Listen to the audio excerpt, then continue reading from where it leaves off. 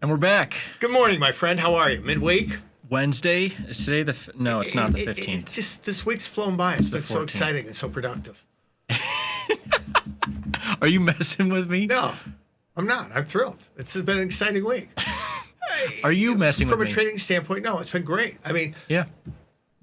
what we've gotten is good markets at, again, the fall from 115 to 111 in euro. It's a big move. Geez, right into it, wasting no time.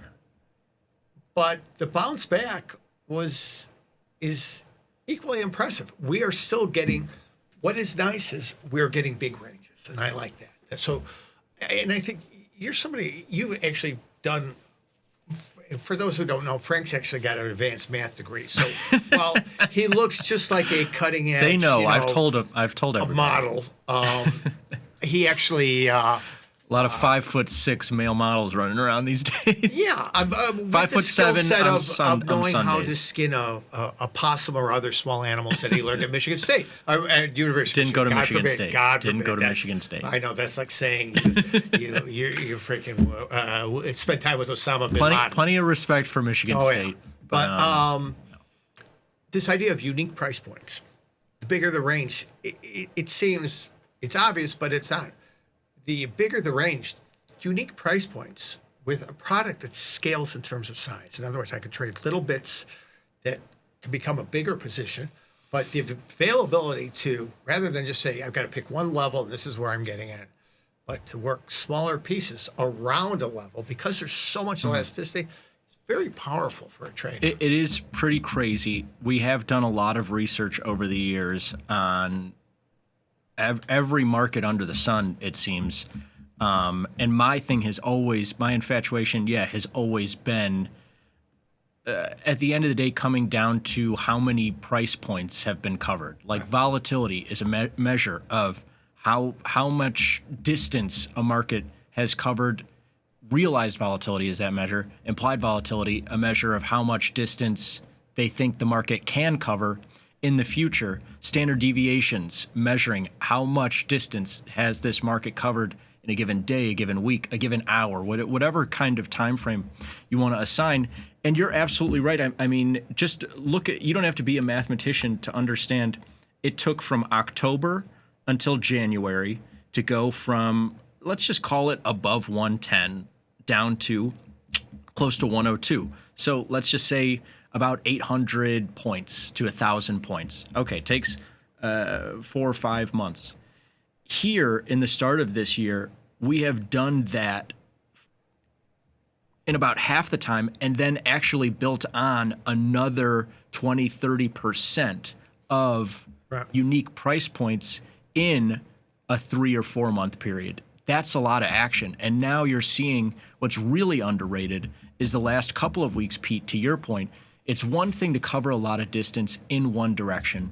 That can be very, very interesting, and then it can turn very, very monotonous and the most difficult trade in one direction. Even a lot of times if it's going in your favor, if you're long euros down here at 104, they skyrocket to 106, you sell some, they skyrocket to 108, you sell some more, and then now they're 110 bid. And all of this action, what can you do? You know what? God bless you. You nailed the bottom. Sure. You took half off on a 2 standard deviation move. You took the other half off. You never go back and look at that trade. Oh, if I had only held on to that. Yeah. And I think that's a hard thing for people to do. Well, I got out of my winners at 108, so I can't buy them until they get back to 107.50. Compartmentalize. Take that win. Congratulations to you. You did it perfectly. Now look at what the market's providing for you. And you've got to balance your memory around, well, I sold 107.50s. I can't buy 108s. If you bought at 108s now, it would have been the best trade you ever did. You've got to get that emotional aspect out of your mind and take the fact of, because if you were buying 102s and 103s, again, every headline was, how quickly are we going to get to par in Europe? Sure. You were definitely contra-trending against an aggressive trend. Well done. You used math, you used stats in your favor, which talked about the extremes, and you profited from that. compartmentalize that, move on to the next Well, and- available set of price points. Well, and the whole point is, I think if you're not trading, but you're looking at prices on a chart and theorizing about trading, you might think that these couple of days were the most interesting days on the chart. And you and I, they absolutely weren't. I mean, you run one of the 5 RFEDs in the U.S. Right. A lot of data that you can look through we publish a lot of data, client sentiment, all these different things that you can look at, but there's also a lot of data that can tell you how interesting was this actually for traders out there. And these weren't the most interesting days. These days breaking out of these ranges and these days that we're starting to get back into new ranges now to the downside are the most interesting days. Because my point is, if you're long going into this move, you're probably not long up here. And if you're starting to get short into some of these moves, at this point, it starts to become like, okay, what else can I do here? And now you're starting to see so much two-sided action. Right. The fact that this week alone, we've seen a move from above 112 all the way to, I mean, you and I were talking on Monday, and we were thinking, man, is 109.50 the next move? Right. Nope, bounce back, now 112 bid. Huge moves in both directions, which at the end of the day is a lot more. I'll take 3 days of 70 to 80 point moves in either direction in Eurodollar 200 point versus 200 point days in the same direction, which is what we had for a couple of weeks here to end April, which was really the least interesting part of the year so far. So I couldn't agree with you more that, it's one thing to measure distance. Obviously, this is a more high vol environment than it was last year. But right now, in May, we're starting to get what I think is one of the best environments where you're pairing, yes, volatility, big moves. I mean, the moves that we're seeing here in May, are they this move in April or this move in April? No, they're not that big, but they're in both directions. Right. And that's where you really, to your point, you can be long, short, sideways, all these different things in a matter of a week. Right. Where here, this move, you were either long and then you were short, or you were long the whole time. Good for you.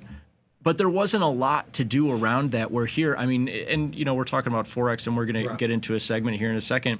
But you even think about other markets that you're trading. It's a similar environment where you might have options, you might have all these things going on.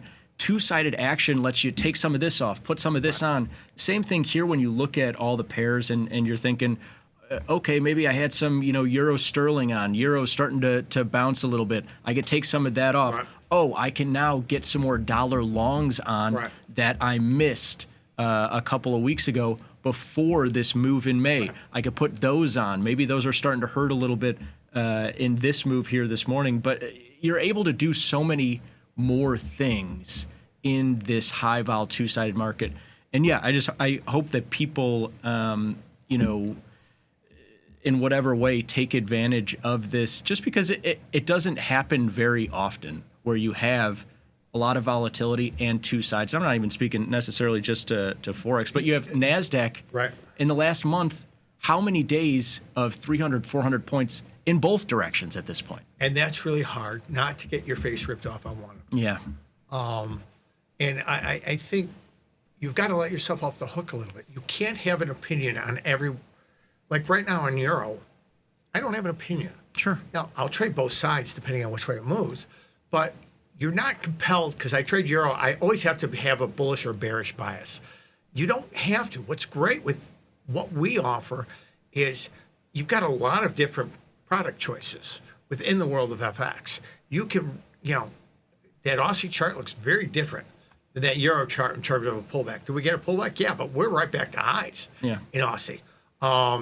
Kiwi right back close to 60 cents again. Big move. Different kinds of moves. And, I think that being the ability to have a kind of, bias that fits your trading style is great. You don't always have to have one. So like on that example you said, you caught the up move, you managed some, that's great. You managed the balance. You didn't sell the end of that big green candle. If you were long. Would be if anyone out there bought God bless you. 102s and sold Yes. 114s. and you're doing that part time as you're curing cancer with the other part of your brain. You sold somewhere in that green candle, probably the bottom half of it. That was a great day. That's Great a trade. day where you're done. Yeah. You know what? It's one-way action. You're going to take a really nice gain off the table and look at other markets. But I couldn't agree with you more that if anyone's looking This at is where it gets interesting. if anyone's looking at this action and I have to shout this guy out. We love him, and he'll probably start to, hopefully, I hope he starts being on the show in the near future. But you can't have the Twitter Mike mentality with some of this stuff, which is you got to have the Twitter Mike. You got to have the He's the Twitter be- Mike story. He's way smarter than me, knows way more than I do on so much stuff. But we joke about Palantir, the stock that now is like 130. It climbs $5 every day. I don't understand it. I think he's the one who told me that you might want to look at the stock a couple of years ago. I have some shares, thankfully. It's been crazy. But his joke is kind of like, oh yeah, I would love to buy that stock below $30. Right. And it's like, Mike, I don't know if you're getting $30 again because it's trading 130, and every time they try to sell it off, it's only getting back down to like 90, 85, and then it's bouncing back. Right. A similar thing here, where if you're looking at this move, I mean, here in the last 5 to 10 trading days, you have a 300-point move. We're trading 130 half. We get all the way down to 110 half, and that's a huge move. That if you're going to trade both sides, or you were looking to get long Eurodollar in, that's a really interesting move from a mathematical standpoint. Is it 104s or 102s? Absolutely not. But you get the feeling here that all tariff talks aside, anything that's been going on here, and if you watch the show, I don't really read the news. It's going to be hard for this market to get back down to 102. And it's going to be hard for it to do that. Just judging by historical price action, it's going to take at least a couple months to get down to 102 if it's going to even do that. Right. And so if you're taking any longs off the table in your strategy in a market like this, or shorts off of the dollar-yen table, whatever the market is, because, it's not at that price extreme that I saw at the end of 2024. Pull this out to an hourly, will you, Frankie? It's going to be a tough trade the next couple of months. But yeah, because we talked about these are that. huge moves. We talked about that 112 level and how it held in so well until it didn't. Now, if you bought 112.10s, 112.05s, that worked for you a couple of times, a little bit. If you're trading the one standard deviation range, that's around 38, 40 pips. If you had bought the 112s, you'd be thinking like, well, I'm doing pretty well. I'm up 22 pips on them.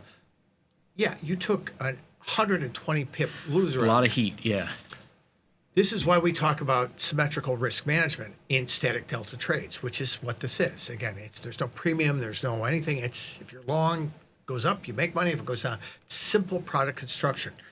Here would have been a case where if you were long at 112 and made that decision about where am I wrong, where am I right, you didn't get the 112.50 to print to get out, but you probably should have been managing at 111.60.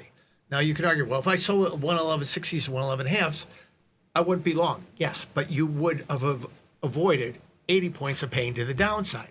And you could have re-looked at the market again at another point. Well, when it traded opens sub up 111. all of this, and all of this is 24 hours of trading. Like Right. this isn't all. This is a huge we move don't talk in one about bar. But management just because, again, you can go anywhere and read 1,000 descriptions of what a stop is.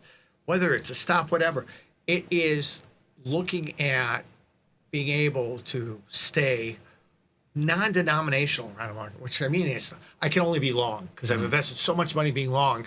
God forbid if I go short, the market's going to rally and I'm going to want to kill myself. I've seen guys do this. hopefully not the last thing. Hopefully. No, but I've seen guys trap themselves in.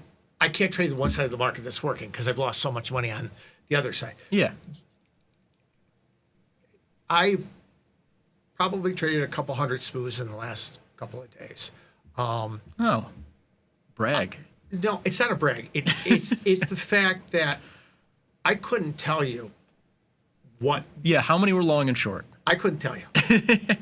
Well, and at the end of the day, that is a concept of none of the losses were too big, none of the gains were too big, they were managed, and I moved on. You don't want to keep a long memory with this. The market can emotionally stick you with memory. That prohibits you from making. well, And we'll move on from this topic. But that stickiness of memory prevents you from taking advantage of markets in both directions. well, and if there's one thing that math and historical data has proven, it's that markets are not memoryful. They're memoryless. Almost. Oh, if you ever get in your head of, I mean, you just made the point where we'll get to it in a second. But it's like, oh man, like 112, they can't break 112. Look, they bounced off of it to end last week. They bounced off of it to start this week, and then they absolutely annihilated it and didn't look back for, like I say, more than 24 hours. The last thing that you wanted to, I mean, you do whatever you want. The last thing that you and I do is read the news and then form an opinion and then be like, man, yeah, like I think so-and-so about these tariffs, so there's no way I'm buying SPOOs. Right. Or there's no way that I'm long in this dollar at any point. I can't possibly sell this euro dollar. The dollar's going to dust because of all these different things. The market doesn't care about any of those opinions or any of those news points because it digests them. If you go back to Sunday night, Monday morning, it digests what the news is way quicker than you do. Right. And it's way more efficient and understands all sides of the news because there's thousands, if not tens of thousands of people that are digesting that news faster and entering in their orders in these markets. So you can't have a memory for those I've heard things. that. Well, those algorithmic tape readers, they're bad. They move faster than I do. No, they add elasticity to the market. They give you opportunity to get in. They let you do things that you couldn't do 20 years ago. Here. That's for sure. Hey, if they want to drive stuff on a news event, let them act. That's not our game, is to interpret headline tweets and then take action. Our game is you look at the big standard, outside the standard deviation move this week, and we're all the way back to unchanged on the week. It's a great move. Let's get into the segment here very, very quickly, and we're going to rip through it. It's actually going to be a fun one. I don't mean actually in a bad way. They're always fun. Now, is this but if we can move summer over, dishes of squirrel and possum? This is not. It's not a food show. Is the Head and Shoulders pattern for real? I have my friend Pete on. He's already laughing. He's not a technical analyst by any means, although you weirdly do like some technical analysis tools. Sometimes you'll be like, oh, this moving average just crossed this one, so like we'll see what happens to SPOOs here. I read this. It's called a Certified Market Technician. It's a book that gives you all the patterns, stuff like that. A guy named Perry Kaufman sounds very dated right now. I'm going to be honest with you. A guy named Perry Kaufman wrote a book years ago about technical analysis. That, if you're interested, read it. I'm sure it's interesting. Yeah, and I think technical analysis is great because it lets people who may not have the experience to keep all those price levels in their head, visualize the market. When you turn over your decision making, when you hand the mouse to the line or the Head and Shoulder, that's the problem. That's what you don't want to do.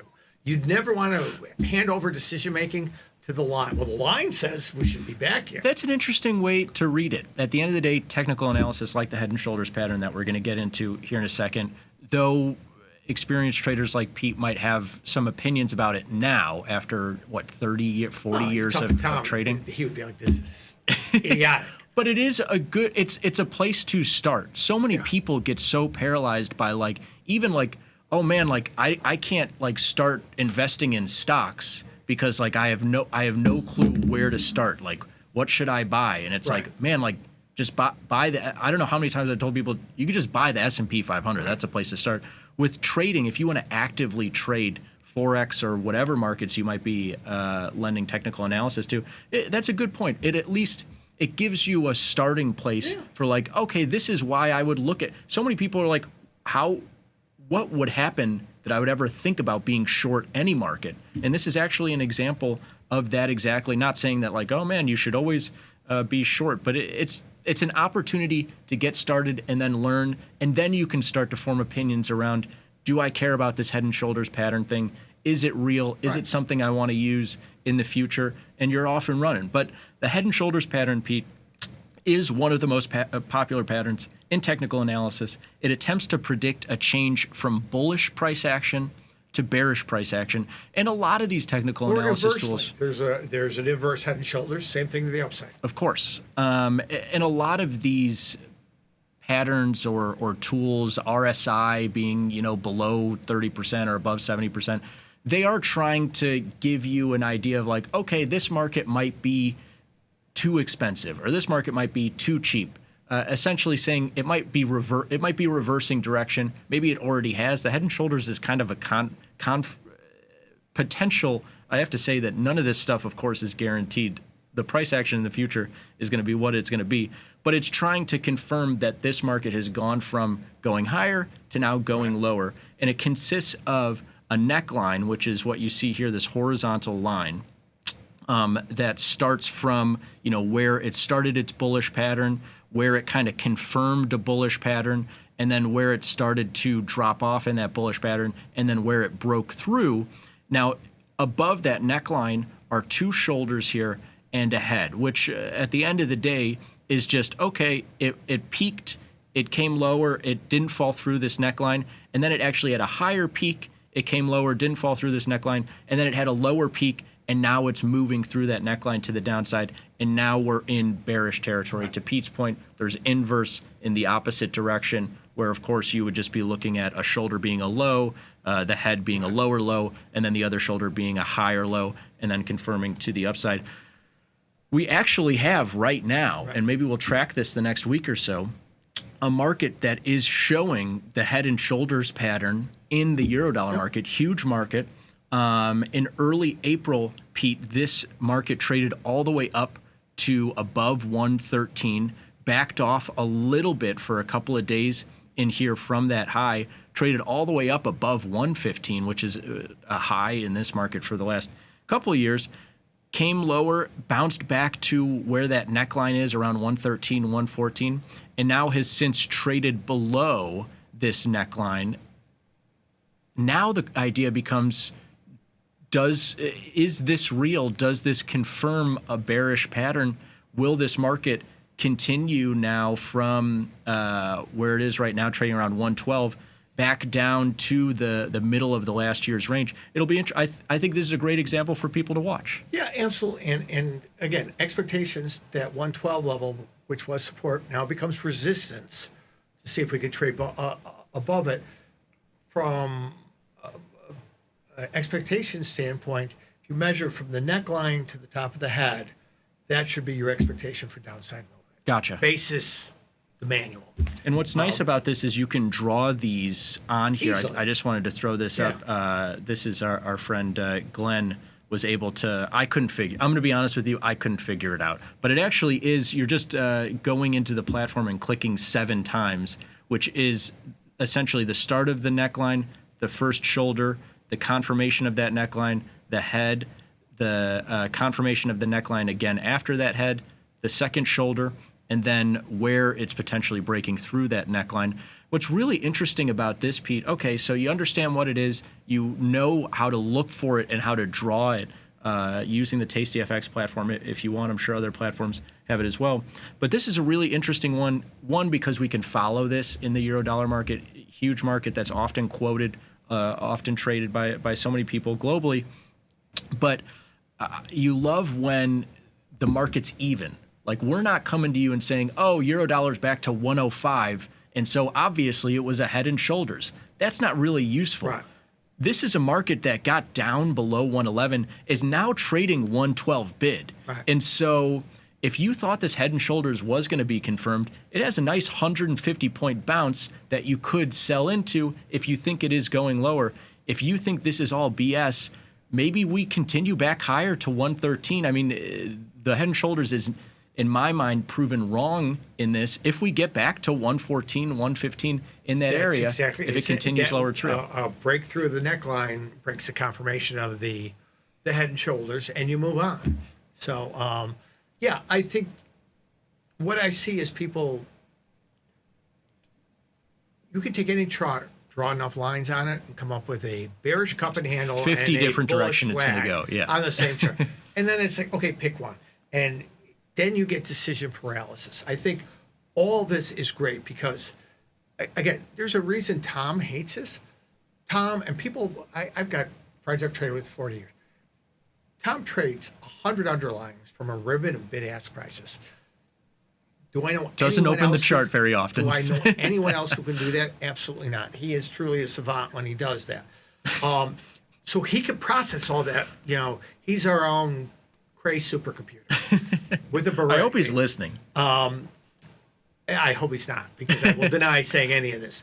But for those of us who are mortal, visualization is an important part for context. So again, these are tools. These are tools to better reinforce your trading strategies. Used appropriately, they become productive parts of decision making.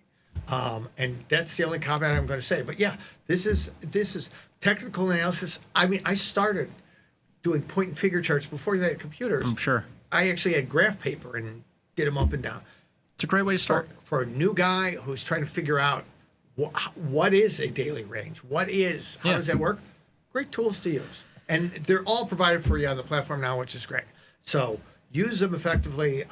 This was a great discussion. I can't say anything better than that. Great way to close it. Coming up next, you've got Tom, Tony, and Vanetta. Thanks for watching, everybody. Stay tuned.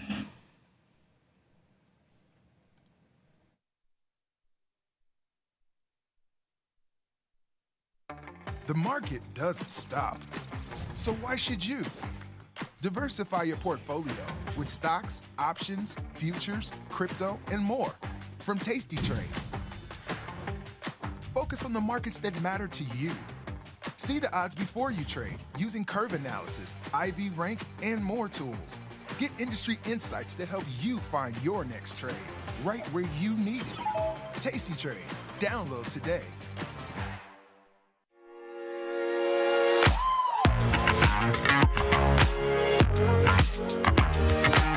What up, everybody? It's your girl Vanetta, and on this episode of Connect the Dots, I hate financial risk. I love actual risk. I've jumped out of a plane twice, I've gone whitewater kayaking, I like to zip line, I snowboard, and I ride a motorcycle. Trading has taken me out of my head a little bit because I have a tendency to overanalyze things, and I like that it's less head, more gut. That's carried over to other aspects. So guess who just bought a Python? My best trading takeaway, especially for someone like me with a small account where I need to redeploy my capital, is I've been very aggressively managing my winners. I'm able to book the winner and then redeploy that capital for another trade.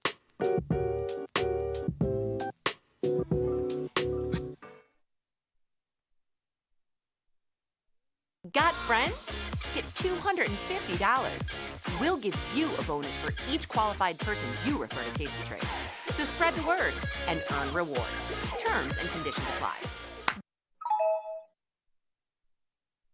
tastylive's godfather of options, Tom Sosnoff, is grabbing his passport and taking this show international. He'll be joined by IG's Rich McDonald in London and Milan, along with special guests at each stop for an evening of live trading. It's fun, challenging, and moves as fast as the market. Doors open at 5, with trading starting at 6. Come early and have a pint or glass of vino with the boys. It's totally free, but space is limited. Register at tastylive.com/events. Options just got molto interessante. With a big earnings week coming up next week and a time of really heightened volatility, what advice would you give to traders in terms of managing and attacking earnings in a time like this one? I think this one in particular, just given the market volatility, I would be a little bit more conservative with the trades. Maybe instead of going a 10 or 20 point wide iron condor, go to a 5, because the market has been moving huge in both directions. There's tons of opportunities. There's no shortage of trades out there. I think earnings trades should be kind of pushed to the back burner in terms terms of your risk parameters. What type of specific criteria do you look for in an earnings trade, and does that change in a time like right now? Well, the main criteria is, of course, volatility, but you've got high volatility everywhere, so you'll have no shortage of high volatility to trade. I would say maybe going a little bit further out in time this time around, going into the May or the June monthly cycle as opposed to the weekly expirations, just to make it a little bit less volatile from a P&L standpoint for your positions. Forbes called us best online for options trading. With stockbrokers.com, we're number one for options and futures trading. So what else can we say other than boom? Trade like a trader. Tasty Trade. Make your move. Woo! Get tasty, pre-market. Come on, you know it, can you feel it? We got some things to talk about. Pre-market, it's early, but not too early. Come on, wake up now. Pour that coffee down your throat hole. It's hot. Now you got a hole in your throat. Oh no, just call your boss. Take the crust from out your eyes. So tasty, not a coffee. Good morning, you knuckleheads. Happy Wednesday to you both. Hello. Hola. Hola. How is everybody this morning? Today is my synthetic Friday, my synthetic Monday, my synthetic Saturday, and Sunday.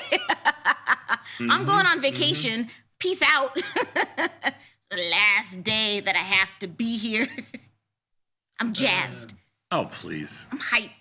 Please. I'm so excited. What are you gonna do when I'm gone? Party. No, you're not. Party. No, like, you're not. it'd be a vacation for all of us. Yeah. Well, good luck with that. Well, what did you get up to last night? Nothing. Really? Oh my God, it's gonna be that kind of day. I could tell already. I'm just saying I didn't. I was like, hold on, yesterday, I don't know. Nothing. Yesterday I'll go, Vanetta. Yesterday was a beautiful day for those fortunate enough to have hot tubs. We spent a little time in the hot tub. Pool was 89.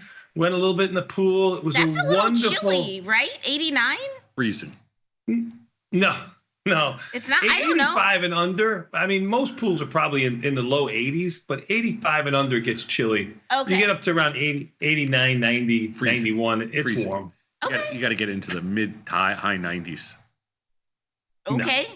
He has there's one person in this room who has a pool that can actually tell you, and then there's Sosnoff with the Sosnoff rules.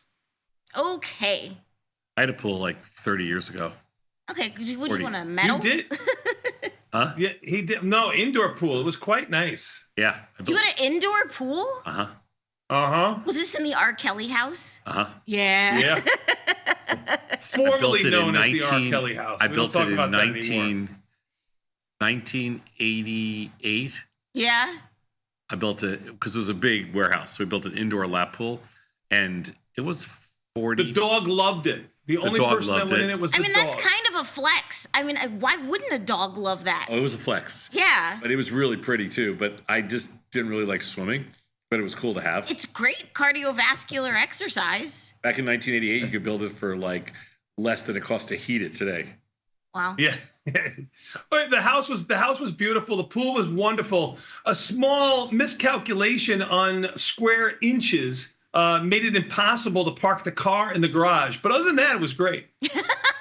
No, I did have a pool, but we didn't really use it. Do you have an indoor basketball court too? Yeah. Wow. But that was and a racquetball basketball. Yeah, but remember, it was a big warehouse, and it was like there was. No, I don't remember. I was not even alive. It was a really cool house, but When's the last time that you swam? Not just like got in water, not frolicked, not just posting for the gram, but like the last time that you actually the year that pool was built. Like swam. No, I'm curious. Never. You've never what? Like, you mean just like swim a lap? Yeah. Never. Literally never. Bat, do you swim in your pool? You? Yes. I actually have like a full mask, not like goggles, but like a full mask with a breathing tube to make it easier, and then I can swim back and forth. Yeah. I can do my pool's 25 feet, so I can do about I mean, I don't know. I never try to max, but I try to get 20 in. See, that's 10 great. round trips. That's wonderful. I don't have a pool. Okay, but you could still swim. There's gyms. There's I don't want to go. You can run. I don't want to. You don't want to swim? I don't want to swim. But I think it would be good for you because then, I don't like swimming. I'm gonna live, Sosnoff. I'm gonna live. I don't really like swimming. Number one. But it's better for your body. Like I don't care. Your body hurts all the time. I don't care. It does, okay. I don't care. I don't want to go in a pool. I'll go outside. Right, man. Don't bleed on the outside. I don't want to go swimming. I don't want to swim laps. I don't want to put a face mask on. You don't have to put a face mask whatever. on. I don't just want like goggle, just so the chlorine doesn't burn your eye. You got to put something so it doesn't burn your eyes. I'd rather sit in a hot tub. I'll be fine. Okay. All right. I don't want to deal with it. Such a diva. I'm not a diva. I just don't want to go swimming. It's not like something I really. I'm a little bit of a diva. I'm not a strong swimmer, but I can swim. So if you thought that I couldn't, racist. But I can swim. I'm not like a strong swimmer, but I know my limits. But I like to swim. Yeah, I can swim too. I used to be able to. I don't know. I'm not like, I'm going to try to go swimming this summer a little bit. See, that's good. Yeah. That's good. Yeah. All right. When I'm on vacation, I'm going to go swimming, and yeah, that's it. Okay. He's when he's in Italy, he's deciding whether he's going to go in the water or not. That was the big conversation for today. Yeah. You should stick your face. I mean, in one of the things I'm not going to Mediterranean. do is I'm not going to go swimming in Lake Michigan probably this year. Why? I don't know. I just don't usually. I mean, Lake Michigan scares me. No, Lake Michigan it's cold. Well, also, yeah, and there's riptides and I'm not worried about there's all sorts of current. Well, they pull people out of that lake every year, man. And it's sad. I'm not worried about that. Okay. Because you're dense. Because if I walk in 5 feet, it's 3 inches of water. If you walk in if you walk out 5 if I walk out 5 feet, Okay. it's like 3 to 5 inches of water. It's no big deal. No. It's out or in, depending on if you're already in the water or out of the water. Vanetta, he was right. But if he says if he walks in 5 feet, then he's in 5 feet of water. No, because he was already out 5 feet. I don't. So now he's only in three inches of water. I like going to the beach, but I don't really like going to the water. Okay. All right.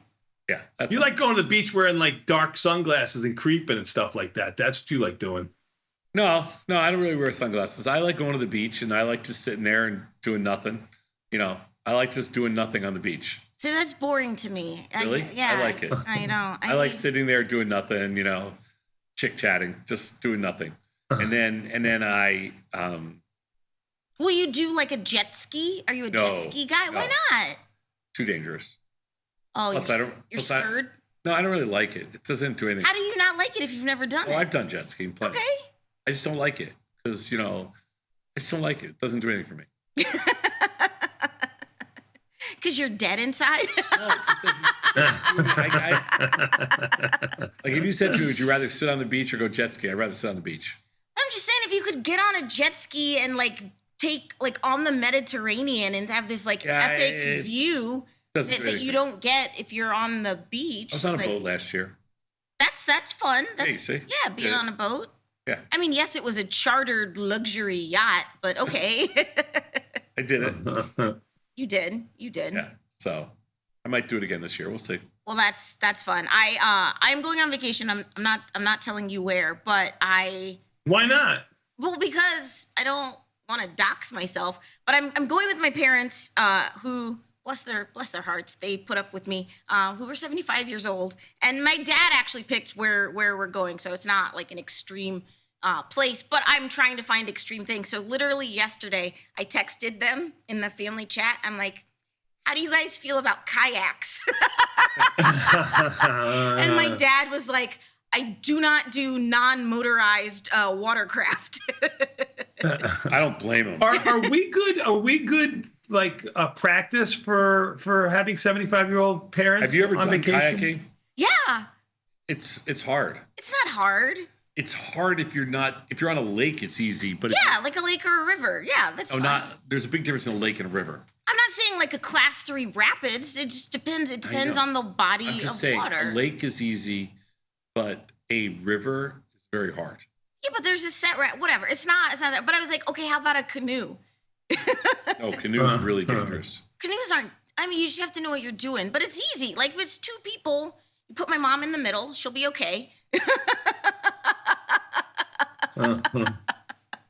But I was like, I told my dad, I was like, come on, you're supposed to be this big, tough, ex-military guy. He was like, to be fair, it was the Air Force. And I'm like, you're right. See, he's got a good point. Anyway. He's got a good point. Yeah, that's fine. But you wouldn't get in a kayak? No, I have kayaks before. Okay. I don't mind it. I just don't love it. Yeah. Again, I'd rather sit on the beach. Bat, would you get in a kayak? Yeah, no problem. You kidding me? I'm aquatic. I mean, I'd get in a kayak if I had to. I just don't really want to. I want to see you Yeah, and Bat. at like REI or something like that. He would get in a kayak, like sitting in the middle of the showroom floor. He'd get in a kayak. I want to see you and Bat in like a double kayak sometime when you guys are doing your road trip this summer. Hey! I'm in the back, Sosnoff. You're in the front. We'll do it at that. That means you steer. Yeah, steer and We'll do all the other work too. place So in Maine, Sosnoff will just be like, clothing Helen place. Mirren in the front. Oh, LL Bean. LL Bean. Yes. In the LL Bean store in Maine. Yes. I think it's in Freeport, Maine. What? They have a little like lake in the store. Nuh-uh, girl. Shut up. Kayak in the middle of the lake. Dude, that's awesome. Yeah, Tony and I'll do that. In the lake. In the store. Book it. Book it. I just think it's fun. I just think life is more exciting when you challenge yourself. When you or challenge push death. Yeah, when you push yourself and you make yourself uncomfortable. I think everyone needs that. Like, you're like being on the beach is your comfort zone. So like, if you're gonna just do that into perpetuity, like what's the point? You know? Because I never do that. I never do it. Once a year for 4 days. Yeah. I'm okay with it. All right. I guess so. Anyway. Yeah. Shenanigans all around. Hey, do you want to hear something funny?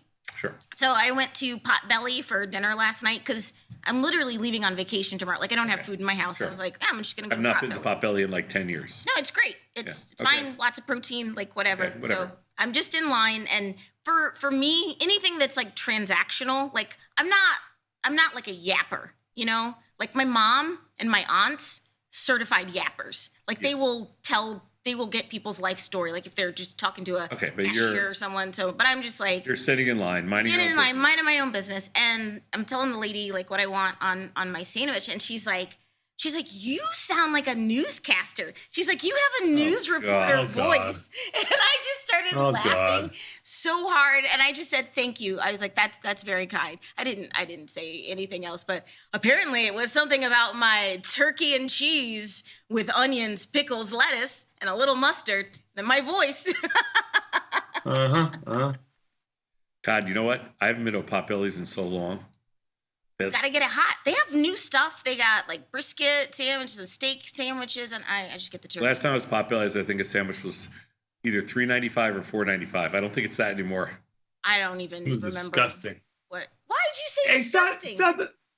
Potbelly. I mean, they're okay. I'd rather go to a regular like sandwich shop, like Forza. That's right. That's a good Italian sandwich right there. What?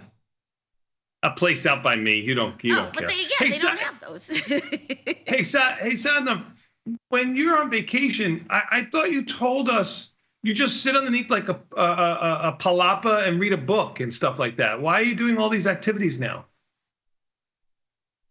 What activities am I doing? He's not doing any activities. Well, you're thinking about going in the water. I mean, that was the activity. You're just gonna sit and read a book, right? I mean, can I get a picture of you reading this book for the gram? The problem is that my wife likes to do stuff. She likes tours and like visits. She likes to get away from you. Which Is what you're saying. She likes to do stuff. I don't like to do stuff. Like to me, the stuff I like to do on vacation is plan where we're gonna have lunch and dinner.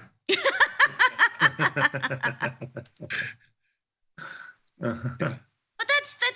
She likes to look at things like, I don't want historic architecture and churches. I hate and churches. Museums. I hate museums and churches. Okay, I hope you get smited. On on holiday, the worst thing I have to do is go walk through a church, go walk through a museum. No, I don't want to do that. Why? Because I like to just lie there and do nothing. Yeah. All right. Well, hey, if you're just laying there and Order a lobster. if you're just laying there and doing nothing, we got a great show for you today. A lot of really good content headed your way on this wonderful Wednesday here at Tasty Live. Hey, at the top of the 8 o'clock hour, we got an options jive. What is true diversification? Do-do-do-do. Do-do-do-do. We need a little music behind this. Like, we need a band. Okay. Yeah. Bam, bam, bam, now. Bam, bam, bam, bam, bam, bam. No? Yeah. Then 8:40, it's Assume the Position Wednesday. We got What's Your Assumption? Tom and Bat do viewer-submitted trades where viewers write in with an underlying, and they have a directional bias. They try to do as many trades as possible. That's going to be at 8:40. 9 o'clock. There we go. Hey, we got the Skinny on Options math. Jacob in the house, what beta weighted delta does and doesn't tell us.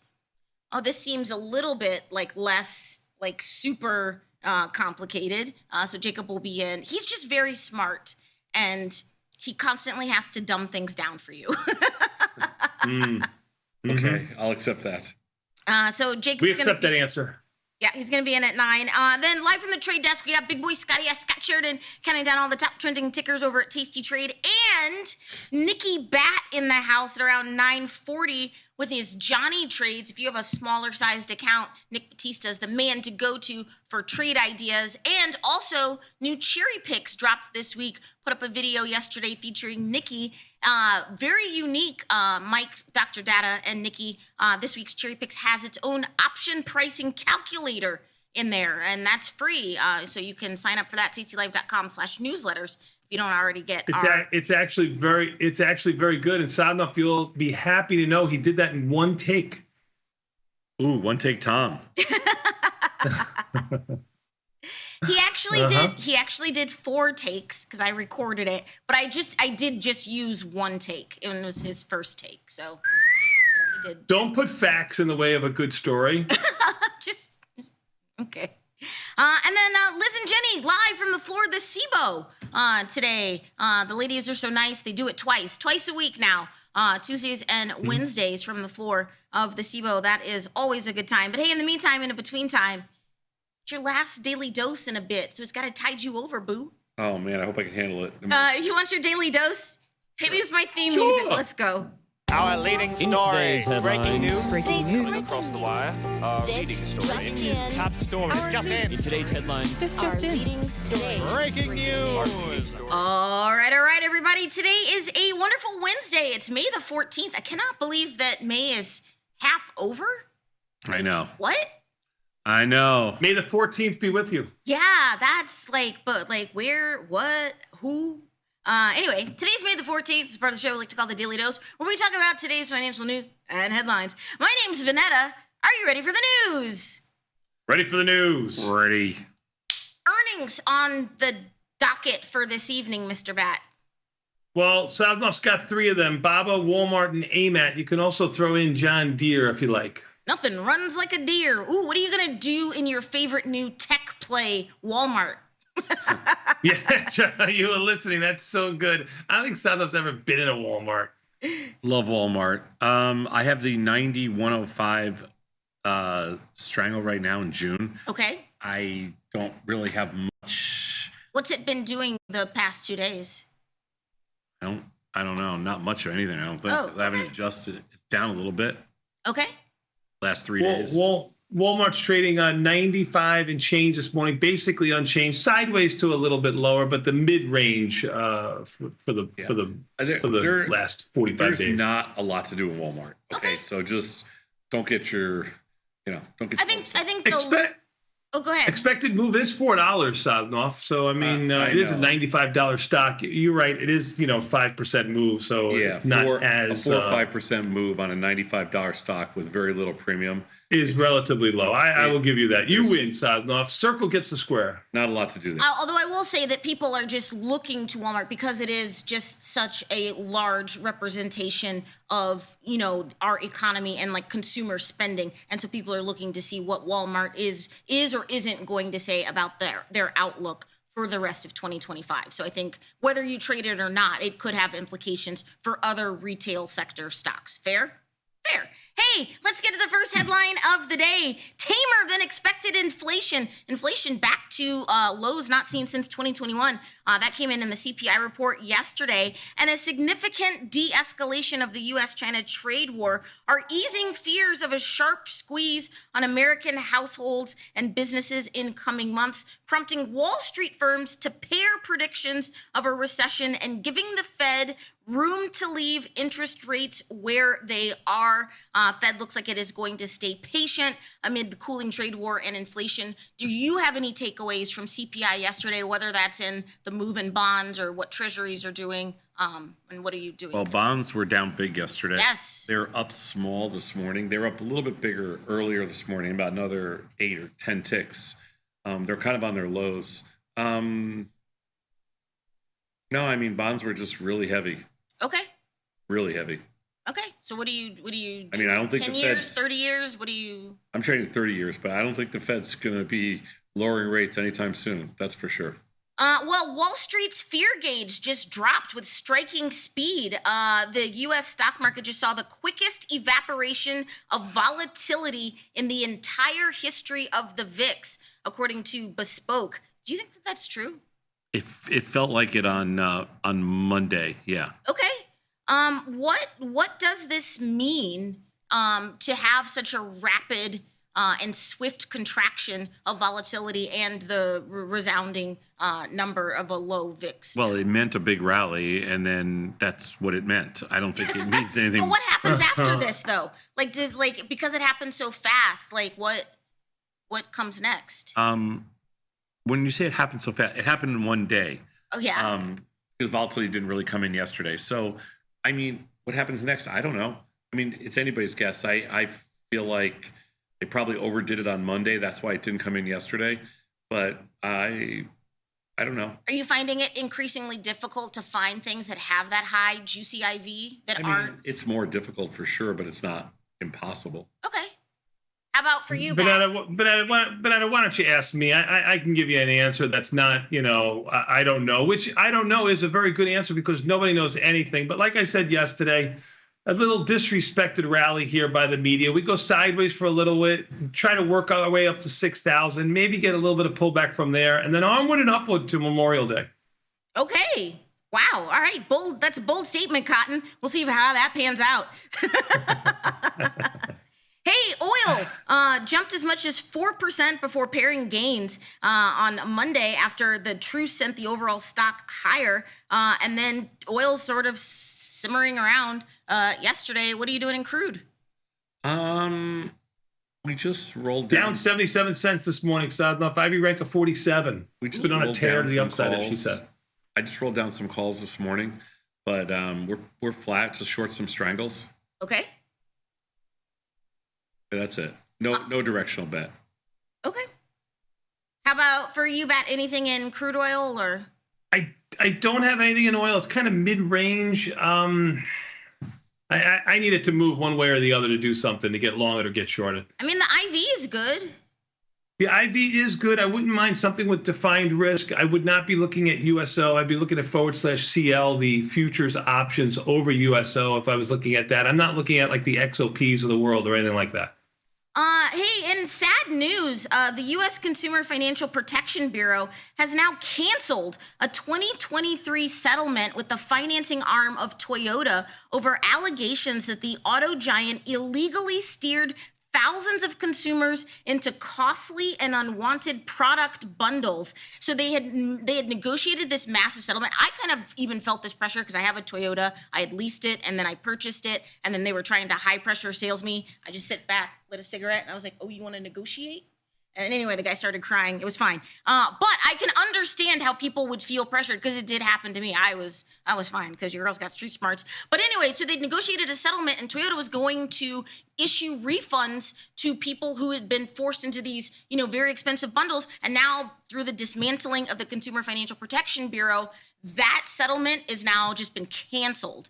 It is a shocking blow, which That's kind of sad. It's really sad because it has devastating effect. Like people literally were robbed of their money. What was it? Were they trying to upsell you like protection packages, like extended warranty, warranties? It's like, oh, you can buy this, and that way you will, if you have to buy a part, and it's like, and I did. I got. I still get from the Toyota Tundra that Tony has. I bought in 2010. I still get calls from Toyota.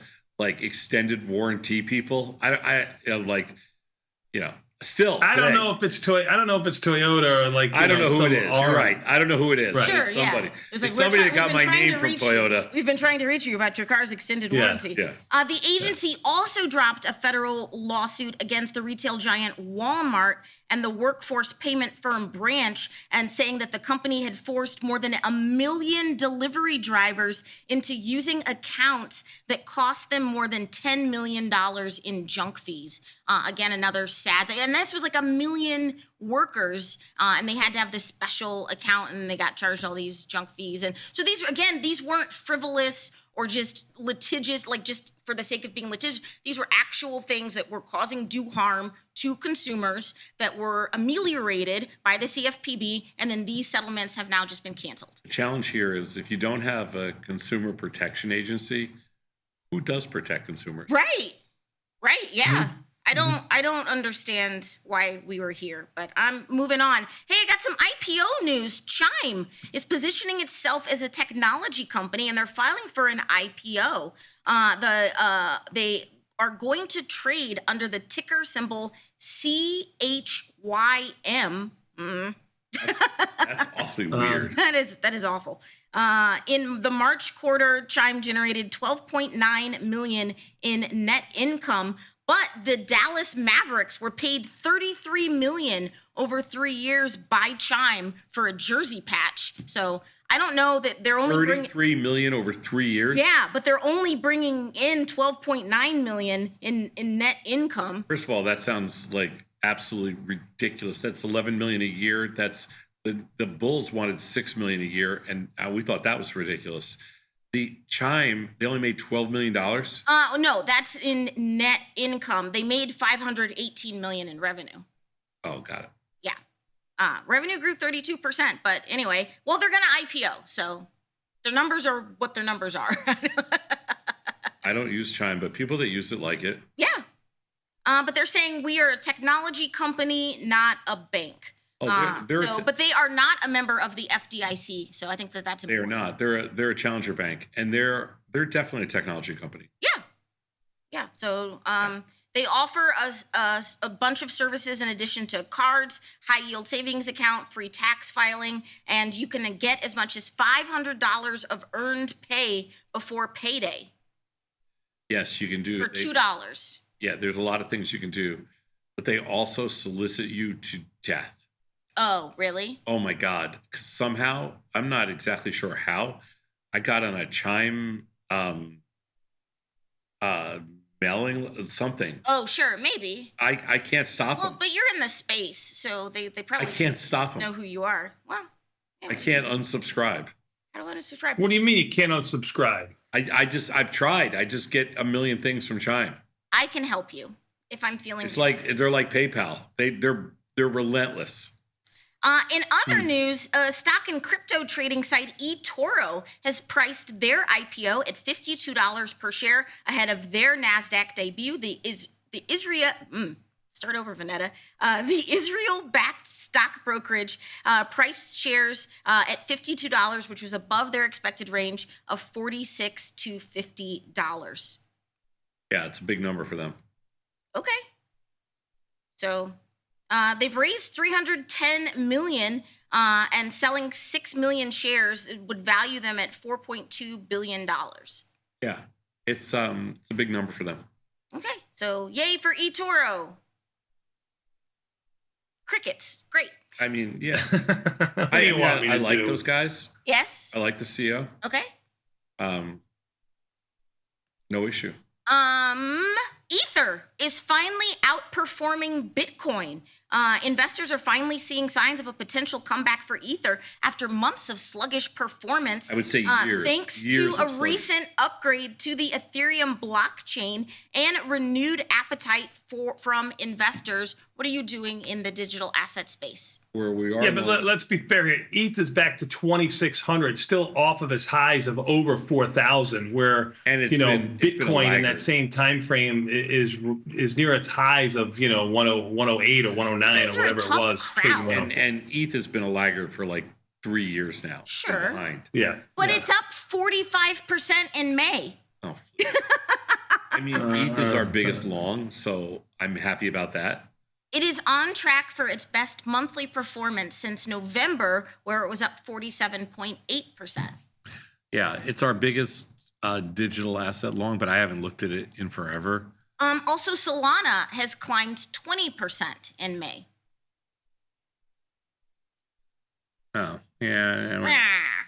We don't have enough. we don't have enough here to. Enough ETH?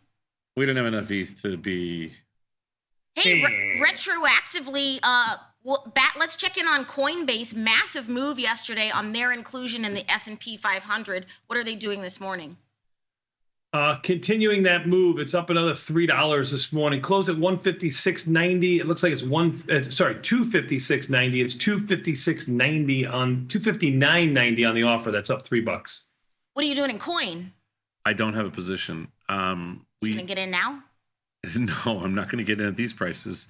But was it amazing? I was up like $50 yesterday. Yeah. Yeah. No, we didn't trade it. Okay. And I'm lucky we didn't, because I'm sure we would not have bought it up 30. Yeah. Probably not. No. News in the tech sector, Microsoft's laying off around 6,000 people, around 3% of their workforce. They're aiming to reduce management layers. They had 228,000 employees as of last June. The company reported better than expected results last week with $25 billion in quarterly net income. What are you doing in Microsoft? I came in shorted. I just covered. Okay, nice. It's down about $2 this morning. I thought it looked really heavy yesterday, so I sold a little on the close. Just covered and flat it now. It was, and it was a good trade. I agree. Good job out of you. What's Microsoft doing this morning? Down 2. Oh, okay. Hey, Palantir. Microsoft has an Ivy rank of 9. Ugh. Palantir stock closed at record high as tariff optimism continues to drive a tech rally. The AI darling stock is up more than 70% in 2025 and up more than 500% hachi-machi from a year ago. What are you doing in Palantir? No position. Palantir trading just under 131, up around $2, maybe $2.50. What do you think of this massive just move in Palantir? I mean, I liked Palantir when it got into the 80s. Well, now it's 130. I know, but that's where it was in April. It was only a month ago. I mean, he's really only talking about a month ago. I mean, some of these moves have been astronomical. Did it get in the 70s? I don't even remember. It might have got. Oh yeah, it got in the 70s. I think it got high 60s to be on the lows. Yeah. It 66, 67. Yeah, it got we were buying it in like an April, 6th, April 7th. And I mean, I scalped a couple bucks, on it, like maybe $5 or $10 was good. But I never thought it was getting back to 130. I mean, I think we bought it in the 60s or 70s or 80s, whatever. I don't remember exactly the trade. Yeah, it's doubled. It's basically doubled. Wow. I mean, if I thought $5 or $10 was an amazing trade, I wasn't holding it till now. Well, the CEO of Palantir, as well as the CEOs of pretty much all of America's big tech companies, headed over to Saudi Arabia with the president, and they were negotiating like all of these deals. And NVIDIA came out with their news yesterday that they're going to send 18,000 of its top AI chips to Saudi Arabia. Again, came out in the negotiations yesterday. So NVIDIA making moves. I think pre-market. What's that stock doing? Yeah, NVIDIA on a little bit of a tear, 133, up another $4. Let's just call it $4. 133 is going to put it flirting with its old highs. You got to get into the 150s to get there, but it certainly seems like it's well, again, we could talk about this stock being $90 a month ago. Yeah, it was in the 80s. Yeah. They are going to work with Saudi company Humane to give them their AI chips, as I guess we are something we're doing now. In other news, Amazon, also on this trip, they've also entered into a strategic partnership with Saudi Arabia. Amazon says that the AI zone will include dedicated Amazon Web Services, AI infrastructure services networks, training and certification programs. What's Amazon doing this morning? It's unchanged. Amazon's been a little bit of a laggard. Okay. Are you doing anything in Amazon? No, not really. Small position, but I would say no deltas. Okay. Also, I guess Supermicro is moving this morning too. Sorry, I just saw. No SNCF. Supermicro position. No Supermicro? No. You are right about that. Supermicro is up around $6 or $7. That's a big move on what was a $38 stock yesterday. It's 45, flirting with 46 right now. That's huge. It's huge. It's huge. Hey, Google is testing AI search on its homepage. They're going to replace the I'm feeling lucky widget with a new AI mode button on its homepage. I hate everything about this. Google, your search is broken. Fix it. I don't want AI. I want search results that I can freaking use. End of rant. The company's trying to grow its user base as ChatGPT remains more possible. But in the meantime, they're just breaking everything. Like, its search sucks. Like, I was searching for like a podcast episode of something. Like, you think this is easy. Like, okay, here's this podcast that is a true crime podcast. It's nothing salacious. But I was trying to find this specific episode because I'm making like a playlist, because when I'm going on vacation, we like to listen to podcasts in the car because my parents can only handle so much Taylor Swift. That's fine. And so I was trying to find this specific podcast episode, and you would think with the vast, like, we could put people on moon, but you can't help me find this one episode of this podcast. Like, everything's broken. I'll send you my podcast. I don't want your podcast with Dylan. I can send you mine. Option trades today, every Tuesday and Thursday, if you'd like. Two cranky boomers. We'll send you my podcast and Tony's podcast. You'll be fine. You'll be fine. I do not want. What are you guys doing in Goog? We are actually in Google. I think we're just a couple of deltas long. Okay. The Goog is trading at 160 and change, up around 50 cents or so. The Goog has also been a lagger. Intel says they have a limited number of customer commitments for its latest chip manufacturing technology.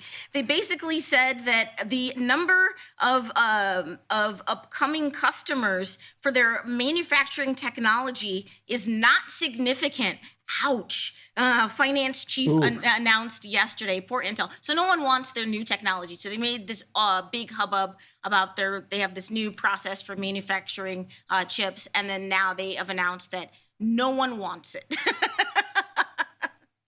Intel just can't seem to get anything right. The stocks it is trading basically unchanged after a small rally last couple of days. Stocks had a nice rally. Yeah. The stock's gone from 20 to 22. It's a good rally on a $20 stock. Agreed with you. What's Intel doing? Unchanged. Unchanged. Hey, GM has unveiled groundbreaking EV battery technology, and they are hoping to be the first to market.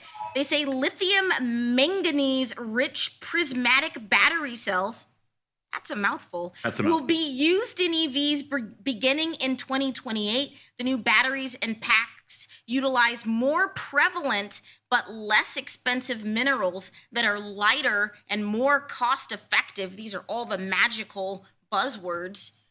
So good for GM. Good for the technology. Yeah. Not sure I think the stock is only up like a nickel. But what are you doing in GM? I don't have a GM position. Okay. You are right. It's basically doing nothing. Although it had a nice rally. Everything's had a nice rally from 45 to 50, where it is right now. Airbnb is still trying to reinvent themselves. The online vacation home rental marketplace has always offered experiences, but they want to turn their vision of becoming a full-service platform with new features, including Airbnb services. So now users can book chefs, masseuses, personal trainers, and other types of service professionals to come to your Airbnb. Your wife is Well, still now we banned. know where Sosnoff will be next weekend. It's so funny. The first thing I can think about this is that, like, you're gonna have a person that's like, I thought, are you the chef? He's like, oh yeah, I'm the chef. Are you the personal trainer? Yeah, I'm the personal trainer. Like, you know. But they're saying that because with all these places with their resort fees and amenities that they're trying to compete with. Vegas just got rid of the resort fees. Wow. Did they really? They should. Unconstitutional. No, they made it a local ordinance. I think you can't charge resort fees because everybody was they were ripping everybody off. So is What that a can't the blanket Donald do? policy for Vegas? Like no places in Vegas are charging I resort fees think now? that no places in Vegas can charge resort fees. That seems like it would be a bigger news story that I would have found. Well, but that's what I'm here to do. okay, so you're breaking this news right now. I think that is the case. That's wonderful. I hope that that's true. 'Cause Resort fees are resort such a fees scam. are such it's a scam. What's the scam is resort fees, and when they charge you like we go to some hotels, they charge you like we charge you, but here's like a $50 credit, Right. and like you can use the mini bar in your room, and I'm like, what am I gonna buy in there? Sure. Oh, I paid a resort fee for my hotel when I was paying on my dime in New York City, and I'm like, what? There is nothing resort about this hotel. But I hate when they make you buy stuff from your own mini bar because you're like, I'm just coming in for the night. Like I'm getting here at 8:00 at night. I'm leaving before your restaurant opens tomorrow. There's nothing I can do. You love a Toblerone. Be so Nah. for real. Nah. No, hey, Let me breaking news here. Breaking news. While some news outlets have reported that resort fees may have been banned, this is not the case. The Reno Gazette Journal notes that resort fees are still being charged by hotels in Las Vegas. And a recent Instagram post from Vegas Starfish states that resort fees are still a reality for those booking rooms in Las Vegas hotels. That's what I thought. That's a Reno newspaper. They don't know. Okay. Hey, State Farm has won a 17% emergency rate hike for homes after the LA fires. The California subsidiary of State Farm has been approved for an emergency 17% rate increase. Keeping in mind, they had already had a 20% rate increase last year, so this is 17% on top of that other percent. But like, what do you do in places like California or in Florida or even some places in the Midwest that have storm damage where insurance is just getting out of control? As a condition of the increase, regulators ordered the insurer to bring in a $400 million cash infusion from their parent company, and they barred it from issuing mass non-renewals. So they can't like kick people. Well, I don't know what off. anybody is. I think I read somewhere it's going to take like 8 or 9 years before they can rebuild all the places in Malibu because the sewer system and everything else, everything has to be replaced. Right. Everything is like, it's just to get building permits. They said it's going to take a year or two. Sure, but I think that their state cleared the way for some of that red tape to be reduced, like sort of what they did with the bridge, like in like to build it. Well, I faster. haven't been to LA since the fires, but I heard that it's like I don't know. I heard it's still really bad. Yeah. Anyway, but I'm just passing that along, so it did get approved. Hey, ESPN will have a new all-access streaming app, but it's gonna cost you $29.99 per month. When bundled with Disney Plus and Hulu, those three services will now run you $35.99 a month. I really hate all of this. I was like, let's just go back to What do you get cable. from ESPN's all So you access? get ESPN. It includes all the network's live games, ESPN, ESPN2, the SEC network. You get the Ocho. You get ESPN. You get the Ocho. On Don't ABC. you currently get this right now with ESPN? If you have, Yeah, but they're going to take it away and cable. charge you more. Boomer, if you have cable, but not everyone has cable. Oh, so if you don't have cable. Right. So then they have a streaming app because most people that are your kids' age, you go talk to people who work here that are younger, most people don't have cable, so they don't get ESPN. But I might have to, because I got rid of my cable, so I don't have ESPN.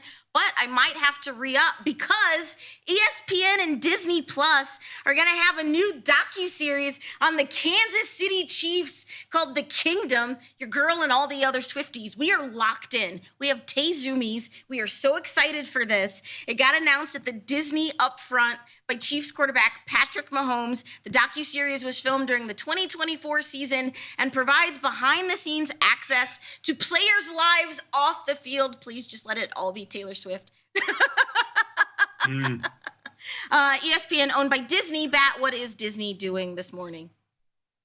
Ooh, the House of the Mouse trading just under, well, let's call it 111, basically unchanged, down small this morning, but it's had a huge rally from 90 to 111, flirting with its old highs of a calendar year ago around 115, 118, something like that. Why don't you go to the restaurant these guys opened? I want to. I want to. I think it's like 1587. I think is what it is. I've never been to Kansas City, so I am gonna make a big trip because I want to go. Pilgrimage. A pilgrimage, yes. Hey, in a historic and sweeping decision, baseball commissioner Rob Manfred removed Pete Rose and shoeless Joe Jackson and other deceased players from Major League Baseball's permanently ineligible list. What are your thoughts? Too little, too late. Bullshit. I mean, I don't understand why they do this when everybody's dead. Like. Right. It's too little, too late. Is bullshit. I mean, this is. Yeah. This is like. This was sick and wrong. Why is it? Why? Well, I don't understand. Why? Rob Manfred. He's the absolute freaking worst. The guy is the worst. But isn't this the right thing to do? Yeah, it's the right thing to do, but it's like. It's the right thing to do. 100 years too late. You got to do it when the guy's alive. 2 years too late. You got to do it when he's alive. Well, right. Yeah, it's the right thing to do. Okay. Yeah. All right. Well, so the answer is it's the right thing to do. They had decades to do it. Yeah, I mean, waiting until he's dead is kind of stupid. Okay. It's kind of slap in the face. Yeah, and I don't know. Like, should Pete Rose be in the Hall of Fame? 100%. 100%. Really? I don't have a dog in this fight. I don't know, but nobody has a dog in the fight. Yeah, nobody does. Yeah. Yeah. I mean, he's a great baseball player. That's it. When I say dog in this fight, I mean that I was around in a capacity that I was actively watching him and that I understood what he meant to baseball. That's what I meant by dog in this fight. Because it's just. Well, if you say Charlie Hustle to any baseball fan, they know it's Pete Rose.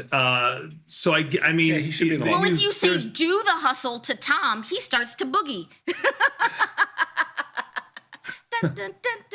I don't think anybody would be upset with Pete Rose being in the Hall of Fame. Hey, finally today for my viral video of the day. I just love all animals, but someone was able to capture this video of an enormous Great Dane delicately taking their pup cup in a drive-through, and the caption just says, "Oh, that's mine. Thanks." Watch this. For that pup cup.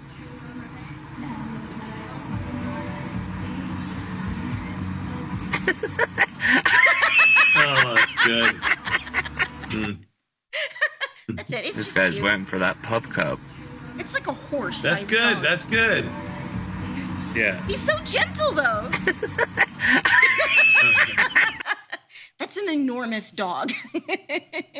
That's cute. Dogs love pup cups. Of course. Love pup cups. Of course they do. Anyway, good luck to the twos of yous when I'm gone. Bat, what's coming up next? We're going to take a quick 90-second break and come back. We got more Tasty Live after this with Confirm and Send. Ciao.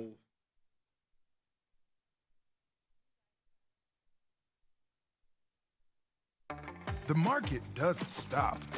So why should you? Diversify your portfolio with stocks, options, futures, crypto, and more from Tasty Trade. Focus on the markets that matter to you. Have fun. See the odds before you trade using curve analysis, IV rank, and more tools. Get industry insights that help you find your next trade right where you need it. Tasty Trade. Download today. Feel like your wardrobe is missing something? Like style, purpose, and maybe a dancing dog? Can I pet that dog? The new Tasty Trade and Tasty Live web store is now live. New merch, bold designs. Did we mention all net proceeds go to one tail at a time? Invest in the real bull market, dogs. Go to tastytrade.threadless.com. Grab some gear and help some pups. You get merch, they get a home. Got friends? Get $250. We'll give you a bonus for each qualified person you refer to Tasty Trade. So spread the word and earn rewards. Terms and conditions apply.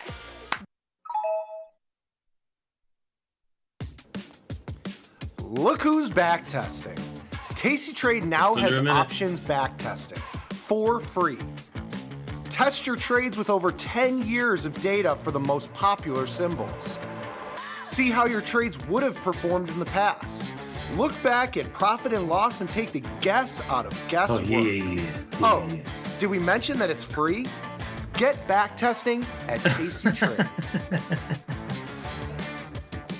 In the world of investing, a beast lurks between the numbers. Oh, damn, give us no time to relax.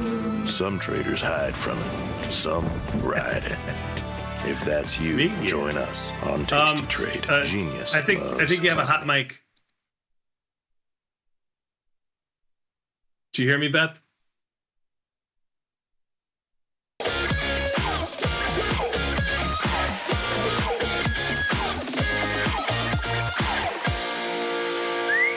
Tomas, we are back, my friend. You know what that means? Time for a little bit more Tasty Live. That's right, with confirm and send, Sadnov. But first, let's take a quick look at the market. Even the S&Ps up 10 handles.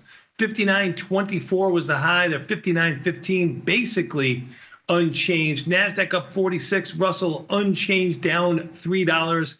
The Dow up 41. UNH, Sadnov, up $11 last time I looked.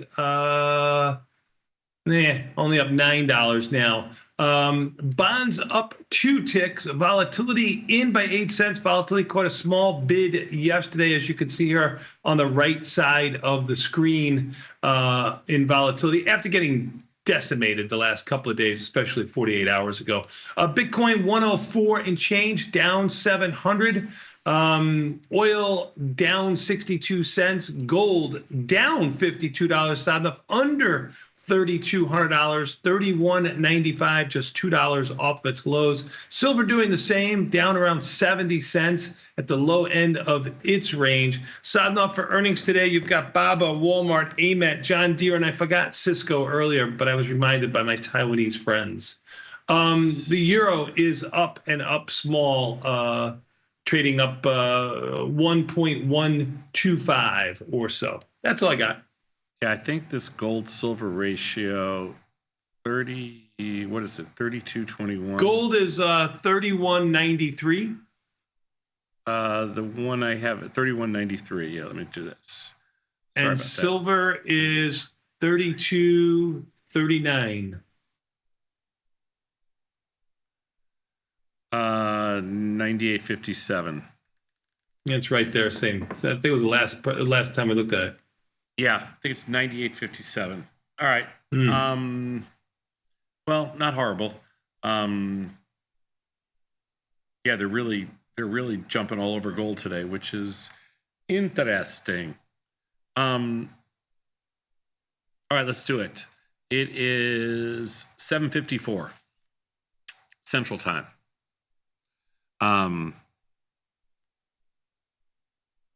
Emails that came into us overnight. It's Wednesday, May 14th. The moves in the last few weeks caused my deltas to keep getting out of hand, and my hope that it'll probably come back at some point led me to some real challenges. I had to close a few of my positions for big losses. Any tips on how to get back to break even and back on a positive P&L track? Yeah, time. You need a little bit of time to go by. You stick with what got you here. I only from this email, obviously, I don't know for sure. But I would go back to look at your position sizing and how much buying power you were using. Maybe you got a little complacent with your sizing because the market wasn't doing too much before this move lower here. We were just kind of grinding higher. So watch your size, keep your size in check, make sure you got your right percentages in place. and then just time to go by, one brick at a time.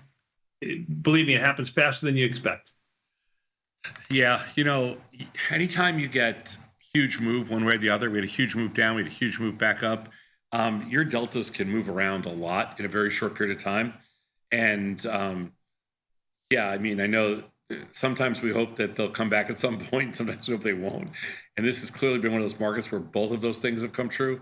I think we all had to close a few positions for big losses. So you're definitely not alone. Just like Tony said, it's a slow grind back.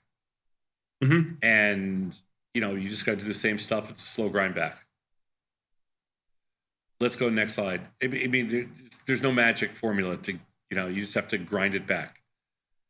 Can you please give us an explanation of what happens with SPX 0DT assignment exercise if the spread is in the money for both legs or one leg is in and one leg is out? I think clients will benefit a lot from this knowledge since this SPX 0DT is so popular. Zero-day options have become popular. SPX is the leader in that clubhouse for the fact that it is cash settled, meaning that if you have a spread, like you mentioned above, where one leg is in the money, one leg is out of the money, if it were an equity like SPY or a stock like ABC or stock, and one leg was in the money, one leg was out of the money, the following day you would have a stock position, need the buying power for a stock position, and so on. You'd have delta risk, big delta risk, because it'd be 100 deltas per contract that you had on. But in SPX, all that wipes clean. The following day, there's no position. It all settles to cash. So if you have a spread that's one strike in the money, one strike out of the money, and you like it, you could certainly leave it going into expiration and let it settle to cash. Yeah, Tony's right, unlike any other product, it doesn't matter if both legs are in the money, both legs are out of the money, one leg is in the money, one leg is out of the money. It makes no difference because when everything expires to cash, there is no residual position. So you don't have to do anything if you don't want to, or the bottom line here is there's no exercise or assignment risk. There's no dividend risk. There is an exercise assignment. It just settles to cash. It's all done. Right. You have no position. Right. You have no position. It will everything will offset and your position will disappear. It'll just be a cash settlement. But there's no dividend risk. There's essentially no exercise or assignment risk. There's no leg risk, one leg in the money, one leg out of the money, that kind of thing. There's no leftover positions. Yep. Let's go next slide. I might have missed this on tastylive if it was discussed, but how does someone trade in this low IVR market, especially someone that's still learning? I currently lean more towards cash secured puts, even though the IVR watch list is starting to dwindle down to a very few stocks. Thoughts? Yeah, I mean, cash secured puts, it's not misleading because it's 100% accurate. It is what it is. But, a brokerage firm charges you $1 in commissions. At least that's what we do here at Tasty Trade. And they charge you, they hold $3,000 in buying power. You can darn well bet that $3,000 is your cash secured equivalent, because no brokerage firm is going to hold less money than what the risk of the position is. So I would start looking at, instead of cash secured, I would start thinking it as taking some of that cash and putting it into whether it be like a BIL or any other government security kind of place that pays you a couple of percent, 5%, 4.5% interest on that extra money, and start getting used to the buying power used for naked options. And also start looking at vertical spreads. If you think that a stock is at the higher end of its range, but you still want to be bullish on the stock, a vertical spread is just like putting in a stop order to the downside. Uses significantly less buying power, and you can do the same to what I said about the leftover cash. Yeah, I mean, in this low IVR market, I mean, you're going to do the same thing that you do in a high IVR market. You're just going to have less things to choose from and a lot less risk. I mean, that's essentially, that's what that means. The probability of success is going to be the exact same, but you make less money, you have less optionality, there's fewer things to choose from, and you take less risk. But again, you make less money. but nothing else changes. So if you currently lean into cash secured puts, I mean, the opportunity is obviously diminished somewhat because stocks are higher, puts are cheaper, so it's not as cool as it was a month ago. But you do the same approach. You could stay like this for 2 years. Who knows? That's right. Diagonal spreads, calendar spreads. I mean, there are many things to do. You could start honing your skills. Yeah, anything. Let's go to the next slide. This person writes, I usually do synthetic strangles when employing iron condors. That means that they go wide and then they go 20 points away to give it like this synthetic strangle look. So that being said, what is your opinion? What, in your opinion, would be the absolute minimum IVR you would look for in placing these synthetic iron condors? I'm currently looking to place one which has an IVR of 38.2, and just wondering if that's too low. I mean, everything is relative. 38.2 is not low in this environment that we have right now. I mean, I would be looking above 30 as my key. Obviously, 40 is better than 30, 50 is better than 40. But yeah, no, this is good. As long as there's tight liquid markets, I think it's all a go. Yes, synthetic strangles or regular strangles, naked strangles. In this current environment, if you would ask me in April, if we in early April, if we would do a synthetic strangle on a stock with a 38.2 implied volatility rank, I would have said no, because there was too many that were trading at 70, 80, 90, 100, 105, whatever. Now, in this current market, 38.2 would be rich. Yeah, so the answer is no question this would be attractive to us, A, as long as the stock is liquid, and B, as long as it's something you want to trade. But the 38.2, just like Tony said, anything over 30, we're in. Agreed. Let's go next slide.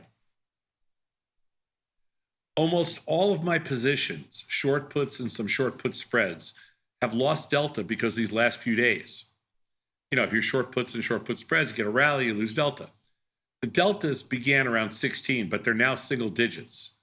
Would you roll up the strikes back around the 14 to 16 delta to get more premium in these when the IVR and the underlyings is in the 10 to 20 range? Or is it better to close them and move on to other underlyings where the IVR is over 30? Well, this is a high-class problem, right? I mean, this is exactly what you wanted to happen. So kudos to you. Pat yourself on the back. Great trade. Now, it comes down to a point of risk versus reward. And I know it has a high probability of success. And I know you want to sit in there and milk it for everything you have because it's been working really nice. If you're a one-lot trader, I think it's time to close it and move on.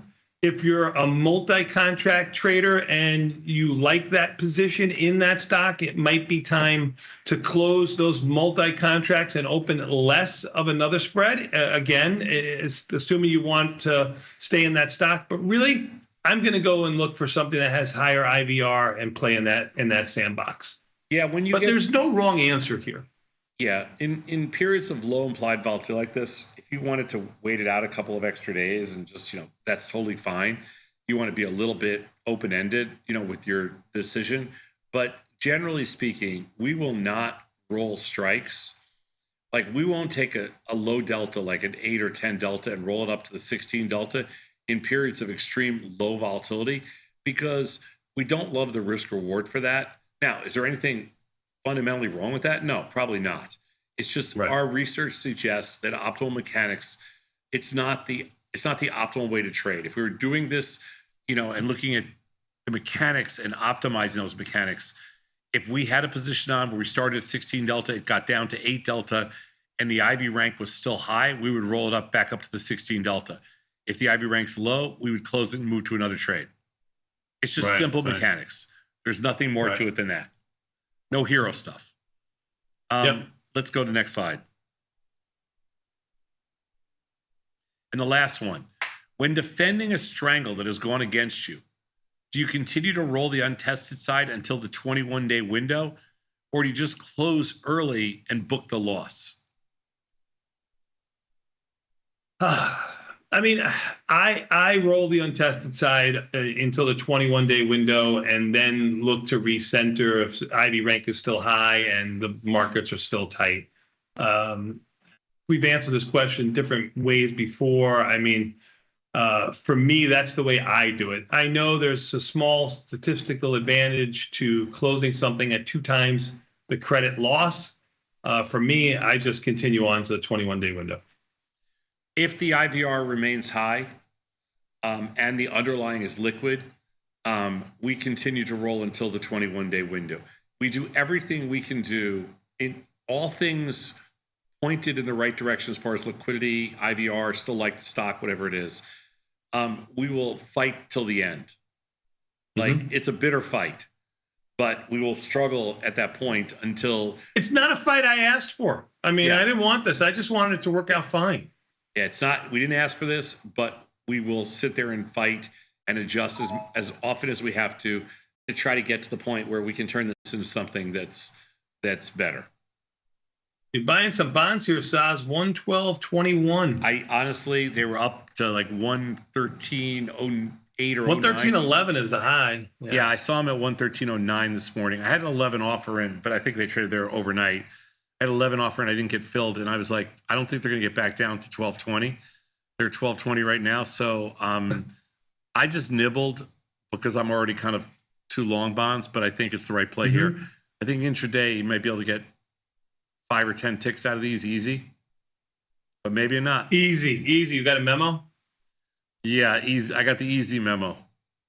Got it. I like that one. That's my favorite memo. Yeah, I know. Mine too. All right. That's it. You ready to take a quick 90-second break? Come back. We got an option jive next. Sound good to you? Sound good to me? We'll be back in 90 seconds with Tasty Live.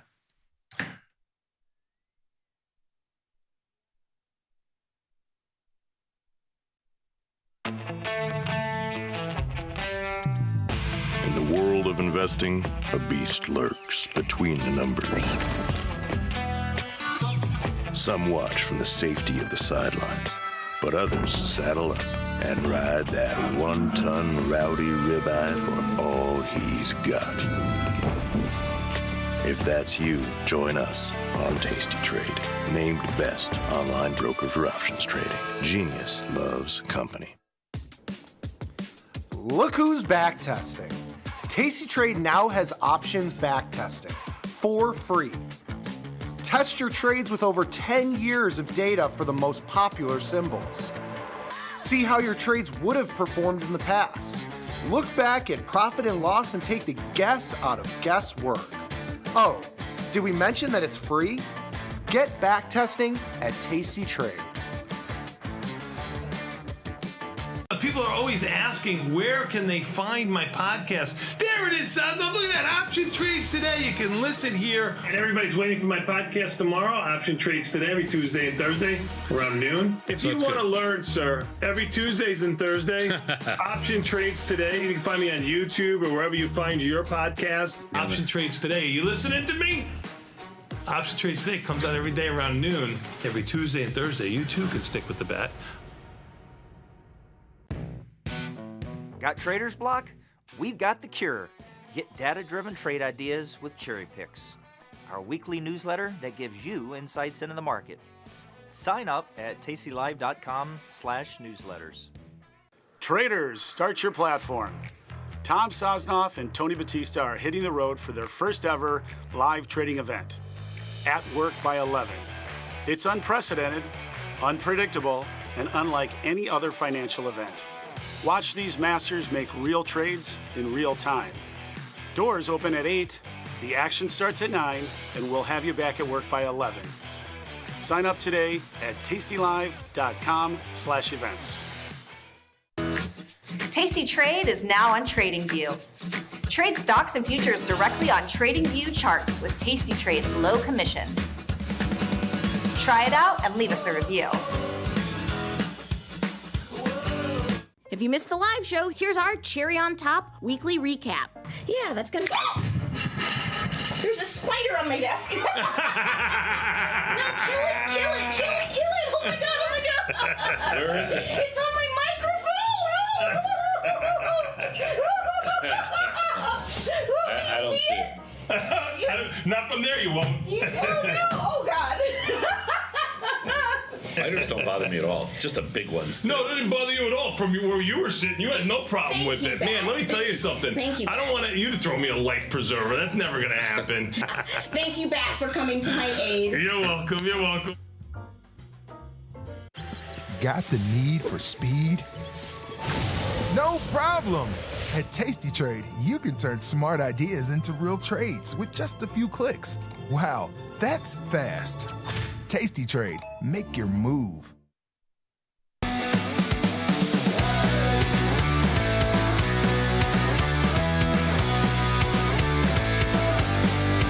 It's option. Jive. Tomas, it is time for an option jive. Starting off, my Taiwanese sources tell me AMD, $6 billion share buyback announced. AMD is up $7. It's a big move for $111 stock.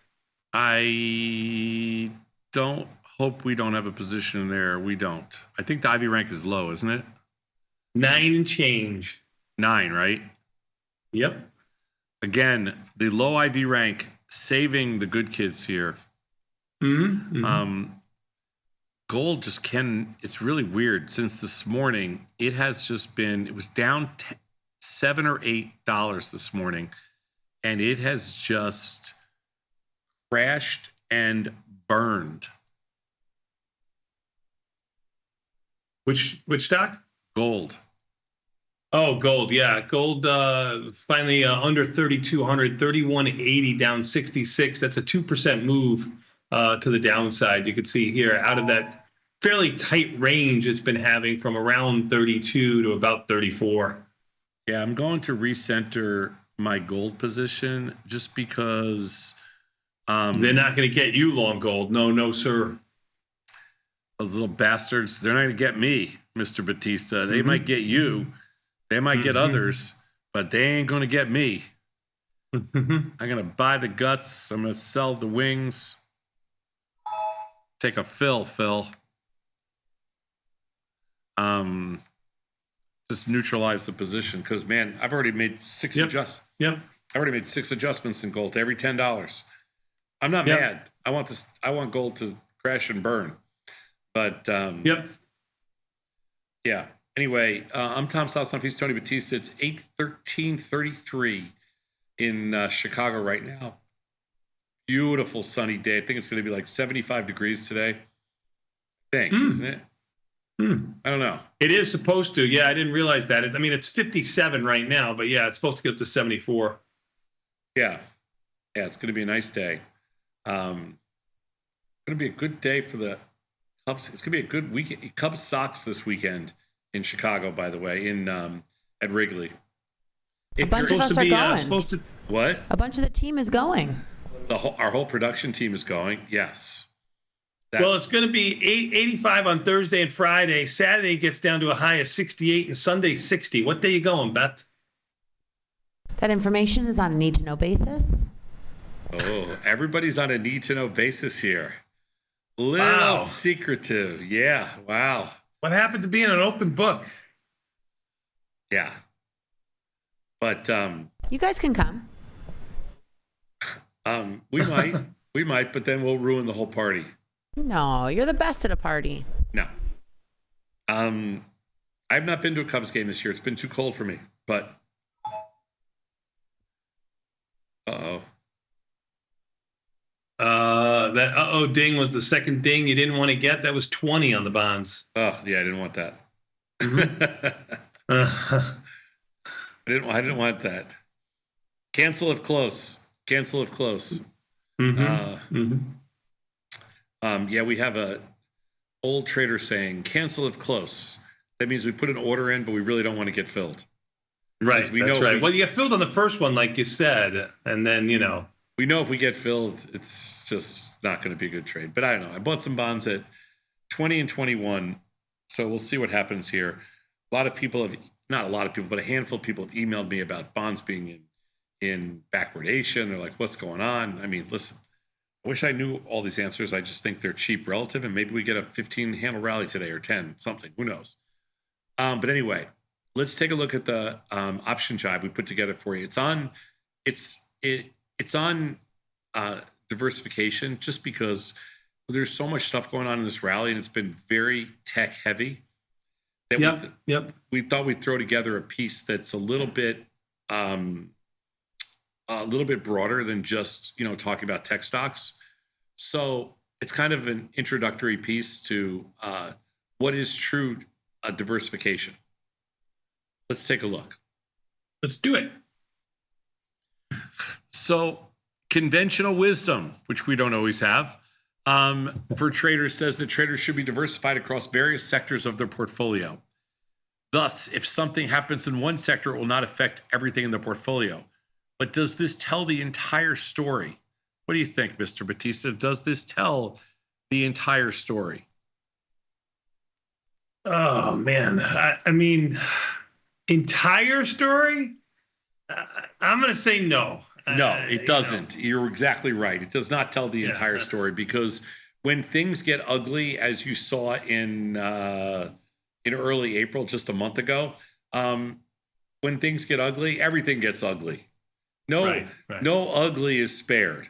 Okay, I don't care if it's real estate or energy or financials or consumer discretionary, technology, healthcare. Nothing gets spared. There's a little bit difference in moves, but nothing gets spared. Let's go next slide. Yep. So most of the sector ETFs have a higher volatility than the SPY. This makes sense for the same reason that individual stocks are more volatile than ETFs themselves. Interesting, though, the expected high vol sectors like technology and healthcare actually have relatively lower vol compared to others. This is just because it's a it's a diversified portfolio and there's lots of different stuff in there. But let's go next slide. And here you can see this is the market downturn period this year. And as you can see, I mean, even though they're not exactly the same, you can see how everything moves together. This is a really clear picture here, how everything from, technology to broad-based indices to energy to builders and to financial stocks, everything pretty much just moves the same. I mean, I shouldn't say moves the same, but they move in the same kind of direction. So that's not true diversification. Let's go next slide. During the downturn this year, the SPY crashed about 20%. Most of the individual sectors had less of a downturn than the SPY. However, sectors that had a larger downturn than SPY were two of the largest and most affected by the tariffs, technology and consumer discretionary, at 23 and 25% respectively. You can see we just posted this is top to bottom on here, just so you can get a kind of a clear view. And you're always going to have like consumer staples and utilities not moving much, but everything, it did move. Let's go next slide. So all this makes sense, as technology and consumer discretionary are two of the largest sectors by weight in the S&P ETF. However, SPY also includes exposure to other sectors, providing broader diversification. As a result, it tends to perform better overall than the two sectors on their own. This reinforces our earlier research. Diversifying across sectors helps to protect your portfolio. That said, despite being plenty diversified, many traders still experience negative returns across their entire portfolio. How and why did this happen? Next, please. So let's compare the sector correlations against the S&P. How strong are they under different market conditions? To test this, we separated the time frames as bull and bear markets. Bull markets, 12 to 17, 19, 21, and 24. Bear markets, downturns in 2015, 18, 20, 22, 23, and 25. And we just tried to break things down over the last 12, 13 years. Let's go to the next slide. This is really hard to read. In a bull market with low implied volatility, the correlations tended to be lower. Now, unfortunately, the way that we're looking on this, I can't really read all the white things, all the white numbers, but you can see it. We should have done this probably in black, but you can see the correlations in here, and you can see how the correlations definitely tended to be lower, as we highlighted that on this particular slide. Just hard to read. There's really none. I mean, there are a few in the 70s and 80s, but most of them are in the below 60s to 40s, 40 to 60 range. Let's take a look at the next slide. But in a bear market with more volatility, correlations become stronger, and industries start moving together. And that's you take a quick scan of this, Sosnoff, and everything looks to be highly, in the 80s. Highly correlated. You have a few in the high 50s, 60s, but mostly everything's in the 80s and 90s. Really kind of highlighting how the correlations truly become stronger in bear markets. Yeah, I think this is a really good. Just a really good view. If you could see in bear markets, everything goes toward everything moves together. In bull markets, they kind of they break apart. Let's go next slide. So in normal market conditions, diversifying across sectors within the same asset class like equities can be effective, as sectors typically aren't highly correlated. This helps to spread the risk and reduce portfolio volatility. During market downturns, though, correlations between sectors and the broader market tend to rise. In such times, sector diversification alone may not be enough protection. This is what we said earlier. So to achieve true diversification, it's important to spread investments across different asset classes, not just sectors within one. Yeah. Let's go to the next slide. Good illustration of that too. And for example, these were the gold futures during the same period, which actually increased by 8%. Okay, it's fair. Mm-hmm. Let's go to the next slide. So some of the takeaways. Diversifying across sectors helps to mitigate portfolio risk, but sector ETFs often exhibit higher volatility than SPY. The technology and consumer discretionary sectors experienced the greatest downturns during the tariff crash, showing the need for broad diversification. In bull markets, though, sector correlations with the S&P are lower, meaning sector diversification is enough. In bear markets, correlations increase, reducing the effectiveness. Easier said than done, by the way, timing. Sure. And true diversification requires investing across different asset classes, not just within sectors. This approach provides better protection during downturns. And that is our takeaway for today. Hey, sounds like this has been a public service announcement. We're going to take a quick 90-second break and come back. We got more Tasty Live after this with even the S&Ps holding steady up 12. We'll be back in 90 seconds at Tasty Live.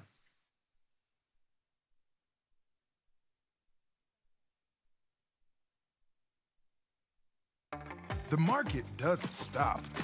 So why should you? Diversify your portfolio with stocks, options, futures, crypto, and more from Tasty Trade.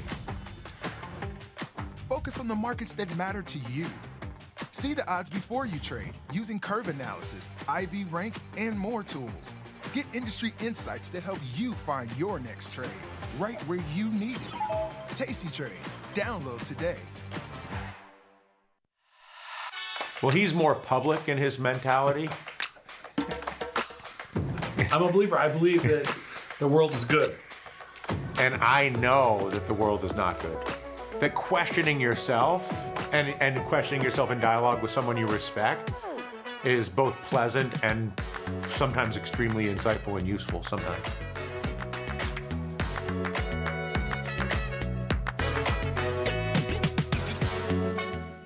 The beauty of Thinkorswim was that we were different. From the name to the front end technology was clearly what we wanted as traders.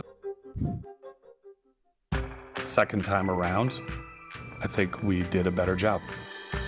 Yes, we are known for our ability to support complex derivatives traders, but we also have the tools for somebody who's brand new who wants to come in on the first floor and work their way up to the top of the building. Tasty Live's godfather of options, Tom Sosnoff, is grabbing his passport and taking this show international.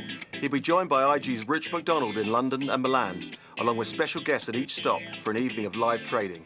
It's fun, challenging, and moves as fast as the market. Doors open at 5, with trading starting at 6. Come early and have a pint or glass of vino with the boys. It's totally free, but space is limited. Register at tastylive.com/events.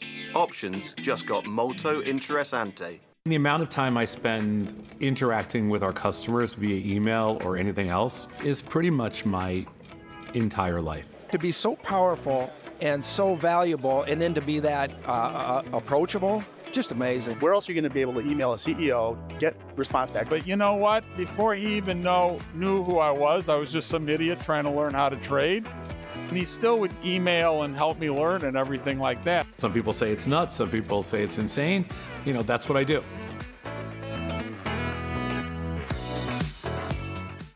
Calling all traders. Are you using tastylive mechanics and enjoying awesome results? Are you an up-and-coming options savant? We're looking for you. For over a decade, tastylive has shared the most inspiring stories of traders teaching themselves a new skill, using probabilities and experiencing new levels of success. If you think your trading journey should be shared with Tasty Nation, we'd love to hear from you. We are always on the lookout for the next class of rising stars.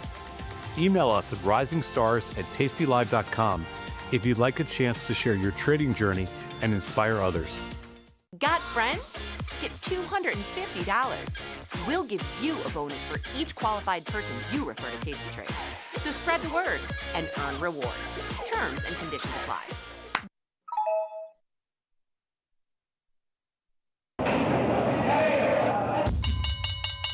Get fired. Tomas, we are back, my friend. And you know what that means? Time for a little bit more Tasty Live with the opening bell being imminent, my friend, in about 2.5 minutes or so. Even the S&P's holding steady, up around $10. NASDAQ up $45. We'll call everything basically unchanged, even though it's a little bit mixed with the Russell down just about $6 and the Dow up $58. Volatility in by 8 cents to 1932 or so. That number has changed because of expiration on the VIX options that we look at. VIX options are expiring on the 14th, but the real big ones that we trade are expiring on the 21st, which is 6 days from now. Bitcoin 104 and change. Oil down 37 cents. Gold down 59. Bonds, well, 126. I don't know if you bought them at 120 and 121. How does Daddy do it? I'll let you know if I sell them at 128. Is that your number? I mean, for a scalp, yeah. Understood. I know you didn't do some math formula to get there. Silver down about 2%, 64 cents or so. That's been hanging in there. What has earnings tonight? What has earnings? I want to set my screen up. Babalicious. Walmart. Sprawlmart. AMAT. You have existing positions in those. And then you got John Deere and Cisco. Oh, okay. I don't really trade Cisco or John Deere. Be careful out there if you're trading John Deere. It's a little bit thin. I mean, I haven't traded it this year, but just be careful. And Cisco. Okay. Cisco, Godspeed. The last person that made money in Cisco, they're dead. They just walked out the building last week, I think. Yeah, they're dead. They died 25 years ago. They were a SIBO market maker, long dead. I mean, I don't know how anybody's ever made money in Cisco. I tried for 10 years, but John Chambers took me down. He was too worthy an adversary. Cisco's too worthy an adversary. Cisco's the worst. Yeah, well, not trade it. But we do have positions. Well, there you go, Sadnov. There's your opening bell, my friend. Let's see what's moving around here. UNH only up $8 after being up double digits pre-market. UNH took it on the chin, down 50% in a month, Sadnov. Did you ever think you'd see that in a stock? I mean, a big established stock? I mean, you say it like we've never seen it before. We clearly have. But well, we haven't seen too many $600 stocks become $300 stocks that are that's fair. $600 billion companies. I mean, at one point. Yeah. So I just looked at my Sprawl Mart position, and that is nothing much there. Bobalicious. I mean, what are you going to do? Walmart Ivy rank of 49. Baba is one you play a lot more than you do Walmart. Baba Ivy rank of 33 at the higher end of its range, up another $2.40 today, Thomas. Yeah. And then the last one being AMAT. And I'm just going to take a quick little look at AMAT, and we are short the 165, 180 in AMAT in June. That's pretty tight for a guy like you. In June. We're going to change that. Sir. Still kind of tight for you. I mean, I know it's delta neutral-ish, maybe a little bit of short delta there, but that's tight for you, Sadnov. Dangerously tight. You don't have the intestinal fortitude for that. Dangerously tight. Plus, these markets in here are crapola. I'm going to have to wait till later. Dangerously tight. Yeah, I'm going to have to wait till later. All right. Okay. Let's see what we got here adjustment-wise. What do we need to do here? Oh, the problem. Oh, gold. Every day it's GLD. One way or the other. Usually it's on the way. One way or the other. Usually it's on the way up. Today it's on the way down. Ooh, that's almost a 2% move, down $5 and change. Let's see what else is moving in this market, Sadnov. We'll go with the Buckers. Gold is the leader of the group there, Sadnov, down 5 and change, followed by Costco again, down $7 and change. Costco under $1,000. It was flirting over $1,000, now at $991. Let's see what else is going on. Home Depot down 2 and change. Target down 2 and change. MSTR down 2 and change. Palo Alto Network down $1.50. Not too much else. Some oil-related products. Your beloved Uber down 73 cents. Let's see what the upside is bringing. You know what's weird? You know what's weird is that pre-market Microsoft was down like $3, $2.50, $3. Now it's up $2. You are correct, my friend. Microsoft, good scoopy by you, up $1.69. Other movers are Carvana up $9. Lilly up $9, Netflix up 8.5, UNH, like I already mentioned, up 7, Tesla up just about 6, Nvidia up just about 4, SMH up just about 3, Boeing up 2. Apple unchanged, down 20 cents, was just down $1. I'm gonna go. I am going to focus right now my attention to Microsoft and see if we can You're do selling something. it back out. Look at you, a two-sided trader. They said you couldn't teach an old dog new tricks, but you can, Sadnov. You can. Said you couldn't teach an old dog new tricks. What about a new dog? What about if I pet that dog? Can I pet that dog? It's so easy to get you with that. I don't know what I'm going to do here today. I need help.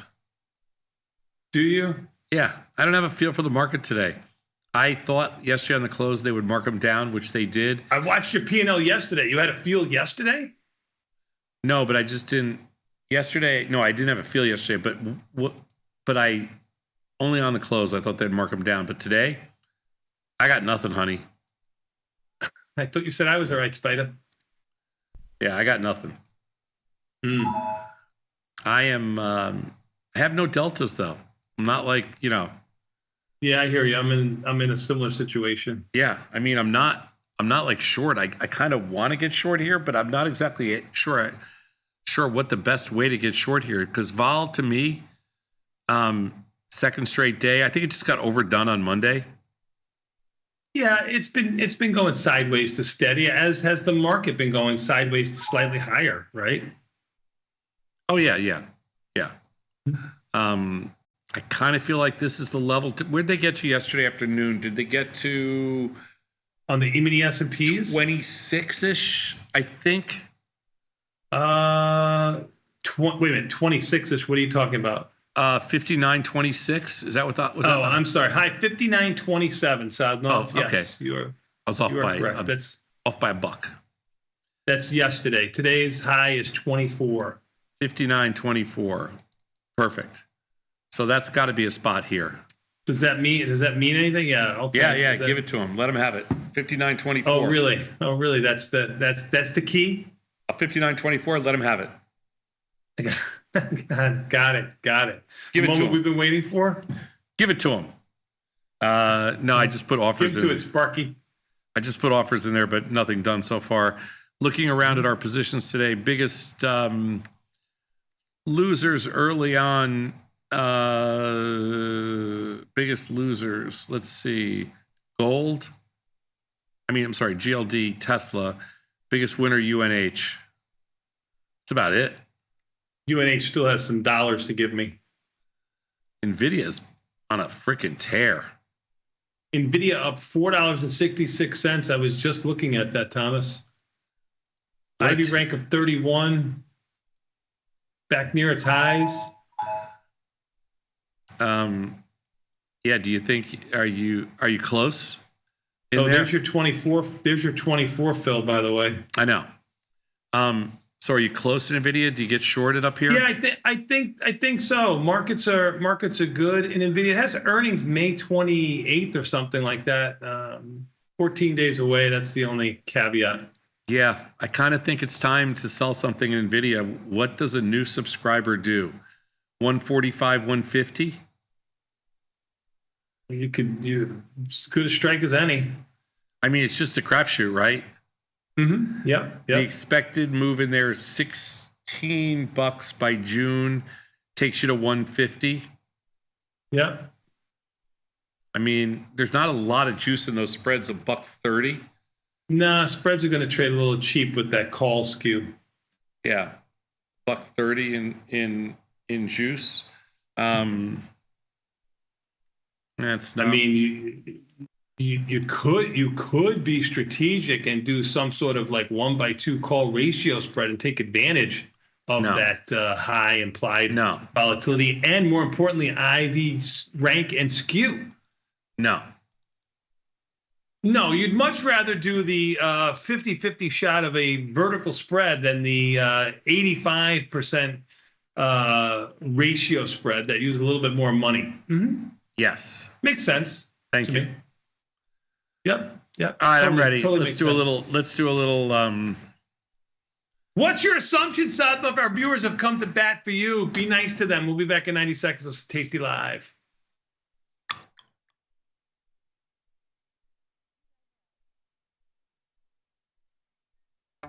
The market doesn't stop.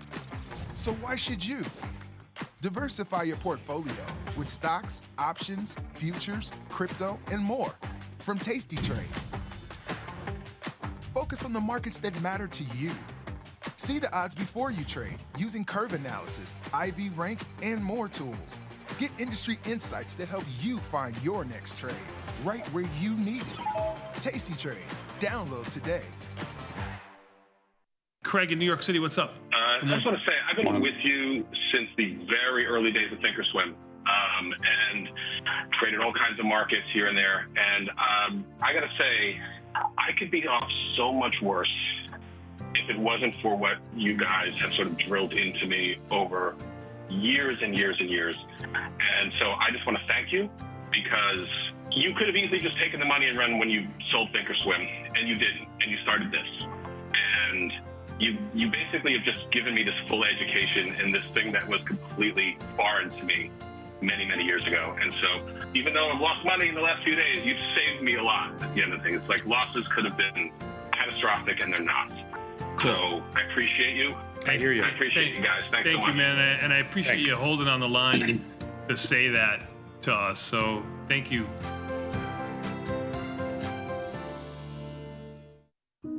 Dear Karen, thank you so much for the relationship advice. Of course, since you met your husband in high school, I should obviously just go back to high school.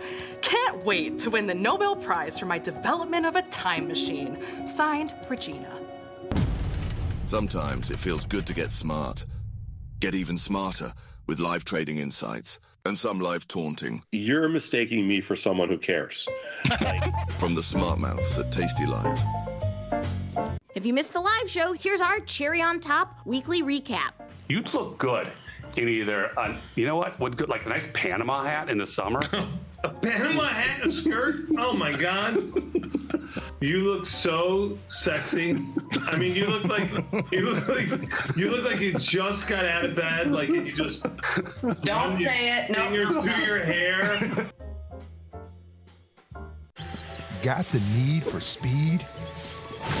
No problem. At Tasty Trade, you can turn smart ideas into real trades with just a few clicks. Wow, that's fast. Tasty Trade, make your move. tastylive's godfather of options, Tom Sosnoff, is grabbing his passport and taking this show international. He'll be joined by IG's Rich McDonald in London and Milan, along with special guests at each stop for an evening of live trading. It's fun, challenging, and moves as fast as the market. Doors open at 5, with trading starting at 6. Come early and have a pint or glass of vino with the boys. It's totally free, but space is limited. Register at tastylive.com/events. Options just got molto interessante. Feel like your wardrobe is missing something? Like style, purpose, and maybe a dancing dog? Can I pet that dog? The new Tasty Trade and Tasty Live web store is now live. New merch, bold designs.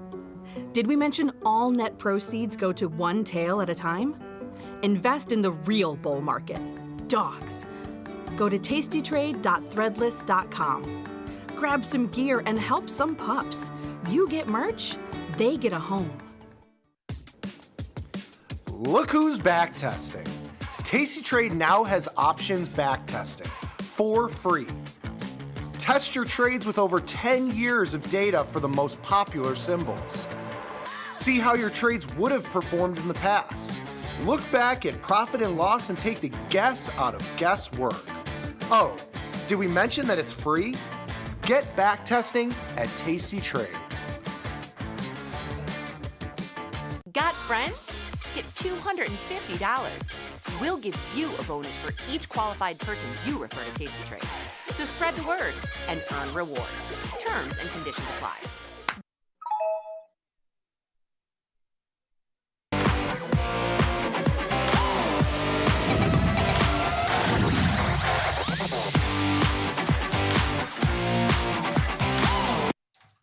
Tomas, we are back, my friend. You know what that means. Market's basically unchanged, with even the S&P is up 13 and the NASDAQ up 94. But all that means nothing when we've got this.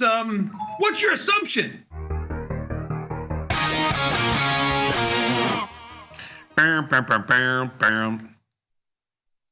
So what do you got for us? I'm going to take a look at what our viewers have showed us. So we should talk about this because I'm going to be taking a road trip next week. And not the end of next week, over Memorial Day weekend. And I've never been to Buc-ee's. And that's right. Nikki Bat and myself will be filling in on Friday. We don't need the Sosnoff. We put in full days. The Batistas are the future of this network. Sure. Well, I don't know if the rest of the firm knows that, though. They might not. No, and don't scare the children because we'll lose all our viewers. But anyway, so I never take road trips. Like I never ever take road trips, like in a car. You weren't built for a road trip, Sosnoff. No. Like I always told my wife when I met her what she was built for, and you are not built for road trips. No, I'm not built for road trip, and my wife is built like your wife, not built for road trips either. Dining al fresco, perhaps. Road trips, no. No, and so road trips. You think you get any kepi on the road? No. So anyway, I didn't think so. So I don't usually take road trips, but what's exciting about this road trip, the only thing that Sosnoff, the last road trip you took was with me. What do you mean? We went to Indiana together to help your daughter. Yeah. It's a different kind of road trip. Anyway. What do you mean? Yeah. It was a 4-hour, 5-hour road trip. You slept. No, I've done bigger road trips. But anyway, listen for just a second. I want to go to Buc-ee's. I've never been to a Buc-ee's. I've slept at the Buc-ee's that you're going to visit on your way to Tennessee. I have watched a lot of Buc-ee's TikTok videos over the years. And I have watched everybody do food reviews of Buc-ee's. And I feel like I've never had the opportunity to go into a Buc-ee's because I've never been around one. Privilege. I think it's a privilege. That's right.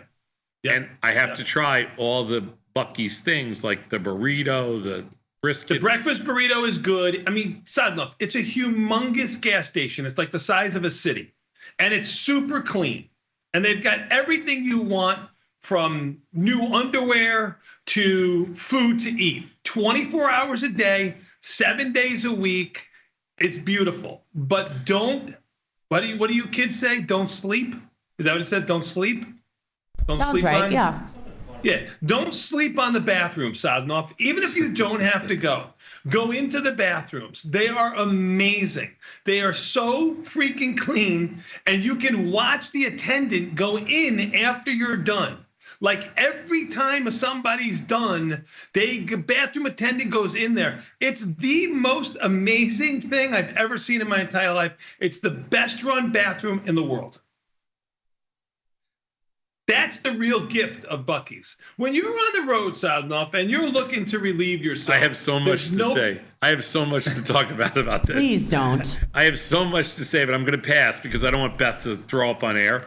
The hell with the burrito, the big coffee, the nuts. You know, Sadnov, you'll like they make fresh roasted nuts and stuff like that. You're gonna love it. I mean. Okay, I have my own list of things I need to do. My wife. What are you gonna do? What are you gonna do? You better go to the bathroom. My wife. Even if you don't have to go, you just go in. It's amazing. It's like symphony.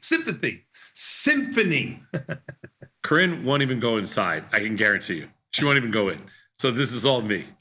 Because can you bring me back a fire pit? I've always wanted to buy the fire pits that they have outside there. They're huge and they're cheap. I wanted one, but I could never carry it. Will you do it for me?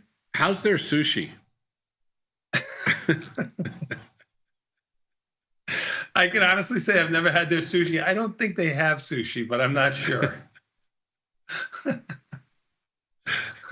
You should document it. Even the up $275. You've got 20 handles. You should take it.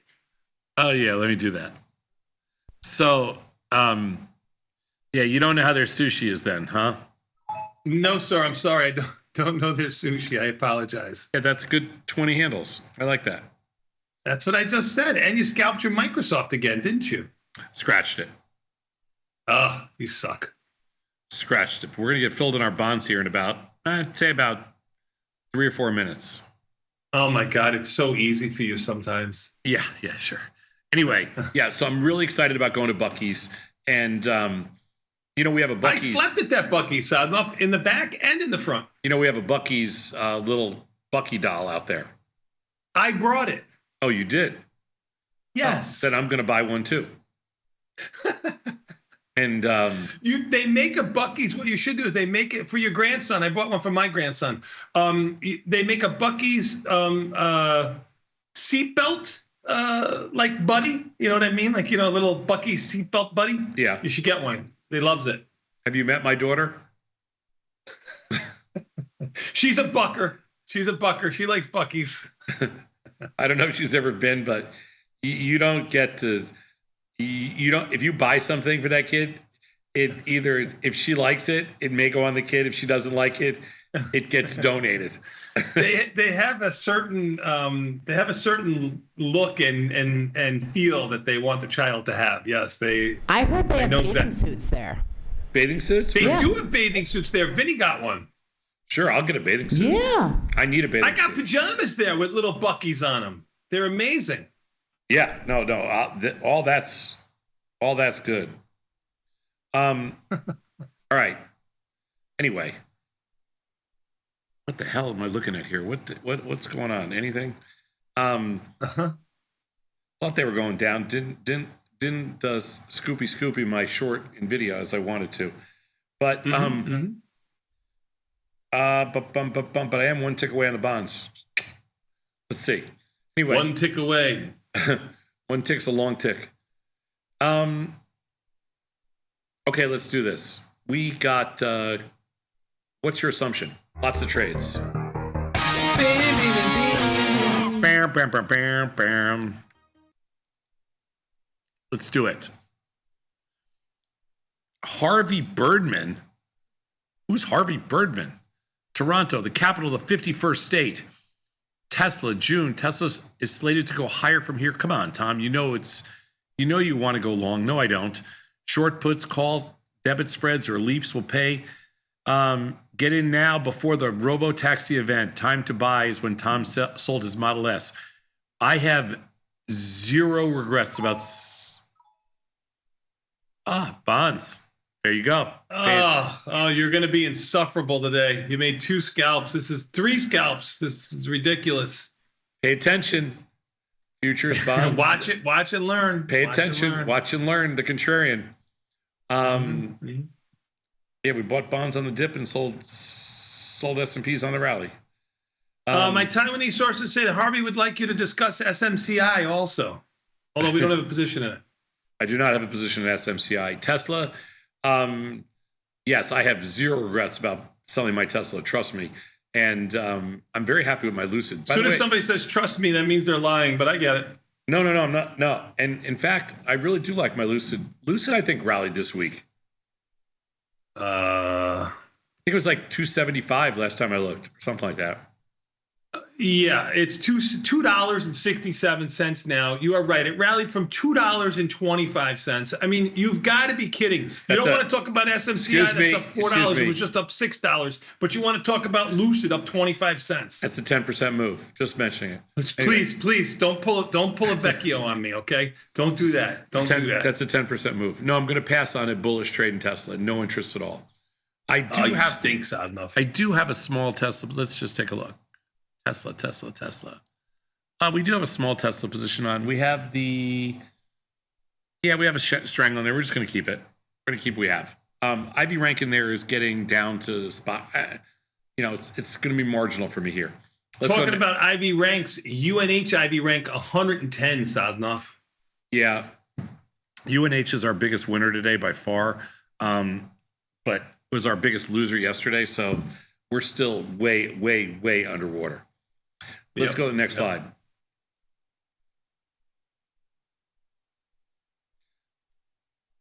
Godswood, Taiwan, OKTA. Didn't you say they had earnings last night? Was that the stock or was it? They did. No, OKLO or something like that. Not what you're looking at.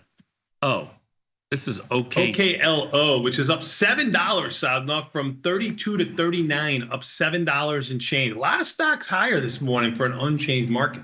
Yeah, we did not play OKLO. We did not play. We don't have a position on an OKTA.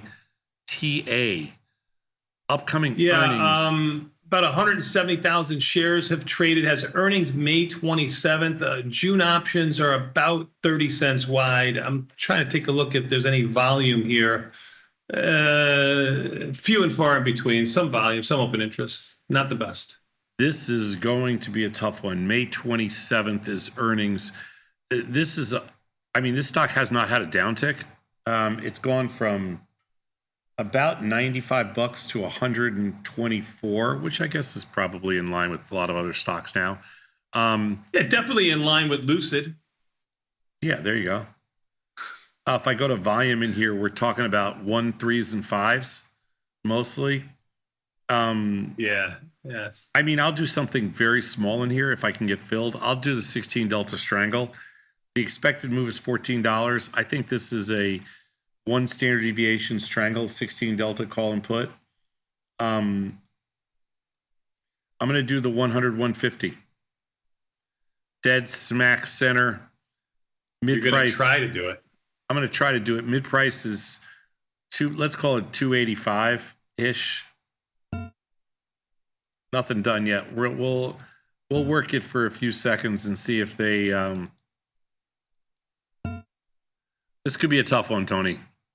Yep, that's what I said. 280. I gave it away. I gave away an extra penny or two. Throwing around pennies like they're manhole covers. Look at you. All right, Godswood, we're there. A small trade in there. Reddit, Senna from Menlo Park. 2 weeks ago, I gave you Tesla. You did. Now the play is Reddit for a move to 160. Zero interest, dude. Zero interest. I love Reddit. I trade a lot of Reddit, but not at these levels. Let's see, where's Reddit today? Reddit's up $2 and change. It was up a little bit more just a moment ago. Reddit got all the way up to 119 and change. It's 115 right now. Yeah, I'm going to pass on Reddit. It's come too far too fast for me. So I don't know. They caught the Tesla move. This was, remember I told you when Tesla was trading 305, we made fun of the move being too far too fast, and there it is. He had it. Good job. I'm passing on the Reddit move. Let's go next slide. Mm-hmm. Coinbase. Our buddy John is bearish. I'm long coin, but a bit too far too fast this week. How about a bearish call ratio spread? I kind of like that. What's coin doing this morning? It's down. I thought it was up earlier. Maybe I'm. It was. It traded up to 262. It's 256, basically unchanged right now. So it's about $6 higher. Yeah. So let's see. A call ratio spread 290, 310, 290. Buy those. Well, you don't. 310. Sell those. Mm-hmm.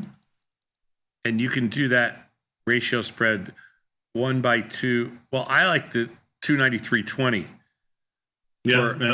For a buck.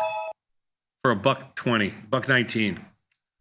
I should have done more price discovery, but Yep. All right, John. I did the 1 by 2 ratio spread. 293.20. I like that. Let's go to the next slide. From Big Canoe, Georgia. Ardeshir? Big Canoe, Georgia. Never heard of that place. Anyway. Canoe? GME, July expiration. Another breakout to the upside. 35, 70, 90, 100, 120. How do you boys play a GME breakout to the upside? Well, usually if one of our viewers suggests a GME breakout to the upside, we will get shorted right here. It's in the middle of its wide range since the beginning of the year. Let's just call it 33 down to around 21. I mean, I don't know why anybody thinks GME will break out to the upside. I mean, I think, personally, I think Ryan Cohn's one of the worst CEOs in the free world. And so I would never bet on him. You're bullish in there. When's earnings? GME has earnings coming on June 6th. June 6th, the stock's been sideways. Like I said, I'm not a Ryan Cohn fan.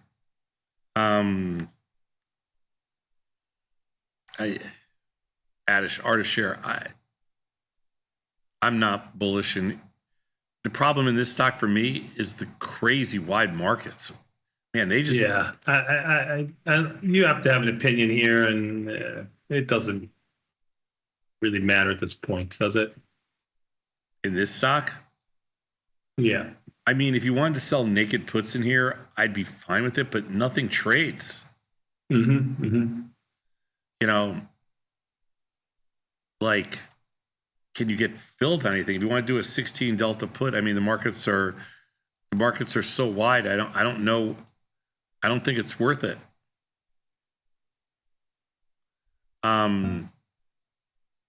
Yeah. I mean, I don't hate the idea of selling some puts in here, even though I don't want to bet on these guys. I just think these markets are too wide for me. I'm doing too wide. Gotta go. Sorry. I'm doing a little price discovery. Let me do a little price discovery and see what's going on. Let's go next slide. I'm working some puts. We'll see what happens. DCJ from Washington, D.C. I don't know, he says. Directional bias. Like Tom. What? Driving North Raiders. ES shows no signs of slowing down. We are blasting through 6K like Tom through a stop sign. Yeah, you know, that's what Scott was telling everybody about how you drive and avoid the stop signs by not looking at them. Stop signs are for losers. Right. There you go. Mm-hmm. That's not right. If you don't see them, Beth, do they really exist? Right. Also not right. I'm not sure what he's asking here. I'm not sure what he's asking us to do here. Tony? He doesn't have an assumption here on. So he wants. What's your assumption on ES? Is it an Iron Condor candidate with an IV rank of 16? Probably not. Is it a diagonal spread? Maybe. What months would you use, as they all equal different expirations? So you have to be careful there. So what do you do, Sadnov, here? What do you do? Abstain? Yeah, I think you abstain. I'm going to actually jump back in the bond market here. Because bonds back down to 112.21 on the bid. Yeah, I'm going to jump back in bonds. I'm going to pass on ES. 16 IV rank, not interesting to me. Filled in bonds. There you go. You got filled at 21, Sadnov. It was just a few minutes ago when you sold them at 28, about 11 minutes ago. So good job out of you. Yeah, I'm going to try to pick up some 19s if we can. How are you? Let's go next slide. Yeah. Sadnov, my Taiwanese sources that live in Vegas told me that 90% of hotels in Vegas are currently charging resort fees still. They're wrong. Anyway, because your people that live in Vegas, they don't go to hotels. Oh, my God. You're unbelievable. Snow. We haven't traded a while. SMAC from Grosse Pointe, Michigan. Bullish and snow. I'm bullish. Thinking about selling the 200 call on May and buying the. All right, everybody's going crazy here. I'm thinking about selling the 200 call in May for earnings, buying the June 180 calls, adding a short 150 put in June for good measure to bring the debit to less than $7. Snow. Stock's trading for 181. It has not had a downtick since the beginning. Made a low in April. It's gone straight back up near record highs. IV rank is high at 54 because earnings are. What's the date today? Today is the 14th. Okay, so I do like a little bit of short premium in here because we finally have something. Earnings are in a week. So, stock's trading for 181. The expected move's $23. We're gonna go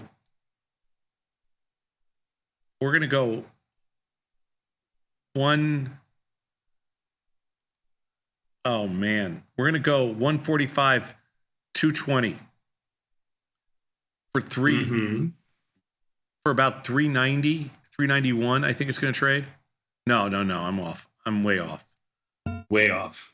I am way off. It's now that I'm looking at the markets, maybe 385-ish. Do you trade snow at all? It's not a great. No, I haven't in a while.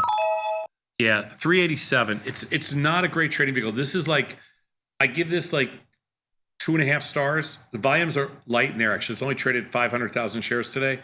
Be careful in there. Don't do anything like crazy. I don't mind this stock, but don't do anything crazy. Let's go to the next slide. Bobalicious has an earnings tonight. Although the IVR is not as high as we want it to be, I feel earnings should be good, and I want to see a new 52-week high soon. Sell 105 puts. Okay. Give it a shot. Bob up 157. Well, the May 105 puts are 0.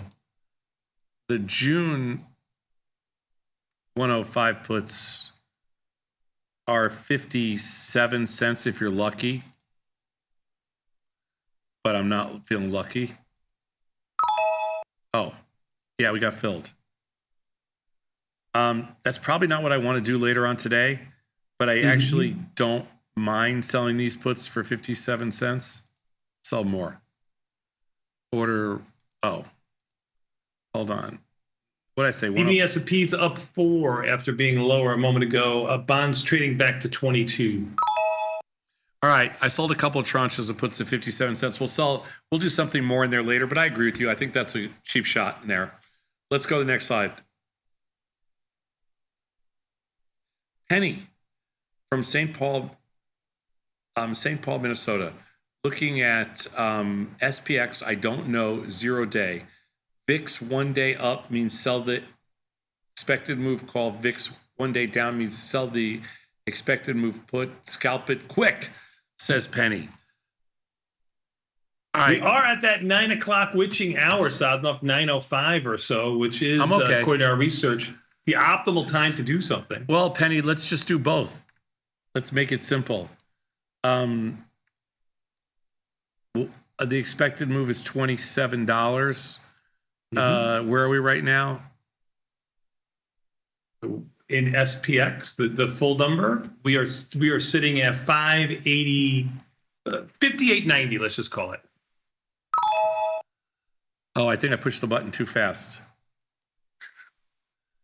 Sold, yeah. So anyway. Come on, you got filled at mid-price. Maybe you gave away a nickel. I think I gave away a nickel, yeah. Did the 58.45, 59.25 for 675. Yeah. Okay, we'll see what happens.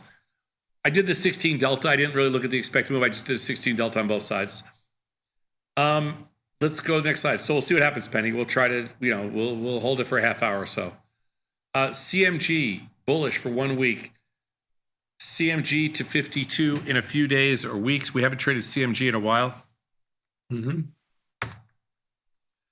Stock is up 47 cents today. The stock's actually had a nice, well, it has nothing really. CMG, do we still go to CMG? We can. No. Are you still, is Vinny still a CMG fan? Is Vinny still eating Chipotle? Yes, he's still eating Chipotle. Yes, he is. He's a frequent flyer there at Chipotle. Okay.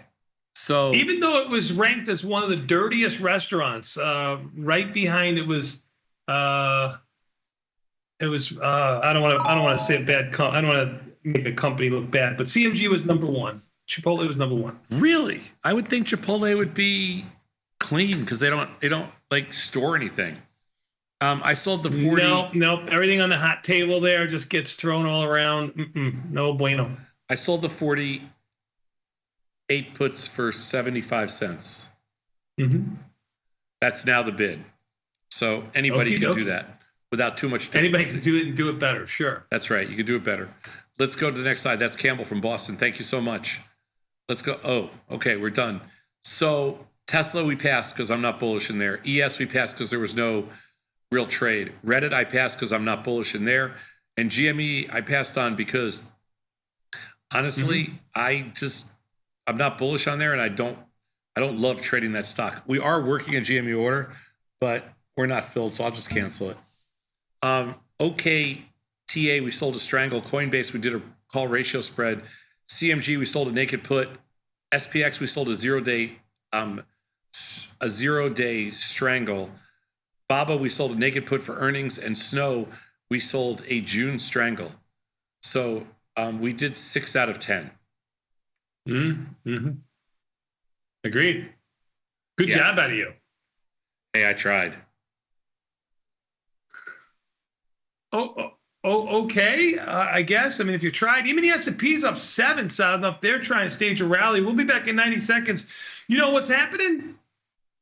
My man Jacob is going to try to come in the studios. That's right. We got the skinny on options. Math. Immediately following these messages. We're back in 90 seconds.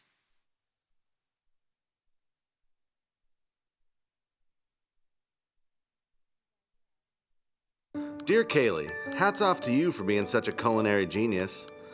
I don't think it has ever dawned on our kitchen staff to serve gazpacho hot. Sincerely, Bob. Sometimes it feels good to get smart.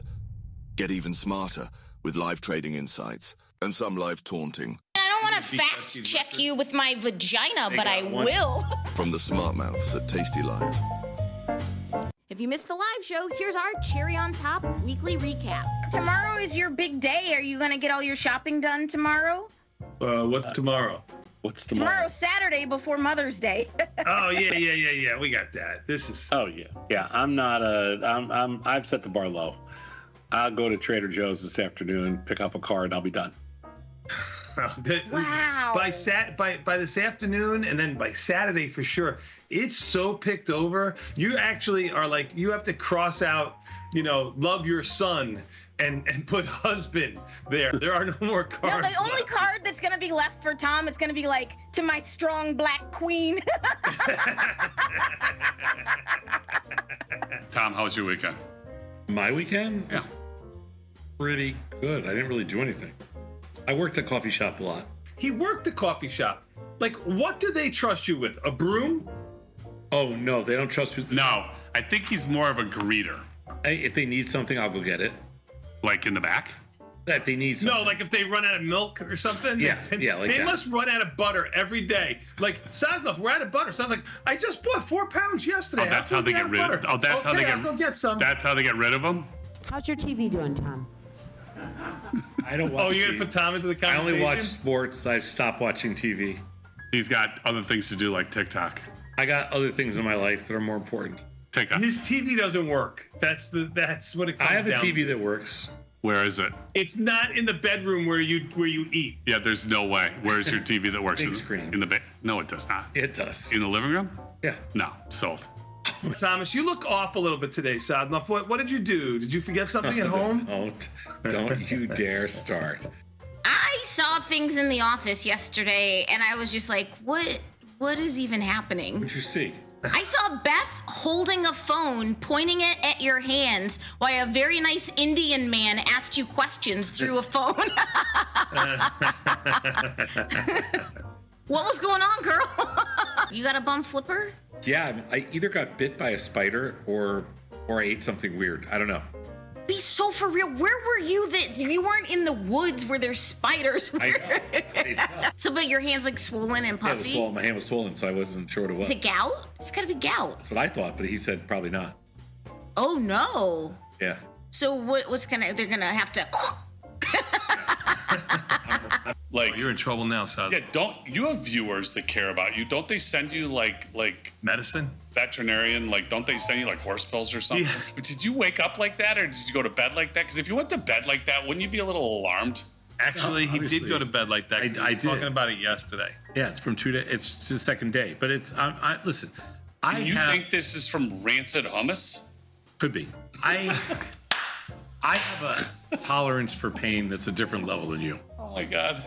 Get the full scoop by checking out the archives at tastylive.com. There's a beast in the financial world, and it's not the bull. If that's you, join us on Tasty Trade. Genius loves company.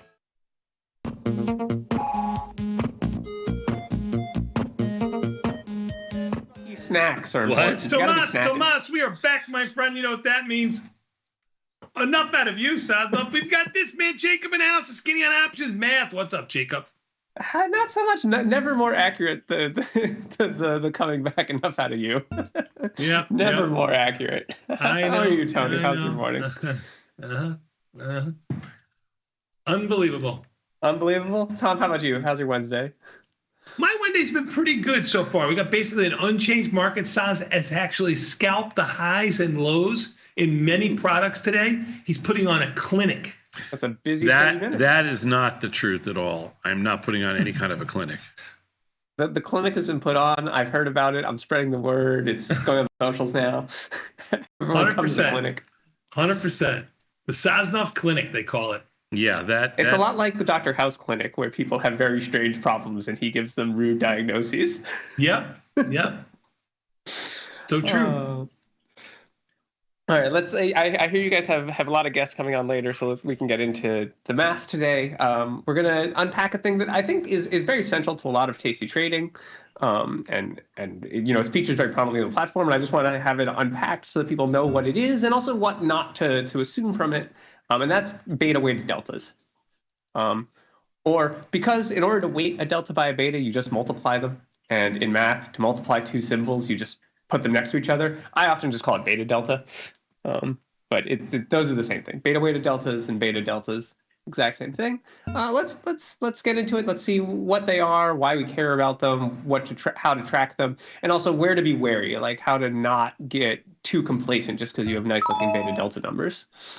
Yeah. Beth, can you throw up a slide?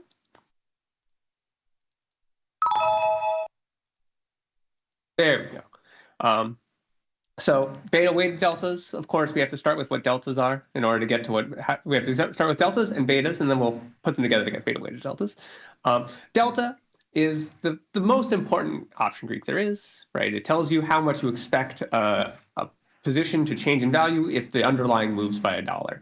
Right. So on the left is the formal, is the like abstract definition. It's just the partial derivative of the value of an option with respect to the underlying price.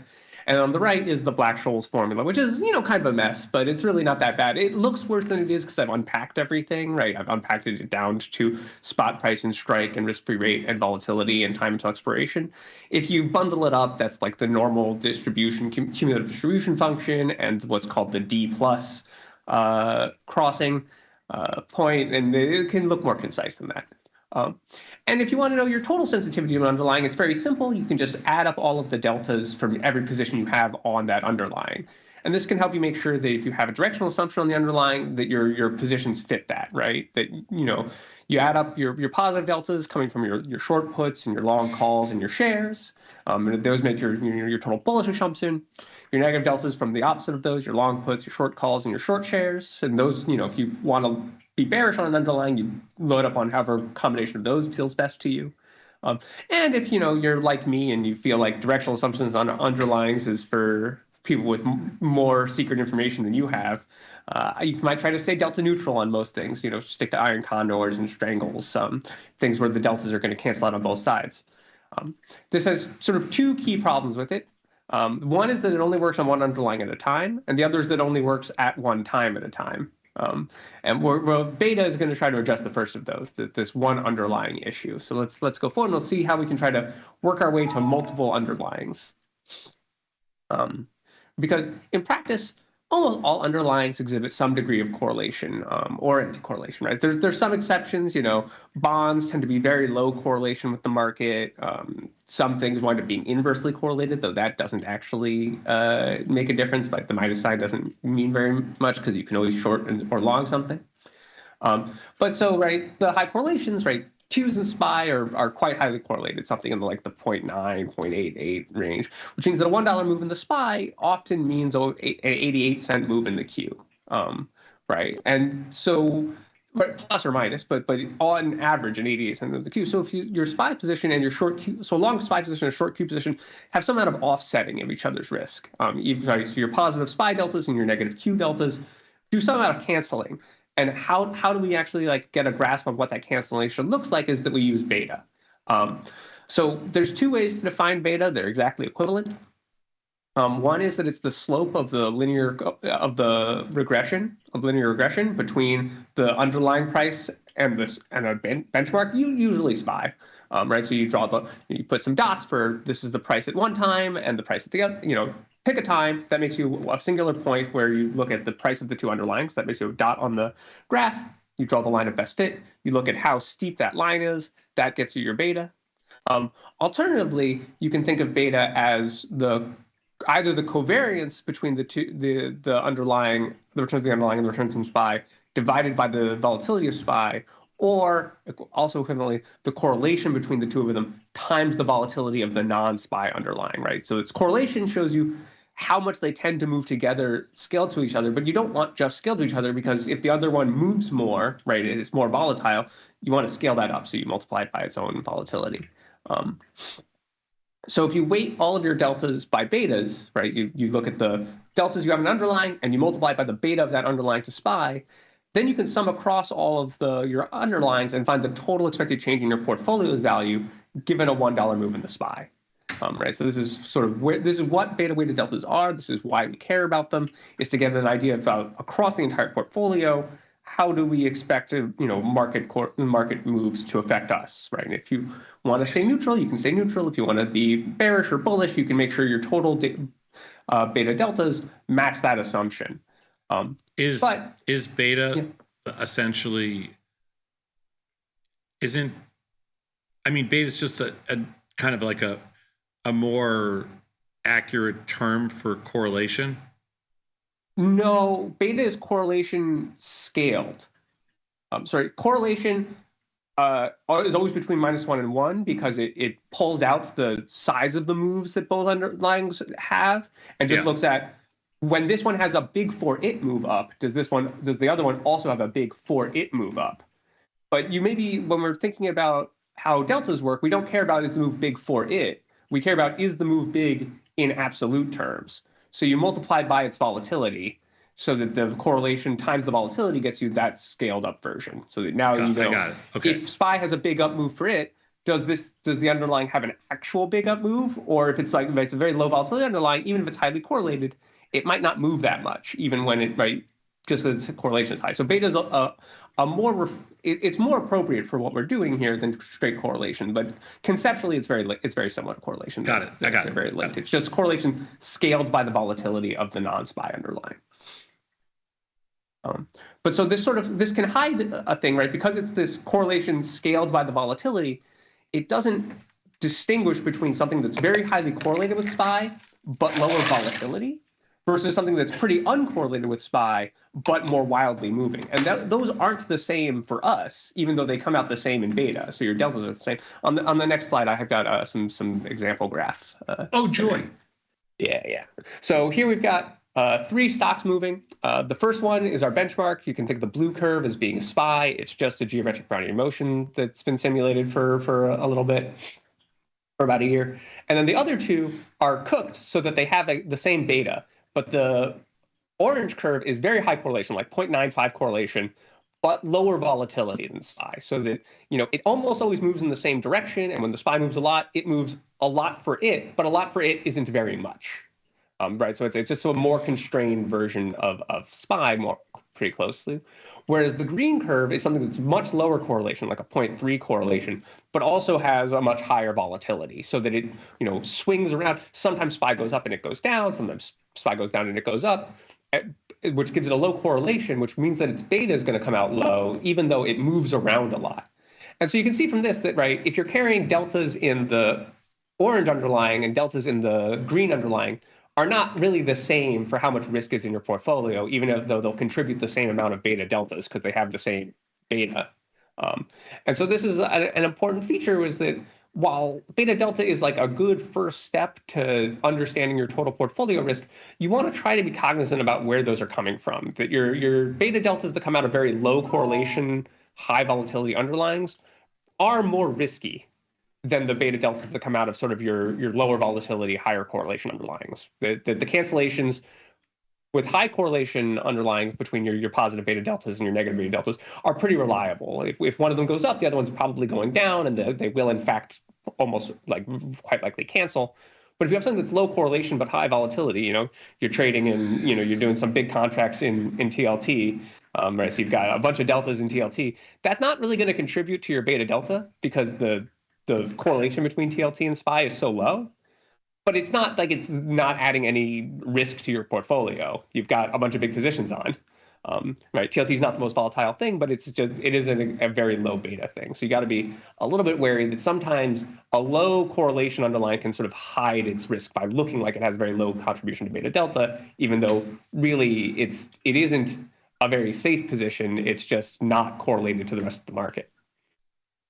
Which is good for diversification, but it's not as just looking at the beta delta number, it can obscure that. Yeah. And then the other thing that we have to be cognizant of with beta deltas is the problem with delta, which is the delta is an instantaneous measure of the sensitivity of the position, right? We say that it tells you how much you expect the position to move if the underlying moves $1. That's not really accurate. What it tells you is 1/100th times how much you expect the position to move if the underlying moves a penny, right? It's very accurate when the underlying moves a penny, and the bigger the underlying move, the less accurate delta is about how much it's going to move. But this is something we can account for, but we have to check in with gamma, right? Gamma is our most important second-order Greek, and it tells us how much delta changes for a move in the underlying, right? It's that second partial of the value. Or to expand it out into a Taylor series kind of thing, that the change in the value of your position is going to be about delta times the change in the value of the underlying plus a half gamma times the change in the underlying squared. Which is why if you're very attentive and constantly paying attention, right, then the changes in the underlying that you see are very small. Then when you square them, they get even smaller, and everything's fine, and you don't really have to be that mindful of your gamma. If you're paying attention to your positions all the time and making sure that your deltas are where you want them to be, that's fine. But if you want to go away for a week and let your positions cook, then you want to be a lot more cognizant about where your gammas are, because you might come back to find that the underlying's moved a bunch, and if the underlying's moved a bunch, your deltas aren't going to have encapsulated your total exposure. Your gammas are going to come along. And this is especially relevant as premium sellers because gamma is negative for all short options, positive for all long options. It's sort of, right, it's the opposite of theta in that it expresses the danger of short option positions. And this gamma risk, I think, is one of the most key things. A lot of people, when they're first hearing about options, hear about delta neutral strategies and think they're magic, right? You have no exposure to anything, and wouldn't that be great? But unfortunately, your delta neutral strategy starts with 0 deltas, but a decent amount of negative gamma, which means that as the underlying moves, it's going to pick up deltas. And because those are negative gammas, the deltas it picks up are sort of going to be the ones you don't want, right? As the underlying goes up, you're going to become short the underlying. As the underlying goes down, you're going to become long the underlying. So this is a reason that you want to either be very cognizant of your gamma per underlying, or make sure to pay attention very frequently to keep track. And back in February, I went over a sort of a cute algebraic trick, I thought, where we can anticipate the portfolio beta delta changes by using each underlying's gamma. And all you have to do is you have to double beta weight it. You have to beta squared times gamma, and then add them up across all the underlyings. And that'll get you your total beta squared gamma, which is how much you expect your beta deltas to change given a $1 change in the SPY. That's neither done for you in the platform nor mathematically like the absolute simplest. It's not that bad if you have an Excel sheet open. You could do it yourself, not too much trouble. But in practice, the more reasonable thing to do if you want to mind your total beta deltas is just to maintain an active position, right? Keep an eye on it, because it's going to become out of whack as things move around. Some of your positions will pick up deltas, some of your positions will lose deltas. Beta, because it's historically generated, we don't really have a good forward-looking way to anticipate betas. Beta doesn't change that much day to day because each day only adds one day to the data set that generates our betas. So those are pretty stable, but the gammas are neither stable, and the deltas are especially not stable because they are changed by gamma. So you need to make sure to pay attention to that. When you're looking at your total beta deltas, don't think that they're constant and you can just walk away. You want to double check that each individual underlying's gammas aren't that bad, especially for the ones that have large betas, right? The highly correlated or highly volatile underlyings, their gammas matter more for whether or not your total beta delta is going to be stable. Yeah, those are all the things I want to talk about. You taking notes, Sadnov? Yeah, I mean, I kind of understand this. Yeah, I mean, you've been working with this for quite a while. It's only, I mean, sometimes these segments are for some of our newer viewers who, it's right in the platform, it's up in the top right, it stares you in the face, your beta delta, and it's got 2 Greek letters right in a row without a clear idea of what they mean. So I think it's important to there's a reason it's right up there in the front of the platform. It's one of our most key ways to measure your portfolio-wide risk, but you need to understand what it is actually measuring, and especially the things that can hide behind it. Which are the gamma risks and the low correlation, high volatility underlyings that will be more risky than they look like when they're just evaluated on their beta deltas. But to do our takeaways, delta is the most important Greek. It gives our directional exposure to each underlying that we trade in. Of course, we don't want to trade in only one underlying. So if we want to look at our per underlying deltas, and we weight them by the betas, which are the slope of the lines of best fit, or the scaled correlations, however you want to think about it, then this can give us an idea about how much to expect the whole portfolio to respond to a $1 move in the market. And so while your portfolio-wide beta delta is a key way to make sure that your portfolio matches your overall market assumptions, it is unstable to changes due to the gammas, and imperfect. It doesn't distinguish between high correlation, low volatility, and low correlation, high volatility. So to some extent, we can try to be mindful of the sources of our beta deltas and watch each of our gammas and make sure that these things align. In practice, the more reasonable thing to do as a retail trader is to be active and attentive and not get caught off guard by a big market move. Make sure to be there and see what's happening to your positions, rather than come back in a week and see that everything's out of whack and you've racked up, a positive 100 beta deltas, and now you're really directly exposed. You didn't want to be. Yeah. Sadnov, say something nice. Well, for me, Oh, I got it, Sadnov. Let me do it. Sadnov made 75 cents on a scalp on SPF. Sorry, 85 cents on a scalp in SPX while you were talking. Oh, that's good. 85 cents is nice. That's not where I was going with that. No? But no. No, Tony's a snitch, though. I will give you a little history. So when we first started building software, the whole concept of beta weighted deltas was not part of what we thought about, because most of us kind of grew up in the business trading one product, not trading multiple products. So we never really had to beta weight deltas, because I didn't have a portfolio of lots of different things. And even people that had it didn't really use beta weighted deltas that much.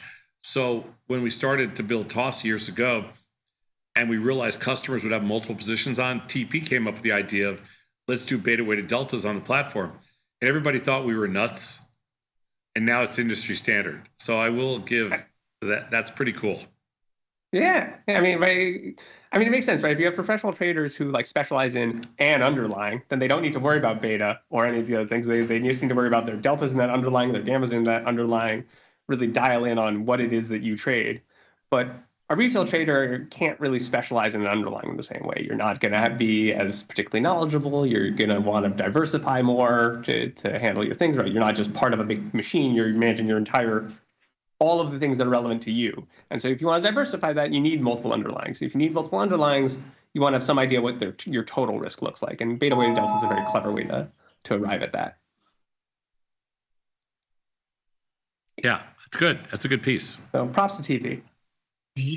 Beautiful, beautiful. Listen, it's a good piece. That's all you need to hear from Tom Sadnov. We're going to take a quick 90-second break and come back. You know why, Sadnov? We've got, that's right, Mr. Scott Sheridan and Johnny Trades. Immediately following these messages, this Tasty Live. Thank you, Jacob. Thank you, Tony.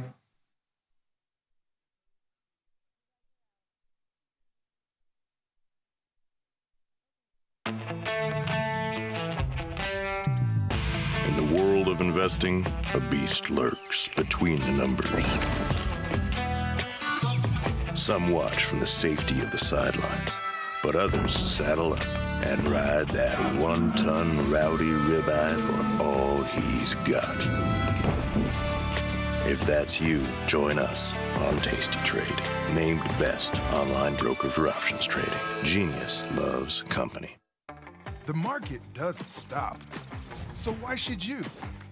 Diversify your portfolio with stocks, options, futures, crypto, and more from Tasty Trade. Focus on the markets that matter to you. See the odds before you trade using curve analysis, IV rank, and more tools. Get industry insights that help you find your next trade right where you need it. Tasty Trade. Download today. I tend to call myself a lonely options trader because I really don't have a lot of people that I can share stories of wins and losses with.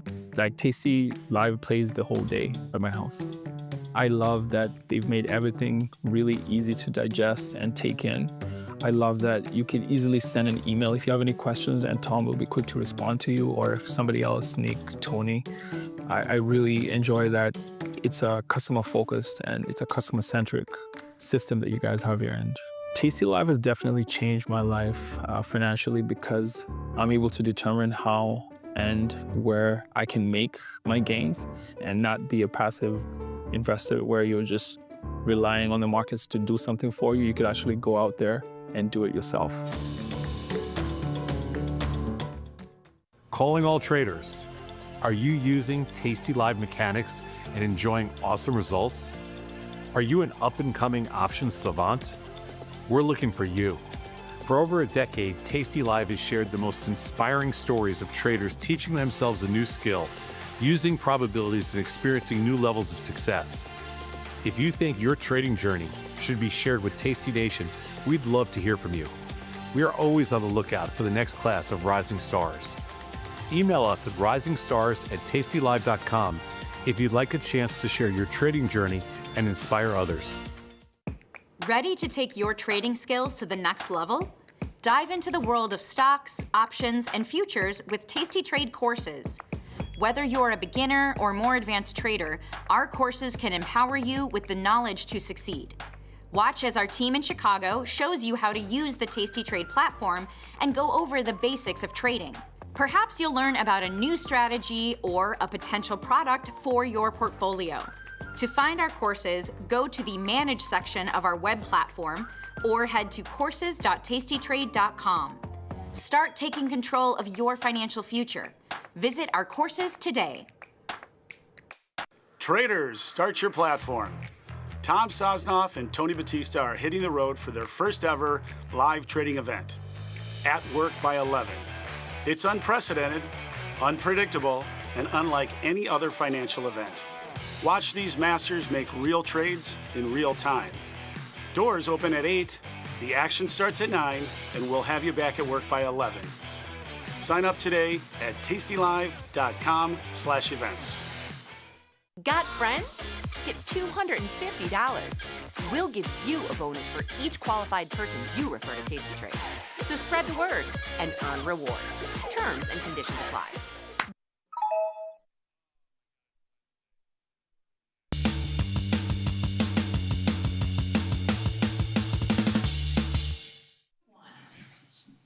Tomas, we are back, my friend. But you know what that means? Enough out of you.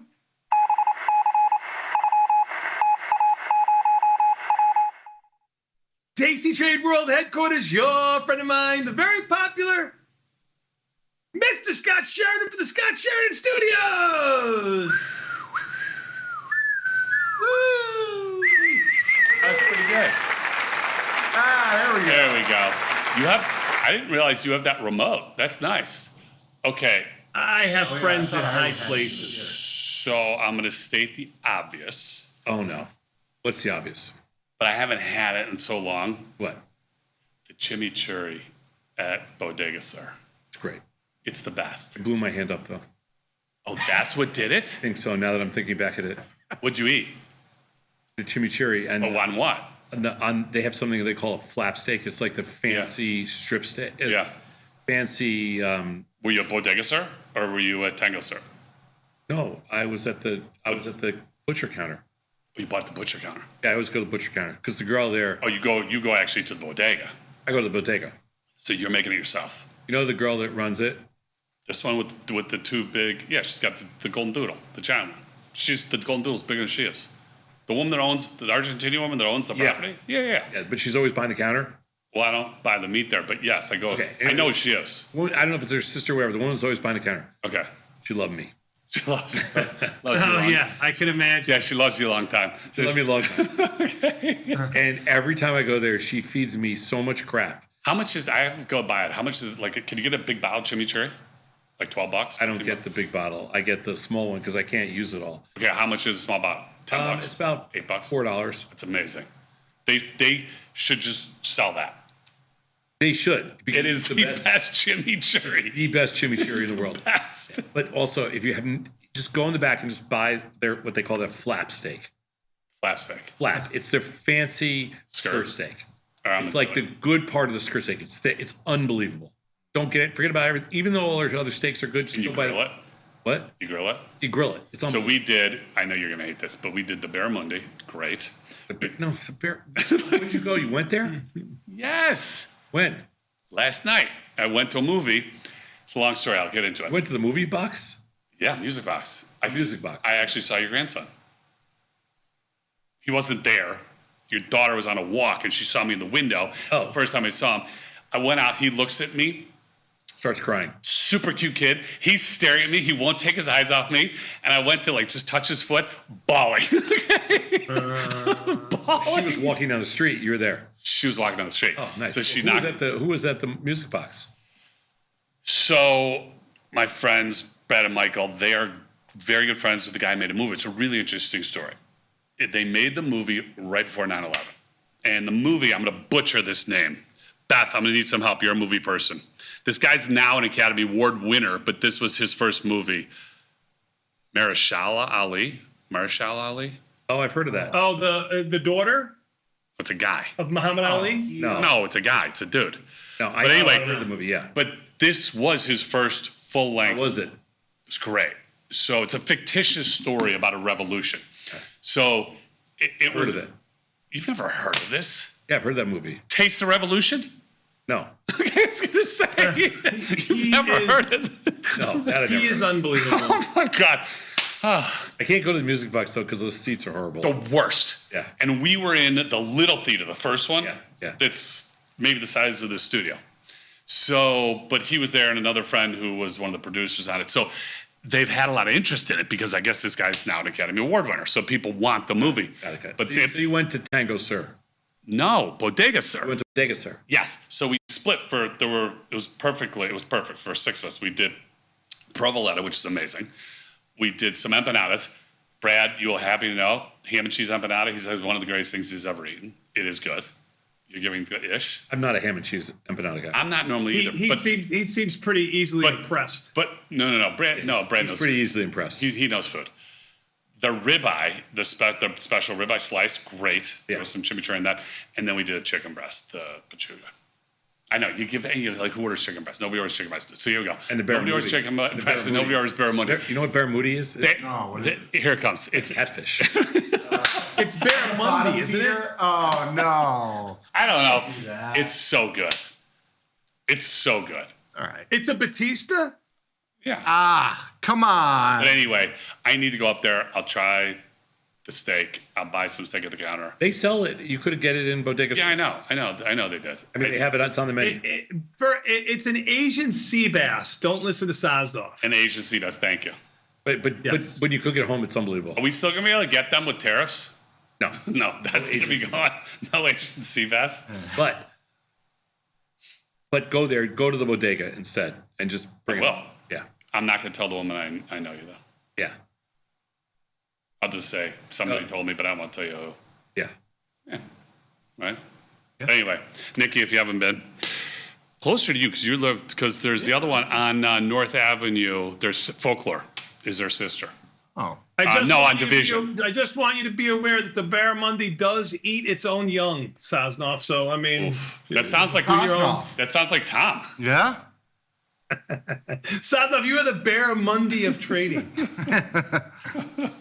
Anyway, that was it. But late for me. I don't. School night. It's too late for me. That's late. That's a late night. It's late. School night. Didn't stick around for the Q&A portion after the movie. I'm like, There's a Q&A portion? Yes. The guy that made the movie was there. Is that like a special invite? That's a special invite. No, but I was actually shocked because I said, he head of the movie department at DePaul. He went to NYU. What's the film school? Tisch. He went to Tisch. So he made this movie when he was living in New York. Literally finished the last day was like 2 days before 9/11, which is crazy. And that's why they shelved it. If you saw the movie, you'd understand. So that's my story. Very nice. That's my story. I'm sticking to it. It's kind of quiet in here. What happened? What am I missing? No, nothing. No, nothing's happening. We're showing respect for you. See, I appreciate that. So after an up 190 day, an up 40 day, now we have an up 3 day, and people are like, I actually was going to ask you because you've asked me over the last month or so. Here it comes. You got bullish. I was going to ask if you were bullish yet. Me? I know you were asking as like a contrarian indicator if I was getting bearish over the last 1,000 points that I rode like a white horse to Valhalla. Yes. And so I'm just wondering if you are now bullish because I'm getting a little bit bearish here after the 1,000-point rally. And I was just wondering if you were kind of getting bullish so that I could get, I could really start maxing out my short exposure. To me, I mean, this is a bigger rally than I thought we were going to have. I thought we'd have a rally. I don't think we've seen the lows. I don't think we've seen the lows for whatever this move is. I don't know when it's going to happen. Now, if you ask me my positions, I'm short puts in a bunch of stocks I'd like to own. Okay. So I'll take them. I'll take them. I like that. Yeah. All right. See, that's a trader. Mm-hmm. Short puts in stocks I want to own. So if I have the unbelievable ability to not hear one word he just said. I've felt this over the last. I know it's only years that matters. 30 some odd years. I am able to not hear a single. Yes. As soon as he starts talking about the market, I can't hear a word he says. Okay, so what are you? Opinions stink except for his. Okay, so are you bullish? Beautiful. What? Are you bullish? Are you talking to me about the markets? Yeah. Am I bullish here? No, I'm not bullish here. Just checking. That was what Nikki asked me, and I gave my answer, which you didn't hear, which I know you did hear, but that's okay. I didn't hear a thing you said. Tony, You know, you know how you had to repeat it 5 times? It was Bear Moody. You blocked the rest You of know it out? how that knife through your heart yesterday, you had to repeat it like 5 times? I kind of feel that way right now. Bear Moody. But you're not here to give me a hug. I might have to take a hug from your son. It's okay. It's the next best thing. Right? I get it. Vicious. Hey, you know who we have coming on our show today? On our show today? No guess. On my show. No guess. Not a special guest. Well, it's a special tasty guest. We have Glenn, Tasty FX. Oh. Debut on Option Trading Concepts Live. It's gonna be fun. You should watch all it. the breaking news is done on your show. Son. We'll bring Pete. They saved the big guys. Glenn, yeah. Oh, so if you're wondering about FX products and you want to learn a little bit, coming soon to a theater you near can you. watch our show today. Could you right after this? Could you teach Tom something? Last time I wondered about FX products was like maybe when I traded the Japanese yen for the first time in 1983. Well, you can stay right there. You could do like a voyeur type thing, and you could just watch. Currencies are moving right now. You might be interested. Yeah. I had positions on in like 4 different currencies. Yeah, but now you can actually step up and trade like a man using FX. Yes. Right? Yes. So, trust me, you could trade as big as you want any day of the week that you want. Okay. FX is very confusing because it's because the volatility is so low that it can lull you to sleep, but the moves are huge. Yeah. Huge. On because of all the leverage. Yeah. Coming soon though. And the crazy thing is, I'm at 34. The crazy thing is the amount of leverage, how much it's changed since that time. It's way less than what it used to be. It's 50 to 1 now. It used to be 100. Oh, on the bigs. It used to be 200 to 1. No, we had 100. We did, but I think some were 200, but we're 50 on the bigs. It's a lot of leverage. Nice. Good. Yeah, if somebody wants action, see? Yeah. Look at the kid smiling over there. He's like... Yeah, but the only problem is the spot market doesn't have options. Yeah. You know, seriously, you can always find something to bitch about. Now, normally you would say, now, Pete was here, you wouldn't have the nerve to look him in the eye and say, you know, congratulations that you got this on the platform in a matter of a couple months. Really impressive. Nice. You would say, big deal. Should have been out there years ago. And what's the use of it if it doesn't have options? Who cares? But in a way, it is an option because instead of having it all denominated in dollars, you can do different pairs in one transaction. Yeah. So I would call that an optionality. I would call it more pairs, but we'll leave it. Pairs, but it's built-in pair in one transaction. So you don't have to do them both. You know? Mr. Krabby Patty over there. Oh my God, I love when you guys try to explain things to me. Again, I'm going to leave them to you. I'm going to do my list. So what I like about Wednesdays is I get to leave early. It's like I don't have class the last period, and I get to go home early. That's Wednesdays for me because you come in and you take the... It would be nice if he started my segment not crabby. I don't know if it's just I'm never the four of Oh my us. God. I haven't been crabby Because then he poo-poos my 40 trades, years. you know? And I'm like... Tony, you're lucky you're not here. I poop trades because I sometimes don't like the trades, but I'm not crabby. Okay. Have you ever liked one? Have you ever liked one of his trades? I mean, maybe 1 out of 100. The best is when like in the morning session when my dad or somebody will call out a trade and he's losing a lot of money on it and he'll somehow blame it on me even though I've never made like that was not my trade or anything. He'll be like, oh yeah, dude, Johnny got me in this. Nicky Back got me in this. It's like I've never traded that underlying. I don't even have it in my portfolio. I take that flack. But you know what? He says it so convincingly. Yeah. That you're like, wait a minute, did I make that trade? You have to go back and look. Maybe I did make that trade. And then you look, you go, no, I didn't make that trade. And I'm just like kind of born into it, you know, like it's like a pass down from I got it. It's my dad. It's a generation to generation. Yeah, like it's just, you know, I got it. Right. Well, like the bullet. I'll get to my list. Leave you plenty of time Thank for you. the quality portion of this segment. Thank you. Top 15 symbols going through the system. First 40 minutes of the day, no broad-based indices or futures. Tom, for you, number 15, Amazon at a 16. For everybody else, Tesla at a 26, NVIDIA at a 32, AMD at a 23. PLTR at a 34, SMCI at a 28, GLD at a 46. Microsoft at a 12, UNH at a 107, Coin at a 27, Apple at a 23, MSTR at a 21, OKLO at a 30, Google with an L at a 24, Meta at an 11, and number 15 for Tom, Amazon at a 16. Rounding out the next 10, we have TLT at a 33, HIMS at a 60 and TGT at a 74. And I want to just make one more comment because I said we were done with earnings. I said we have Costco, and then I realized we still have Nvidia. That's a big one. Oh, yeah, that's a big one. Nvidia will be a big one. Yeah. When's Nvidia? Your Bobalicious. 20, I think it's the 28th or 29th. Nvidia, Costco, 28, 29. Nvidia has earnings coming on the 28th after the market closes. 28th, and when's Costco? The 29th, I think. So that's why I said Costco yesterday. See, stocks. Costco has earnings on the 29th after the Target close. You're next correct. week, too. Stocks. That's why it's on the list. Stocks at position. And I traded it, too, for my Johnny trades. I'm going to see if he likes it. Tom's head's bouncing back and forth like a ping pong ball. There's nothing inside. He's just going back and forth going, these idiots. Are you hungry? These Is that idiots why? are still my Barramundi. Barramundi. Barramundi. Mundi. You got a good lunch today. You'll be happy. It's a good plateful. Greek chicken. Barramundi. Yeah, Greek kitchen's good. It's a good one. Yeah. Are we going to get Nepal House once? I know that you're back. You don't like Nepal House? Is that the place we usually? No, I don't like the other place. No, that's a tandoori chicken. I like Nepal House. I don't like. The only day that Tori is allowed to order that, which she knows, is Fridays because I'm not here. So last Friday, Pleasant House, which is prison food. Yeah. That's prison food. It's all right. This Friday is Diego's. Really good. Hey, don't say that. You know he's a friend of the family. I went there with my sister. I really like his stuff. They put say that. fries. I really like. No, but they're potatoes. They're not fries. They're like sautéed potatoes. They're nice.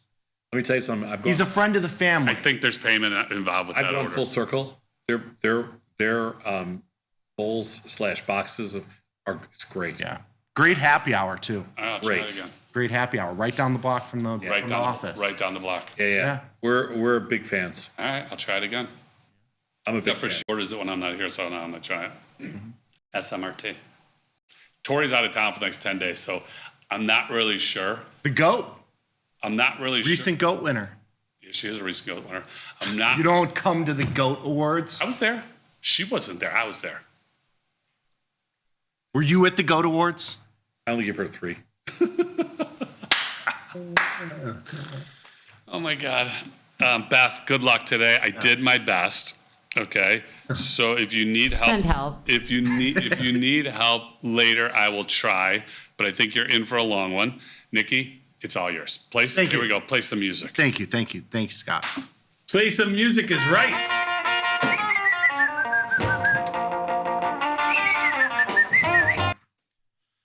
Johnny Trades, you ready? We're Couple back, little and trades? That's right. We've got my friend Johnny Trades. Come on, I'm son. ready. Give it to I'm me. ready. What do you got? I got 3 trade ideas for you. They're some interesting ones. I think you might like them. Okay, go ahead. I think you're going to have positions in a lot, but we'll see. All right, I'm open. Target, earnings next week. It's one of the highest IVRs on the board, 73. Stock is 10 points off the lows. It's been cut in half from the highs. Trading at 96 and change. I did a broken wing butterfly into next week's expiration. It's a synthetic put ratio. I'm buying a cheapy wing here just to cap how much buying power I'm using. I went and bought the 95 strike. I sold 2 of the 90s. I bought 1 of the 75s.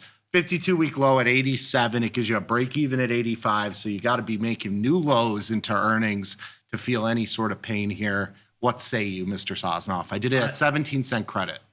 I am long a lot of Target right now. Okay. It hasn't been bad. Yeah. This is like a omnidirectional nothing for you. I'm actually pretty good with my Target position. I'm agreeing with you. Yeah. I like it here. It's of all the stocks out there in the retail sector, it's like the cheapest. Yes. Very cheap. All things relative, it's the cheapest play. Yeah. So we're long Target. So I'm going to keep my long on. I mean, I guess just because. Okay. I just have a long. I mean, I'm already long it. It's. But you blessed it for me. You did like a Pope Sosnoff. Yeah, it's a good position. What would be your Pope name? I don't know. I have to think about that. That's a very good question. Okay. And I'm not ready to actually. If it's not Anthony, I don't know what it would be. I'm not ready to declare a Pope name as of yet. Okay. All right. Next trade. Yeah. UNH, you got position? Yes, I do. I'm sure you got lots of them. I mean, the stock is down 50%. I know, but if you're getting long it, I'm already long. I figure you are. And I'm not long it at good prices. I figure that too. Yeah. For the us Johnnies, I mean, maybe a low put I spread. totally agree that if you're going to sell some out of the money puts in there now, it's the right time. but we're already short Yes. puts and we're dead to rights at the current moment. Yes. So yes, I don't need any more deltas in there. What I do need in there is a $20 rally. Yeah. Well, this is Johnny trades, not Tom trades. I like the idea. It's got 100 IVR. If I had no positions on, I would sell puts in there. I like it. So I'm looking at the 300, 290 put spread in June. I did it at 280.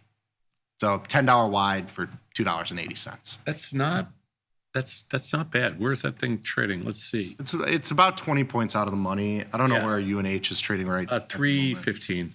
Okay, so it's down about $5 from here. So you probably get like 350 for it now. Where'd you do it at? I did it 280, but the stock was at 321. So Yeah, stock's only 315 right now. UNH is sold off about $5. Yeah. I mean, you could basically pick your poison. You could sell the 280, 290 for $3. No. 260. Or you're going 260. 267. Oh, on the put spread. Yeah, on the put spread. Yeah. I mean, or you could sell the 250 puts naked. But the problem with naked puts in there, the markets are wide. I think you're better off with spreads. Yeah. I mean, I'll do a put spread in there just to complement my position, but to complement me. I already got a lot of positions on in there, and they're not good. Support me. Nothing done yet. All right, what else you got? All right. I'm interested to see what you think of this one. So Coinbase obviously had a huge move into the addition to the S&P 500. I sold the put spread there, 280, 290 for 261. Very nice. Which one? Coinbase. Yeah. You obviously had the news event. It had a huge move, 25%-ish yesterday. I'm doing like a broken wing butterfly, kind of a butterfly-ish setup. It's not quite a skip strike butterfly, which is what we typically do, like 20 by 40, 10 by 20, that sort of thing. So I'm buying the 280. I'm selling 2 of the 300s and buying 1 of the 330s. I'm doing this for a tiny, tiny debit, a 61-cent debit. I got to keep this traded at about $1,000 max risk. But it's sort of like a neutral-ish position, kind of short some volatility. It's a butterfly, really. I did with a little bit extra risk. I did the 290, 320, 1 by 2 spread this morning. Okay. Spread. Yeah, I would like to do that if this was a larger size account. That's the sort of thing that I would. Okay, so this is my way of doing that. You know, that trade this morning, we did that trade for 119 credit. It looks like right now you can do it for more because the stock rallied up. Okay. Maybe 125. I'll do some more. All right. Nice. Maybe not. I mean, maybe I can't get filled. There's a lot of call skew there. I mean, it's an interesting upside ratio type. All right, trade. 125. I did it 119 earlier. Did it 125 now.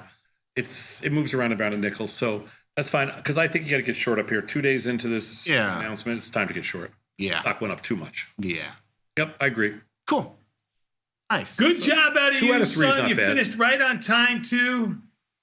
There's nothing you can't do, son. Just remember that. I have faith in you. Thank We're you. going to take a quick 90-second break and come back. We got more Tasty Live after this with Liz and Jenny on the floor of the SIBO. Well, they're on a chair, but that's neither here nor there. Peace.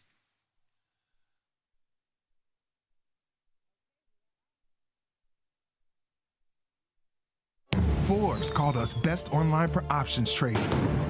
Investopedia, best for options trading, period. With stockbrokers.com, we're #1 for options and futures trading. The Motley Fool really likes us. And so does Business Insider. So what else can we say other than boom? Trade like a trader. Tasty Trade. Make your move. The market doesn't stop. So why should you? Diversify your portfolio with stocks, options, futures, crypto, and more from Tasty Trade. Focus on the markets that matter to you. See the odds before you trade using curve analysis, IV rank, and more tools. Get industry insights that help you find your next trade right where you need it. Tasty Trade. Download today.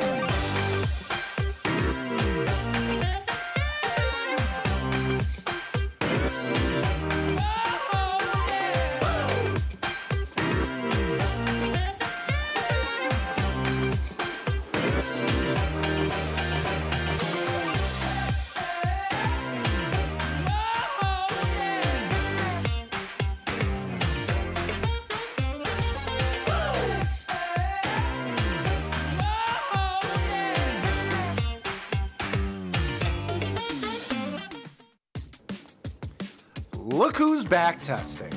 Tasty Trade now has options back testing for free. Test your trades with over 10 years of data for the most popular symbols. See how your trades would have performed in the past. Look back at profit and loss and take the guess out of guesswork. Oh, did we mention that it's free? Get back testing at Tasty Trade.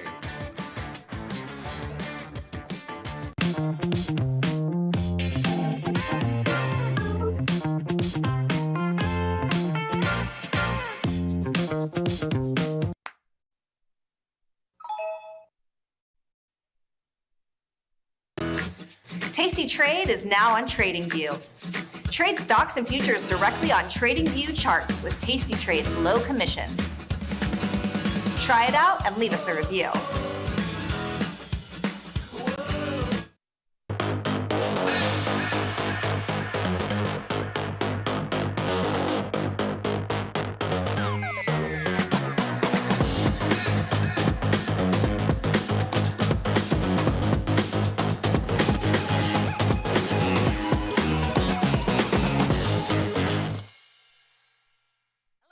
And welcome to the Wednesday edition of the Liz and Jenny Show. My name is Liz Dierking. The beautiful brunette to the left of me is Miss Jenny Andrews. I was going to say favorite day of the week, but now I've got two favorite days. We are live from the SPX pit. Live from the SPX pit, and honestly, nothing's really moving. We've been sitting here, down 2, up 5, up 3. We haven't been moving much. It's been a slow morning. It's been a slow morning. Now, we opened up on the open, we were up about 17. So we have kind of sold off from then, but it's pretty much unchanged. But anyone I know that's put on the 0-day SPX trade a little later, and the only two people I'm talking about are the two of us. Oh, she's like, anybody that I know. They're her out and already. I, the two of us. Hey, I got out quickly, so I'm anxious to take a look at our study today that Jacob sent, because it talks about volatility and the 0 DTE and the change in depending on volatility, how quickly you can get out of these trades. And so we wanted to test it this morning. We had 2 different trades testing Jacob's study. Both worked. Both worked, which was crazy. Which actually was fun. Better results than the study showed. Close to the study, and we'll talk a little bit more about that when we get in. It's a good study, and I'm glad he's continuing these. I really like the 0 DTE, kind of the studies that we're doing, because this is, I do think that the SPX is a game changer with the 0 DTEs. Yeah. We're listening to a lot of rolls behind us. So I leaned into Jenny and I go, what's going on? I look at the date. I was like, why are they rolling month to month today? Because I really don't know. It's only the 15th. And then she ignored me and showed me something on her phone. Oh, I wasn't listening. And I'm looking to see, what do we have going?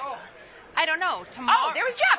There was Jeff. He walked by. Frank, your nephew. And he even spoke. I need him to be like, can you talk a little bit more into this? Funny. Okay, so we do have a busy show. We're taking live tweets. Send us a tweet. Include the hashtag LIZJNY. That's what we're looking at. Any tweet that has that hashtag. What else are we doing today? There's a lot of earnings today. So we always have a jam-packed show. Jacob's study is really good. We're going to talk about what we did vetting it, because we like to vet it. And then we're also we've got a lot of, I know Baba, AMAT, there's a bunch of earnings that are today. Walmart, I want to take a look at all those. We had OKLO that we put on yesterday. It was up $6. That's what I was trying to take a look at. What did we do? Any other earnings trades yesterday? Is Oklo the only one? I think Oklo was the only one. There wasn't a lot yesterday. No, so it was Oklo and Sony on Bob's list. Those are the only two I saw. Like Sony speakers? Like SONY. Let's jump into the platform if we can. Let's take a look at what these did on earnings. Okay. Sony, like Sony Group Corp ADR, of course, Jenny. Up 34 cents. That's up 34 cents.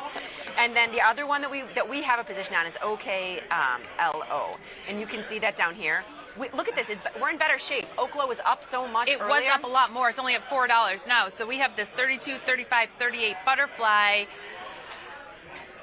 Do we wait and leave it for Friday, or do we just take it off? Let's take our $50 off. I mean, we only risked so much. Because this wasn't a winner earlier. Earlier. Well, it was always about a $20 winner. But it was up through the. It traded as high as 39. So it traded as high as 39.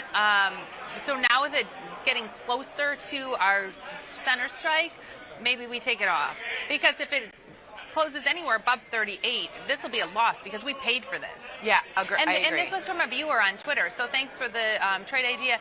It was a very, very, very defined risk, slightly bullish trade. You paid 50 cents for it. Now, I will tell you this. The OKLO, take a look at those markets down there, Jenny. 47 cents at 161. That's a wide market. I put it in for $1. I'm not moving it. Wait, 47? Now it's 25 cents at $1.56. Oh, you're looking at the bottom. I was looking at each individual line. Yes, it's wide. You've got 3 legs in, and they're wide. You've got 35 cents wide, 30 cents wide. You want to see some wide markets? Oh, I know. So sure, put it in order to close I've already got the order in. I'm not going to keep pennying that down because it's going to bounce around with the white. No, market. honestly, if SPU's around 9 now, if the market continues to fall and this comes down a little bit, it'll be better for this position. Better. So put in an order to take $50 out of it. I got it. The order's in. So I just want to show you the wide markets. We're probably not getting filled. Go to AEO, and I don't know if AEO had earnings or what. They had to up. It's down 7%. It's down $11. No, I'm sorry. It's down 90 cents, 7%. It's $11 stock. I was like, down $11. It went to zero. $9.99. Are you out of your mind? Went to zero. Okay, so this I have a position in here. We don't. The markets were so wide. I'm in the 9-day. Oh, you're in the 9-day. Okay. Oh, they're better. They're better now. But for the first hour, I think those 12 puts were like no bid at 260. They were crazy wide markets, crazy. But they are coming in a little bit now. And this isn't. Look, 10 million shares have traded. I was shocked at how wide those markets were this morning. I mean, it's 10 million shares have traded, but take a look at your volume, Jenny. Would you be interested? Look at the volume on these. There's nothing, and you're not in a normal cycle. Would you be interested in selling some puts in here? I know earnings are in. You'd have to go to the 37-day. Oh, earnings are June 4th. What happened to them yesterday then? It says like they're not giving outlook or they're not giving guidance or outlook. So you can go to the 37-day and sell the 11 put for 55 cents, or you could go to the 9-day and sell the 11 and a half put for 35 cents, or the 12 put synthetic covered call for 50 cents. This is one of those where I do weeklies, or 2 weeks. Sure, I don't mind if you. So then we can see how much it takes you down by through earnings. Yeah, then we got it in here. So when earnings come, I'll ship it. And I just in my mind, I was seeing, it's holding up 50%. You can't buy anything because you're looking at no bid at 25 cents and the 10-day. And I know I was talking about how wide the markets are, and maybe we should be getting into more liquid products. But I bet you this gets 3 stars. Overview. Let me look. Yeah, 4 stars. Scott is loose with his stars today. 4 stars. Didn't expect that. I didn't expect that either, but I'm going to ship this. Okay. Okay, so that way we can have it in here, and I'll keep an eye on it. Yes. Okay. Bonds are down again today. Are they? I just want to take a look at our positions. Bonds are down again today. We have the 111, 110. We're still in fine shape, but we're getting. If you check the TLT Zebra as well, because yesterday we put on a TLT Zebra. Well, bonds are down, TLT will be down, and it is. And so that TLT is down small. So that can kind of give you a gauge of if that's down $22, it's probably down. TLT's probably down about 22 cents from the time we put that on. Yeah. Or we put it on around 80. Should be right around. We put it on at 85 and a half. It's 85.61. Yeah, I guess it's right around there. Yeah, it's not I don't too think bad. it's moved too much. I know that they're red, but it's not down too much. They're down like 2 ticks. No, that's not bad at all. Okay, so we're working AEO. We're working closing our Oklo. And I would just leave that. Let that work. DraftKings, we have we got to get rid of this because it's a 9-day. Wait, what DraftKings, we have a diagonal. We have. I think, so here's what I think we had. We had some kind of diagonal, then the short rolled off. We added a new short the day later. I think DraftKings was down. We added a new short, and now... Well, they have 2 different days. Right, so you can see the next day we added another short call, and honestly, at the end of this week, we could add another short call. We could just kind of keep that going if you wanted to. The short call that we added... The short call that we added, that we sold, is really just it's still out of the money. So we'll leave that, I would leave that. Anything else need to be managed?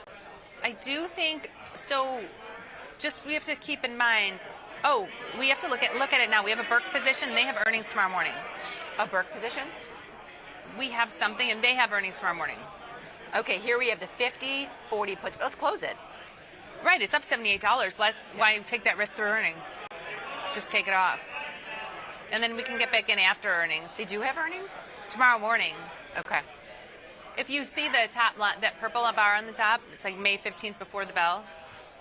So this is a little wide market too. It always is. Yeah. So I'm going to pay up. But I would say we want to make sure. I I would rather make sure we take a profit. If it's trading 114, we're out. 124. Okay. Yeah. So I paid 4 cents over. Okay. So we're out of that. Anything. Okay. So as I'm trading, I'm pushing them on this side. I'll get everything pushed out onto the follow page. Perfect. So this is already pushed on this side. Okay. I think we can probably. Do you want to jump into Jacob's study? Sure. Yeah, sure. Okay. So. Last week the boys did Jacob's study on Thursday because we didn't get it on Wednesday. We didn't. So if somebody wants to go back, and I don't know that this was, and you watched it. You said it was Iron Flies, right? Iron Flies. Yes. And you didn't need to watch that to get this one. This one is kind of like a standalone. So. Well, I mean, there are all kind of versions of. He's talking about selling premium. So daily dynamics. 0 DTE volatility throughout the day, which I was fascinated when I looked at this. I really liked this study. I did too. I really did. Okay. Implied volatility is simultaneously a measure of current option prices and an indicator of how much movement the market expects. Yes, when selling options, we can profit from either theta, when time passes without our strikes being threatened, which we profited from today, or vega, when implied volatility goes down. For 0 DTE trades, this means looking for an IV contraction over the course of the day. And this is just selling premium, selling premium. We're just doing that. How has 0 DTE implied volatility typically behaved throughout the trading day? When you see these results, it's interesting. It's interesting. So here's the study. Using 2 years of data in 0 DTE SPX options collected every 10 minutes. And then they tracked the at-the-money implied volatility over the course of the day relative to the opening IV. So that's, I think, the crux of it is where was the implied volatility during the day when it opened? Right. Okay, an example, if the 0 DTE SPX straddle had 20% IV at market open, but a 14% IV at noon, we would consider that a 30% change in relative volatility. Okay. That makes sense, right? So if you're going from a 20 to a 14, it's a 30% reduction in volatility. Okay. So big order coming in behind us, really big order. Okay, we separated out the results for those days with high opening IV above or below, or low below. All times are Chicago. So I'm going to go back again to if the 0 DTE SPX straddle had 20% IV at the market open, but a 14% at noon, we would consider that a 30% change in volatility. Yes. Yeah. So if you're looking for, just keep that in mind. It's not saying where the volatility is. It's not when we look at these studies. And I'll show it to put it into perspective. If you're going to take a look at that 20% decline in volatility. So that's not necessarily saying you're out. No, this isn't looking at, this is saying the change in volatility. Not necessarily. It's not saying change in price. When you're looking at relative IV change, the percent change is the percent change in IV. It's not change in the credit you collected or how long it takes to get out, or just a change in IV. It's just the change in IV. Yeah. So just keep that in mind. That's the implied volatility through there. So what we're going to do, I love the low rumble. I love it when they get crazy. At least it's getting busy. And spoos are only up a quarter. So there's not like... And our amazing production team has another photo shoot here afterwards, and so I can't see anything because there's a massive light right there. So yeah, there's a lot going on. I can't see what orders are going today. in, but yeah, there's a lot of stuff going on the floor today. I know. So you're gonna have to give me the. I'm gonna back up. Spoos are unchanged. Spoos are unchanged. The last order I saw June 20, 5,900 puts. How many? A lot. It was ALO to ALO. He's trading with himself. Okay. So let's take a look at this. Now, what I want everybody to focus on, and I want to say thank you to Jacob for doing this. Jacob's like, the best way to assess this is keep a constant. Let's see where the implied volatility is if you've got average. This is average implied volatility at the 20% mark, so where it decreases by 20%. And I think average vol is like VIX 18. That would be my guess. Sure. I'm going to throw that out there. Like today, probably, where's VIX today? 1837. A day like today. It's just your average day. Your average run-of-the-mill day. Okay, so if you take the average implied volatility and say down 20%, you sell it on the open and it's down 20%, the implied volatility is by 10.05. Now, if you just take that line straight across, you can't see my line, so that's fine. No, but just to give some perspective to this, if you go, I'm looking for Vega. Okay, so if you go to the platform, if you jump into the platform and you go to SPX, go to the trade page. 0 DTE. And you open up the 0 DTE and you change one of your columns to Vega. Which is your volatility. There you go. So if you're looking like, let's say the 30 delta, there's the 30 delta. So that's very standard. That's what I did this morning. I did the 30 deltas wide, the typical Jacob study. Right, and so if you're, just to put some numbers behind this, if I'm looking at that 5870 put that has a 30 delta, the Vega on that's 49. That means that option's going to decay by 49 cents for every drop in implied volatility. Yes, for every percentage drop in implied volatility. So if the vol goes, if the implied volatility drops 20%, then that option is going to decrease by that 49 cents for every percentage point we drop in volatility. So, and keep in mind, so I just changed the other column to implied volatility. So you've got the Vega right there at 49 cents, which is a real number, and then you've got the implied volatility there. What we're looking at is percentage of that drop going down. So it's not like... but just so people can see, like, what are they talking about? What's going to happen when Vega decreases? Well, when Vega decreases, that value of that option decreases. And that's what we want when we're selling options. Slay and decay. Slay and decay. Dr. Jim tried to steal it yesterday. I said, not today. Slay and decay is ours. So this shows you also, if you're selling naked options or very widespread synthetic naked options, you're going to get that decay quicker. You're going to get more of that decay. Because if you're putting on a spread and you're selling an option that has a 50 Vega and then you're buying an option that has a 30 Vega, well, then you only have $20 for every percentage point decrease in implied volatility versus 50. Correct. So I just put in $30 wide, right? So then if you're buying one and selling the other, when you look at that, yeah, you're right. You've only got like 26 cents in there.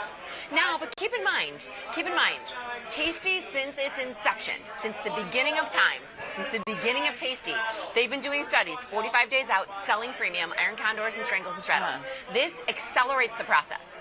So this is as if you sold it 45 days and you're taking it off after you've been in the trade for 14. Right. Exactly. Yeah, These it's zero process. DTEs. Yes. Okay. So I just wanted to bring up Vega and talk about how it's an actual dollar amount decay in that option. That's a good point, and I'm glad because I like bouncing back and forth to look at that. Okay, so then let's go back and see. Now, if you were going to take, I'm just using the 20% mark, that's a 20% decrease in the implied volatility. So if it were at 22, what would a 20% be? You'd be at 18. Right. Yeah. Okay. And so throughout the day, the implied volatility does come down because it has to. It has to go to nothing. These options have to decay to nothing by the end of the day. By the end of the day. Yes. So if you have average implied volatility, you should get your 20% decrease by 10 o'clock. Right. If you look at that red line, and you go from the 0 to 20, that's hitting right at around 10:05.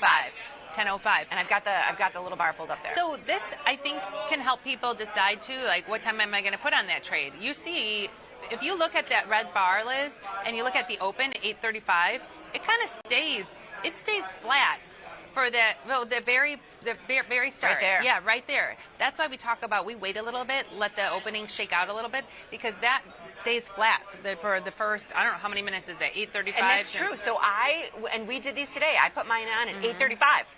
I put it on at exactly 8:35, and I took it off at 9:23. And you see where it starts to have a bigger dip? Is right here. Right there. Yeah, so if you're looking for that bigger dip, that's happening a little before 9. Yeah. So I think this kind of backs up what we've been doing lately is waiting a little bit after the open to get in. I put my trade on at 8:59. You put your trade on I put it on early only because the study. Typically, I've been trying to do it, to be honest with you, Jenny. I think I like right after 9. And you can see it pops back up and there's that dip down again. That's where my sweet spot has been. Once again, these are averages, and this is with average implied volatility. But I think this visual is important because this is where we are now when it talks about average VIX, and we're at VIX of 18. This is where we are now. We were going to see too how this plays out when VIX is low or VIX is high. So I'm going to go to the next chart, and so that's what we're looking at here. Now this is with a low implied volatility, and look at how flat that line is right there, Jenny. Yes. From 8:30. I don't think I'd put it on. I don't think I'd put this trade on until almost 9 o'clock. I'm putting it on at 9:05. Yeah. 9:05 with that slope. Or you could even put it on at 10. Look at the slope from 10 to 11. Yeah. That's kind of crazy. 10 to 11 in low implied volatility. In low implied volatility. Right. Maybe you wait till 10. We need to save the study. Maybe we'll be bringing it back someday. Do you know what I'm talking about? Yeah. Okay, good. Okay. So then you go on to the next slide, which is high implied volatility And this looks a little crazy. This does look crazy. It does. So you're taking more heat, right? You're going to get spikes in vol. You're going to get spikes in vol. You get drops in vol and spikes in vol. So hold on 1 second, because here's what I see the spikes there. But if I took the 20%, it's the exact same time. 10:05 is the exact same time as the average. Where you're getting a 20%. Where you're getting from the open to 20%, you're hitting it at 10:05. I want to see what we are in the low implied vol. Volatility. Hold on. That's takeaways. Here's the low implied volatility. Oh, it's much later. Much later. Oh, 10:35. That's why. Okay, with low implied volatility, I think you put it on at 10. You wait a little. I think this study is a game changer. I'm telling you, I like this study. This is a game changer. And Jacob, this is something we can do on our show if there's low implied volatility. Jacob amazes me sometimes. I mean, I didn't have this aha moment until now because I was like, oh yeah, this makes sense. But I think low implied volatility, you put it on later. We've got the smartest girl in our high school, perfect scores on everything, like perfect score on the SAT, National Merit Scholar, perfect score on the ACT. She's going to the University of Chicago, and I see her and look at her and think like, she's the next Jacob. Oh, I didn't know where you were going with this. She's like, well, that's like Jacob at University of Chicago, killing it over there, and that's the kind of students who are. Those are the kind of students who are there. Yeah. Like, usually when Jacob talks, I was like, you're going to have to take it down a notch for me because it's so high level. But this is pretty good. Jacob, I love this study. I really do. I know. So here's kind of my take. Before we go to the takeaways, my takeaways are low implied volatility, put it on at 10. 10 to 11 is your best time. Get out by 11. Wait a little bit. Yeah. My other takeaway is, in any scenario, don't put it on right at the open because you're not getting any kind of decrease at the open. I almost think, between 8:50 and 9 o'clock. Yeah, right around, I think, right. Somewhere between 8:50 and 9:10, anywhere in there. Here's your low. I'm going to go to, Go back to like today's current situation. Average. The average, which is where we are. Let's take a look at that. In my mind, here, right before 9. Right before 9. Right before 9. So, we have so many people out there trading the zero GTs. I'd love to hear what they think of this. Yeah, I don't know. I know we take emails and Jacob, I don't know, does Jacob take emails? No. Sorry. So if you love it, you can't tell him how much you love it. Hey, but I got to tell you, if you love this study, you get to see it again tomorrow. You get to watch the boys butcher it live on their show. Oh, yeah. That's funny. I'm kidding. They do a great job. Kidding. We kid because we love. But in average vol, honestly, you could probably put it on any time because you see how it's decaying throughout the day. It's a slope in average vol. The low implied volatility is where you got to pump the brakes a bit. And then here, when you, and honestly, with this kind of looks like, this is the high. It's still kind of a line. I mean, don't get me wrong, you're taking some heat. You're taking more heat. It's a little erratic. So when vol's super high, I mean, we see the market's whipping all over the place. Let's see what his takeaways are. Okay. Takeaways. Regardless of opening IV, premiums fell over the course of the day more rapidly than their theta would indicate. Okay. If premiums fell at exactly the rate of theta, then IV would be constant. A real boon. A real boon for zero DT option sellers. What's a boon? Google it. I'm not on there. I'm going to look up what's a boon. When IV started low, it typically took slightly longer to start coming out. Looking at the 20% line, the average relative IV crosses around 1030 in low IV, but closer to 10 overall. What's a boon? Boon, a thing that is helpful or beneficial. Ooh, it's a boon. We learned a new word today. All right. Higher opening. Did we get that far? No, but still, by the end of the day, relative IV collapsed all the same because it has to. It's got to go to zero. It has to at the end of the day. Yeah. Higher opening IV was more erratic with wider standard deviation, and we saw that in the last visual. Typically, premiums would decrease rapidly, but this was less reliable. Yeah, agreed. And so we did have days when we had that boom and vol.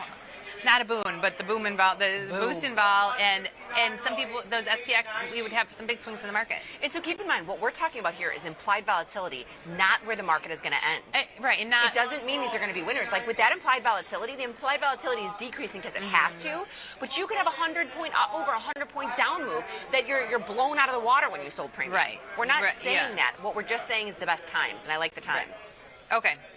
It says, however you choose to play your zero DTEs, these charts are a boon. Does he say it again? No. They just give you a handle on anticipating how long you want to stay in and let the premiums decay. So I love it. Yeah, it was a good one. And here's our disclaimer. Yeah, here's our disclaimer. Nothing we say is a trade recommendation. Do you remember what segments we used to have where Oh, this May segment cause, causes this segment may cause dry mouth, like irritation. Martin made that. He was so super funny. Okay, so Oh, that's when you know what segment that was? We had to remove it. And I think Calling All Millionaires? Calling All Calling Millionaires. All Millionaires. Calling All Millionaires. Yeah. We had to remove it for some reason. I don't know why. Do you think so? Oh, because there. We got okay, sued or something. no, there was someone, and I don't know if it was one of our segments. Someone came and sued was us. Know Your Options. Know Your Options. Someone came and tried to sue us, saying that like we They- stole their tagline. Know Your Options. I think we bring back Calling All Millionaires. Yeah, maybe our new Thursday segment, because Thursday's a weaker show where it's not like loaded with it's not loaded with content as far compared to some of our other shows. Every other day we're pretty busy, but we could bring back Calling All Millionaires. We had some funny segments. We used to have Delta, Delta, Delta. Can I help you, help you, help you? Now that I think about it, our show used to be so segmented. We had 4 segments. 4 segments in an hour, 15 minutes hour. each. And now that we're here, they want it to be one long segment. So we've been doing the show so long, 14 years, going on 15 years. We just go for this full hour. But before we needed the segments, we were like, ooh, we got to fill 15 minutes about this topic. Start. And we'd have so many commercials. Yeah, so many commercials. And they'd all be segmented on our platform. Delta, Delta, Delta. Can I help you, help you, help? And then there's no crying and trading. That was another one. That was a we good would one. talk about there's no crying and trading, where we talk about people's negative trades. Think about how different our show is now than it. I like the no crying and trading. We're going to bring all back these the segments. We're going to bring back the segments. We're going to bring back the commercials. Yes, there's no crying and trading was a great segment. It was. Yeah. And we had our Wheel of Fortune segment. Yes, that brought a lot of. So we had Wheel of Fortune, Delta, Delta, Delta, No Crying and Trading. Calling You've Got Out- Mail. You've Got Mail. No, Delta, Delta, Delta. Can I help you, help you, Yeah. help you? Was the You've Got Mail segment. You think so? No, No, maybe we it had wasn't. You've Got Mail. You've Got Mail. God, That was a nice walk down memory lane. Okay. SPX, what are you in right now? You're So still in SPX? this was what we were looking at. I got off of Jacob's study. We're actually doing great on time. Okay. We also have What's Your Assumption today, but I want to get into Twitter if that's okay. According to Frank, boon is when you sell 1,000 at a quarter, and in a minute they're offered at an eighth. That's a boon. That's beneficial. Yeah. Sell them at a quarter, buy them back at an Buy eighth. them back at an eighth. That's a boon. I like it. Yeah. Okay, so I'm going to pop into Twitter real quick to Sure. kind of go through that before Sure. we go to What's Your Assumption. if that's okay. We do have a busy. Should you go top down? I did. I just. Is that okay? Okay, yeah. Brad Glazier, seems like the word of the day. Seems like a word of the day segment is incoming. Today's word, boon. Yesterday's was slay and decay. Slay and decay. No. Slay and decay is going to stay. Yeah. I'm using that in So boon's perpetuity. not staying? Boon's going to stay too. We have to keep adding them in. Okay. All right, and Ketan. Ketan, I took $44 on the same OKLO trade. Had to do it in 2 trades rather than 1 due to the wide markets. Oh, that makes sense. Close the call spread, close the long call spread, and close the short call spread. Makes Yeah. sense? Yep. Yeah. So Here, thank I'm you gonna very much. Let's take a look at our Tesla or our OKLO and see what's happening. Did it ever get out? I didn't see anything else get hit. It's still working. Yeah, but look at this. Now it's not working. Keep in mind, it's wide markets because, well, No, now we're back up a little bit back more. up above it. So- Whatever. I think we can leave it. I think we're okay. I think, and if we have a couple days, if it goes back down, we stand to make more. Something tells me that I've been trading OKLO for a while now. Something tells me it's coming back down.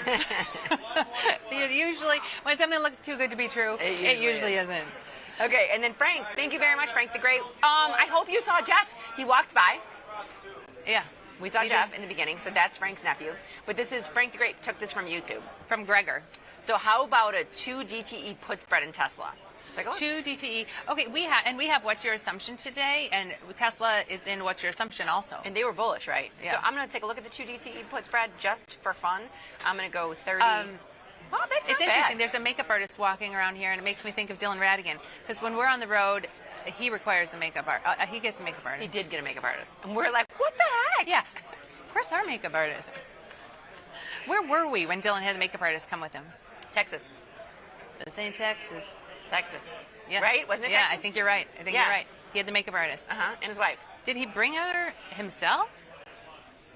It was written in his contract. I'm going to write that in my next contract. Me too. Okay, just taking a look at this, I do want to go to What's Your Assumption, and we'll revisit this And too. he's asking for 2 DTE put spread in Tesla. So that just That's what I means you got think in. it's going to It's going to be a boon. I don't mind. We'll look at that, but we can look at that when we're taking a look at Tesla. And what's your assumption? Yeah, so I just have this in. It's not bad. It's a $5 wide, the 330, 325 for $1.09. Okay? Okay. Last margin call. Appreciate the Oakville talk yesterday. Paid $50.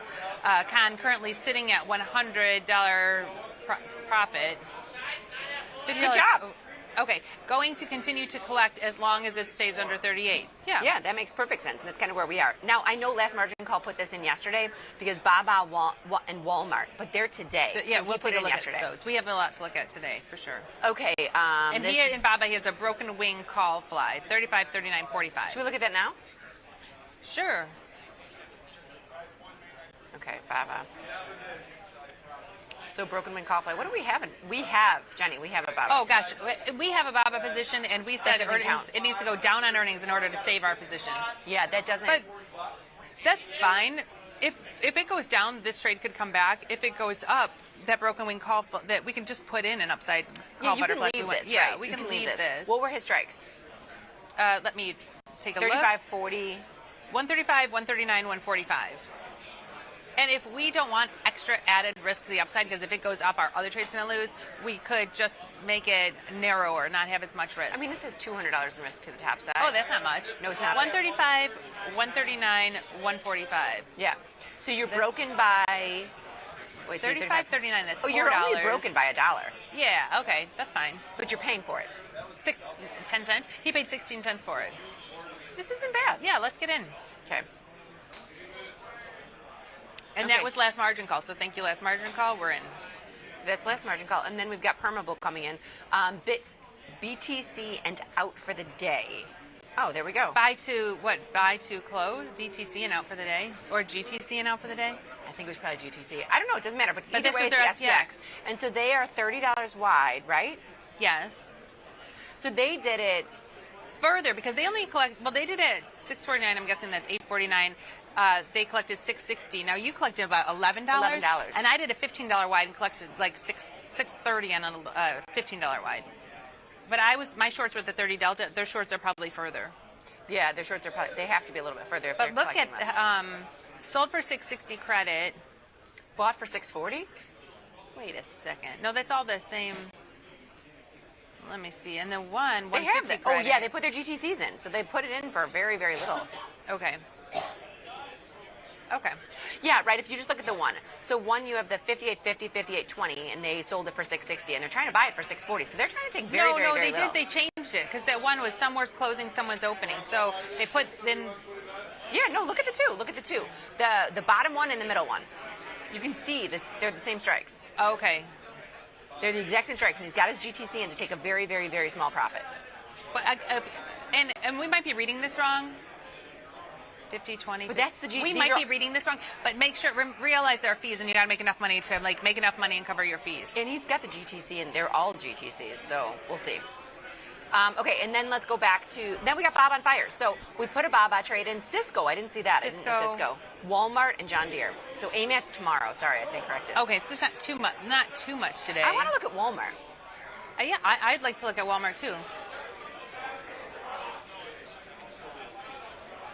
So Walmart, here we go.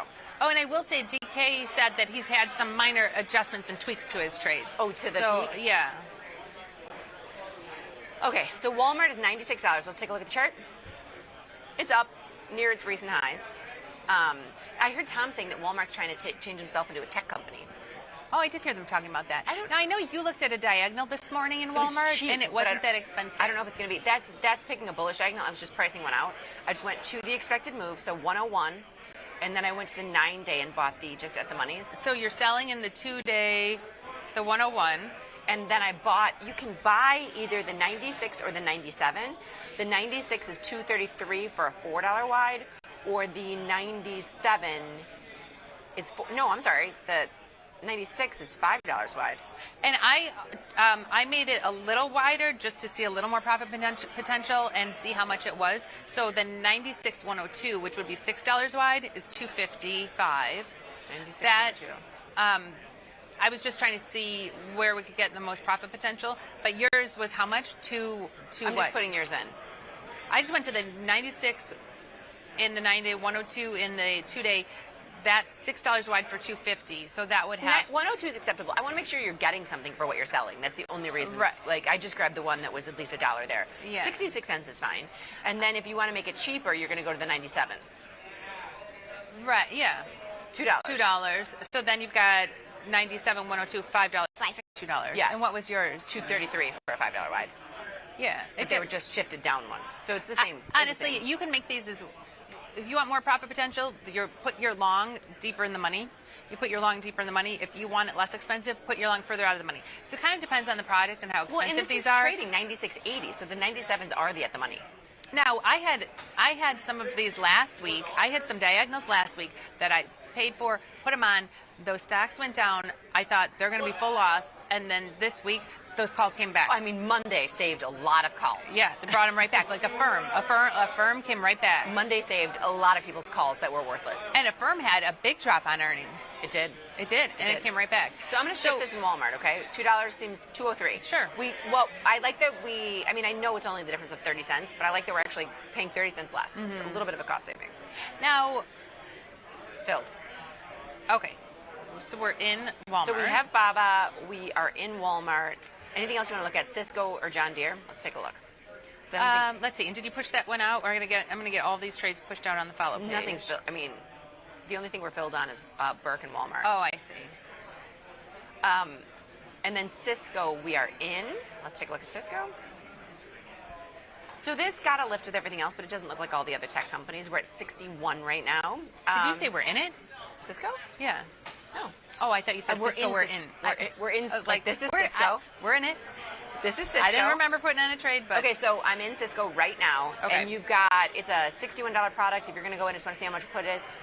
It's $1,000 in capital. I think we've got 2 earnings trades in. I think we pump the brakes. I think so because we have what's your assumption coming up, and true. We have lots of trades to look at. It's already 10:37, so we only have about 20 minutes. All right, let's pop into what's your assumption. Wait, let me make sure we got to everybody's tweets. Minor adjustments from Permable. Then we've got just a single $85 wide 4 lot this morning, and this is from Eric. So good job. Before running some errands, I love it. Before running some errands, love that. Get your trade in and go run your morning errands. And then Frank the Great comes in with the economic calendar, so that's fantastic. Now I'm going to go to. Okay, then top down, we do have some other tweets coming in. Steve Jones, please ask Beth to bring back Data Trader, especially if you can find those 2 actors now 10 years older. They were great. You know what's so funny? The guy from Data Trader is he's in so many comedies now. It's not even funny. Really? Yes. And I always, because I mean, like what? Give me an example. Oh, I mean, he's never ever a main guy. He's always in like. He's the store clerk or he's the this. He's never your main. Every comedy I've seen him in it. Like so. Can you give one example? No. If I wanted to go watch a comedy and look for him? I mean, watch a comedy. You'll find him. Like, he's in there. I mean, anything that's come out since Data Trader, he's been cast in them. And a lot of times he's in, like, the comedies that are on TV, too, like Superstore or, like, all the ones that are on. And we had one girl who used to be on who actually went, who's on Saturday Night Live now. She was the short squeeze girl. Yeah. So, they were funny. They were funny, Steve. Well, I love the Data Traders. So I wanted to. This was my brainchild of an operation until everybody here says they can't talk to the media. But I was like, we're not going to ask anything. I wanted to play Data Trader for traders and have them comment on it.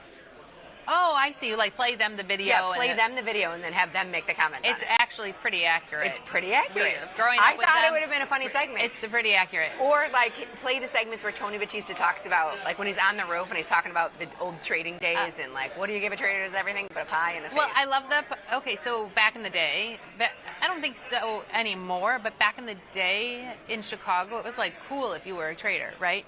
So the whole bit about them not wanting to take their jackets off, they didn't want to take their jackets off. You wear them to the bars, it was pretty sad. Okay, yeah, right. They want everyone to know. So that's what I was going to say. I would love to have talked to these guys, but a lot of them, they're either can't or everybody says, and I quote, I have a face for radio. How many times have we heard that? Oh, we asked them, do you want to come on our show? I have a face for radio.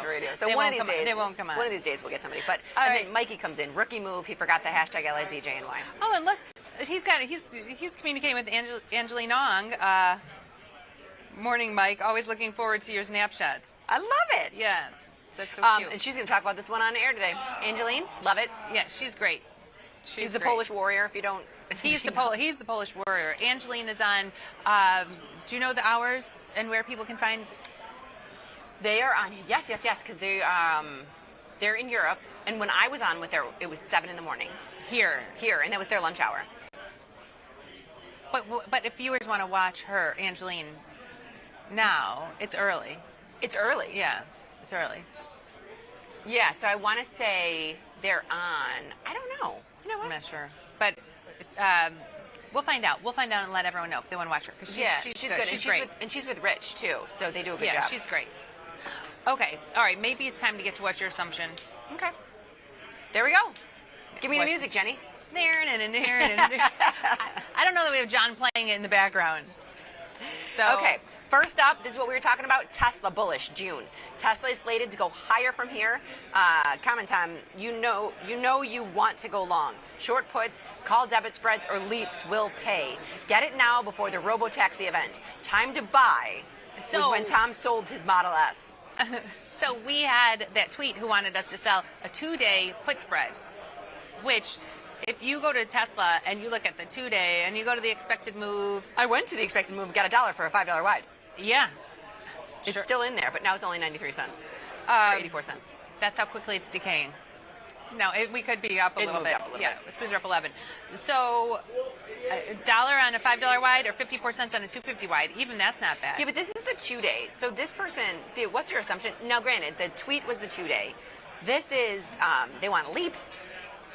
Leaps? Yeah, that's what I'm saying. It says, what's your assumption? Talks no, leaps. it says June. Debit spreads or leaps will pay. Oh. It says leaps. But time frame, June. So yeah, but I think, I'm not going to lie to you. I don't think people fill out this form. I think our people say June. Because if you're looking at this, it says leaps. Yeah. Now, I have up the 2-day spread, and I want you to go to regular June and pull up the June spread so we see how much further you get. Okay. So I pulled up, whether it be a 250 wide for 50 cents or a $5 wide for $1. In June, there is no 250 wide. Where are you? You're the 300, 295. Yes. And for $1. In the 2-day, you're the 332, 227. So you're much higher for the $1, but you get the $1 in 2 days instead of in a month. But you're much higher, and if we drop, it could blow right through there. I prefer the $1 in 2 days instead of a month. I'll take the $1 in 2 days. I'm getting this pit and the instant gratification and the zero DTEs have made me way too greedy. I went through my positions when we were on the train today and just got mad at myself when I looked at every single position and every single position I had rolled out to next week. She was mad it was 9 days instead of the 4 days. I'm like, why is my whole account 9 days? And there's nothing on Friday because there's nothing I love more than Friday where it's like close, taking those weekly profits. I do like it. And so to have to wait till next Friday, anything can happen between now and next Friday. Anything can happen. So, but that's because we had a huge run up, and if I wanted to stay in them, I had to go out in time. Correct. Now, I would say if this person, because I do think, if this is what's your assumption, they're pretty bullish, slated to go higher from here. So if you wanted to do something a little bit more bullish, it's expensive, but you can go and do... you could buy a call spread and sell a put spread. And that's what he said. He said sell a put and buy a call spread. Yeah. So I'm just going to do the June, where I'm buying the 345, 500 for 232. Wait. I'm in June. Oh, not 500, 350. Yeah, I'm sorry, 350. Yeah. For it's $5 wide, not $500 wide. $5 wide. The $5 wide, 345, 350 for 230, and then you can go down and sell. You're gonna have to pay. I've done these a million times. Unless you got a $10 wide. Unless you make it very wide and take on a lot of risk, and we don't want to take $1,000 in risk. No. So if we buy a $5 wide and sell a $5 wide, we're gonna have to pay maybe $1 for this. Yeah, but if they were really bullish, this is something I would do. I don't mind spending $1,000 if I think Tesla's going up. Right, and you could move your put spread up. So if we have what do you have? The 310, 300. But if we don't want to risk $1,000, we don't. But for their assumption, they could. So if you make it the 310, 305, we're paying 95 cents, 93 cents. I expect to pay for these. If you're doing $5 wide, you've got to pay for them. And it's low risk. So if they think it's going up, we're going to go in the regular 37-day. We're buying a call spread and selling a put spread. Bullish. And I know Tesla's had a big run. It has. but there is a robo-taxi event coming out, though. They did mention that. Yeah, sure, we'll get in. Okay, so we'll press this. We'll see if we can get through. We're paying 95 cents for it. I'll see if we can get filled. It's not filled yet. Okay, back to what's your assumption. So I'm back in my map. Okay, Reddit, bullish June. Reddit. And Reddit has not had the crazy jump that everything else had this week. It does. If you look at the Reddit chart, I don't think it has. Let's see. Okay, so let's look at the Reddit chart. Oh, it's up 60. It's up today. It's up $16 today. Well, hopefully But your like, assumption. They sent this in yesterday. Hopefully they traded it. But if you look at like earlier in the week, and what was there any announcement in Reddit? No, it was Coin. It's Coin that's going into the Coin's going into the S&P 500. But Reddit on Monday when we had that big rally, it didn't have that big And rally. I will tell you, it's hard to get bullish Reddit. I mean, I know we like it. I'm just saying because of the amount of capital it requires. We would have to sell a spread. You have to sell a spread. So the 110, 105 for $1.24. Sure. We have no choice but to sell a spread. You do, because otherwise it's holding up so much capital. Yeah. So here we're getting $1.24. We're putting up $3.78. Yeah, Bada bing, great. bada boom. Your bread and butter, stereotypical. It's got a What's 37 bread and rank. When are their earnings? They're over. We got filled in that immediately. That's kind of crazy. Okay. So that's pushed out. Got it. Okay. Then next, Coin. Speaking of. Oh. Bearish. Trade small, trade off, and John. Yeah, John, I hear you. It's really had quite a rally. I have to sneeze. But it is going into the S&P 500, so I don't know if you got that news. Yeah, but so like, I mean, I have played that game where I look at things that are going to the S&P 500. It doesn't mean it's just going up. No, some go up, some go down. Right. I was like, oh, I got this. They don't just announce that, you buy it and it keeps going up. It doesn't. Right? Yeah. So Coin. Now, Coin's up a little bit today, but not much. At least we're getting a little more of a boost in vol in Coin, which I like to see. Yeah. The rank in Coin was, I think, 10, 14. It was low. It was so 14. Getting up to 26, it's getting better. Getting better. And they're bearish. So after the jump we had this week on the news, if you go to the chart and look at the jump on the news that is being added to the S&P 500. What's it replacing? MongoDB. Oh, yes. MongoDB. We're going to miss sad. MongoDB. It's a sad day in Mudville, Mongo. And it's not like MongoDB is going anywhere. It's still going to be traded. It's just it's just getting pulled from the S&P. What was the last thing that was pulled from the S&P? Pulled? Yeah. All I know is PLTR and CHOP went in. I don't know what's pulled. What was pulled? I don't know. I don't remember what was pulled either. I think it was something. I've had plenty of stocks that have been pulled from the S&P 500. Okay, so what would you do if you're bearish? If I'm bearish, and we're filled in Tesla. I'll push that too. Okay, so if I'm bearish in Coin, I would just go to June and sell a call spread. The problem with Coin is that they're It's $10 $10 wide. strikes. So we would otherwise, if we don't want a $10 wide for just $2, let's look at a reverse big lizard. Okay, you look at a reverse big lizard. I was also thinking Poolmatic, who we haven't seen in a while. Poolmatic style downside calendar. They're expensive too in Coin, so probably. It would be 10-day, right? It'd be 10-day, 30-day. You do the reverse big lizard. Okay, so 10-day, 30-day. So it's $5 for... Which is a lot for a calendar. It's a lot for the calendar. A lot for a calendar, and it can go down and it can blow through. Yeah. So the reverse big lizard, the strikes I in kind of June? had to go to in June, the 260, selling that 260 straddle, buying the 250, and then buying the 280. So you're risking 760, but you're getting 1250, so you have like 250 over your put spread. It's not bad. Right? Yeah. I don't know. I don't love it. I don't love it either. It's tough when there are $10 wide strikes. Yeah. That's what makes it tough. If I had a bigger account and I were bearish Coin and wanted to sell something, I would go to like the 360 call and sell the 360 call for $10. I'm just narrowing it. Look at what I did and tell me. I mean, don't get me wrong. This is a very baby trade. So I did I stayed with the 260. I brought up the 255, and we're still collecting 660. Sure. If it goes down, this will make money. If it goes up, we only have $300 at risk. Yeah.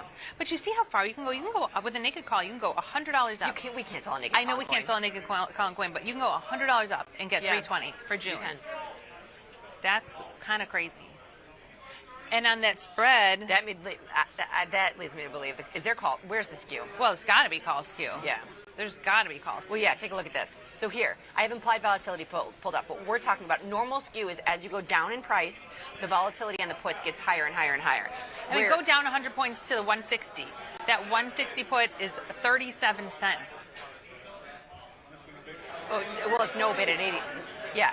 Wait. No bid at 85. 37 days. You're not in the monthly. You're in like a weekly. Oh. That will explain a lot. So if you go to the monthly, you go down $100. That put is 37 cents at 50. Okay? Yeah, it's cheap. You go up $100 to the 360, and that call is 310 at 330. That's call skew. That's call skew at its finest. That's crazy. That leads me to believe I don't want to mess with you, Coinbase. I don't want to short Coinbase. You scared me. Yeah, that call skew is... That scared me. Okay, that's okay. Thank you very much, though. Trade small, trade often. John knows what he's doing. And we love trade small, trade often, John. John, how you handling the heat? If you're watching, email me. I'm heading to Florida next Thursday, and I'm thinking of canceling because I hear it's like a massive What would you heat do if wave. you canceled? I don't... okay, here's my thought. Like, I have a place on Lake Michigan, and the weather is beautiful here right now. So why am I going to take my whole family to Florida where it's sweltering? That's true. Right? Yeah, you didn't buy any tickets yet, did you? I bought everyone's tickets. Well, as I know, I went down there. You can use them anytime. Yeah. Because I had to not go that day there. Yeah, I don't know. It's just, it's a heat wave. So do we want to go and be like dying in the heat? No. That's not a bad play. I don't know. But you know what is a good play? GME bullish. GME bullish. Oh, okay. GME, $29. They're bullish. Earnings are coming June 6th. I looked at doing an earnings diagonal where we buy the earnings cycle. Oh, yeah. But I'm just, by looking at the side and looking at the vol, I'm not 100% sure they actually know when earnings are. But take a look at this. This is what he says. GME is technically set to break to the upside towards 36, 70, 90, 100, 120. I believe Artist here from Big Canoe, Georgia. Yeah. And then I put on a zebra. Let's take a Big look. Canoe. And I believe the move will start and reach 70 before July expiration. Okay, so let's go to July. I would just buy a zebra in July. Let's do it. Let's get in. So in July, a zebra, you're selling, it doesn't matter if you sell the 29 or 30, right? Yeah, I'm going to try to get it cheaper. Sell the 29 and buy 226 calls. It's not bad. If he thinks this is going to 120, this is only $650. Yes. Right. So that's what I'm saying. Like, I love this when they put their assumptions down on paper instead of just saying, GME, bullish. Because this is saying when you got a strong assumption that you said it's going to, and let's go back and go with this. 36, 70, 90. And then they say, I believe the move will start and reach 70 before July expiration. So this zebra that's, which is a zero extrinsic back ratio, is $650. You'll make money 1 for 1. So if GME is $29 and it goes to 70, that will make $4,000 on your $600 investment. Yeah, at July expiration, if this is $4,000. And if it goes up to 70. The other thing you can do too, and I didn't pull it up today because usually I have the Tasty Live site up. You go to Tasty Live on demand, you can see as it goes up. This is what I love about zebras.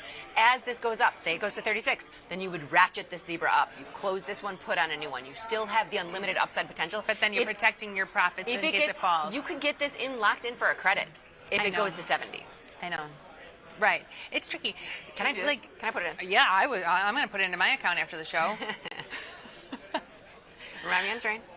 It's tricky because if you're like bullish long term in something, now he said July, so that's why I would go with the zebra. If he says like forever, I want this forever, then maybe I would just buy the stack.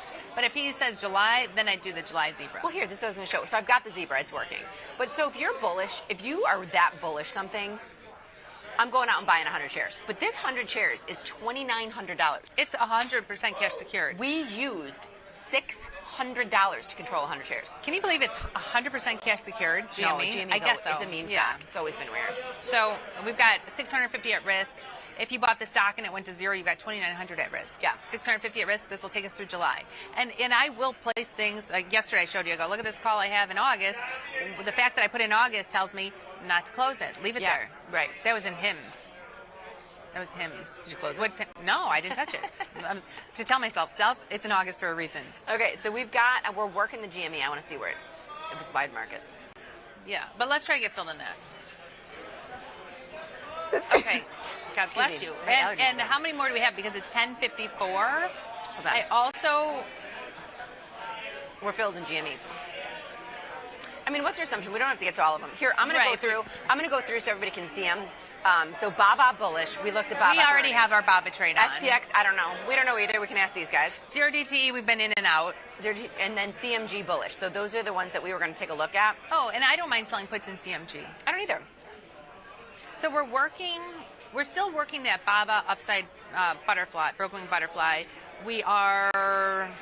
What else are we working? So we are working AEO. We're working the Baba upside butterfly. Yeah, we don't like AEO. We don't have to get filled. We're trying to get out of OKLO, and actually we should be able to get out of OKLO now because it's back down. Well, I went to 97. I'm leaving it. This is something we're going to leave. Yeah. So we're working those orders. Everything else we're filled on. I've pushed out on this side. Let me just go through it. So GME, we've got the zebra in, and I really hope it comes to fruition. We bought it for 666.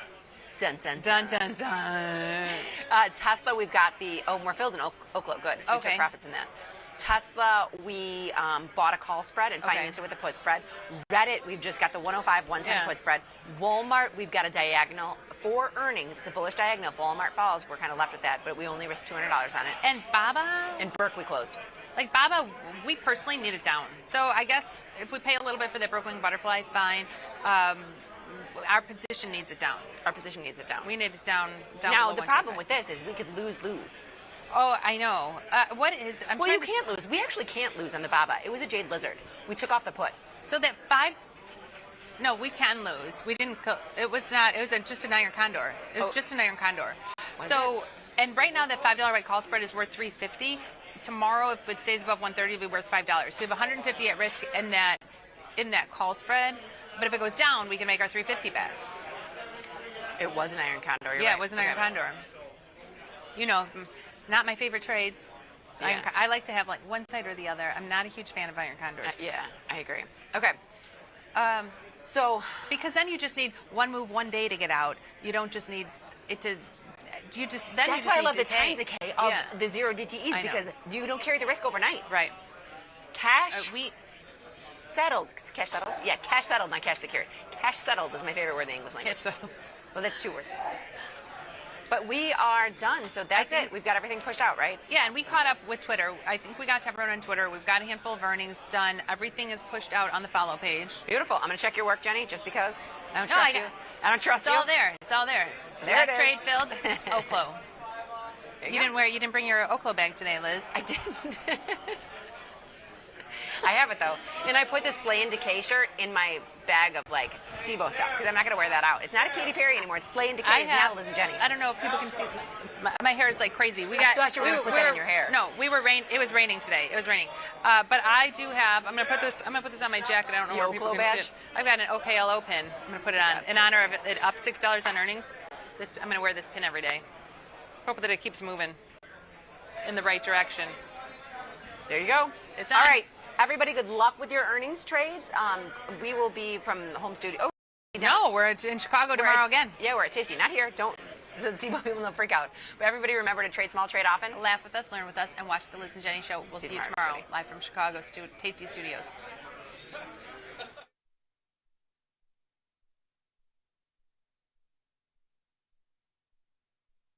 The market doesn't stop.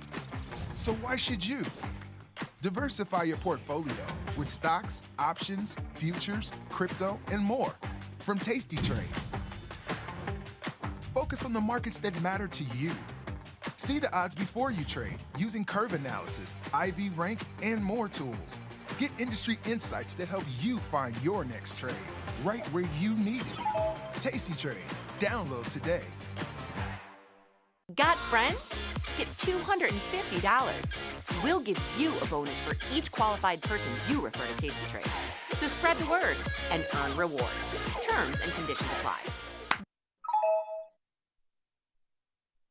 Your crypto needs a wallet. And crypto is better when it's tasty. You can now do more with your digital currencies with the Tasty Crypto app. We're proud to offer a self-custody wallet for Bitcoin, Ethereum, and Polygon.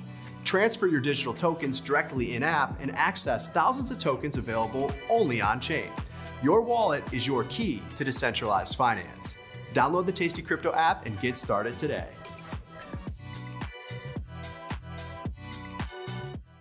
Tasty Trade has crypto, and you can trade with 0 commissions. Bitcoin, Ethereum, Litecoin, and more. Diversify in one place. Crypto, we got it. We get it. Craig in New York City, what's up? I just want to say, I've been with you since the very early days of Thinkorswim, and traded all kinds of markets here and there. And I got to say, I could be off so much worse if it wasn't for what you guys have sort of drilled into me over years and years and years. And so I just want to thank you, because you could have easily just taken the money and run when you sold Thinkorswim, and you didn't, and you started this.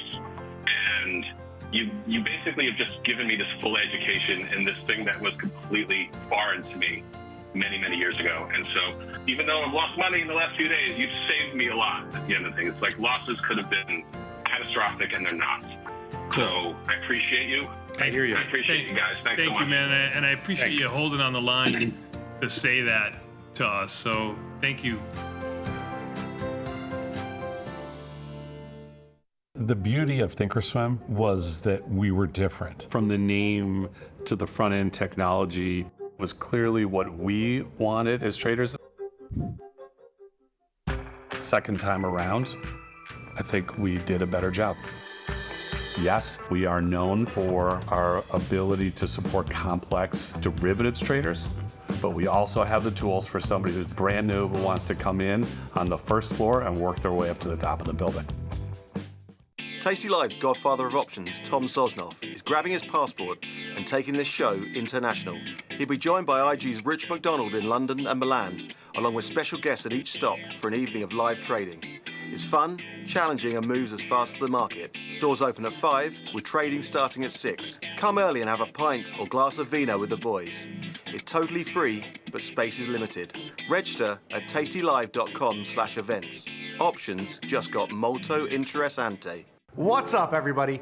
Check out my new series, Life Cycle of a Trade, where I show you my real-time trades with insights into strategy selection, adjustment mechanics, all the way to the closing order for all of the Tasty Live core strategies.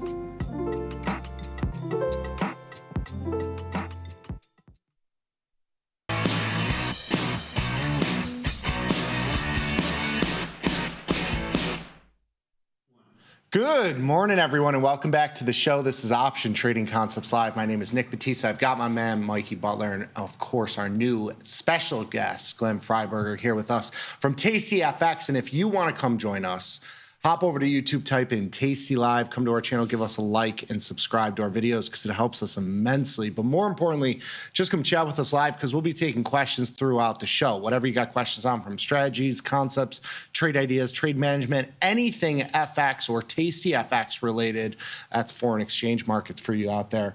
Put it in the chat and we'll get to you shortly. Mr. Glenn, good morning. Thank you for joining us today. We appreciate you coming on. How are you today? Thanks for having me. This feels like I made it.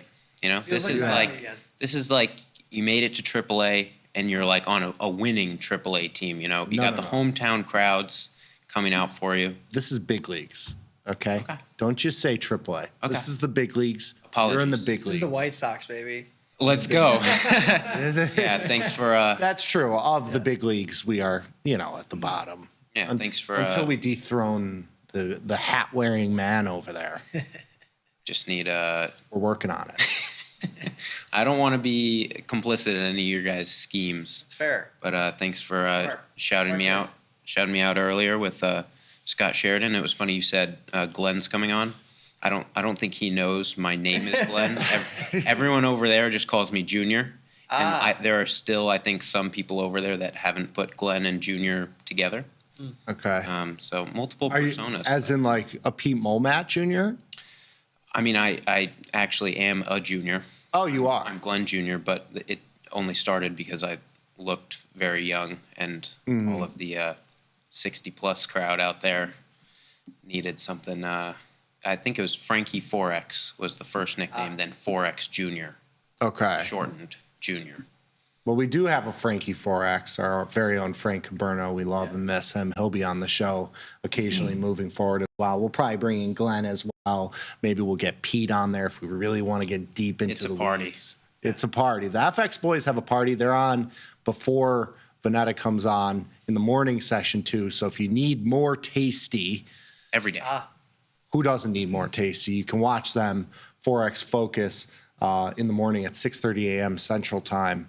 Just a half an hour if you're, while you're taking a shower, instead of playing some music, you put on some Forex Focus. I can think of nothing better. It's really That's amazing. how you want to start the day. Yeah, it's great. Anytime you want to listen to Tasty, there's something on live, pretty much. Yeah. There's like only a couple hours throughout the day, and they're usually most people are sleeping. now.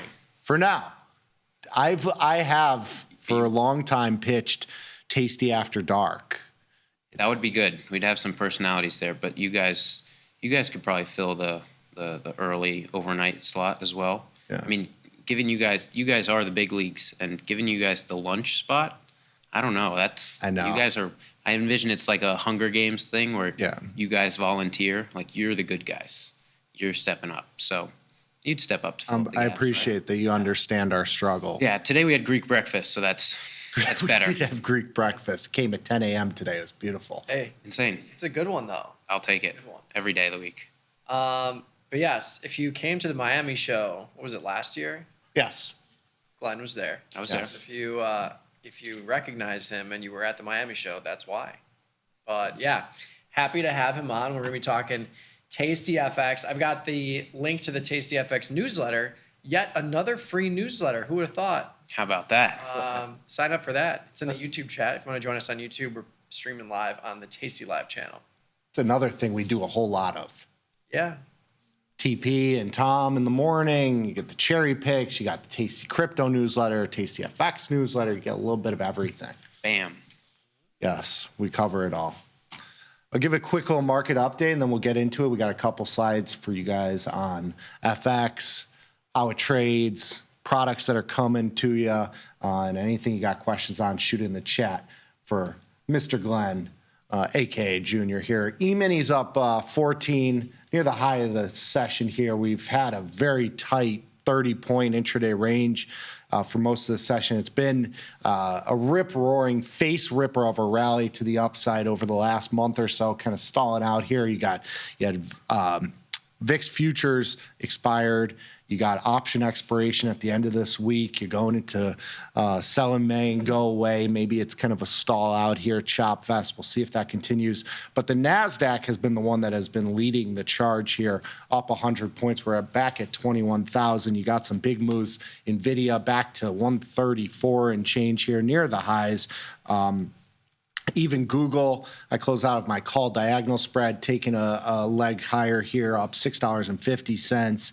You got Amazon and Apple have all been strong. Even some of the second tier names like Coinbase, which had got added into the S&P 500. You got CrowdStrike. Anything tech related has really been leading the charge, as well as Tesla, I forgot to even mention that, up $12 and change at $350.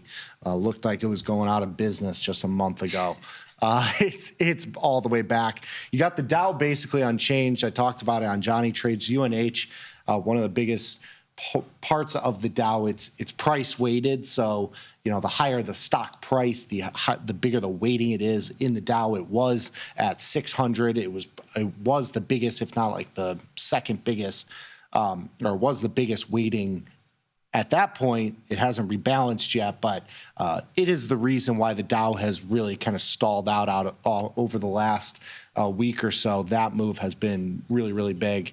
Russell down 10 here. It seems like everybody's selling out of small caps to buy into the tech rally FOMO here.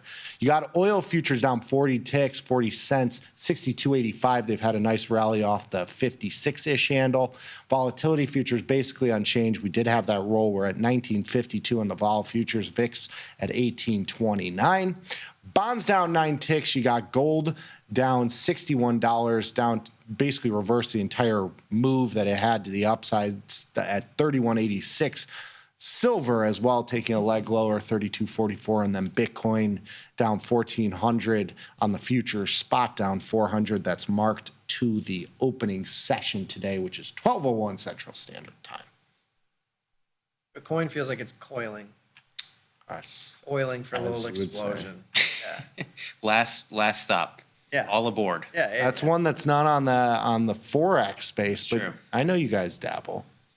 We dabble. The currency boys, they get into the Bitcoins, the Ethereums. We dig. Yeah. You get any Mine. of that We Tau? mine. You get Tau? Man, I got Tau right before blast off mode. Did you? I was Always a get more. You never actually feel good, you know? I know. And then you don't know what to do. On the screen. Yeah. I know. The wins are too small, the losses are too big. Always. Digital money. It's nice to have more of it than less of it. Yes. Speaking of digital money, FX products. This is sort of digital money, but they do set, you can get actual Forex dollars depending on what you're trading.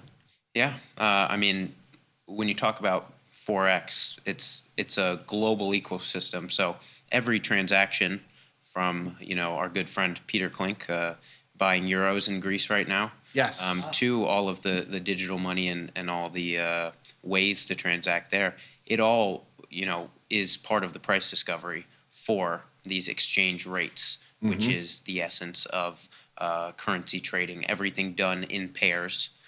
So unlike kind of a dollar index or a dollar ETF that is composed of a bunch of against different currencies, what trading spot Forex will do is get you that granular exposure against distinct currencies. So everything traded in pairs, one product, one exchange rate. Pretty simple. Goes up, you buy it, go up, money. Buy it, go down, lose money. But yeah, happy to walk through everything there is to know to get started with Forex. But why are we talking about it now? Why are you bringing me in here now? It's because we got some exciting stuff coming into the Tasty Trade platform. If you're on desktop or web now, you can get a little sneak peek, little preview. We even got on the web, we got charts up now. Ooh. So if you head to the watch list, you'll see a Forex tab, first and foremost, that gives you a little preview into some bid and ask prices for popular US dollar pairs and the rest. And then if you click anywhere on one of those symbols, you have the chance to join our exclusive wait list to be notified as soon as Forex products are available in the Tasty Trade platform. So a lot of people working hard on this, excited about it personally, and hope you guys are too. I'm excited. Nice little Easter egg in there. Oh, yeah. Yes. And the waitlist you can join from either the desktop or the web. So I have it up here on the desktop platform. So you click this join waitlist, it'll put you on there. On the web-based platform, which I'm just pulling up here, you can actually get the charts, so you could chart out the pairs, as well as if you go to the watch list, where's my watch list here, you click on the bid or ask, you can get into the join wait list from there. Yeah. So don't miss a thing. Yeah. Yeah. Now, what I've learned through this is the Easter egg capability. It's Maybe, fun. I know. I wonder what other tricks you can find when you poke around the Tasty Trade platform. We've done some things before. Really? Yeah. We had a little dot back in the Tasty Works time. Okay. We had a little dot that was for our pop-up events. Nice. So if you double-clicked it or triple-clicked it, something like that, it opened you up a window to sign up for our pop-ups. So it's just me that's unfamiliar with this. Yes. The game. Yeah. Okay. But this is a good one. This is a good one. Yeah. So Forex coming soon. Have that on both platforms. They'll be tradable. We'll have more info on this and we'll walk through this when it is live, but it is technically a separate account. You'll have to do a couple little things just to kind of plug and play and get everything set up. Yep. But it's fairly seamless, similar to what if you've done with the enabling crypto and trading crypto through Zero Hash. It's a very similar process. It's all the amazing tech peeps that we have in the background here, plug it all together and put it into one interface for you. So there will be a couple little clicks and things that you have to do, but it'll all be pretty seamless here. Oh, yeah. And we'll definitely talk through that in the future here. But you got some slides for us. Let's get into them quickly and just get through some of these. And if you got questions, again, on anything Forex related, please put it in the chat. So why add Spot FX to your portfolio? Yeah, I mean, it's a good question that, before I traded it in the position that I am, definitely was not as well versed in what Spot FX meant and how it's used as a product. But it's got some pretty unique, distinct characteristics that, can add a lot of value in a portfolio. So we can walk through it, starting with just when to trade Forex. This one, a good week for it, a pretty good couple of months for it here. But what SpotFX does is it allows you to trade global news by offering, as we spoke about, the US dollar and other currencies against each other in pairs at an exchange rate that fluctuates.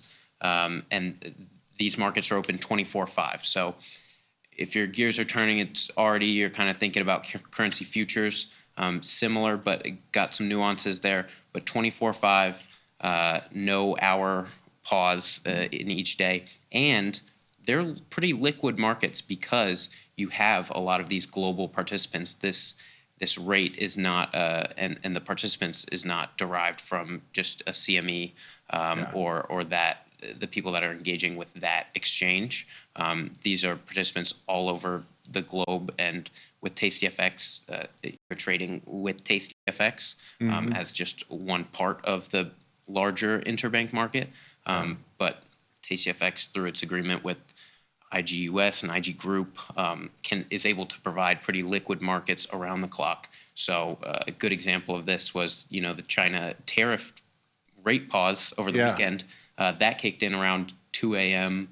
Monday morning. If you're crazy like Ilya or Chris Vecchio, you were probably up looking at it, and you're able to actually get into these. It's not like you're waiting for a fill. The bid and ask spread can widen out when there is slightly less liquidity, but you're able to get a fill 24/5. So I think that's a big value add, and then able to get pretty granular against different currencies. So when you see economic data points out of a certain country, out of Euro area, out of the UK, if I don't know what you guys currently do, if that's ever interesting, but if you go to a dollar ETF, it's a little blurry as to what the actual composition is, how much. A lot of them are like 50% Euro for good historic reason, but doesn't allow you to trade Japanese news outright. And so this gives you a lot more focus and able to trade around the clock. So.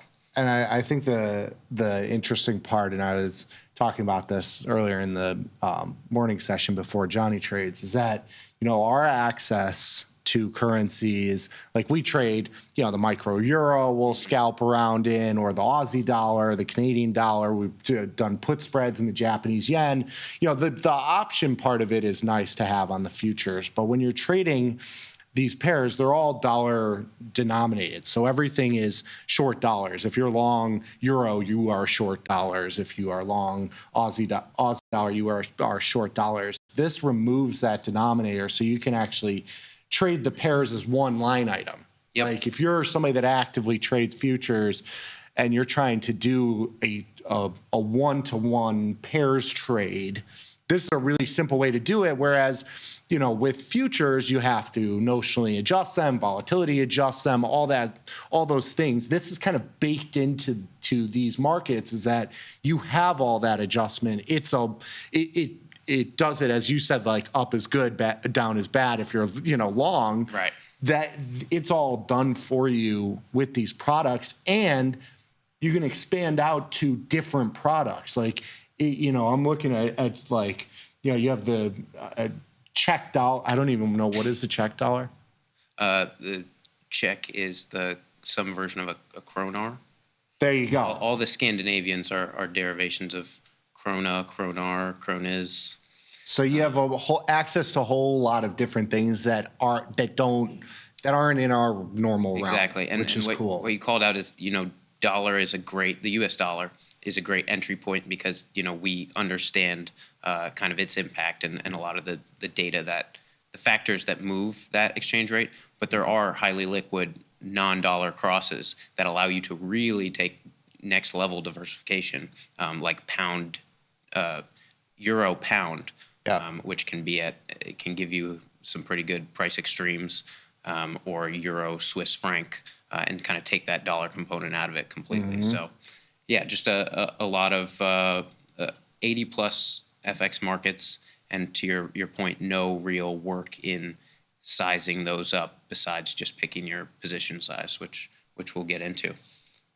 Next slide here. I mean, you drew a good comparison with the futures, and I think that's what comes to mind when we talk about this is kind of the most direct leveraged exposure you can get right now on the Tasty Trade platform is through currency futures. But one thing that, a Johnny trader like me kind of runs into very quickly is, you're handcuffed to these contract sizes, which can get out of proportion. And there's a really big gap between, the standard futures contract and even the micro futures contract. And like the yen doesn't have a micro. Yeah, I think they just launched it recently, but it's like not liquid. And I'm glad you pointed out, because like the micro euro contract, you use a couple $100 in buying power. So it's you get a lot of leverage there, but it's a big product. Like when we saw the euro run from,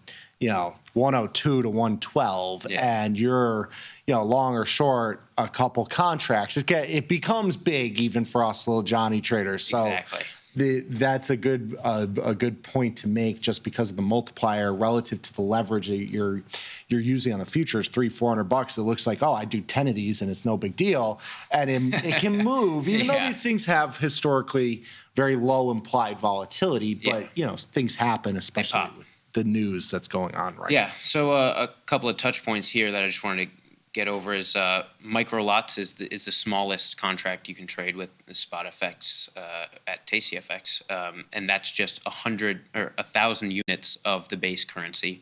And so if you're looking at a euro dollar, your capital requirement, your margin deposit there is only around $25, and where the flexibility kicks in is you're able to scale that up at increments of 0.01 lots or micro lots. And so you're able to layer into this. And that's why I put this chart together, or this table specifically, comparing 4 e-micro euro futures and 0.5 lots of the spot contract, because the contract size is the same notional value, but your margin requirement is a little lower for the spot product. And when you're layering into maybe putting on these contracts one at a time, every time you enter that, you're taking a flat commission, right, on all of those. With TastyFX, $0 commissions, and you're just paying the spread for each of those. So it makes it a lot more capital efficient as you're kind of interacting with this market. You put on 0.5 lots of this, you're not. You don't have to close all 0.5 lots at one time. You could close 0.01 lot of that. And so really getting granular with what your actual risk appetite is. Like you said, when a big move comes, you can, if you have 2 of the full contracts, you're either taking that down by 50% or 100%. There's no real granularity there. So it's almost like fractional shares for stock. Exactly. In that it's accessible for any size. You want to put, here is $25. I mean, that there's not a lot you can do with $25 in the option market. In the stock market, you buy a fraction of a share. This is kind of what you're doing here, in that you can scale it as much capital as you. And a lot of the talking points here is around how small you can get, but there's no real.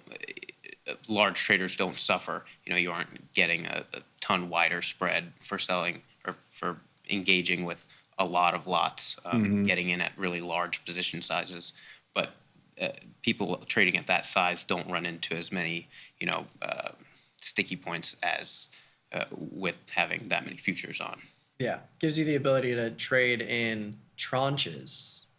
A word we don't get to use very often because we're one lot Johnny. It's all one lot. It's all the same. Oh yeah. It could be a 0.01 lot. There you go. And layer in Tranche it different up. positions and, as these markets move. But I think another cool thing about this is, like Nick said, you have your non-USD pairs, but you also have more access and more tradability to these binary events that are announced. So like CPI, PPI, like any of those things. Like literally 5-6 years ago, we were like, why does this matter? Because it didn't matter in the it didn't matter in the markets. Yeah. Like only until recently you would see, 7:30 a.m. the E-minis ripped up 100 points. What was announced? Like our brains weren't wired that way before because it wasn't reacting at a zero interest rate environment. Gotcha. So with this, you have the ability to get more granular, like you said, with these kind of niche things that someone might be focused on, but doesn't have the flexibility to trade it directly. And yeah, when you have participants, like you can very easily look at any, I'd say euro dollars, the most popular. You can look at that chart on an hourly basis, and I do so when I walk in here, and you can tell, the Asia Open, the London Open, and then the U.S. Open, just based on the kind of volatility there. So there's a lot of times where you'll wake up and there was some news in the UK or in the Euro area around 2 a.m. We get data around 7:30 a.m. Central. And so just opportunity there to wake up to prices already moving from where you left them, liquid markets, and get in right there. So yeah, a lot of potential opportunity. But onto the next slide, as you might have noticed, that difference in leverage, which is another selling point for SpotFX as a product, but really, as you guys I'm sure know, a double-edged sword here. You're able to get up to 50-to-1 leverage, or just put on 2% buying power for the whole position size of these markets, and 50-to-1 is in euro dollar, Canadian dollar, and that cross, so euro CAD. And then major pairs will range just from that 2% to 5%. So a lot of leverage. And so the example here I brought up is just, before I was engaged with SpotFX markets, it's like, the euro dollar exchange rate dropped 2 cents, like big whoop. But for here, that's 200 pips of movement. And one lot is $10 a pip. And so that's a $2,000 move. And that's something you could get in profit or loss on just $2,000 of margin. So, and this chart here to the right, I put on an example trade with example take profit ranges and stop loss. With it populates the platform will populate the dollar amount right there, so it's easy to read. But I mean, this time frame is since last Thursday.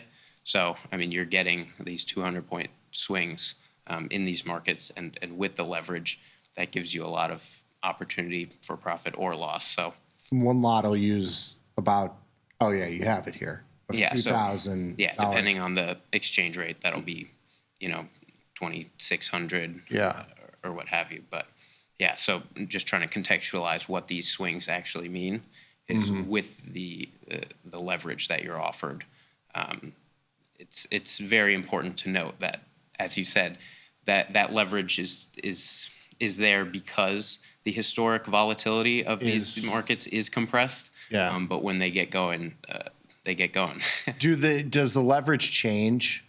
So the leverage is just by FX pair. So that's set by the regulators. Okay. And so, for example, right now, dollar yen is at 5%.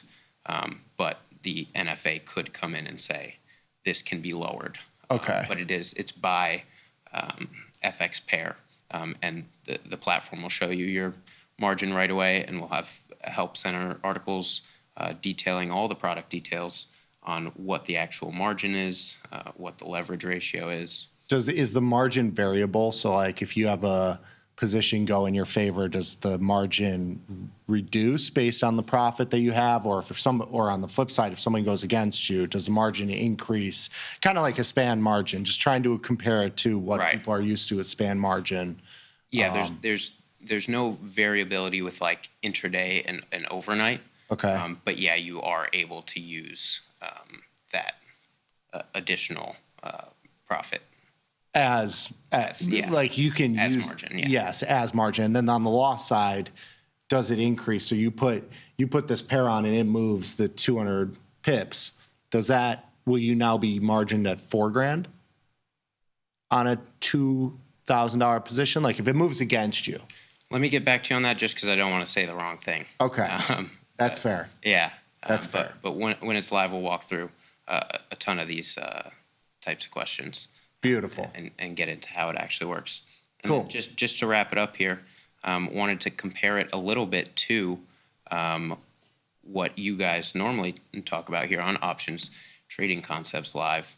To contextualize it, these are all static delta plays. They're purely directional. But when you're thinking about where this sits in your portfolio, the ability to trade small doesn't,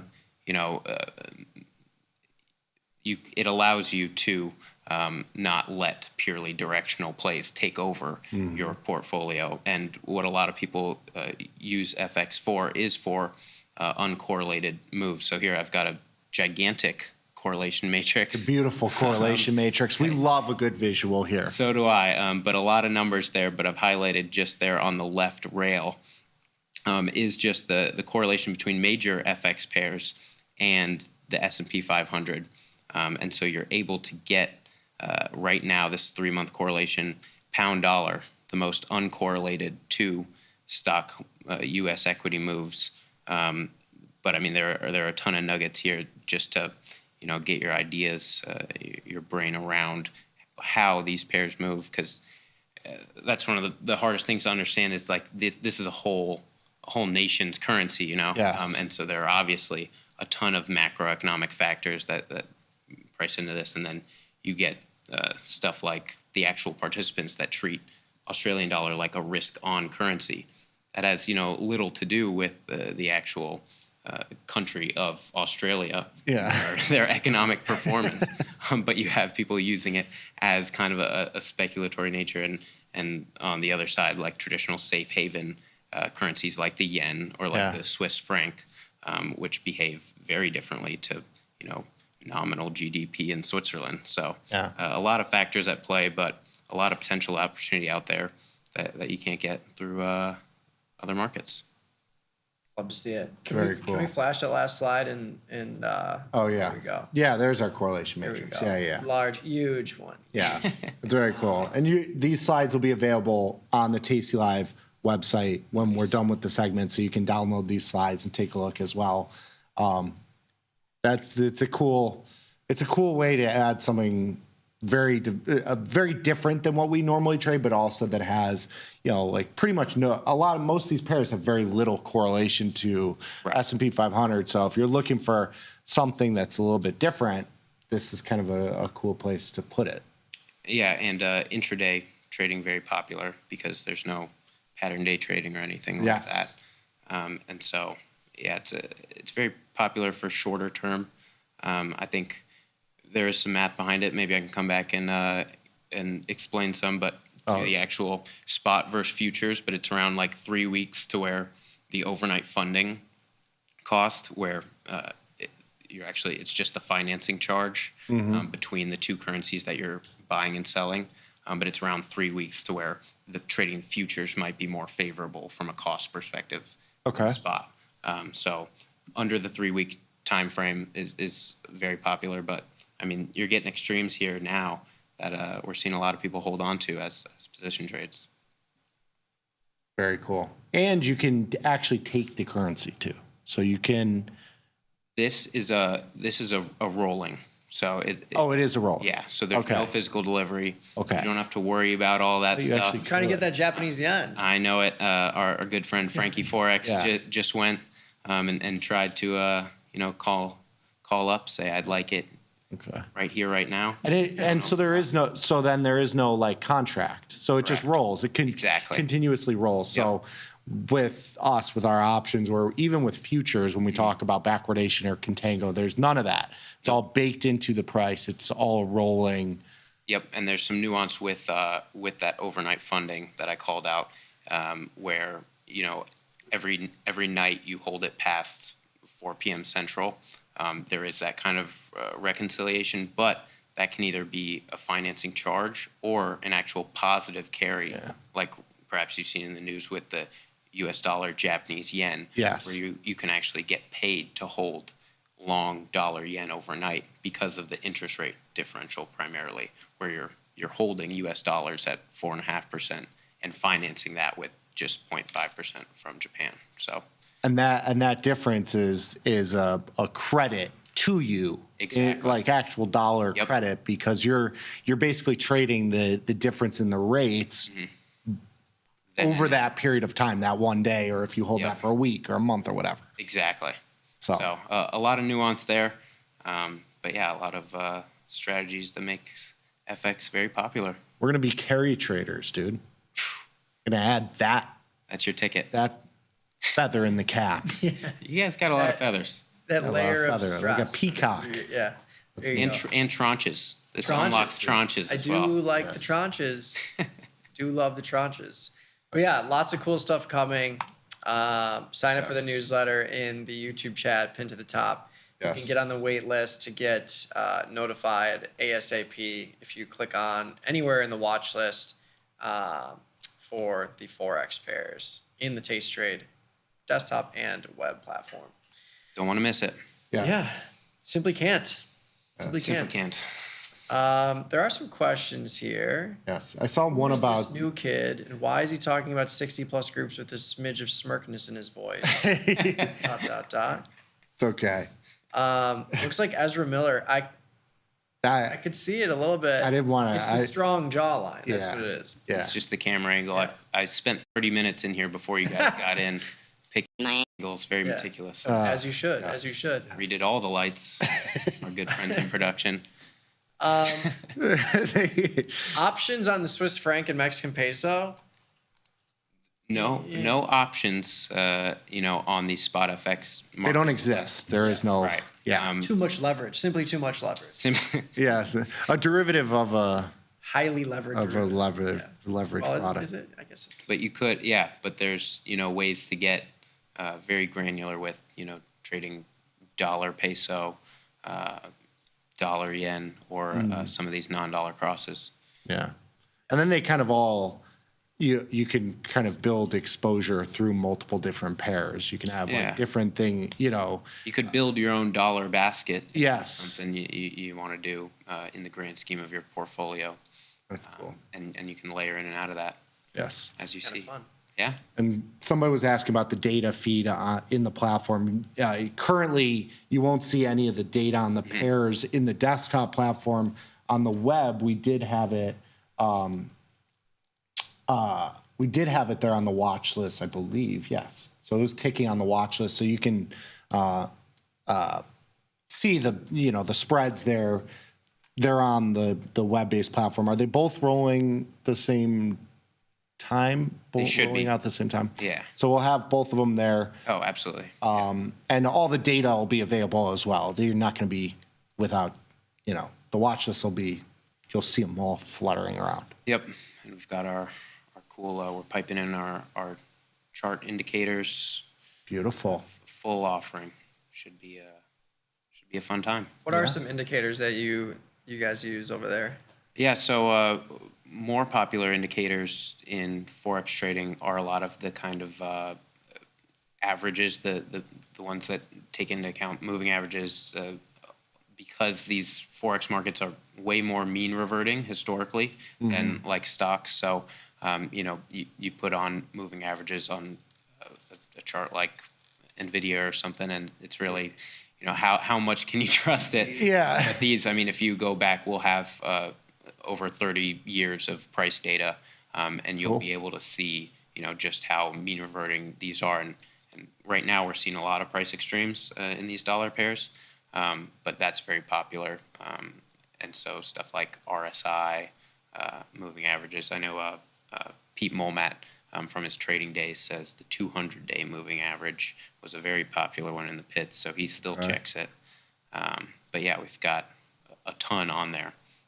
So whatever, and a ton of price data dating back to, I think, 1980 something.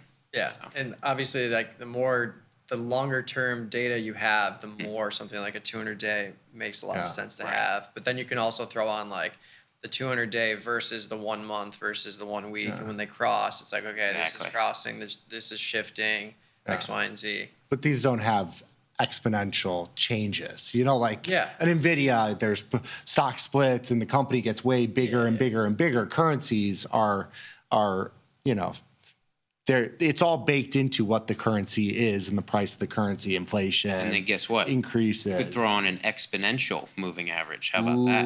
Where it's more sensitive to recent price changes, while still factoring in a lot of that historic data. So, I mean, what's a pair that you like to trade, or that you know, like an interesting pair that we might not even think about or know about? Think about it. You guys are very smart people, so I don't. Not that I would never expect to get anything past you. But I'd say a pair growing in popularity is the New Zealand dollar. New Zealand dollar versus the U.S. dollar. Trades has a very high correlation to the Australian dollar, but in recent months has had slightly more extreme price extremes, and kind of has a slightly more expanded volatility historically than Australian dollar. So still pretty risk-on currency. You'll see it move with some Chinese news, definitely with U.S. equities as of late. But that one, you know, a little hidden gem compared to Australian dollar, which is perhaps more in the news cycle. Do you guys give like volatility metrics too, or like an IV rank or something like that, that kind of for those products, like for them? Yeah, so in the platform, the putting on the indicators is more popular, but what Pete and I do on the show and what go in the Forex newsletters Very nice. Is some standard deviation daily ranges that can help with scalpers kind of identify if volatility is coming in over the past 30 days or 3 months. And kind of what price levels to expect. I mean, we're talking about U.S. dollar, Japanese yen, looking at a daily range of around 100 pips now over the past month or so. So when you see that, when you wake up to a 200-point move overnight, then maybe you'll have some opinions on what to do there. Yeah, that's you know, scalping or just short-term trading 101 is just understanding the ranges so that you can identify extremes within that range. Yep. Doesn't mean it's going to go the other way. It could continue further, but just putting context around what you're seeing from a day-to-day basis. And it'll come naturally if you're looking at these things every day. You'll be able to look at it and be like, ooh, this is a big move. That's not normal. What happened? Yeah. But yeah, especially for profit taking, managing those expectations. Because the worst thing one of the worst things would be being right directionally, but waiting for a price that never shows up because your expectations were a little too high. Yeah. And things going against you in the end. So. Yeah. And that comes back to trading small and layering in. So like let's say your maximum outlay or exposures, 0.05, you can find your opportunity, throw in a long or short at 0.01, 10 minutes later 0.01, 10 minutes later 0.01, and layer into whatever the average is in that sense too. Especially around binary events that move a lot of these markets is if you're feeling strong, have enough conviction before a print, a number, you can layer in a small position, know immediately if you are right and wrong, and either cost basis average in or keep adding on to that position after your confirmation. So. Love to see it. Great questions, guys. Yeah. We try. I mean, you see, we're not as smart as we look. We still have questions. I think having good questions means you're a pretty smart person. Oh, well, thank you. Are there like account minimums, Nikki's like that? blushing. Look at him. I'm blushing. I can't see any red between that, at least that olive layer of tan. I know He's in Arizona. A couple days. Back, the way it works, like a couple days after, it really soaks in and gets really nice and glowing. You talk to the lighting guys too, I see. Not me. I'm just shiny. Yeah, it's harder with you These two. are the only ones that didn't touch right There's there. not a lot they can do with you guys, unfortunately, but I mean, look at we this. try. We Just try. get us back to Miami. How about Yeah, that? that's true. That's true. Then I'll come back redder than ever. Yeah. Speaking of, we will. So we have our couple shows that we're doing this year. Ryan will be on a handful of them. We might be sneaking in a little special guest from the FX crew on some of those. So stay tuned for announcements on that. All right. Which will be fun.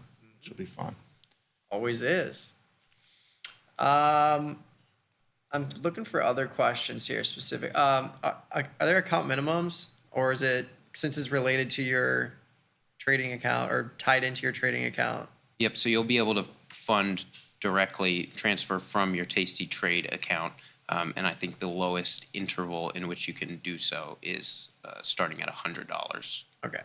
So $100 minimum, but not only in hundreds. Any amount above 100. Above that, yes. Cool. So it's available to pretty much anyone that has a tradable account. Yes. Right. Yes. Very nice. Glenn, stocks that are on your radar. I know I'm just trying to get a little, because you're a young guy. You're in the know. I'm the farthest thing from in the know. Really? You don't have anything that sticks out to you that you've been like itching to get some of? I mean, over the past month, I've taken the opportunity to actually, get into some of these mags. Yeah. At prices that weren't obscene. So I think that's my biggest win as of late. But nice. I mean, you guys are still talking old-fashioned stocks when crypto's ripping. I see, but I've been trying to tell the Tom and Scott, my dad, when things go down, you gotta buy some. You gotta buy some. So I'm glad that you did that. I respect my elders who tell me, like Ryan Grace. He's the master. He is your elder. He's my elder. He is. We're turning into the elders, so Yeah. we are. Well, I call Ryan the Oculus. Yeah. Okay. He is the all-seer. He This is sees true. everything. Mm. He was in Fartcoin before it became the best meme of 2025. I think we might have memed Fartcoin. Like I think Ryan Grace was That's pretty good. The literal, moon rocket for it. Yeah, he's accumulating nicknames. The Oculus, I like it. Oculus is good. What are you guys looking at? I mean, I'm in a year-long trade in IBIT, so we do a year-long trade every year on this show. So it's just a position that we have on the entire year, no matter Awesome. what happens. Just roll it, adjust it, So IBIT, I have a strangle on an IBIT that's been performing very nicely since Bitcoin's just been in this channel, through the tariff stuff. So, IBIT is my favorite way to get exposed to Bitcoin in a really small way because it's a $58 product and super liquid. DraftKings, naturally. Yes. That's just perpetually.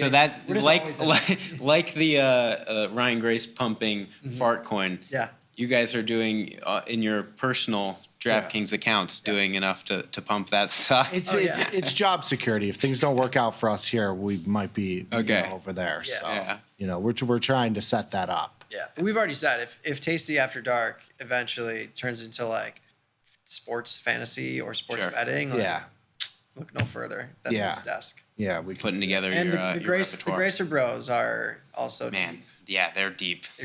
They've tried to convince me of some tracker apps. Yeah.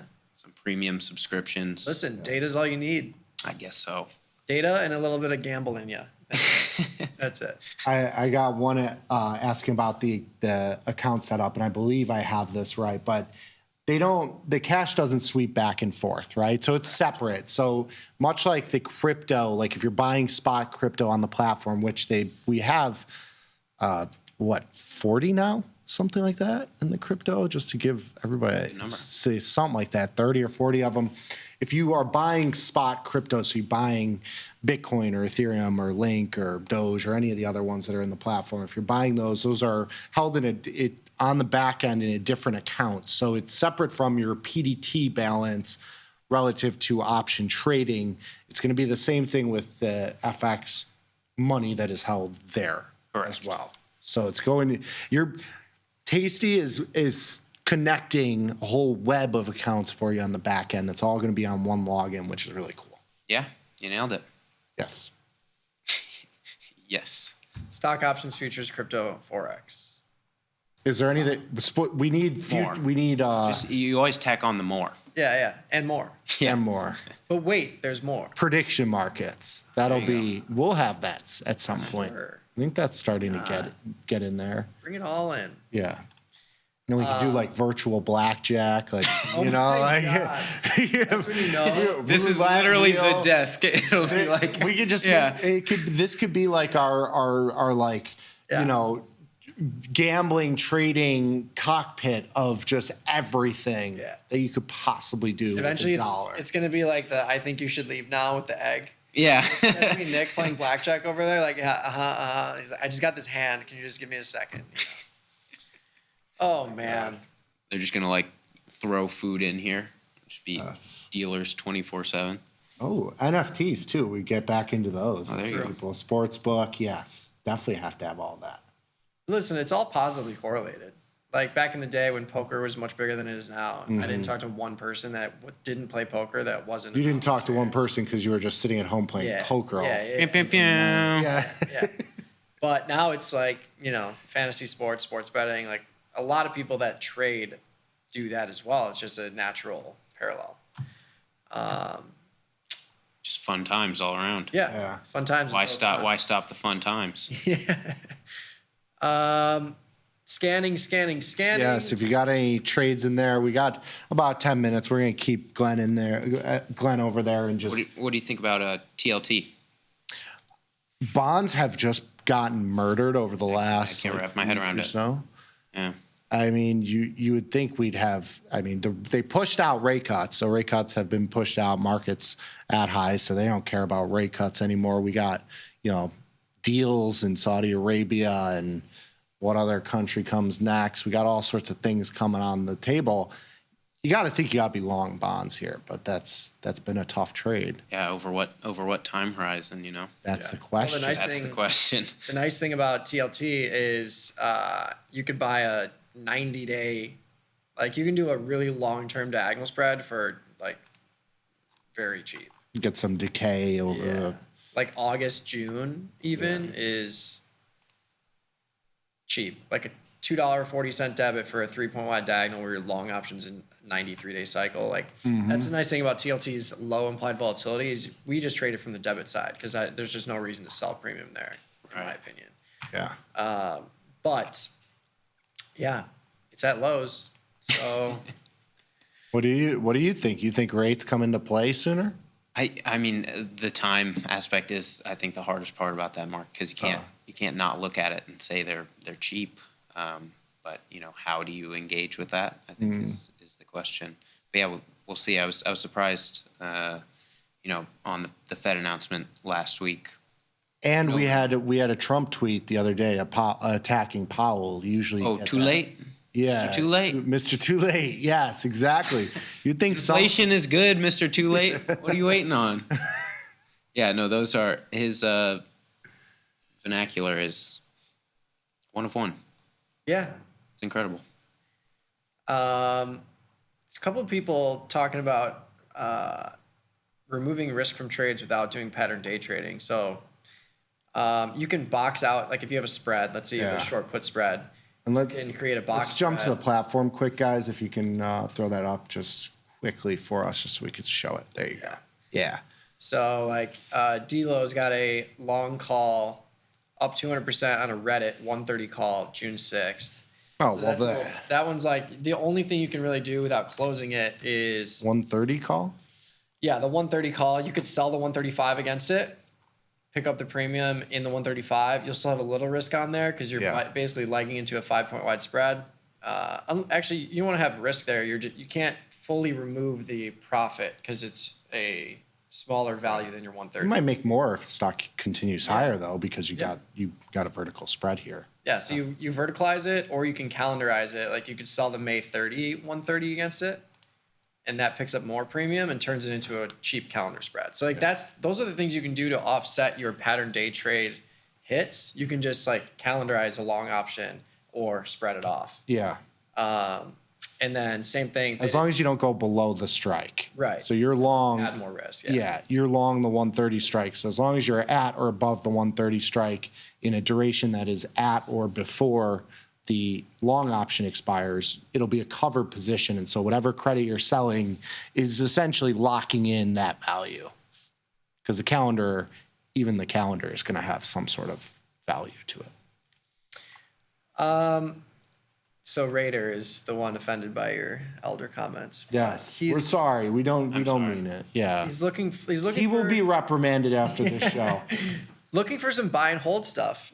Are you buying and holding anything? Is there any one stock that you Mag like? Sevens. Yeah. He bought some dips. He's a good boy. Just got into Microsoft for the first time. Nice. Got a better cost on Nvidia. Yes. Nvidia hitting highs. Beautiful. Oh, $5. You know what is my unfortunate buy and hold? Yeah. Intel. We'll see what to do there. The one, my tariff play was Budweiser. Ooh, spicy. But now I don't know what to do with it. At highs. That's a good move. It's near the top of its range, but what am I going to do better with it right now? I think it's always the question, Everyone's always better with a Bud, And it keeps going back to that. I think it's fair to say. Yeah.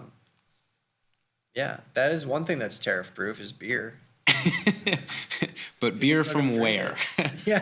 Beer That's from the question. where? No, we know you're kidding, Raider. We're just messing around. What's been the most volatile currency through this whole tariff stuff in terms of biggest move? I mean, I know like the euro has had a massive move and has realized volatility has been really significant when you're talking about something that has like, 6 or 7% implied volatility traditionally? Yeah. Are there any other, kind of lesser by lesser, something that I would never be able to trade other than on our Forex platform? Are there any other ones? I know you said New Zealand dollar. Any other ones kind of stick out to you? I mean, Australian dollar and New Zealand dollar have been the biggest. I mean, just checking. That's the China kind of connection. Yeah, so from April 9th, Australian dollar really mapping with U.S. equities recently, sank off of the Liberation Day, April 4th. But since April 9th, we're up 8% in that market, which, if you have a year-long volatility of around 10 to 15%, I mean, that move in a month is remarkable. Yeah. And then, earlier in February, March, Canadian dollar was the one to look at. That one has since, become a little less exciting, but everything's moving. Yen, Euro yen has been a crazy mover as well. So that one, hard to construct with futures, but yeah, when you just have the Euro yen pair, no math required. Easy peasy. I love it. Good stuff out of you. Thank you for joining us today, This is Glenn. fun. We Thanks for appreciate having it. me. Yeah.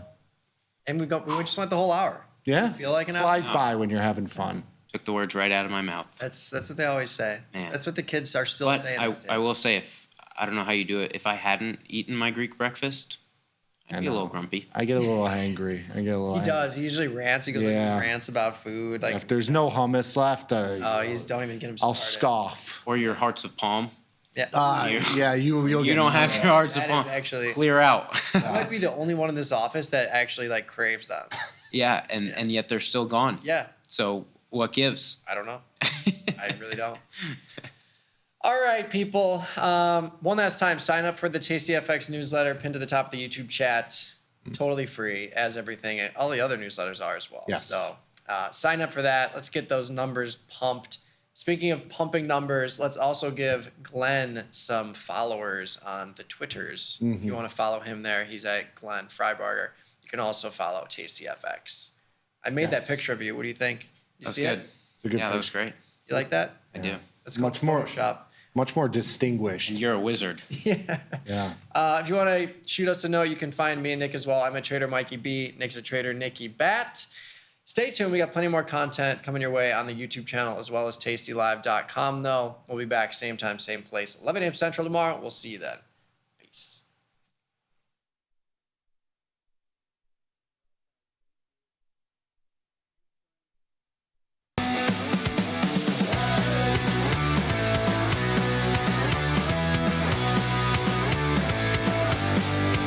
It's option jive. Tomas, it is time for an option jive. Sadnov, my Taiwanese sources tell me AMD, $6 billion share buyback announced. AMD is up $7. It's a big move for $111 stock. I don't hope we don't have a position there. We don't. I think the IV rank is low, isn't it? 9 and change. 9, right? Yep. Again, the low IV rank saving the good kids here. Gold just it's really weird. Since this morning, it has just been, it was down $7 or $8 this morning, and it has just crashed and burned. Which stock? Gold. Oh, gold. Yeah. Gold finally under 3,200, 3,180 down 66. That's a 2% move to the downside. You can see here out of that fairly tight range it's been having from around 32 to about 34. Yeah, I'm going to recenter my gold position just because they're not going to get you long gold. No, sir. Those little bastards, they're not going to get me, Mr. Batista. They might get you. They might get others, but they ain't going to get me. I'm going to buy the guts. I'm going to sell the wings. Take a fill. Just neutralize the position because, man, I've already made 6 adjustments. Yep. I've already made 6 adjustments in gold to every $10. I'm not mad. I want gold to crash and burn. But yeah. Anyway, I'm Tom Sosnoff. He's Tony Batista. It's 8:13:33 in Chicago right now. Beautiful sunny day. I think it's going to be like 75 degrees today. I think, isn't it? I don't know. It is supposed to. Yeah, I didn't realize that. It's 57 right now, but yeah, it's supposed to get up to 74. Yeah, it's going to be a nice day. Going to be a good day for the Cubs. It's going to be a good weekend. Cubs Sox this weekend in Chicago, by the way, at Wrigley. A bunch of us are going. What? A bunch of the team is going. Our whole production team is going. Yes. Well, it's going to be 85 on Thursday and Friday. Saturday gets down to a high of 68 and Sunday 60. What day are you going, Beth? That information is on a need-to-know basis. Oh, everybody's on a need-to-know basis here. Little secretive. Yeah. Wow. What happened to being an open book? Yeah. But you guys can come. We might, but then we'll ruin the whole party. No, you're the best at a party. No. I've not been to a Cubs game this year. It's been too cold for me. But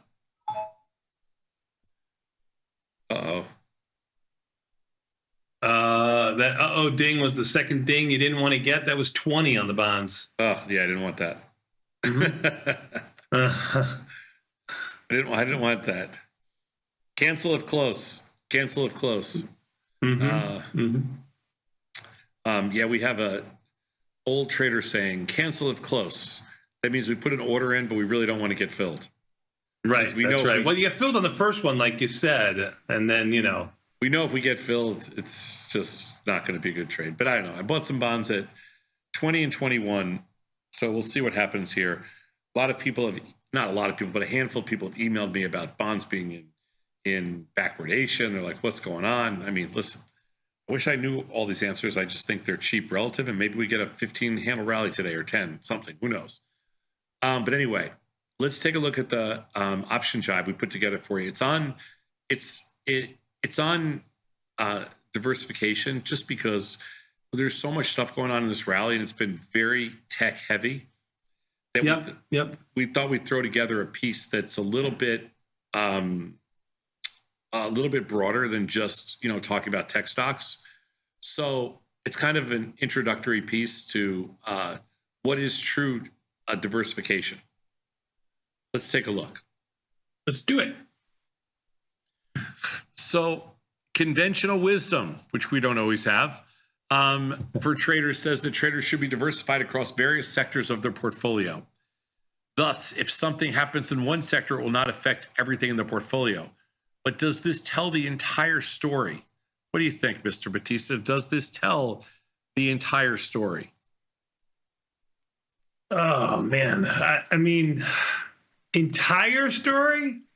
I'm going to say no. No, it doesn't. You're exactly right. It does not tell the entire story, because when things get ugly, as you saw in early April, just a month ago, when things get ugly, everything gets ugly. No ugly is spared. Okay, I don't care if it's real estate or energy or financials or consumer discretionary, technology, healthcare. Nothing gets spared. There's a little bit difference in moves, but nothing gets spared. Let's go next slide. Yep. So most of the sector ETFs have a higher volatility than the SPY. This makes sense for the same reason that individual stocks are more volatile than ETFs themselves. Interesting, though, the expected high vol sectors like technology and healthcare actually have relatively lower vol compared to others. This is just because it's a it's a diversified portfolio and there's lots of different stuff in there. But let's go next slide. And here you can see this is the market downturn period this year. And as you can see, I mean, even though they're not exactly the same, you can see how everything moves together. This is a really clear picture here, how everything from, technology to broad-based indices to energy to builders and to financial stocks, everything pretty much just moves the same. I mean, I shouldn't say moves the same, but they move in the same kind of direction. So that's not true diversification. Let's go next slide. During the downturn this year, the SPY crashed about 20%. Most of the individual sectors had less of a downturn than the SPY. However, sectors that had a larger downturn than SPY were two of the largest and most affected by the tariffs, technology and consumer discretionary, at 23 and 25% respectively. You can see we just posted this is top to bottom on here, just so you can get a kind of a clear view. And you're always going to have like consumer staples and utilities not moving much, but everything, it did move. Let's go next slide. So all this makes sense, as technology and consumer discretionary are two of the largest sectors by weight in the S&P ETF. However, SPY also includes exposure to other sectors, providing broader diversification. As a result, it tends to perform better overall than the two sectors on their own. This reinforces our earlier research. Diversifying across sectors helps to protect your portfolio. That said, despite being plenty diversified, many traders still experience negative returns across their entire portfolio. How and why did this happen? Next, please. So let's compare the sector correlations against the S&P. How strong are they under different market conditions? To test this, we separated the time frames as bull and bear markets. Bull markets, 12 to 17, 19, 21, and 24. Bear markets, downturns in 2015, 18, 20, 22, 23, and 25. And we just tried to break things down over the last 12, 13 years. Let's go next slide. This is really hard to read. In a bull market with low implied volatility, the correlations tended to be lower. Now, unfortunately, the way that we're looking on this, I can't really read all the white things, all the white numbers, but you can see it. We should have done this probably in black, but you can see the correlations in here, and you can see how the correlations definitely tended to be lower, as we highlighted that, on this particular slide. Just hard to read. There's really none. I mean, there are a few in the 70s and 80s, but most of them are in the below 60s to 40s, 40 to 60 range. Let's take a look at the next slide. But in a bear market with more volatility, correlations become stronger, and industries start moving together. And that's you take a quick scan of this, Sosnoff, and everything looks to be, highly, in the 80s. Highly correlated. You have a few in the high 50s, 60s, but mostly everything's in the 80s and 90s. Really kind of highlighting how the correlations truly become stronger in bear markets. Yeah, I think this is a really good. Just a really good view. You can see in bear markets, everything goes toward everything moves together. In bull markets, they kind of they break apart. Let's go next slide. So in normal market conditions, diversifying across sectors within the same asset class like equities can be effective, as sectors typically aren't highly correlated. This helps to spread the risk and reduce portfolio volatility. During market downturns, though, correlations between sectors and the broader market tend to rise. In such times, sector diversification alone may not be enough protection. This is what we said earlier. So to achieve true diversification, it's important to spread investments across different asset classes, not just sectors within one. Yeah. Let's go to the next slide. Good illustration of that too. And for example, these were the gold futures during the same period, which actually increased by 8%. Okay, it's fair. Mm-hmm. Let's go to the next slide. So some of the takeaways. Diversifying across sectors helps to mitigate portfolio risk, but sector ETFs often exhibit higher volatility than SPY. The technology and consumer discretionary sectors experienced the greatest downturns during the tariff crash, showing the need for broad diversification. In bull markets, though, sector correlations with the S&P are lower, meaning sector diversification is enough. In bear markets, correlations increase, reducing the effectiveness. Easier said than done, by the way, timing. Sure. And true diversification requires investing across different asset classes, not just within sectors. This approach provides better protection during downturns. And that is our takeaway for today. Hey, sounds like this has been a public service announcement. We're going to take a quick 90-second break and come back. We got more Tasty Live after this with even the S&Ps holding steady up 12. We'll be back in 90 seconds at Tasty Live.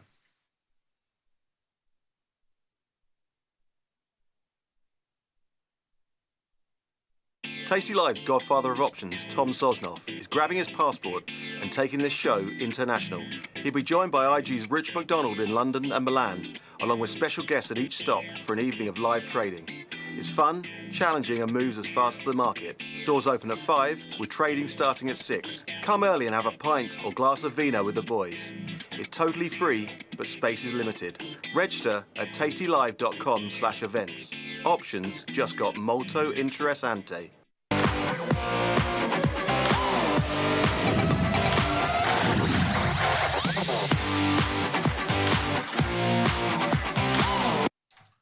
Tomas, we are back, my friend. You know what that means. Market's basically unchanged with even the S&P's up 13 and the NASDAQ up 94. But all that means nothing when we've got this.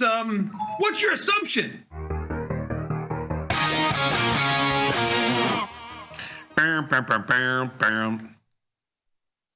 So what do you got for us? I'm going to take a look at what our viewers have showed us.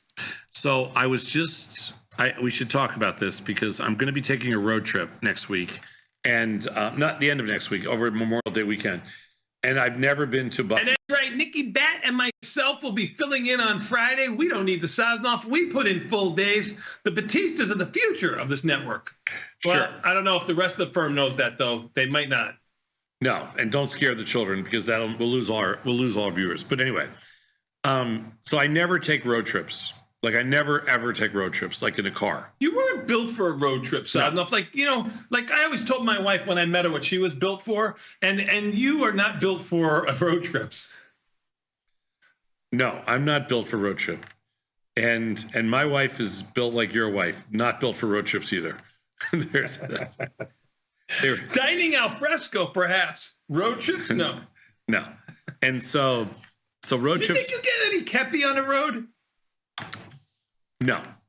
So anyway, I didn't think so. So I don't usually take road trips, but what's exciting about this road trip, the only thing that Sosnoff, the last road trip you took was with me. What do you mean? We went to Indiana together to help your daughter. Yeah. That's a different kind of road trip. Anyway. What do you mean? Yeah. It was a 4-hour, 5-hour road trip. You slept. No, I've done bigger road trips. But anyway, listen for just a second. I want to go to Buc-ee's. I've never been to a Buc-ee's. I've slept at the Buc-ee's that you're going to visit on your way to Tennessee. I have watched a lot of Buc-ee's TikTok videos over the years. And I have watched everybody do food reviews of Buc-ee's. And I feel like I've never had the opportunity to go into a Buc-ee's because I've never been around one. Privilege. I think it's a privilege. That's right. Yep. And I have to try all the Buc-ee's things like the burrito, the brisket. The breakfast burrito is good. I mean, side note, it's a humongous gas station. It's like the size of a city. And it's super clean. And they've got everything you want, from new underwear to food to eat. 24 hours a day, 7 days a week. It's beautiful. But what do you kids say? Don't sleep? Is that what it said? Don't sleep? Don't Sounds sleep right, on? yeah. Yeah, don't sleep on the bathroom, Sadnov. Even if you don't have to go into the bathrooms. They are amazing. They are so freaking clean, and you can watch the attendant go in after you're done. Like every time somebody's done, the bathroom attendant goes in there. It's the most amazing thing I've ever seen in my entire life. It's the best run bathroom in the world. That's the real gift of Buc-ee's. When you're on the road, Sadnov, and you're looking to relieve yourself. I have so much to say. I have so much to talk about this. Please don't. I have so much to say, but I'm going to pass because I don't want Beth to throw up on air. The hell with the burrito, the big coffee, the nuts, Sadnov, you'll like they make fresh roasted nuts and stuff like that. You're going to love it. I mean. Okay, I have my own list of things I need to do. My wife. What are you going to do? What are you going to do? You better go to the bathroom. My wife. Even if you don't have to go, you just go in. It's amazing. It's like symphony. Corinne won't even go inside. I can guarantee you. She won't even go in. So this is all me. Because can you bring me back a fire pit? I've always wanted to buy the fire pits that they have outside there. They're huge and they're cheap. I wanted one, but I could never carry it. Will you do it for me? How's their sushi? I can honestly say I've never had their sushi. I don't think they have sushi, but I'm not sure. You should document it. Even up $275. You've got 20 handles. You should take it. Oh yeah, let me do that. So, yeah, you don't know how their sushi is then, huh? No, sir. I'm sorry. I don't know their sushi. I apologize. Yeah, that's a good 20 handles. I like that. That's what I just said. And you scalped your Microsoft again, didn't you? Scratched it. Oh, you suck. Scratched it. We're going to get filled in our bonds here in about, I'd say about 3 or 4 minutes. Oh my God, it's so easy for you sometimes. Yeah, sure. Anyway, yeah, so I'm really excited about going to Buc-ee's. And, we have a Buc-ee's. I slept at that Buc-ee's, up in the back and in the front. We have a Buc-ee's little Bucky doll out there. I brought it. Oh, you did? Yes. Oh, then I'm going to buy one too. And they make a Buc-ee's. What you should do is they make it for your grandson. I bought one for my grandson. They make a Buc-ee's seatbelt like buddy. You know what I mean? Like, a little Buc-ee's seatbelt buddy. Yeah. You should get one. He loves it. Have you met my daughter? She's a bucker. She likes Buc-ee's. I don't know if she's ever been, but you don't get to. You don't. If you buy something for that kid, it either if she likes it, it may go on the kid. If she doesn't like it, it gets donated. they have a certain look and feel that they want the child to have. Yes, they. I heard they have bathing suits there. Bathing suits? They do have bathing suits there. Vinny got one. Sure, I'll get a bathing suit. Yeah. I need a bathing suit. I got pajamas there with little Buc-ee's on them. They're amazing. Yeah, no, all that's good. All right. Anyway, what the hell am I looking at here? What's going on? Anything? Thought they were going down. Didn't Scoopy my short in video as I wanted to, but but I am one tick away on the bonds. Let's see. Anyway, one tick away. One tick's a long tick. What Okay, let's do this. We got, what's your assumption? Lots of trades. Bam, bam, bam, bam, bam. Let's do it. Harvey Birdman. Who's Harvey Birdman? Toronto, the capital of the 51st state. Tesla, June. Tesla is slated to go higher from here. Come on, Tom. You know you want to go long. No, I don't. Short puts, call, debit spreads, or leaps will pay. Get in now before the robo-taxi event. Time to buy is when Tom sold his Model S. I have zero regrets about... bonds. There you go. Oh, you're going to be insufferable today. You made 2 scalps. This is 3 scalps. This is ridiculous. Pay attention. Futures bonds. Watch and learn. Pay attention. Watch and learn. The contrarian. Yeah, we bought bonds on the dip and sold S&Ps on the rally. My Taiwanese sources say that Harvey would like you to discuss SMCI also, although we don't have a position in it. I do not have a position in SMCI. Tesla, yes, I have zero regrets about selling my Tesla. Trust me. And I'm very happy with my Lucid. As soon as somebody says, trust me, that means they're lying, but I get it. No, I'm not. No. And in fact, I really do like my Lucid. Lucid, I think, rallied this week. I think it was like 275 last time I looked, or something like that. Yeah, it's $2.67 now. You are right. It rallied from $2.25. I mean, you've got to be kidding. You don't want to talk about SMCI that's up $4. It was just up $6. But you want to talk about Lucid up 25 cents. That's a 10% move. Just mentioning it. Please don't pull a Vecchio on me, okay? Don't do that. Don't do that. That's a 10% move. No, I'm going to pass on a bullish trade in Tesla. No interest at all. I do have a small Tesla, but let's just take a look. Tesla. We do have a small Tesla position on. We have we have a strangle in there. We're just going to keep it. We're going to keep what we have. IB rank in there is getting down to spot. It's going to be marginal for me here. Talking about IB ranks, UNH IB rank 110, Sosnoff. Yeah. UNH is our biggest winner today by far, but it was our biggest loser yesterday. So we're still way, way, way underwater. Let's go to the next slide.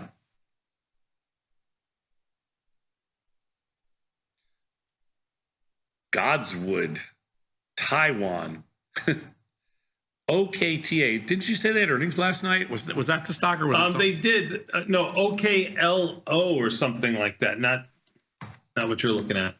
Oh, this is OKLO, which is up $7, Sadnov, from 32 to 39, up $7 and change. A lot of stocks higher this morning for an unchanged market.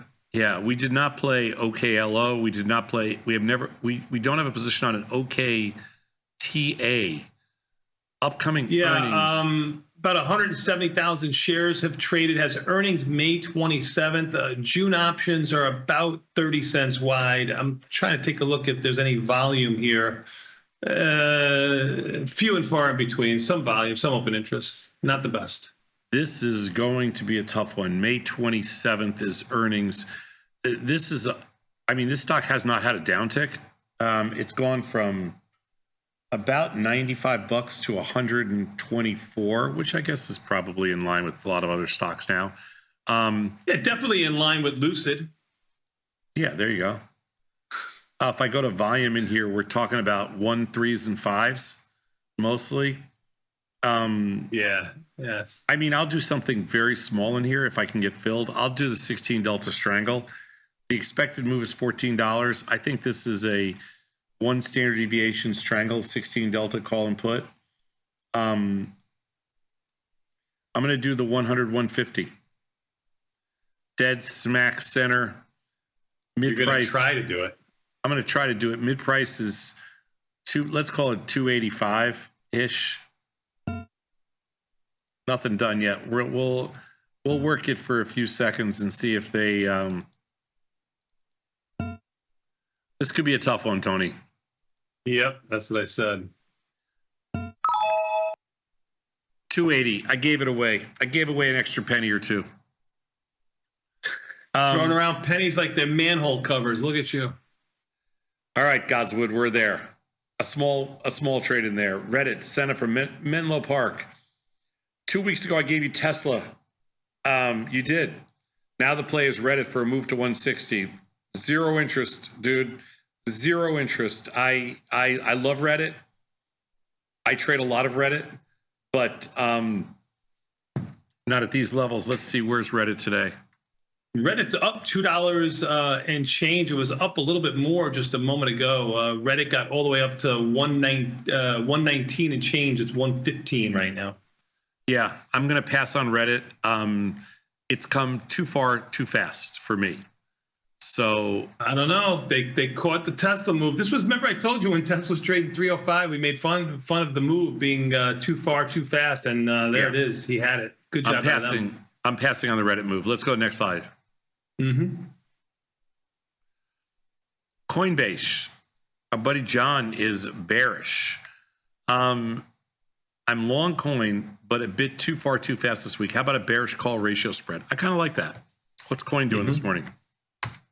It's down. I thought it was up earlier. Maybe I'm. It was a trade up to 262. It's 256, basically unchanged right now. So it's about $6 higher. Yeah. So let's see. A call ratio spread 290, 310, 290. Buy those. Well, you don't. 310. Sell those. And you can do that ratio spread 1 by 2. Well, I like the 293.20. For a buck. For a $1.20, $1.19. I should have done more price discovery, but All right, John. I did the 1 by 2 ratio spread. 293.20. I like that. Let's go to the next slide. From Big Canoe, Georgia. Ardeshir? Big Canoe, Georgia. Never heard of that place. Anyway. Canoe? GME, July expiration. Another breakout to the upside. 35, 70, 90, 100, 120.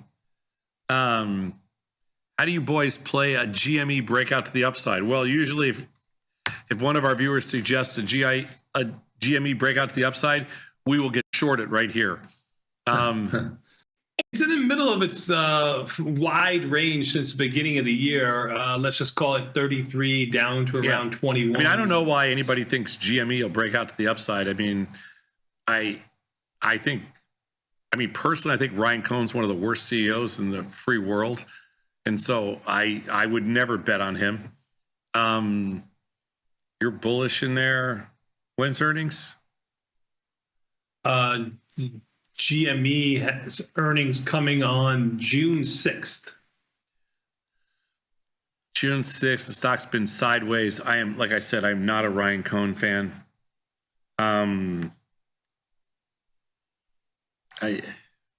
Ardeshir, I'm not bullish. And the problem in this stock for me is the crazy wide markets. Man, they just... Yeah, I you have to have an opinion here, and it doesn't really matter at this point, does it? In this stock? Yeah. I mean, if you wanted to sell naked puts in here, I'd be fine with it, but nothing trades. You know, like, can you get filled on anything? If you want to do a 16 delta put, I mean, the markets are so wide. I don't know. I don't think it's worth it.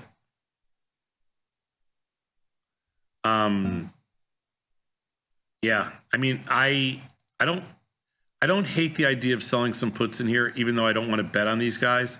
I just think these markets are too wide for me. I'm doing too wide. Gotta go. Sorry. I'm doing a little price discovery. Let me do a little price discovery and see what's going on. Let's go next slide. I'm working some puts. We'll see what happens. DCJ from Washington, D.C. I don't know, he says. Directional bias. Like Tom. What? Driving North Rivers. ES shows no signs of slowing down. We are blasting through 6K like Tom through a stop sign. Yeah, Yeah, that's what Scott was telling everybody about how you drive and avoid the stop signs by not looking at them. Stop signs are for losers. Right. There you go. Mm-hmm. That's not right. If you don't see them, Beth, do they really exist? Right. Also not right. I'm not sure what he's asking here. I'm not sure what he's asking us to do here. Tony? He doesn't have an assumption here on. So he wants. What's your assumption on ES? Is it an iron condor candidate with an IV rank of 16? Probably not. Is it a diagonal spread? Maybe. What months would you use? As they all equal different expirations, so you have to be careful there. So what do you do, Sadnov, here? What do you do? Abstain? Yeah, I think you abstain. I'm going to actually jump back in the bond market here. Because bonds back down to 112.21 on the bid. Yeah, I'm going to jump back in bonds. I'm going to pass on ES. 16 Ivy rank, not interesting to me. Filled in bonds. There you go. You got filled at 21, Sadnov. It was just a few minutes ago when you sold them at 28, about 11 minutes ago. So good job out of you. Yeah, I'm going to try to pick up some 19s if we can. How are you? Let's go next slide. Yeah. Sadnov, my Taiwanese sources that live in Vegas told me that 90% of hotels in Vegas are currently charging resort fees still. They're wrong. Anyway, because your people that live in Vegas, they don't go to hotels. Oh, my God. You're unbelievable. Snow. We haven't traded a while. SMAC from Grosse Pointe, Michigan. Bullish and snow. I'm bullish, thinking about selling the 200 call on May and buying the. All right, everybody's going crazy here. I'm thinking about selling the 200 call in May for earnings, buying the June 180 calls, adding a short 150 put in June for good measure to bring the debit to less than $7. Snow. Stock's trading for 181. It has not had a downtick since the beginning. Made a low in April. It's gone straight back up near record highs. IV rank is high at 54 because earnings are. What's the date today? Today is the 14th.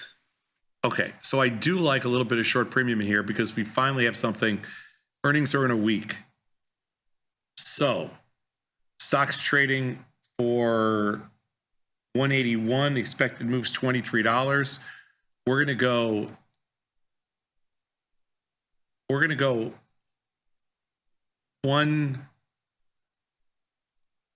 Oh man, we're gonna go 145, 220 for three for about 390, 391. I think it's gonna trade. No, I'm off. I'm way off. Way off. I am way off. It's now that I'm looking at the markets, maybe 385-ish. Do you trade snow at all? It's not a great. No, I haven't in a while. Yeah, 387. It's not a great trading vehicle. This is like, I give this like 2.5 stars. The volumes are light in there. Actually, it's only traded 500,000 shares today. Be careful in there. Don't do anything like crazy. I don't mind this stock, but don't do anything crazy. Let's go to the next slide. Bobalicious has an earnings tonight. Although the IVR is not as high as we want it to be, I feel earnings should be good, and I want to see a new 52-week high soon. Sell 105 puts. Okay. Give it a shot. Bob up 157. Well, the May 105 puts are 0. The June 105 puts are 57 cents if you're lucky. But I'm not feeling lucky. Oh, yeah, we got filled. That's probably not what I want to do later on today, but I actually don't mind selling these puts for 57 cents. Sell more. Order, hold on. What did I say? Even the S&P's up 4 after being lower a moment ago. Bonds trading back to 22. All right, I sold a couple of tranches of puts at 57 cents. We'll do something more in there later, but I agree with you. I think that's a cheap shot in there. Let's go to the next slide. Penny from St. Paul, Minnesota. Looking at SPX, I don't know, 0 day. VIX 1 day up means sell the expected move call. VIX 1 day down means sell the expected move put. Scalp it quick, says Penny. All right. We are at that 9 o'clock witching hour, Sadnoff, 9:05 or so, which is, according to our research, the optimal time to do something. Well, Penny, let's just do both. Let's make it simple. The expected move is $27. Where are we right now? In SPX, the full number, we are sitting at 580, 58.90. Let's just call it. Oh, I think I pushed the button too fast. Sold, yeah. So anyway, come on, you got filled at mid price. Maybe you gave away a nickel. I think I gave away a nickel. Yeah. Did the 58.45, 59.25 for 675. Yeah. Okay, we'll see what happens. I did the 16 delta. I didn't really look at the expected move. I just did a 16 delta on both sides. Let's go to the next slide. So we'll see what happens, Penny. We'll try to, we'll hold it for a half hour or so. CMG bullish for 1 week. CMG to 52 in a few days or weeks. We haven't traded CMG in a while. Stock is up 47 cents today. The stock's actually had a nice, well, it has nothing really. CMG, do we still go to CMG? We can. No. Are you still, is Vinny still a CMG fan? Is Vinny still eating Chipotle? Yes, he's still eating Chipotle. Yes, he is. He's a frequent flyer there at Chipotle. Okay. So even though it was ranked as one of the dirtiest restaurants, right behind it was I don't want to say a bad I don't want to make the company look bad, but CMG was number one. Chipotle was number one. Really? I would think Chipotle would be clean because they don't like store anything. I sold the 40. Nope. Everything on the hot table there just gets thrown all around. No bueno. I sold the 48 puts for 75 cents. That's now the bid. So anybody can do that without too much. Anybody can do it and do it better. Sure. That's right. You can do it better. Let's go to the next slide. That's Campbell from Boston. Thank you so much. Let's go. Oh, okay. We're done. So Tesla, we passed because I'm not bullish in there. ES, we passed because there was no real trade. Reddit, I passed because I'm not bullish in there. And GME, I passed on because honestly, I'm not bullish on there, and I don't love trading that stock. We are working a GME order, but we're not filled, so I'll just cancel it. OKTA, we sold a strangle. Coinbase, we did a call ratio spread. CMG, we sold a naked put. SPX, we sold a 0 day strangle. BABA, we sold a naked put for earnings, and Snow, we sold a June strangle. So we did 6 out of 10. Agreed. Good job out of you. Hey, I tried. Okay. I guess. I mean, if you tried, even the S&P's up 7, sound up. They're trying to stage a rally. We'll be back in 90 seconds. You know what's happening?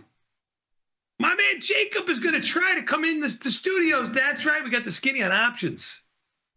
Matt, immediately following these messages. We'll be back in 90 seconds.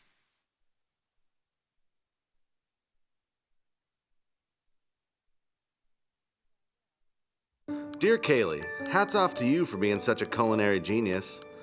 I don't think it has ever dawned on our kitchen staff to serve gazpacho hot. Sincerely, Bob. Sometimes it feels good to get smart. Get even smarter with live trading insights and some live taunting. I don't want to fact check you with my vagina, but I will. From the smart mouths at tastylive.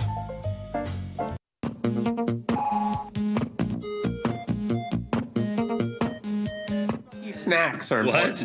Tomas, we are back, my friend. You know what that means.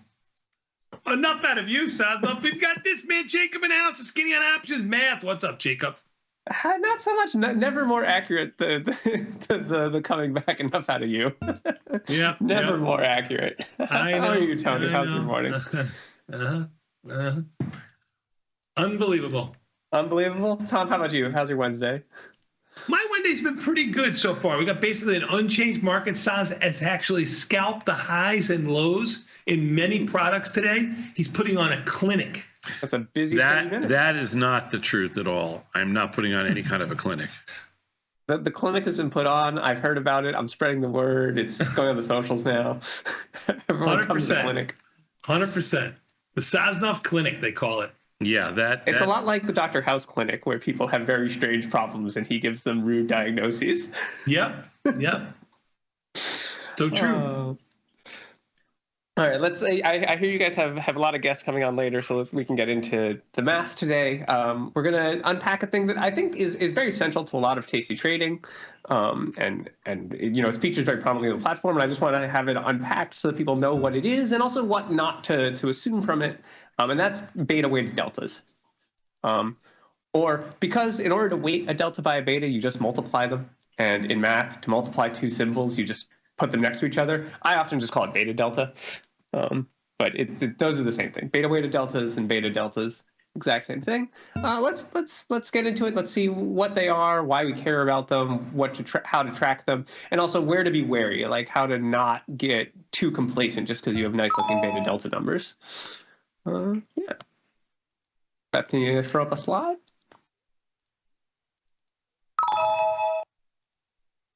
There we go. So beta-weighted deltas, of course, we have to start with what deltas are in order to get to we have to start with deltas and betas, and then we'll put them together to get beta-weighted deltas. Delta is the most important option Greek there is, right? It tells you how much you expect a position to change in value if the underlying moves by $1, right? So on the left is the abstract definition. It's just the partial derivative of the value of an option with respect to the underlying price. And on the right is the Black-Scholes formula, which is, kind of a mess, but it's really not that bad. It looks worse than it is because I've unpacked everything, right? I've unpacked it down to spot price and strike and risk-free rate and volatility and time until expiration. If you bundle it up, that's like the normal distribution, cumulative distribution function and what's called the D plus crossing point, and it can look more concise than that. And if you want to know your total sensitivity to an underlying, it's very simple. You can just add up all of the deltas from every position you have on that underlying. And this can help you make sure that if you have a directional assumption on the underlying, that your positions fit that, right? That, you add up your positive deltas coming from your short puts and your long calls and your shares. And those make your total bullish assumption. Your negative deltas from the opposite of those, your long puts, your short calls, and your short shares. And those, if you want to be bearish on an underlying, you load up on however combination of those feels best to you. And if you're like me and you feel like directional assumptions on underlyings is for people with more secret information than you have, you might try to stay delta neutral on most things. Stick to iron condors and strangles, things where the deltas are going to cancel out on both sides. This has sort of two key problems with it. One is that it only works on one underlying at a time, and the other is that it only works at one time at a time. And beta is going to try to address the first of those, this one underlying issue. So let's go forward and we'll see how we can try to work our way to multiple underlyings. Because in practice, almost all underlyings exhibit some degree of correlation or anti-correlation, right? There's some exceptions. Bonds tend to be very low correlation with the market. Some things wind up being inversely correlated, though that doesn't actually make a difference. Like the minus sign doesn't mean very much because you can always short or long something. But so, right, the high correlations, right, Qs and SPY are quite highly correlated, something in the 0.9, 0.88 range, which means that a $1 move in the SPY often means an 88-cent move in the Q, right? And so, plus or minus, but on average, an 88-cent move in the Q. So if your SPY position and your short Q, so long SPY position and short Q position have some amount of offsetting of each other's risk. So your positive SPY deltas and your negative Q deltas do some amount of canceling. And how do we actually get a grasp of what that cancellation looks like is that we use beta. So there's two ways to define beta. They're exactly equivalent. One is that it's the slope of the linear regression between the underlying price and a benchmark, usually SPY, right? So you put some dots for this is the price at one time and the price at the other. Pick a time that makes you a singular point where you look at the price of the two underlyings. That makes you a dot on the graph. You draw the line of best fit. You look at how steep that line is. That gets you your beta. Alternatively, you can think of beta as either the covariance between the returns of the underlying and the returns from SPY divided by the volatility of SPY, or also equivalently the correlation between the two of them times the volatility of the non-SPY underlying, right? So its correlation shows you how much they tend to move together scaled to each other, but you don't want just scaled to each other, because if the other one moves more, right, it's more volatile, you want to scale that up, so you multiply it by its own volatility. So if you weight all of your deltas by betas, right, you look at the deltas you have in underlying and you multiply it by the beta of that underlying to SPY, then you can sum across all of your underlyings and find the total expected change in your portfolio's value given a $1 move in the SPY. Right, so this is what beta weighted deltas are. This is why we care about them, is to get an idea about across the entire portfolio, how do we expect market moves to affect us, right? And if you want to stay neutral, you can stay neutral. If you want to be bearish or bullish, you can make sure your total beta deltas match that assumption. Is beta essentially beta is just a kind of like a more accurate term for correlation? No, beta is correlation scaled. Correlation is always between -1 and 1 because it pulls out the size of the moves that both underlyings have and just looks at when this one has a big for it move up, does the other one also have a big for it move up? But when we're thinking about how deltas work, we don't care about is the move big for it. We care about is the move big in absolute terms. So you multiply by its volatility so that the correlation times the volatility gets you that scaled up version. So that now you know if SPY has a big up move for it, does the underlying have an actual big up move? Or if it's a very low volatility underlying, even if it's highly correlated, it might not move that much, even when it might, just because the correlation is high. So beta is it's more appropriate for what we're doing here than straight correlation, but conceptually it's very similar to correlation. Got it. I got it. They're very linked. It's just correlation scaled by the volatility of the non-SPY underlying. But so this can hide a thing, right? Because it's this correlation scaled by the volatility, it doesn't distinguish between something that's very highly correlated with SPY but lower volatility versus something that's pretty uncorrelated with SPY but more wildly moving. And those aren't the same for us, even though they come out the same in beta. So your deltas are the same. On the next slide, I have got some example graphs. Oh, joy. Yeah. So here we've got 3 stocks moving. The first one is our benchmark. You can think of the blue curve as being SPY. It's just a geometric Brownian motion that's been simulated for a little bit, for about a year. And then the other 2 are cooked so that they have the same beta. But the orange curve is very high correlation, like 0.95 correlation, but lower volatility than SPY. So that, it almost always moves in the same direction. And when the SPY moves a lot, it moves a lot for it, but a lot for it isn't very much. Right, so it's just a more constrained version of SPY, pretty closely. Whereas the green curve is something that's much lower correlation, like a 0.3 correlation, but also has a much higher volatility, so that it swings around. Sometimes SPY goes up and it goes down. Sometimes SPY goes down and it goes up, which gives it a low correlation, which means that its beta is going to come out low, even though it moves around a lot.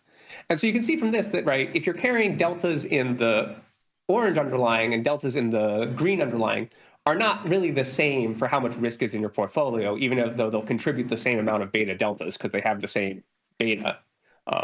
And so this is an important feature, is that while beta delta is like a good first step to understanding your total portfolio risk, you want to try to be cognizant about where those are coming from. That your beta deltas that come out of very low correlation, high volatility underlyings are more risky than the beta deltas that come out of sort of your lower volatility, higher correlation underlyings. The cancellations with high correlation underlyings between your positive beta deltas and your negative beta deltas are pretty reliable. If one of them goes up, the other one's probably going down, and they will in fact almost quite likely cancel. But if you have something that's low correlation but high volatility, you're trading in, you're doing some big contracts in TLT, right? So you've got a bunch of deltas in TLT. That's not really going to contribute to your beta delta because the correlation between TLT and SPY is so low. But it's not like it's not adding any risk to your portfolio. You've got a bunch of big positions on. Right, TLT is not the most volatile thing, but it is a very low beta thing. So you got to be a little bit wary that sometimes a low correlation underlying can sort of hide its risk by looking like it has very low contribution to beta delta, even though really it isn't a very safe position. It's just not correlated to the rest of the market, which is good for diversification, but it's not as it just looking at the beta delta number, it can obscure that. Yeah. And then the other thing that we have to be cognizant of with beta deltas is the problem with delta, which is the delta is an instantaneous measure of the sensitivity of the position, right? We say that it tells you how much you expect the position to move if the underlying moves $1. That's not really accurate. What it tells you is 1/100th times how much you expect the position to move if the underlying moves a penny. Right, it's very accurate when the underlying moves a penny, and the bigger the underlying move, the less accurate delta is about how much it's going to move.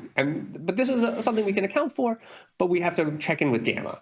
Right, gamma is our most important second-order Greek, and it tells us how much delta changes for a move in the underlying. Right, it's that second partial of the value, or to expand it out into a Taylor series kind of thing.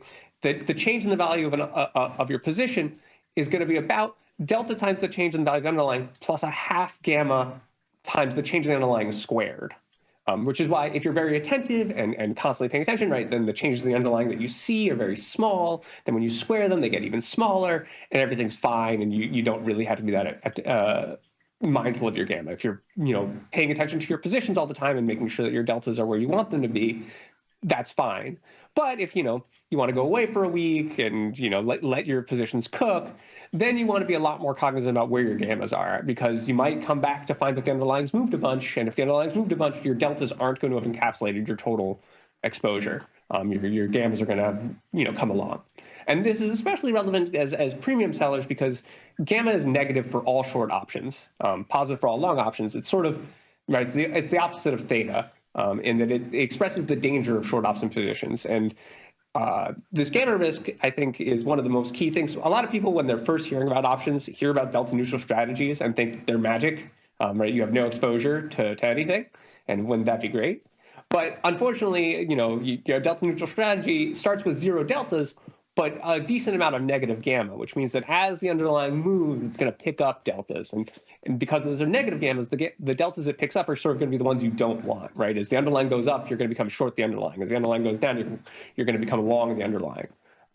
So this is a reason that you want to either be very cognizant of your gamma per underlying, or make sure to pay attention very frequently to keep track. And back in February, I went over a sort of a cute algebraic trick, I thought, where we can anticipate the portfolio beta delta changes by using each underlying's gamma. And all you have to do is you have to double beta weight it. You have to beta squared times gamma, and then add them up across all the underlyings. And that'll get you your total beta squared gamma, which is how much you expect your beta deltas to change given a $1 change in the SPY. That's neither done for you in the platform nor mathematically like the absolute simplest. It's not that bad if you have an Excel sheet open. You could do it yourself, not too much trouble. But in practice, the more reasonable thing to do if you want to mind your total beta deltas is just to maintain an active position, right? Keep an eye on it, because it's going to become out of whack as things move around. Some of your positions will pick up deltas, some of your positions will lose deltas. Beta, because it's historically generated, we don't really have a good forward-looking way to anticipate betas. Beta doesn't change that much day to day because it's each day only adds one day to the data set that generates our betas. So those are pretty stable, but the gammas are neither stable, and the deltas are especially not stable because they are changed by gamma. So you need to make sure to pay attention to that. When you're looking at your total beta deltas, don't think that they're constant and you can just walk away. You want to double check that each individual underlying's gammas aren't that bad, especially for the ones that have large betas, right? The highly correlated or highly volatile underlyings, their gammas matter more for whether or not your total beta delta is going to be stable. Yeah, those are all the things I want to talk about. We can you taking notes, Sosnoff? Yeah, I mean, I kind of understand this. Yeah, I mean, you've been working with this for quite a while. It's only, I mean, like, sometimes these segments are for some of our newer viewers who, it's right in the platform, it's up in the top right, it stares you in the face, your beta delta, and it's got 2 Greek letters right in a row without a clear idea of what they mean. So I think it's important to there's a reason it's right up there in the front of the platform. It's one of our most key ways to measure your portfolio-wide risk, but you need to understand what it is actually measuring, and especially the things that can hide behind it. Which are, the gamma risks and the low correlation, high volatility underlyings that will be more risky than they look like when they're just evaluated on their beta deltas. But to do our takeaways, delta is the most important Greek. It gives our directional exposure to each underlying that we trade in.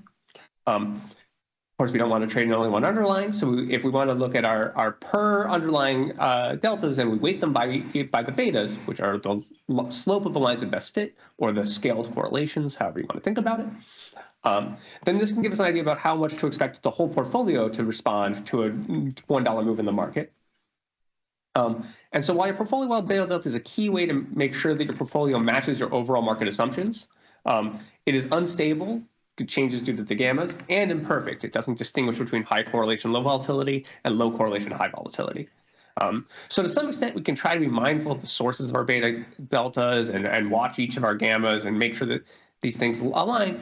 In practice, the more reasonable thing to do as a retail trader is to be active and attentive and, not get caught off guard by a big market move. Make sure to be there and see what's happening to your positions, rather than come back in a week and see that everything's out of whack and you've racked up, a positive 100 beta deltas, and now you're really directly exposed. You didn't want to be. Yeah. Sadnov, say something nice. Well, for me, Oh, I got it, Sadnov. Let me do it. Sadnov made 75 cents on a scalp on SPX. Sorry, 85 cents on a scalp in SPX while you were talking. Oh, that's good. 85 cents is nice. That's not where I was going with that. No? But no. No, Tony's a snitch, though. I will give you a little history. So when we first started building software, the whole concept of beta-weighted deltas was not part of what we thought about, because most of us kind of grew up in the business trading one product, not trading multiple products. So we never really had to beta weight deltas, because I didn't have a portfolio of lots of different things. And even people that had it didn't really use beta weighted deltas that much. So when we started to build TOS years ago, and we realized customers would have multiple positions on, TP came up with the idea of, let's do beta weighted deltas on the platform. And everybody thought we were nuts. And now it's industry standard. So I will give that. That's pretty cool. Yeah, I mean, it makes sense, right? If you have professional traders who specialize in an underlying, then they don't need to worry about beta or any of the other things. They just need to worry about their deltas in that underlying, their gammas in that underlying, really dial in on what it is that you trade. But a retail trader can't really specialize in an underlying in the same way. You're not going to be as particularly knowledgeable. You're going to want to diversify more to handle your things, right? You're not just part of a big machine. You're managing your all of the things that are relevant to you. And so if you want to diversify that, you need multiple underlyings. If you need multiple underlyings, you want to have some idea what your total risk looks like. And beta weighted delta is a very clever way to arrive at that. Yeah, that's good. That's a good piece. So props to TP. Beautiful, beautiful. Listen, it's a good piece. That's all you need to hear from Tom Sadnov. We're going to take a quick 90-second break and come back. You know why, Sadnov? We've got... That's right, Mr. Scott Sheridan and Johnny Trades immediately found these messages. This Tasty Live. Thank you, Jacob. Thank you, Tony.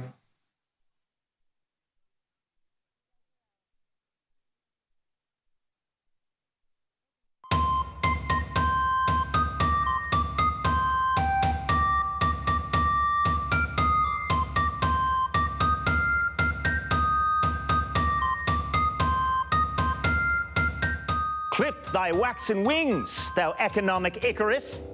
Discard these feathery adornments, thy flight's too vigorous. Rather, garb thyself with the soft fur of the bear, and dwell in low burrows of the valley fair. Forsake thy previous highs and perilous summit, for lo, I am short, so I must needs thee plummet. O market, I implore thee, make no high. Like some comic Fozzie, unclip thy bow tie. If thou dost tumble, I shall offer thee up a succulent hoagie. So, ye markets, remain as bearish as beloved Yogi. Follow thee the lead of Kipling's Baloo, and may the move be sweet as honey to Winnie the Pooh. With joy I watch descending chart lines straighten, run down with quickness and sweetness, like Lord Walter of Peyton. Let curious traders admire thy Berenstein way, and joyfully stealing some porridge, let us now say, sweet bearish market, never would I cage her, but admire her drop like some terrestrial Ursa Major. Come down, ye markets, to this sylvan glade, and let the bears have their day at Tasty Trade.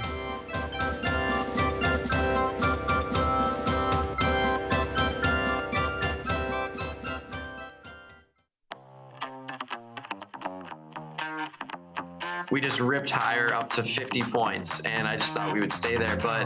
The thing the market does best is it keeps you very humble. You get paid a lot for being right, and you lose a lot for being wrong.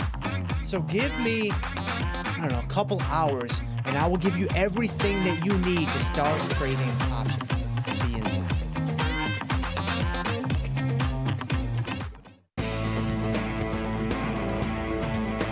Coming up on Bad Money with Jim Blamer. Blamer's hot stock tip of the day. Trade ideas? Trade ideas? You're coming to me for trade ideas? I'll give you a trade idea. Trade me for tastytrade.com. Those guys are great. I love those guys. Got the need for speed? No problem. At Tasty Trade, you can turn smart ideas into real trades with just a few clicks. Wow, that's fast. Tasty Trade, make your move.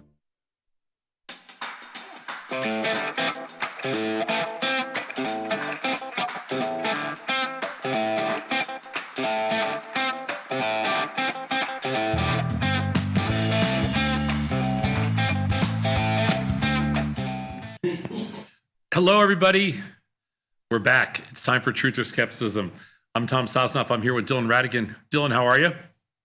Good. I've been hearing some back chatter in the hallways at Tasty Global. Well, whenever you come on, all the producers get all excited in the back room there, and you know, I've heard some chatter. I feel like this is a big day potentially on. This might be a historic episode, from what I heard. Well, in the multi-decade history of this particular label, there's a lot of chirping going on. There's no question about it. I like the chirping too. Big day. Yeah, I'm a big fan of chirpers. So why don't you tell the children your insight? You woke up this morning trading the S&Ps from your terrace with your view of your lemon orchard in spring. I don't know what a lemon orchard looks like, but sure. A lemon orchard sounds okay. very... It's okay. We won't talk about it.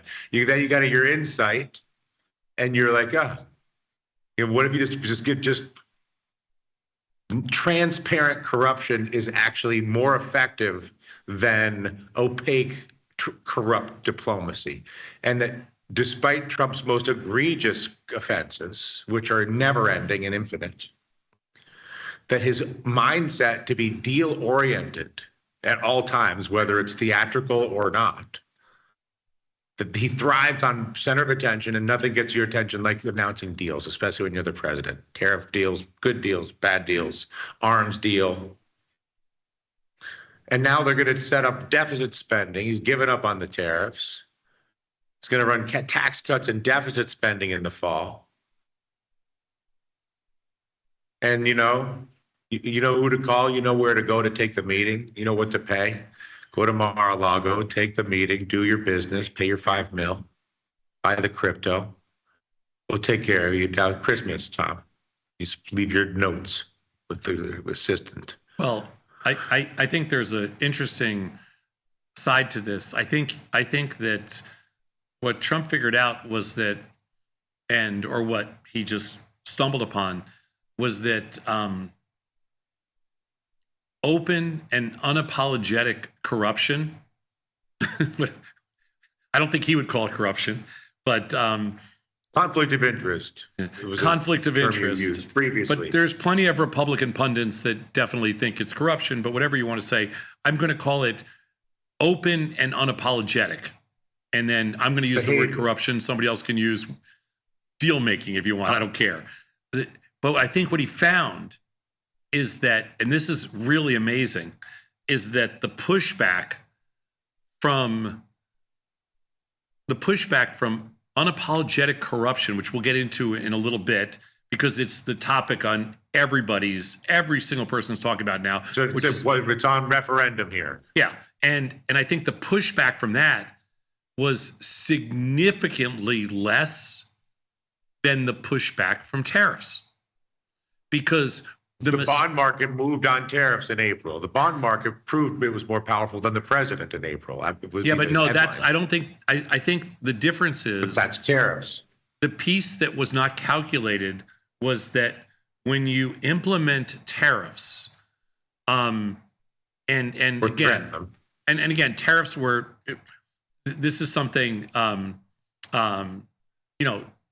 this was self-inflicted, but you begin a trade war, and everybody understands, the individuals, consumers understand the impact of a trade war because they can see it on prices.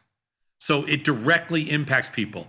So the amount of blowback and pushback from tariffs is a horrible thing, which I don't think that was part of the calculation. Originally, the thought process was, well, an eye for an eye, so we'll implement these tariffs. It'll be good for business. We'll make all these deals and blah, blah, blah. Nobody will push back. It's typical bully mentality, whatever. And the crowd got hot. Amazon put it on the itemization list. Everything backfired. And market. Complete disaster across the board, disaster globally, makes you look like complete dummy. Nobody wants to make a deal. Nobody wants to talk to you. Absolutely the most disastrous. 1 week later, you go pause, hit the pause button. It's chaos. And how do you skip the pause? You only get 1 week. So how do you skip the pause button? You create a distraction. And the distraction, which is also another idea, but one that does not impact the consumer. So you have this tariff plan, which obviously, in hindsight, one of the dumbest things ever in the first 100 days of any presidency. Maybe brilliant, maybe political theater to advocate for the American worker with his base. Brilliant political theater to only if you believe advocating for the American product to sell more American products to the world. A trade war to trade more. Yeah, but it didn't. That's not how it worked. So the only positive that comes too early to know. The only positive I can see, then I'll change it. The only positive I can see at this point is that it keeps you in the headlines. It's all PR. It just keeps you on the, that number top one line. Keeps front page. Keeps your front page. So, but then you stumble into something that you really didn't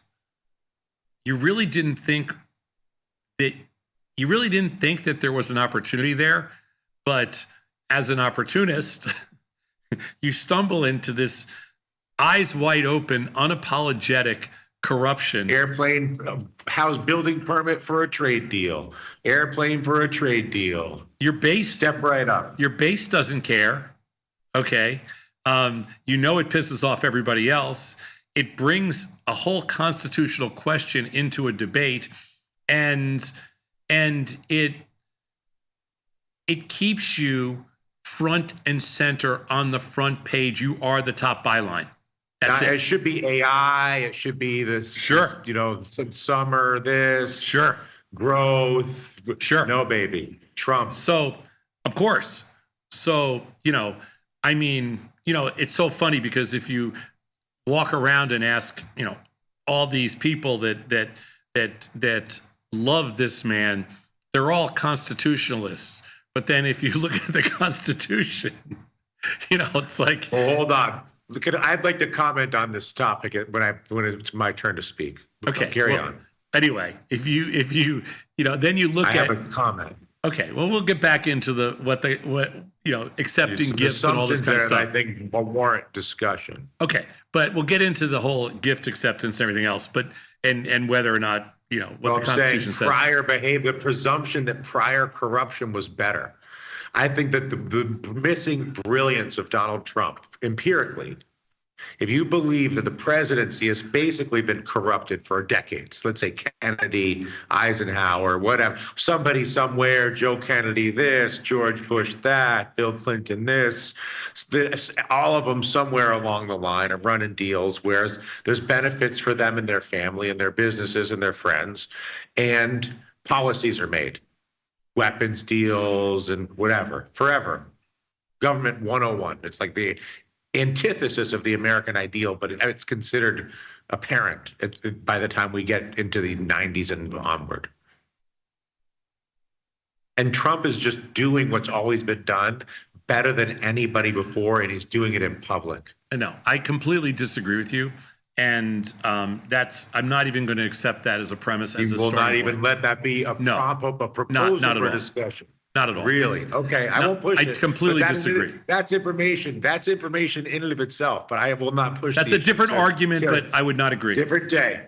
Different day. So you find fair corruption. You find sneaky. You find the group where it's where in certain countries it's essentially impossible to push back, because if you go into the Middle East, you can't really push back against certain regimes and certain monarchies, and so the public can't.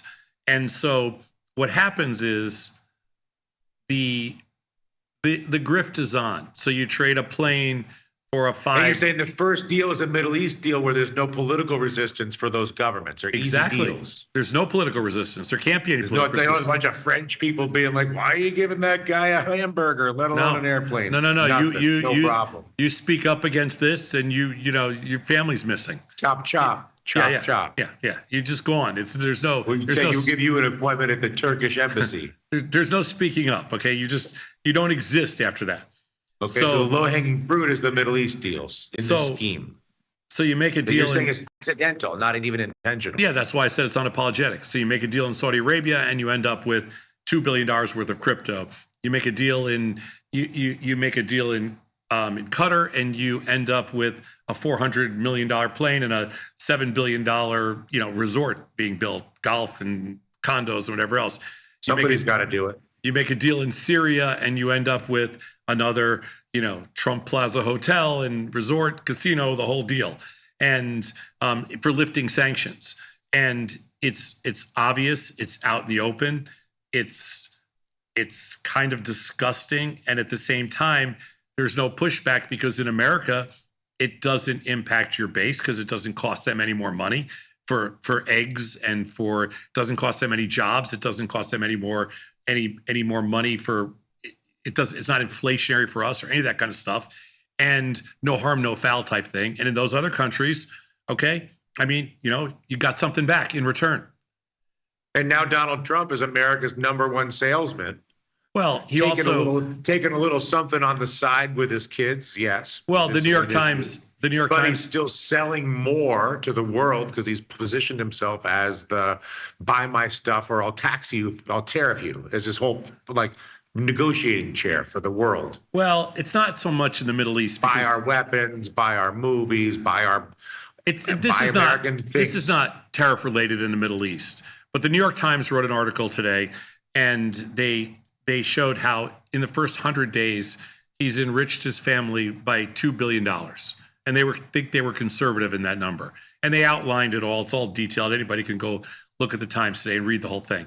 And it's pretty fascinating when you start to think about now.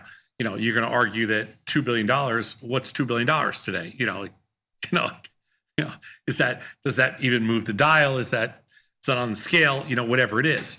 But he figured out, or he didn't figure it out. But the first experiment with taking jobs away from American constituents and civil service workers that had committed their, basically had committed their lives to this country, and taking those jobs away and raising prices and everything and pissing off the whole rest of the world. That was stupid. But now he figured out that, why do I need to go through all that hassle when I can just I could just make deals. Make deals. Exactly. Just make deals. And all he needs to do is he just needs to make deals for the next 3.5 years. He's the president of the United States. He wants to be the center of attention. He loves to announce deals. Whether they ever happen or not is irrelevant. So the and challenge, he though, sells America. Well, the challenge is deficit and the challenge is it's not that easy to make deals with people that are ethical. The challenge is that there's only so many unethical people out there, and so you end up making deals with. You're making deals with the devil. You're making deals with. Every counterparty is self-selecting for the worst counterparty. Well, you're making deals with Al Qaeda terrorists. You're making deals with the largest financiers of Hamas. Murderous dictatorship. You're making deals with murderous dictatorships. You know, where As people your have first cut. Yeah, I mean, it's an absolute disaster. I mean, you're literally making deals with the devil. And the other thing that I think is probably going to be most damaging long run is in this country, you're getting to see who is scared to not say anything. So you're going to get the people that say, "Oh yeah, this is amazing. This is unbelievable.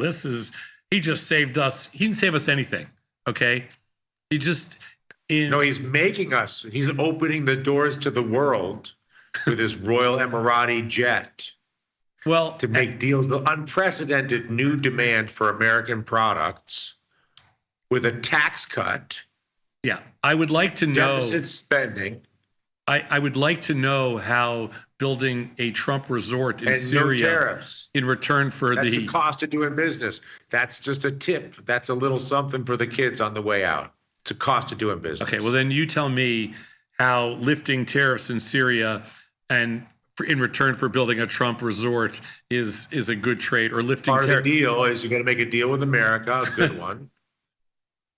And then good for whatever you, Mr. Syria, Mr. whatever you are, Saudi. And then there has to be a third deal with Don Jr., whoever the party boys are. Okay. It's also good for them. That's how it works, apparently. I'm sure there are. A crypto deal, a resort deal. Work it out. You're a creative guy. The challenge, again, for us is at what point do the ethical overreach, I'll be so nice here, instead of calling it what it is, which is criminal, at what point does the ethical overreach seep into and corrupt other parts of our economy and our world?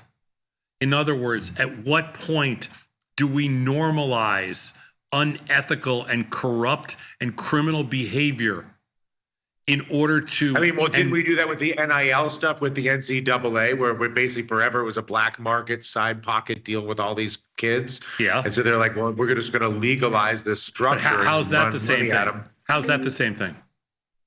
Just because it's basically finding a way to take a system that's naturally corrupt. But what are you comparing? That's not apples to apples. That's two completely different things. I mean, I agree the NCAA was broken, so you pay these kids who deserve to be paid. But what does that have to do with? Yeah, but you don't get overpaid $2 million for some nonsense. Come on, the whole thing's a backdoor performance pay. They're not getting paid for their name, image, and likeness. But what does that have to do? They're using that as an accounting. Listen, so you got to pay the president with a hotel if you make a deal. It's a new rule. No, you got to give the president's family like. No, that's what you're saying. You cannot go there. That is not. You can do better than that. That is the worst. You're essentially saying that any kind of criminality, any kind of fraud, you're arguing for any kind of criminality or fraud to be legalized. I'm not arguing for it. The Supreme Court of the United States of America has ruled that under presidential authority, I believe there is no culpability in the scope of anything perpetrated to perpetrate or to run presidential authority. No, that's not exactly what they said. But the I think he's fine to do. She called Josh, make a Josh deal, and then call me. No, we're good. We're good. The challenge. But just make a Josh deal. The challenge is that or a Rolls Royce or something fun. If you can do this at the executive level. Does it go into the culture of deal making? This is not deal making. Okay, deal making is legit. Let's say because you're going to come back to the final place. Let's get to the bottom of the rainbow, which is the contract law in Delaware and the other LLC laws in these different states in America are considered the most secure, most liquid, most exitable. You can raise money with them. You can sell them. They're reliable contracts with reliable counterparties and predictable processes of decision making. Okay. Which now, when you're running the deal, the second deal, it's the opposite of that.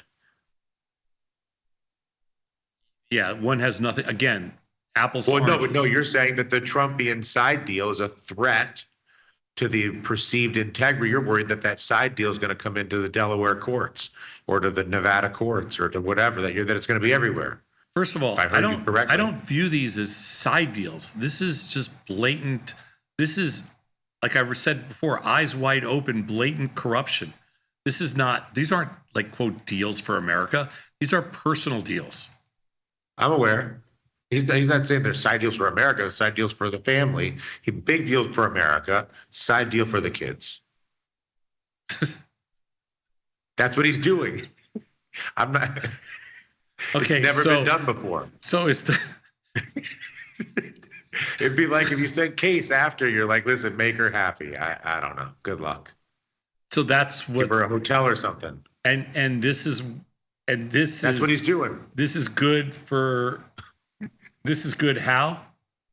This is because it makes deals. It greases the skids of deal making to get better deals on the big deal. So the argument here, your argument then is that this is going to attract better talent long term to be president, so we can have. I'm saying better the American grifters. Government will be more invested in the success of your Saudi arms or Saudi fashion or Saudi film deal with a guarantee to buy $1 billion worth of movies or guns or something. Yeah. So what's the next step? I get you a better deal on the big side because I'm more motivated because you're being so nice to the kids with that sweet deal on the airplane and the hotels and stuff. So I would assume then the next deal is a stop in North Korea so we can build a Trump Tower in North Korea with a golf course. And it wouldn't be politically popular. The polling wouldn't support that. I mean, yes. The polling would really have to shift. The North Korean people would really appreciate a Trump. I think starting off in the Middle East is just the right level of sort of dictatorship meets sort of westernized, tolerance, shall we say? Yeah. No. This is. I didn't well see played. It. I didn't see it as. I didn't have the same foresight as you had to see it. See how good it is. See how good it is. See how it's really helping people. And also think what do? You accuse your opponent of the thing that you do, right? It's one of the sort of mental jujitsus of this whole racket. And so what was their number? They're like, Hunter's doing side deals for the big man for 4 years. That's all we heard. Last time I checked, Hunter Biden was not elected to anything. And I don't think he can run a side deal. I think he sold a painting. Okay. I don't think it's the same thing. His side deal was to sell a painting. That was his level of, these kids over at Trump, they're worked out. They got lawyers. They got a plan. They can do all kinds of stuff. Contracts. Yeah. Permits. So anyway, the fascinating thing about this is that. But the point is that there's a belief that prior individuals have received perks along. That he's not the first to drink from the side deal.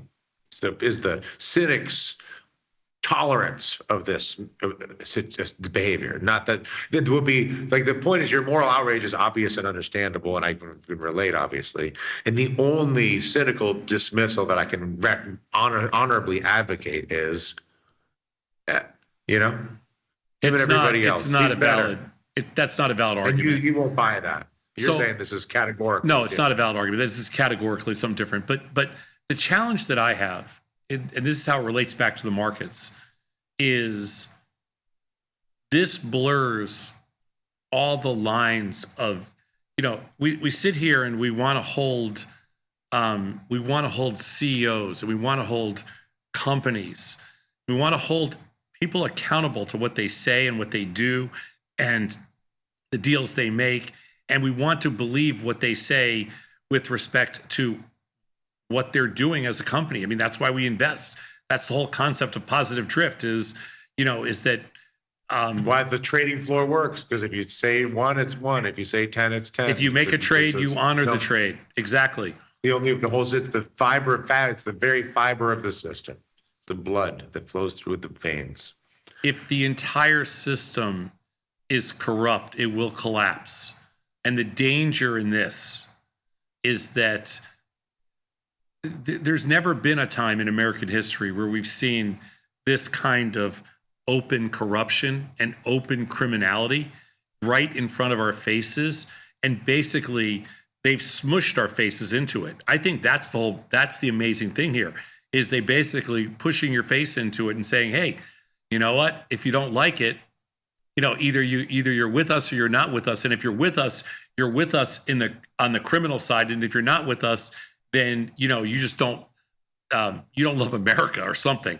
And I think what's going to ultimately end up happening is this will define like a next generation of politics. This will actually define it.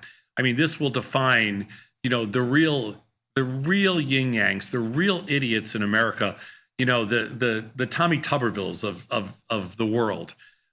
This will define them because it's on the one hand, you can say whatever you want, but when you blatantly ignore the Constitution and all ethics laws, you have to answer that at some point. At some point, maybe not now, but at some point.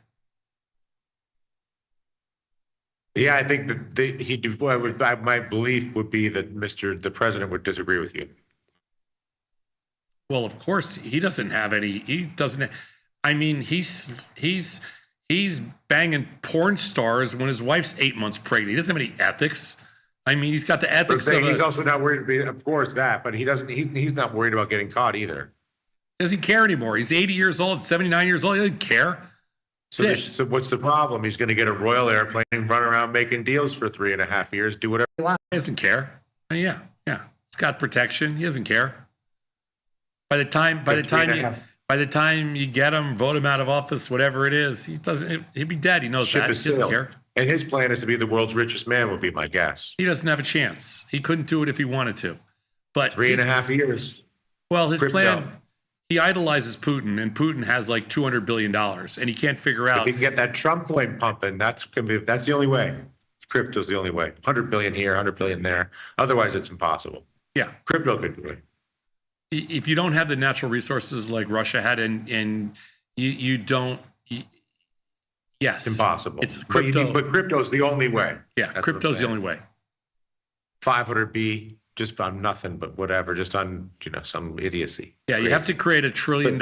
You'd have to create basically, you'd have to create $1 trillion coin, a $1 trillion asset class in a new cryptocurrency that you could scrape $200 or $300 billion off of.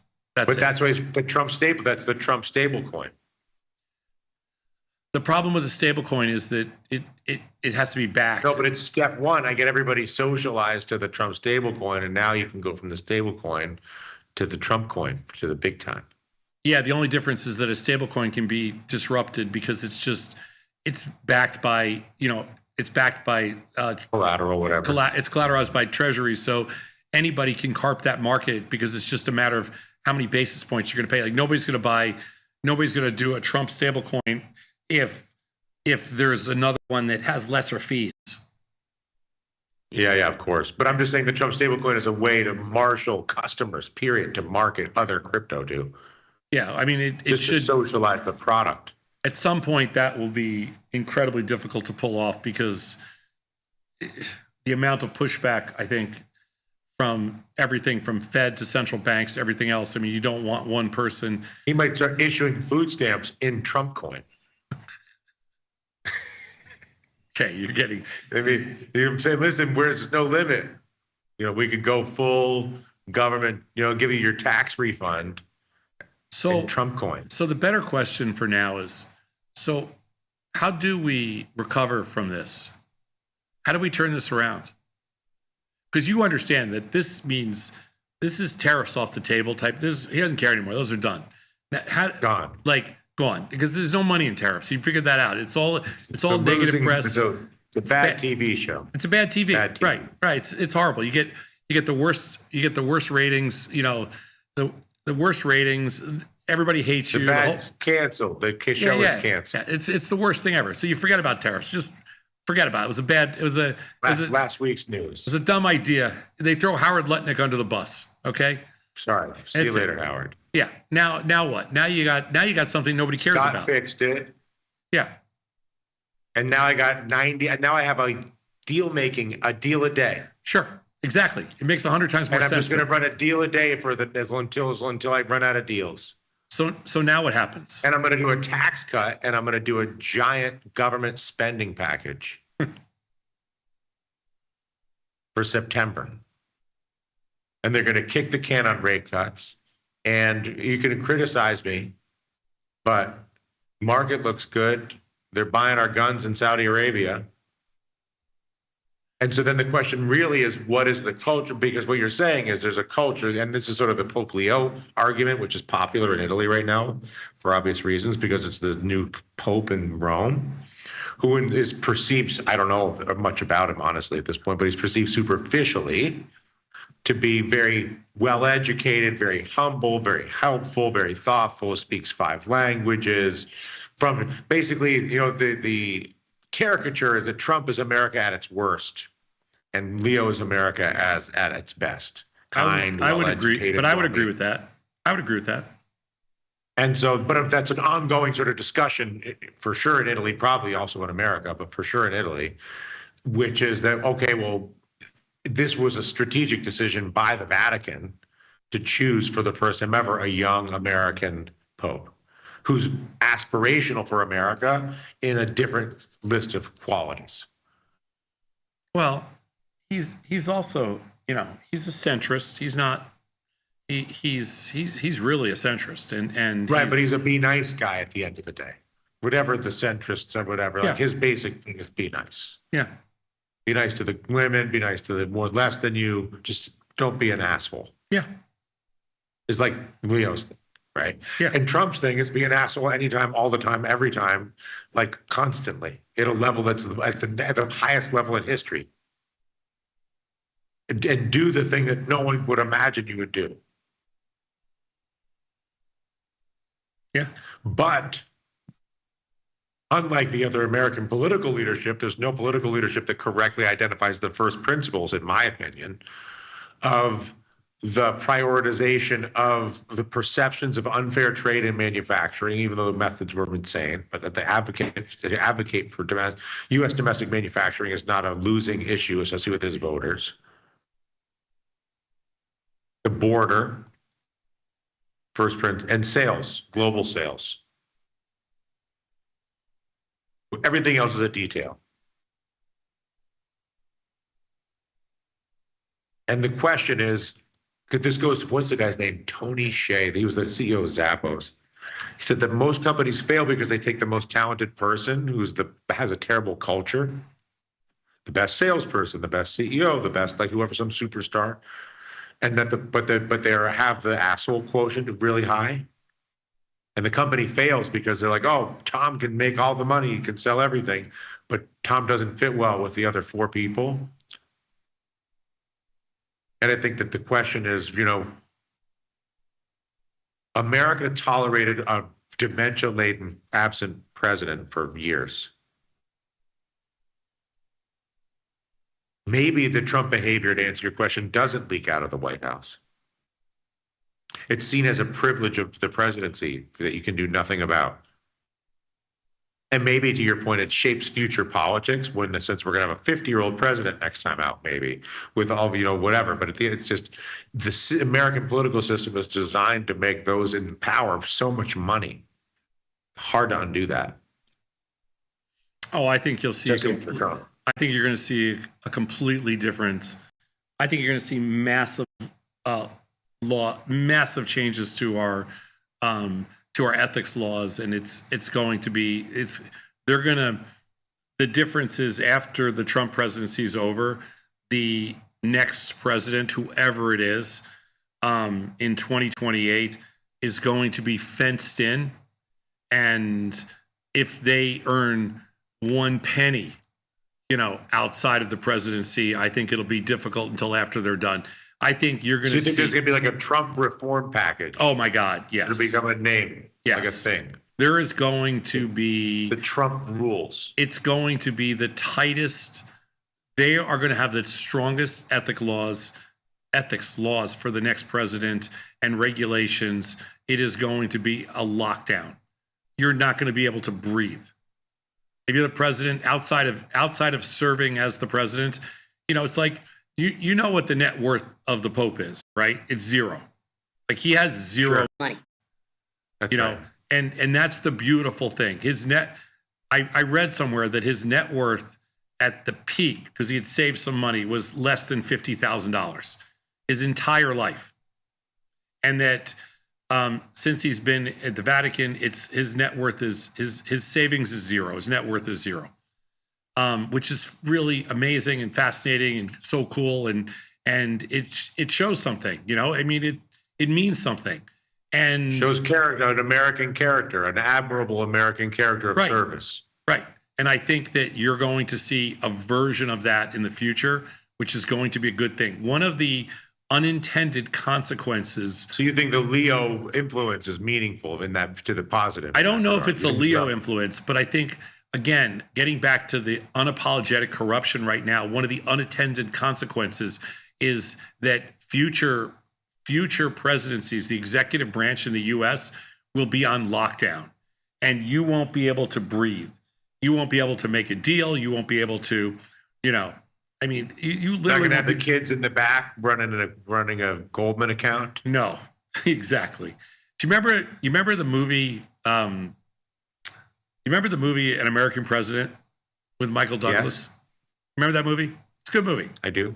Sure. So anyway, there's a scene in the movie where Michael Douglas is a good guy. So there's a scene in the movie where he wants to go on a date, so he wants to buy somebody flowers, but he's like, I don't know where my credit card is.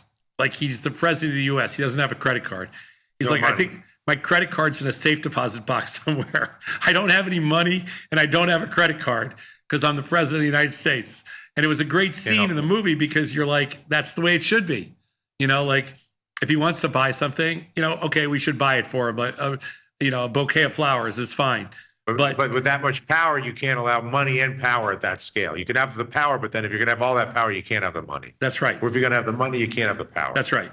That's right. The conflicts. If you take all the money and all the power, there's too many conflicts. I mean, to say that you can't survive. To say that the conflicts today at the executive branch are acceptable is insane. You have to be blind. You absolutely have to be, you brain dead or blind. You have to just be, among the stupidest people in the world to think that those conflicts are healthy for America, because they're not. Uh-huh.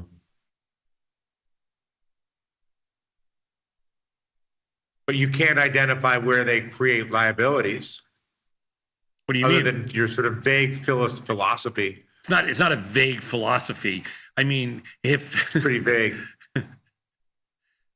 If the head is corrupt, the body is corrupt. Okay, that's how it works. So you don't believe in Uber? You don't believe in Paramount? You don't believe in Starbucks or Wrigley Field or McDonald's or Amazon or Tesla or JP Morgan, Bank of America? I believe those are robust organizations.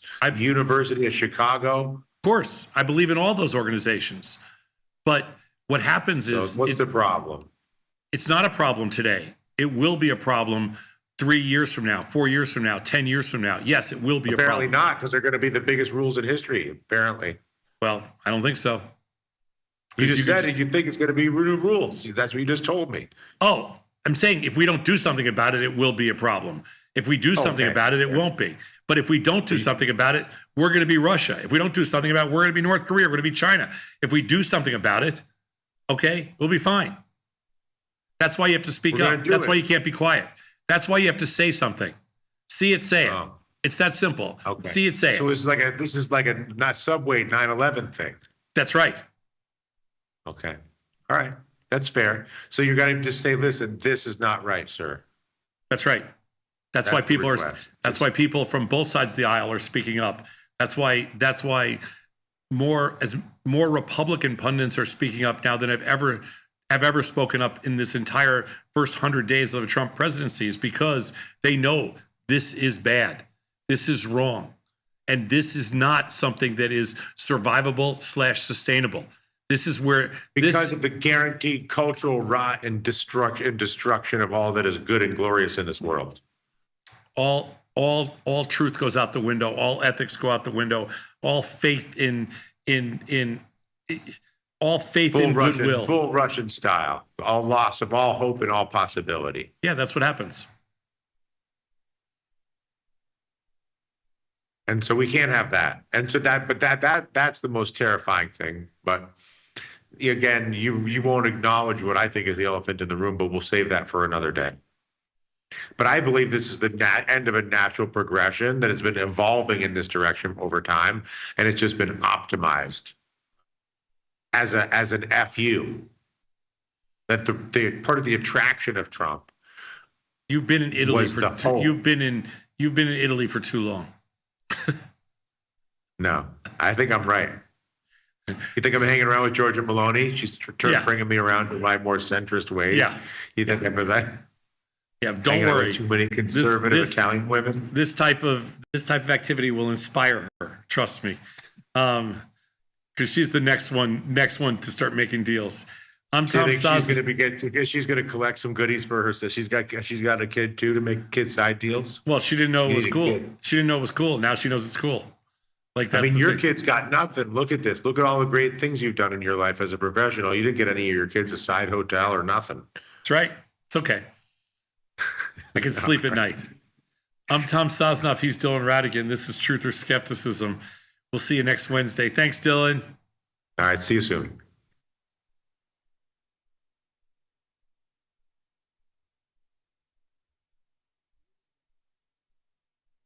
Got friends?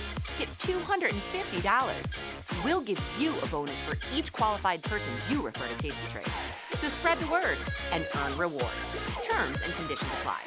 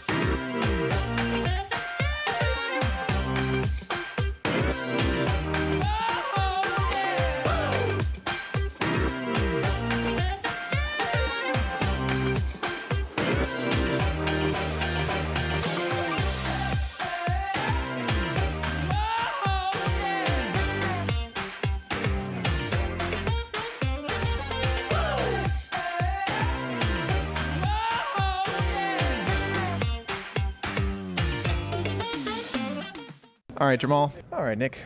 All right, Mike, do you have a long-term trading goal for this year from a dollar percentage standpoint, or do you have any personal development goals, anything new you'd like to learn? No, I think that's kind of hard to do. I just try to identify good opportunities for the long term. I have a whole separate account for long-term trades, so I just try to make those trades, whether they're leap calls or whether it's just long stock, and just hold out. I never really put a percentage on it. That's a great question. Longer term goals would be to get into more futures, building into a core portfolio of futures. I think I've got the options down. I think adding in a little bit more futures trading. It's a good one. I think everything's always compared to the alternative, which is passive investing or the S&P 500. In really turbulent years like this year, I think if you can beat the S&P, even if you're losing money, if you're down 5% and the S&P is down 10, you're doing better than the alternatives. I think it's a little bit of a different way of thinking of it, but I think if you can beat the S&P this year, if you're making money at a scratch or a small loss and the S&P ends up down on the year, you're doing just fine.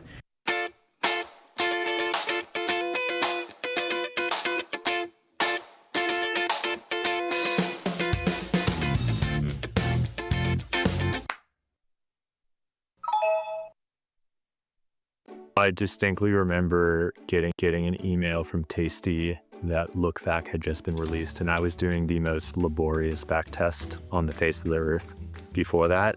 And I did 2 or 3, and I saw how quick it was, and I saw how quick the data was, and basically instantaneously, like, I was hooked. I'd always seen all the stuff on tastylive with all the data and all the value I thought that bring, and then it was all of a sudden I could control that and basically make my own segment for myself of what fit. And that democratization technology, I think, drastically changed not only the landscape of what's out there, but drastically changed my ability to learn at such an insane rate. And that's kind of when I developed a little bit more of my own path. I was like, this is the type of trade I exactly want to see, or I'd get some type of inspiration from tastylive to look at that. And that's when my consistency went from like 1 to 30, and I haven't had an unprofitable quarter since. Ready to take your trading skills to the next level? Dive into the world of stocks, options, and futures with Tasty Trade courses. Whether you're a beginner or more advanced trader, our courses can empower you with the knowledge to succeed. Watch as our team in Chicago shows you how to use the Tasty Trade platform and go over the basics of trading. Perhaps you'll learn about a new strategy or a potential product for your portfolio. To find our courses, go to the Manage section of our web platform or head to courses.tastytrade.com. Start taking control of your financial future. Visit our courses today. It feels good to get smart. Get even smarter with the ultimate how-to guide. Learn 31 different option strategies, cover calls, iron condors, jade lizards. Become a trading mastermind. Get the guide at tastylive.com/guide.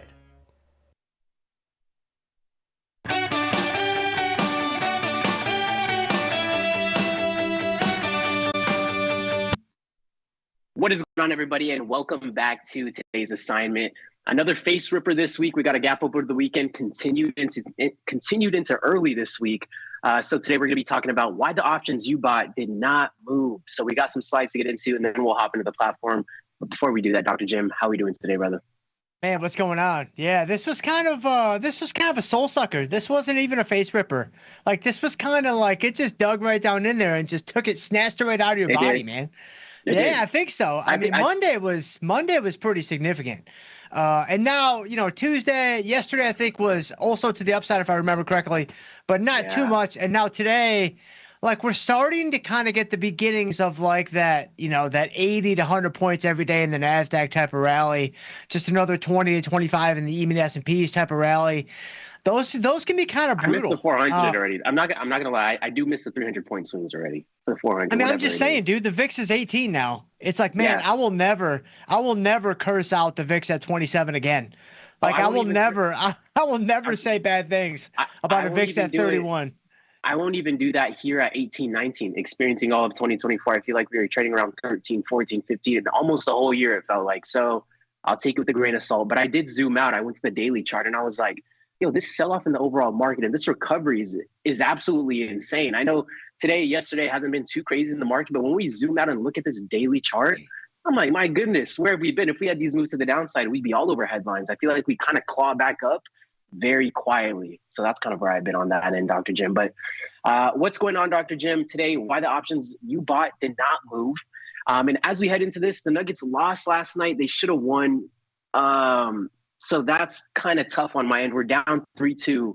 So we got to win the next 2 games to make it to the Western Conference Finals, where we'll probably play Anthony Edwards, the youngin, on the come up. If they had that for the NBA, he'd be the rising star on one of the Tasty shows. That's kind of where I see him. Like, watch out. This guy might be the real deal. So anything to add into that, Dr. Jim, before we hop into these slides? I'm a little down bad. I'm down bad today. I think he's kind of the rising star, like a tasty rising star. I think that's a good way to put it. I mean, they got our game 6 and 7 both in OKC now. I don't think so. I can't remember if it's a 2-3-2 format or if it's 2-2-1-1-1. I can't keep track. I can't recall, but we did play at OKC last night, so I doubt the next 2 would be at OKC. Oh, okay. No. Okay, so if then this next game's going to be in Denver, and then game 7 will go back to OKC. It's going to be big. Yeah, I mean, it's tough, man. It's kind of tough. It's kind of like, you you sold your put, and then the market just went south pretty quickly, and now you're in the money. And now what are you going to do? You know, that's the question. But I'll tell you what, I really like this segment. So why the options you bought did not move. So I love the title of the segment. I love what we're going to talk about today, because I think that this is something that a lot of traders get surprised by. They get surprised by, like, they buy an option, they buy a call waiting for the move up, they buy a put waiting for the move down. They actually get the move, and yet they don't make any money, or they don't make as much as they thought that they should. And so I think this will be good.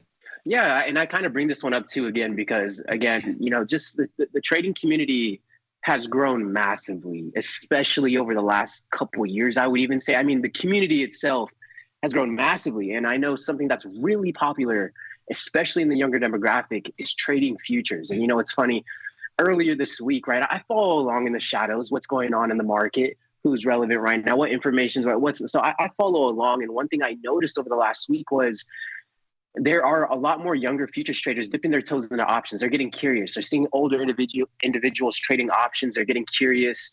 And earlier this week, I saw an individual has a very large following. He had bought futures and had also bought the 0DTE options, or just bought options to express their directional bias.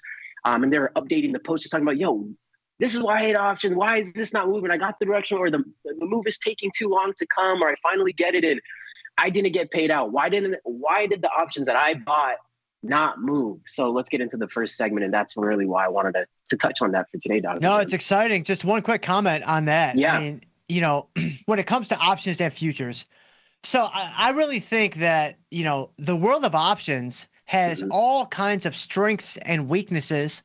The world of futures has all kinds of strengths and weaknesses, or gimmies and gotchas, as some might say. There we go. What can really be powerful is when you combine the two together. So when you combine the two together, where you start to realize it doesn't have to be all, you know, one or the other. It doesn't have to be all or nothing, where I'm only an options trader, I'm only a futures trader. I start to blend, you know, some of the gimmies from one with the gimmies from the other to maybe start to minimize my overall gotchas. And so that is one thing that I would kind of throw out there. That's not the subject today, so I'm not gonna go any further on that. But just for people out there, you know, that are only trading options, hey man, give futures a look, because there are things in that market that you simply cannot attain in the options market. Similarly, if you're just trading futures, definitely give options a try, because there's so many strategic advantages that you can unlock that you simply can't do with futures. No, that's a really good point. And the last thing I want to add to that, Dr. Jim, is the way I always saw all these different types of tools is the same way I'll see like a hammer and a nail. It's like, hey, we got 3 tools. We got a hammer, we got a wrench, maybe we got a screwdriver. We want to get this nail in the wall. We can theoretically do it with using each 3 of these tools. We can use the wrench, maybe turn it sideways, you know, get that nail in the wall. We could use a screwdriver. Maybe the handle of the screwdriver might be easiest, you know, knock that nail in the wall. Or we could use the hammer. For this specific situations, the hammer might be the more efficient way to go about this. So I'm going to choose this, even though I could have chose X, Y, and Z. So as we get into today's segment, let's go ahead and break these down, Dr. Jim. And the first one we have is intrinsic value, the real tangible value of an option if it were to be exercised today. So a little formula we have for that, and it'll make more sense once we get all the way down to the bottom of this slide. We have calls, right? We're going to do the stock price minus the strike price. If we have puts, we're going to do the strike price minus the stock price. This is the most simple thing in all of options. So write this one down, especially if you're younger watching this. Intrinsic value is the most easy thing to understand. If we have an example right here, Apple's trading at 110, right? So that $100 call has 10. Apple is trading at 110. This lets us know that the $100 call has about $10 worth of intrinsic value. So right down there at the bottom, I think this will wrap everything up very quickly. Intrinsic value can never be negative. If it's out of the money, it has $0. That is the most 1 + 1 = 2 equations that you will get in all of options. So intrinsic value, in my opinion, is the most easiest thing to understand, right? If the stock price is at 110, if you bought the 100 call, the stock price moves up to 120, you now have about 20 points of intrinsic value. This is the most basic way that I could put it on here, Dr. Jim. What are your thoughts on it? How would you break down intrinsic value to a younger individual, or anyone just getting in, but especially a younger individual just getting into options? Yeah, this is a really good start, because when it comes to option pricing, It's very helpful to remember there's only two parts. There's only two parts. Like every single time, there's only two pieces. There's intrinsic value, which is what we're talking about here. And then there's extrinsic value, which is what we're going to talk about next. If you remember that those are the only two pieces to the puzzle, it can really simplify how you understand how an option price is constructed, what it means, when it changes, what's happening, things like that. Intrinsic value, as you laid out here very well, is very, very simple. Extrinsic value is very, very not simple. Extrinsic value is very complicated, but intrinsic value is simply this. Is the option in the money? And if so, how much is it in the money by? That's all you need to figure out. If it's in the money, how much is it in the money by? That's intrinsic value. I've heard you say in the moneyness before. I didn't mean to cut you off there, Dr. Jim, but I heard you say in the moneyness before. What do you mean by that? When you say in the moneyness, is that a real word? Is that a real terminology in trade? What does that mean? What does that mean when you say in the moneyness? What is that? Yeah, I don't know. I don't know if it's a real word, so I won't go that far, but it makes sense. Like it makes intuitive sense. And so the basic idea is this, it's always extremely helpful when you're learning options to always learn them first from the long side of the contract. Even if your intention is to sell options, and even if your intention is to be short and all those things, like I think that's great. But learning the options from the long side of the contract is going to be so much more intuitive for you as you're learning calls and puts. So when it comes to moneyness, you have three different states of moneyness. You have in the money, out of the money, and at the money. The moneyness is always labeled from the vantage point of the long side. So this is another reason why it's so helpful to learn options from the long side, because there are certain labels, there are actually certain like market metrics that are presented from the long side of the contract. So if you don't know that, it can be very confusing to understand, and it can end up being a bottleneck for your really understanding, what an option contract is. So understanding that when you hear in the money, out of the money, at the money, it's in relation to the long call or the long put. Okay. So then the next question we need to answer is the following question. Does the option give the long side any incremental value from just having it? Like is having the option, if on the long side of the contract, a call or a put, is it benefiting me in any way? Well, if we look at the example, like the example you have on the slide, where you've got Apple trading at 110 and you have a 100 call, well, that option is obviously giving the long side incremental value, because with a 100 strike, he can buy Apple at 100 when it's actually worth 110. So that has value. That is in the money. That has intrinsic value. Similarly, if you were on the put side, let's say we're looking at like an 80 put in Starbucks, right? And let's say Starbucks is currently at 90. If Starbucks is at 90 and we're looking at an 80 strike put, remember a put gives you the right to sell at that price. That contract currently gives the long put no value, because why would I sell Starbucks at 80, the strike price of the contract, when I can just sell it in the stock market for 90? That doesn't make any sense. Exactly. But if Starbucks were to fall to, let's say, 65, now all of a sudden I have a lot of value, because I'm holding an option contract, a put contract, with a strike price of 80 where the stock price is 65. So if I want to sell it, I can sell it at 80 where everybody else has to sell it at 65. So the moneyness and the in the moneyness is from the vantage point of the long side, calls or puts, and it's just measuring if it's giving you any value.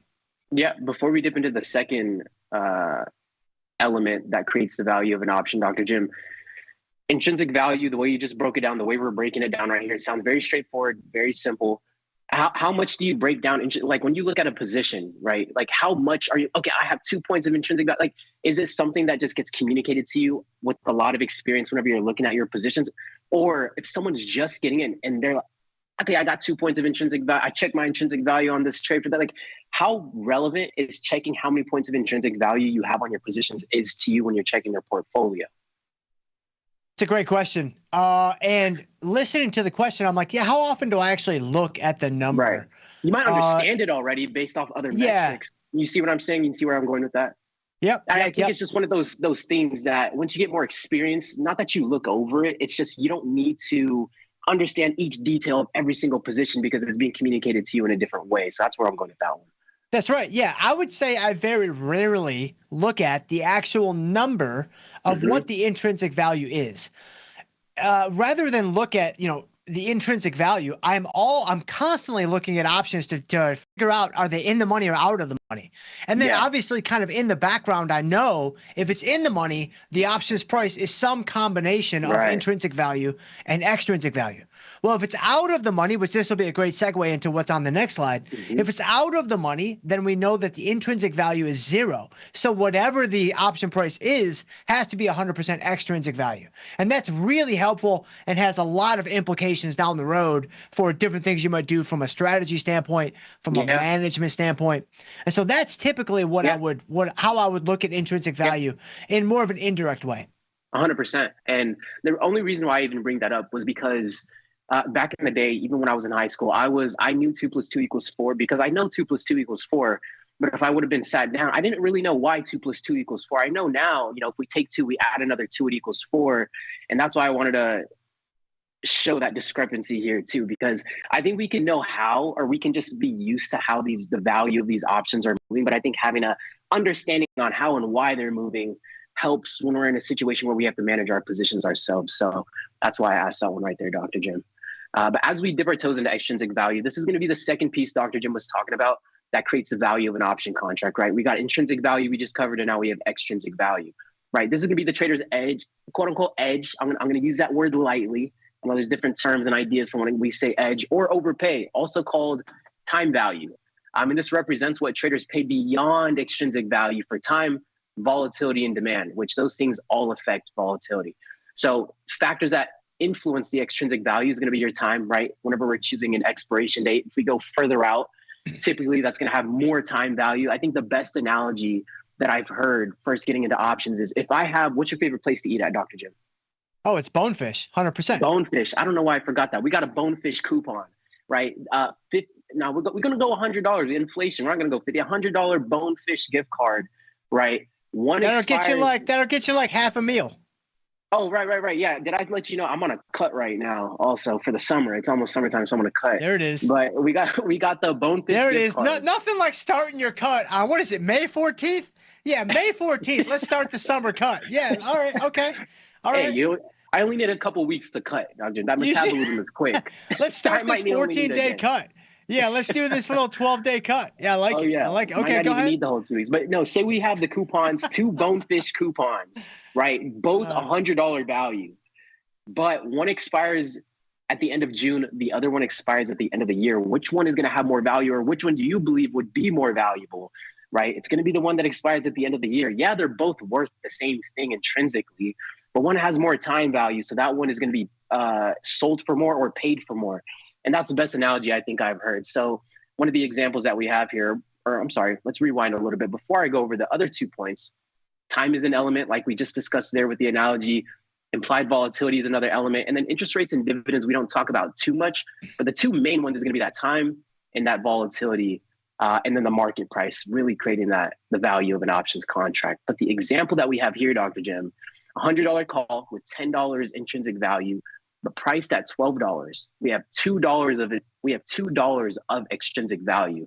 And the little note at the bottom says all out of the money options are made up entirely of extrinsic value. Okay, I kind of get that, but why is that, Dr. Jim? I just want to throw that back onto you. Why do all out of the money options, why are they all entirely made up of extrinsic value? How do I make sense of that? Yeah, well, there's 2 reasons. So the first reason is actually what we covered on the previous slide, in that, there's only 2 pieces to an options price. It's either intrinsic value or extrinsic value. So first you figure out, does the option have any worth to the long side? If it does, it has intrinsic value. You figure out what that number is, and boom, you're off and running. If it doesn't have any worth, then the intrinsic value is 0. Okay, so the next question becomes, could the option price ever be 0? Like, could an option price that's not going to expire for 4 or 5 weeks be 0 because the intrinsic value is 0?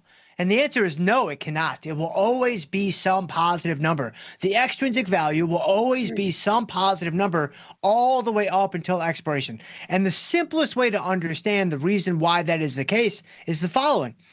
If you have an option on a stock or an option on an index, that option, as long as there's some time left, there's always a chance, even if it's a really small one, there's always a chance that that option becomes profitable. There's always a chance that that option becomes valuable to the long side of the contract.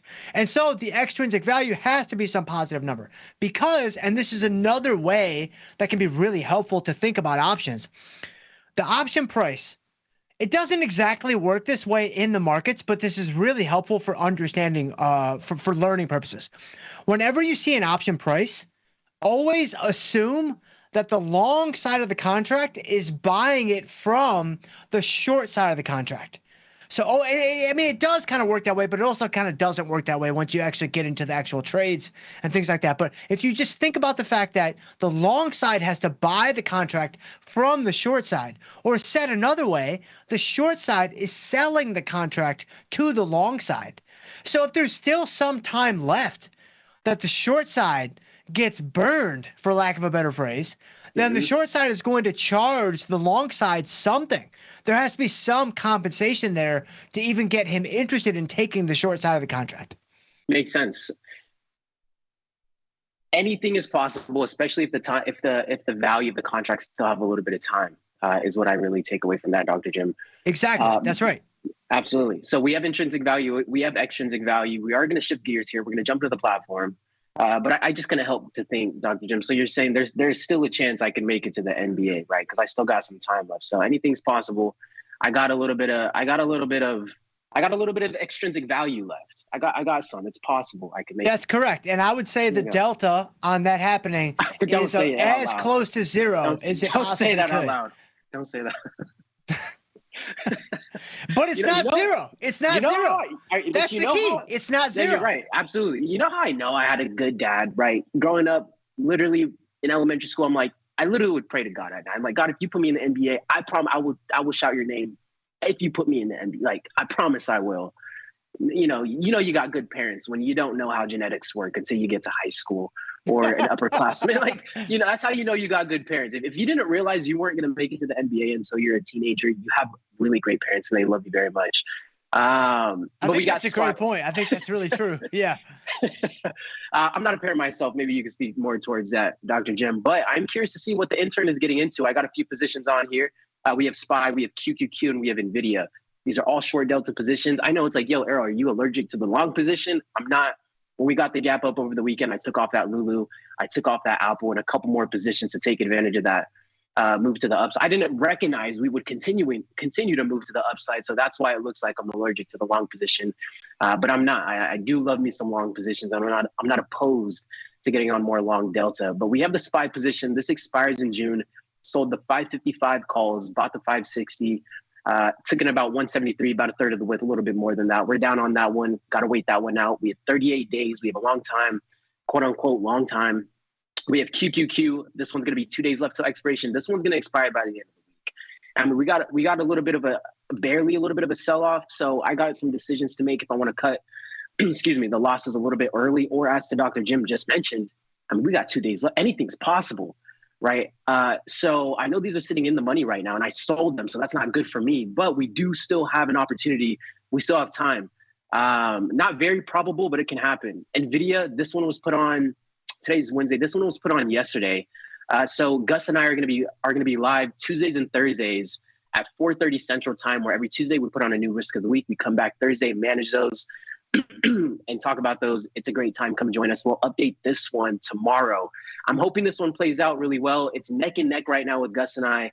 We have one down the hole, but I think the 3 or 4 or 5 have been working out for us. But that's what we got right now in the portfolio, Dr. Jim. If you have any comments, let me know. But I don't think, sometimes I try to guess, like, what would Dr. Jim say here? Or, others watching would be like, what would Dr. Jim say about those positions? And right off the bat, I don't know if you would have too much of a critique here, Dr. Jim. So let's hear your thoughts. Well, the only thing I will say to start is, I mean, man, if that QQQ short call spread comes back, man, there's gonna be some weeping and gnashing of teeth, because that's gonna be 50 points, 60 points on the Qs in 2 days. Like that, it's not impossible, of course, but I would probably say that one's not going to happen. And if it does happen, that's going to be maybe not so great for a lot of things that are happening in the world around us. But yeah, it's crazy, man. I mean, look at that move. Wow, that is a move. Put things into perspective, right? Like, it's so quiet. We knew the market was gapping up. We know we had a continuation to one side of the market. But then when we really zoom out, like that definitely will catch you off guard, because if this was to the downside, everybody and their mom would definitely be talking about the market right now. But we're almost taking the new all-time highs in such a short period of time, Dr. Jim. We just catch it. It's like I'm not new to it. I keep pulling up the daily chart, but every time I pull it up, it's like same reaction. I'm like, wow, puts things back into perspective. I know. So the low on the Qs back in April, was it 400? Like, what is the actual low? What is the low tick there? So April 7th, I believe, to be exact, is going to be the bottom of the wick is going to be 402.39. 402.39. Yeah, so 402. And so 402 to 517 in about 6 weeks. Mm-hmm. Man, that is quite a move. That is quite a move indeed. Wow, that's really, really crazy. So I mean, the Q's trade is not coming back, right? The SPY one's probably not coming back. The NVIDIA trade, it's right there. It's right on the doorstep. I mean, is it possible? Yes. I mean, but again, is it possible that you suit up for the Nuggets in Game 6? I mean, it's possible. Like, if it's possible. Court, I think you might be like, okay, like I'm just saying, like, we might see you sitting on the bench. It's possible. Yeah. But I mean, I wouldn't necessarily bank on it. But I'm really curious. So, so you're short because the market ran up. Is that why? No, these were ones I was already initially short on. The position that I am short on because the market did run up is NVIDIA. So I got NVIDIA short yesterday. We gap up, but we keep running to the upside here. But that one was more so because of the run up. I'm getting short. That's where I lie over there on NVIDIA. So generally speaking. And I'm not talking about your futures trades. I'm not talking about like M&Q and the directional plays I know you like to make. I'm talking about short premium. Okay. So generally speaking, would you classify yourself as a short-term contrarian trader? Yes, 100%. Okay, so I'm curious. Okay, why is that? Why do you think that's a really good way to go? That's a really good question. I don't know. Excuse me. I think it dives a little bit into your personality. I don't know if it's because of past experience in the market and what I was exposed to early on, why I had a little bit of a bias for more of a shorter time frame, especially when I then dove into options. So I don't know if that's what it is, but I would say it's just a natural inclination. It's what I feel more comfortable doing, I guess you would say. What was the overall question again, Dr. Jim? Was I naturally a contrarian more short term, or what was it? Well, no, I'm just trying to ask why, like, what's the basis for you feeling like that's the way that you want to go? Great. That's all. That's a great question. I want to start by saying I think it's a natural inclination. Like, when I see something ripping to the downside, I mean, it can have the worst one. It could still have 50 more points to the downside, but immediately my eyes is gonna be like, oh, opportunity. And when it says opportunity, it's gonna be long opportunity. Just like immediate reaction, thinking of things very contrarian. So I wouldn't say there's a specific like, oh, because I see this or I see this. I would say it's just more of a natural inclination. It's been more difficult to go with the trend. It's always been more difficult to go with the trend, even if we rip an extra 300 points. That's something I've noticed about myself as well. That's interesting. That's very interesting because, I mean, I'm very similar in that regard, but I would say the average person, and I'm not even talking about the average trader, but I think the average person and maybe even the average trader, they're actually going to be more inclined to tap into the momentum and tap into the trends and feel better about buying something that's already moving higher or selling something that's already moving lower. And so I think it's interesting that you're kind of you're already like naturally wired to go the other way. It may be right, it may be wrong. I don't even know if it's a good idea, but I just think it's interesting. Yeah, no, that is interesting. And as you mentioned that again, so again, when I first was exposed to the market, I was shorting, I wouldn't long these companies, but I was shorting a lot of small cap stocks, right? So a lot of these companies would release some type of BS PR. It would spike their a lot of pharmaceuticals, a lot of those kind of companies. They'd be breaking out. I mean, absolutely terrible fundamentals, no cash on hand. I mean, don't even look at their 10Q filings. And, and I think from there, I had such a habit, or I was so conditioned to get short because these companies had such poor fundamentals So I wait for the companies to get up to extreme price levels, with backed by data, so I can then get short, because these companies shouldn't be at these price levels in the first place. So it was already kind of taking that contrarian approach, really got ran over, shorting a lot of those small caps too, because very low float, easy to squeeze short sellers out of there too. So I think that's where it naturally came from. That's why I think it's interesting. And that's why I always bring up, when did you get in the market? Because I do think our initial experience with things really shape a lot of our perspective and how we view things. Same way when you have a kid, how you raise them shapes their worldview naturally. You might not, where'd you get that worldview? I don't know. I was just raised this way. Like, you really do shape their worldview on your first time experience. So I think that's really where it came from, Dr. Jim, as we wrap here. I totally agree. Yeah. We'll have to get into mine next time, because I think we're just about out of time. But that's good. That's good.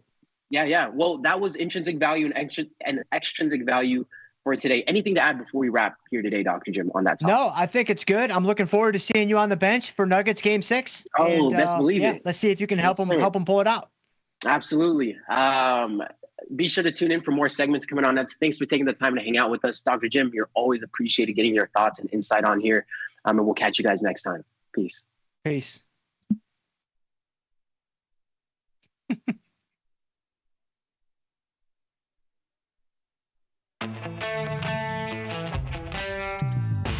the world of investing, a beast lurks between the numbers.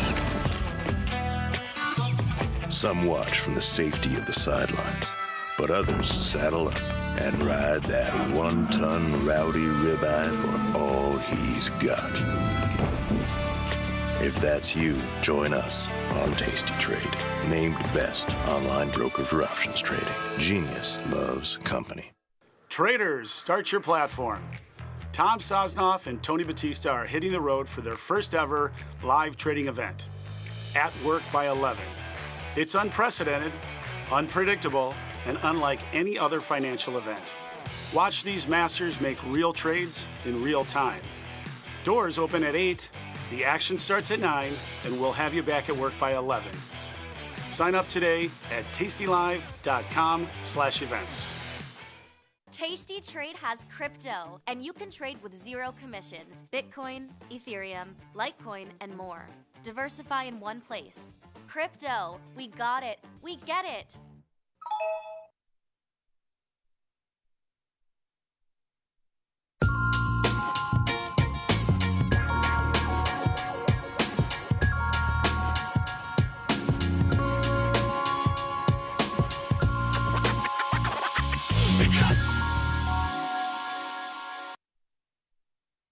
Hello, everybody. Well, I think over the past 18 trading days, we've had 15 up days, some of them historically huge, and 2 little bitty down days. Today's another update. The ES is up. The INCU's up almost triple digits. But I am pleased to say my 20 short positions, every single one is down today, which is good because they're short. So that feels good. It's helped by energy, definitely. And it, like I say, that sort of this miasma of the trade war being cleared is, I'm breathing easy again, because I'm a chartist and I make decisions based on charts. And I'd rather do that in an environment where we don't get this like thermonuclear warfare news about the trade wars. Instead, it's just like, forget it, never mind, Control-Z, April 2nd never happened. And that's good. It's a lot better environment for me, at least, and I hope for you. I've got my charts ready to roll. Let's jump in. We begin with a spider, which is up a little. And there's just no meaningful technical figure to point out, except in as much the lifetime high is up here and the midline of the channel is up there. There's room to roam, but you know, I'm surrounded by screens here. I get a pretty good sense of the pulse of the market. It's a little slippery today. It's struggling more than it was. I mean, Monday was obviously just death by machine gun for the bears. Yesterday was a follow through, pretty bad stuff. Today it's sort of like, because, you know, you can only surrender so many times in the trade wars. I mean, we've completely surrendered. You can't do that every single day. So now that that's completely gone, And the enormous short positions the funds have been covered at great and terrible loss. Sentiment is mega bullish again. And of course, the Goldman Sachs of the world are just like buy, buy, buy, buy, buy. So we're kind of back to normal in that sense. I really prefer this environment for shorting as opposed to everyone becoming a bear for like a day or two. Nasty stuff. The cubes. This merits a little bit of a closer attention to the spider because the spider's a bore. It's a dull chart. Cubes are kind of cool because we've got this trend line here. We are getting rather close to the underside of that trend line.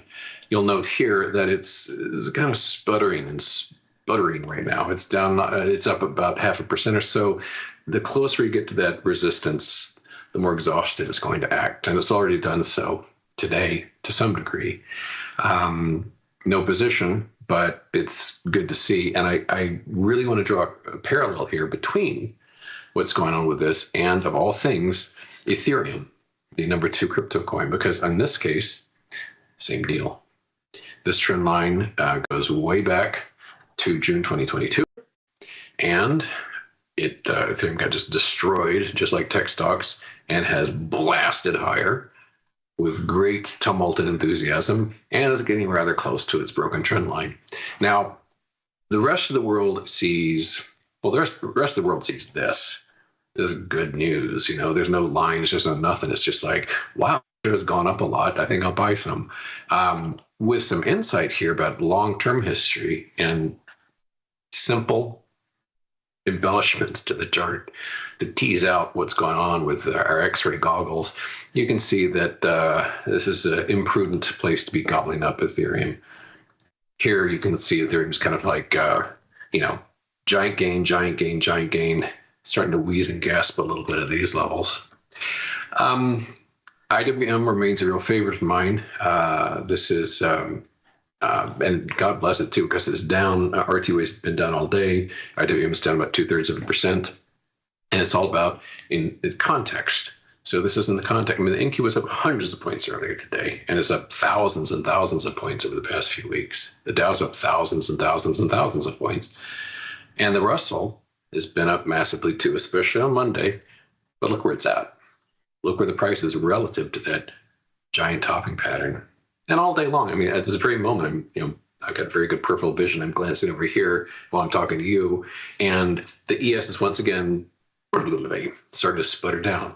It just can't seem to have those muscly gains that we're zero now, unchanged, that were so easy before. But I want to go for the weakest stuff.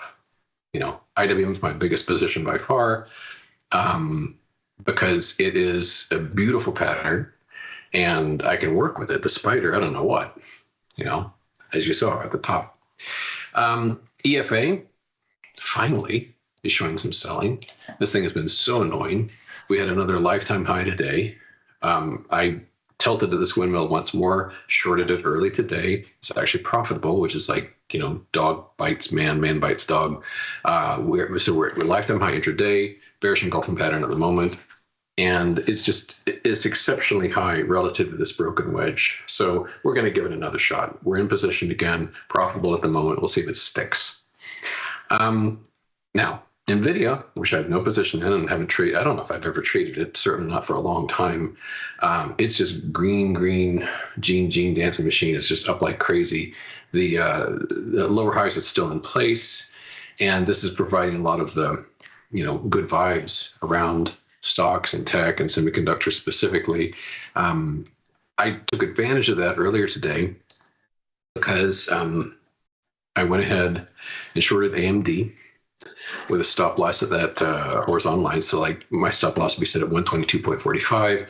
I also shorted Broadcom, ABGO, which has had just a crazy move from down around 138 up to, it's in the 200s. That's almost doubled. It's almost doubled in a matter of a few weeks, but check the gap out. So it's a pretty loose stop because the gap's a ways away, but this is a new position. AVGO and AMD. Also came into the day short already, Microchip, MCHP, which even with all that's going on is down 2.5%. So that's good too. The tone has definitely changed in the market. My mood's improved too, because it's just, Monday was horrible. It's just like neutron bombs dropping all over the place. But now that the administration has surrendered, and they gave up the Control Z, this whole trade war nonsense, Liberation Day is just risible nonsense, we can trade again. Okay? So that's what we're doing. Gold's getting destroyed. Gold had done sensationally in the run-up to the aforementioned and aborted trade war, but it's down hard. It's fallen hundreds of dollars over just in a matter of a few sessions. Long term, I've been as enthusiastic as ever, but it is no surprise at all that people are just screaming away from gold and silver. And the miners, here's the GDX down about 2.5%. What else is cooking? Just here's a few odds and ends. Here's a few. I've got 20 short positions. And I've gone this morning. I came into the day 80% committed. I'm 127% now. Gone from 15 positions to 20. Here's a few of them. These are all shorts. So here's DuPont, DD, down about 3%. I think we showed that one yesterday. Hilton, HLT. Look at this. Even from this multi-decade chart. I mean, some of you watching are younger than this chart is. We broke this trend line, went ripping higher, because I guess we're all going to stay at the Hilton now.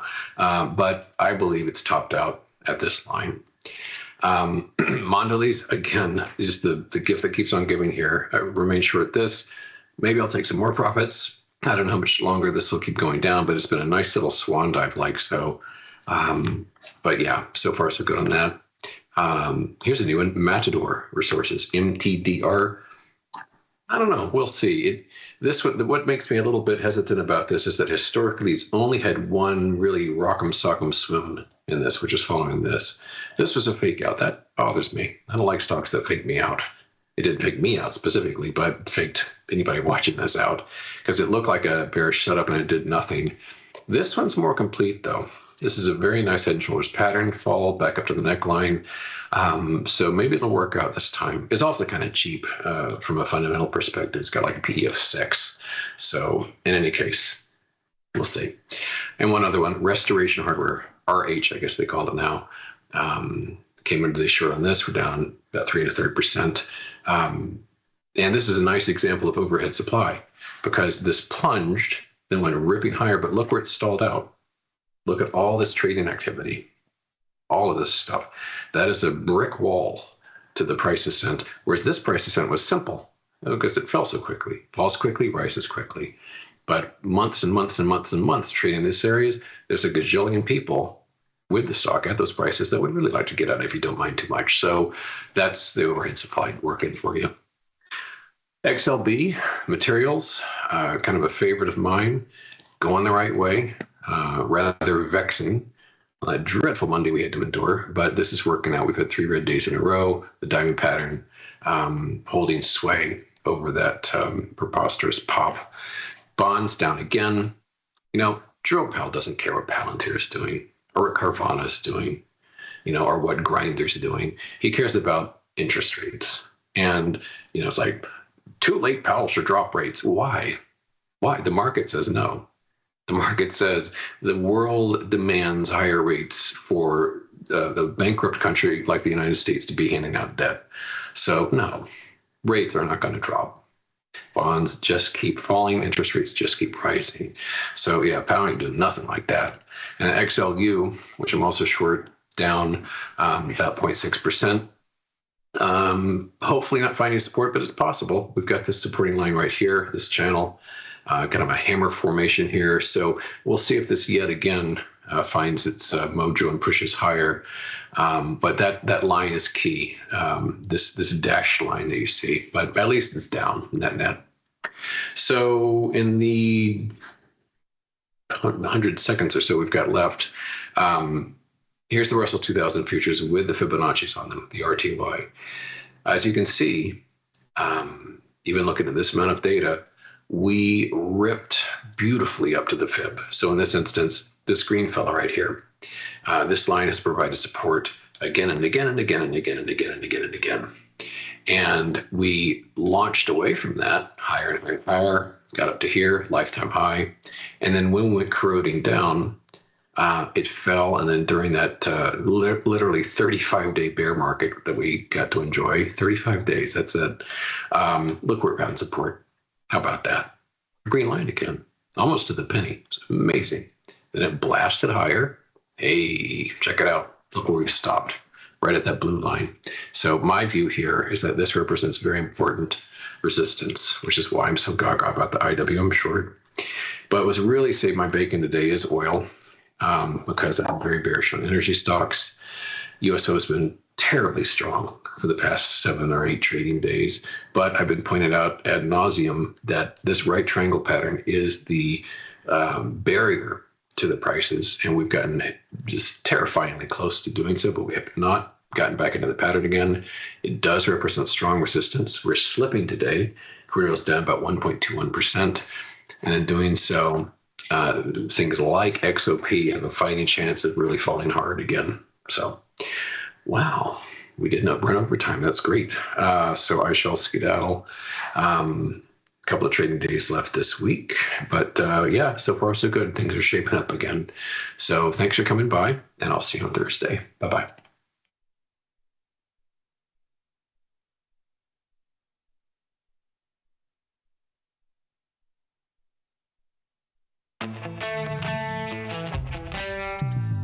In the world of investing, a beast lurks between the numbers.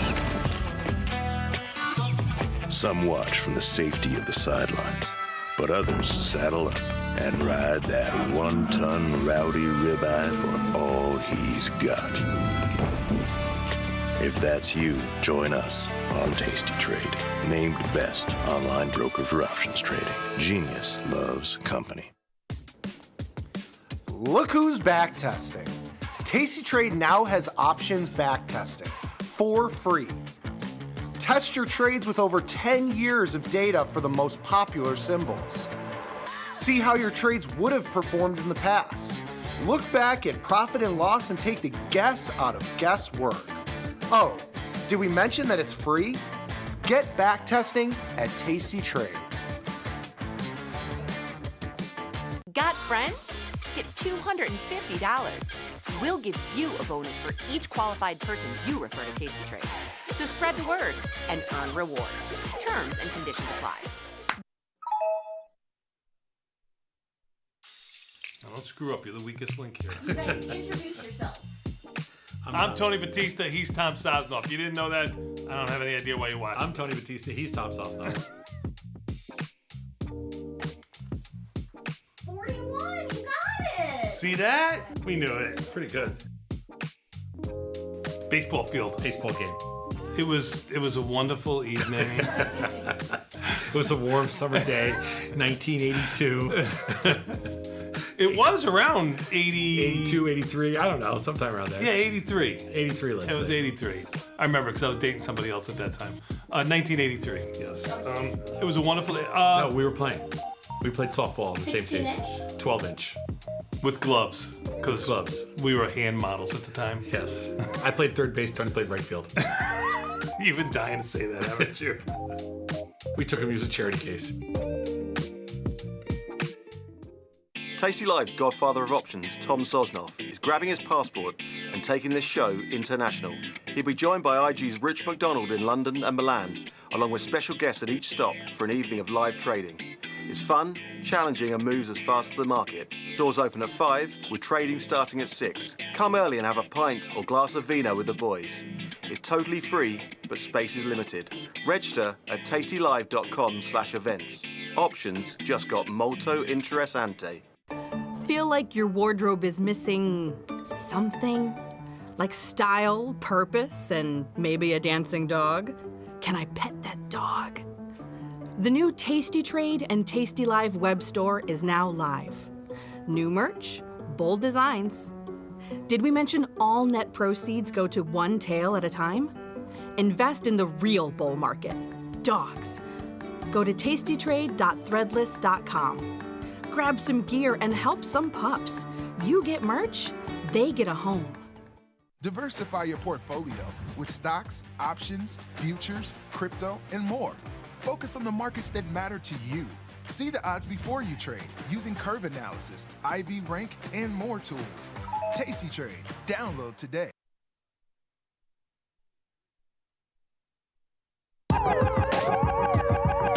Ring the alarm. Hey, ring the alarm. Boys, turn up the charm. Listen up, y'all. Get out the damn stall. It's the last call. Hey, the last call. The last call. The last call.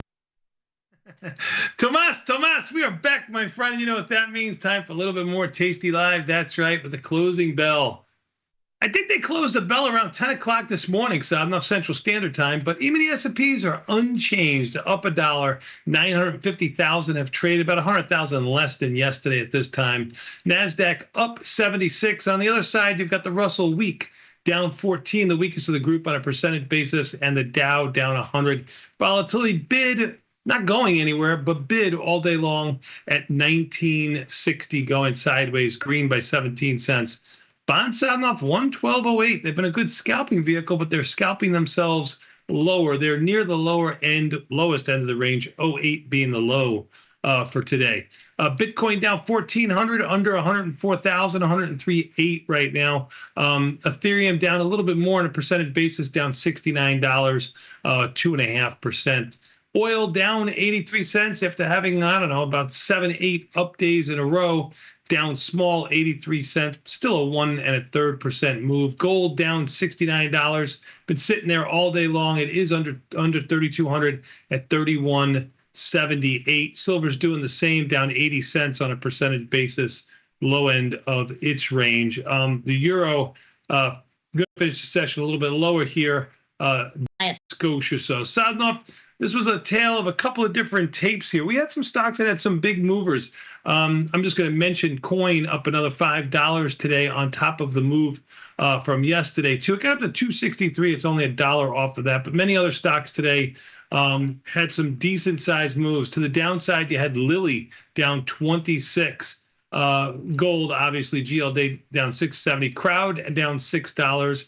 MSTR down $3.70 some odd cents. And to the upside, Sadnov, well, you've had Carvana up $13, Tesla up $13, Reddit up 11.11, Sadnov, 123 and change. Big move on a percentage basis. It got all the way up to 130 today. It's under 124, still up $11 today. Netflix also was up another $6 higher than this. It's up $7 and change. I don't have to go through everything else for you, Sadnov, but market looks unchanged. A lot of movers in between there today. You know what? It's a very strange market to me today. I first of all, I got to tell you one thing. I didn't do very well today. I think it's volatility related. I think volatility being bid. UNH was. I know you have a position in there. Was higher today. So UNH. Speaking of UNH, just starting with UNH, like that stock started the day up like about $9 or $10. Yep. It's actually down $1 right now. Yeah. Volatility expanding, IV rank of 112. Yeah. I sold some. So it's an interesting stock here for me. I sold some puts when Nikki was on, some put spreads. I just sold some more put spreads. I'm thinking this is the highest IVR on the board. Yeah. I mean, there's nothing close to it, right? No, I mean, this is the highest volatility has been in UNH ever. It's over 100. Yeah, I mean. And markets are probably as good as they've ever been, too, which are about 25 cents wide, just on average. The 16 Delta puts are the 260s. They will trade at mid price at 455. That's where I just traded them there. I was going to say, you know that how? They actually trade at 457. Yeah. I know that how because I just wanted to let sell a couple of there. those puppies fly. Yeah. It's funny. They click in nickels, but they will execute in between. They click in nickels and will execute. I just tried to sell some more at 455 and I can't. Oh, there you go. Fine. So anyway, so UNH has become my the most interesting play on the board for me looking forward. So I sold a bunch of puts and a bunch of put spreads in there right now, right here on the lows. So we'll see what happens. The put spread I was selling was the 280, 290 for about $3. What's it trading at now? The 280, 290. Let's take a look in June.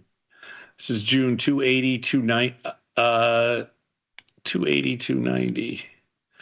Mid price is 302, 305. Right there, basically unchanged. That's what I thought.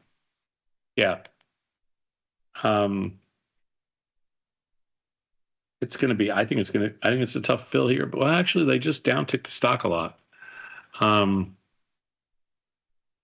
the stock. It's almost down $2. This stock is, after yesterday, this is pretty ugly. Yeah. Yeah. UNH. Yeah, I would say so. Yeah, I'd say very ugly. I'm offering some at 310 right now, and the stock just dropped down $2. I think I'll be filled in a second or two if it gets another little tick here. Nothing yet, but I think if it keeps dropping like this, yes. Anyway, interesting display there. I guess I maybe a little too deep into UNH, but I got to tell you a couple other things about today. First of all, there was a bunch of tech stocks that looked like they were just meme stocks all of a sudden. That's what I mean by these big movers. Yeah, I totally agree. Coinbase, even Google had a move for the first time, but Nvidia, Netflix, Tesla, a bunch, they look like meme stocks. That's filled. Yeah, they just killed UNH, filled it. Doesn't look like an unchanged market, yeah. Does not look like a market that's down. That's for sure. Right. And then just yesterday, everybody was getting so bullish on the Russell, and today it just got annihilated. Yeah, relative. I mean, it was like, it's finally time to buy small caps. Well, not exactly. And it's gone, exactly. My biggest loser today,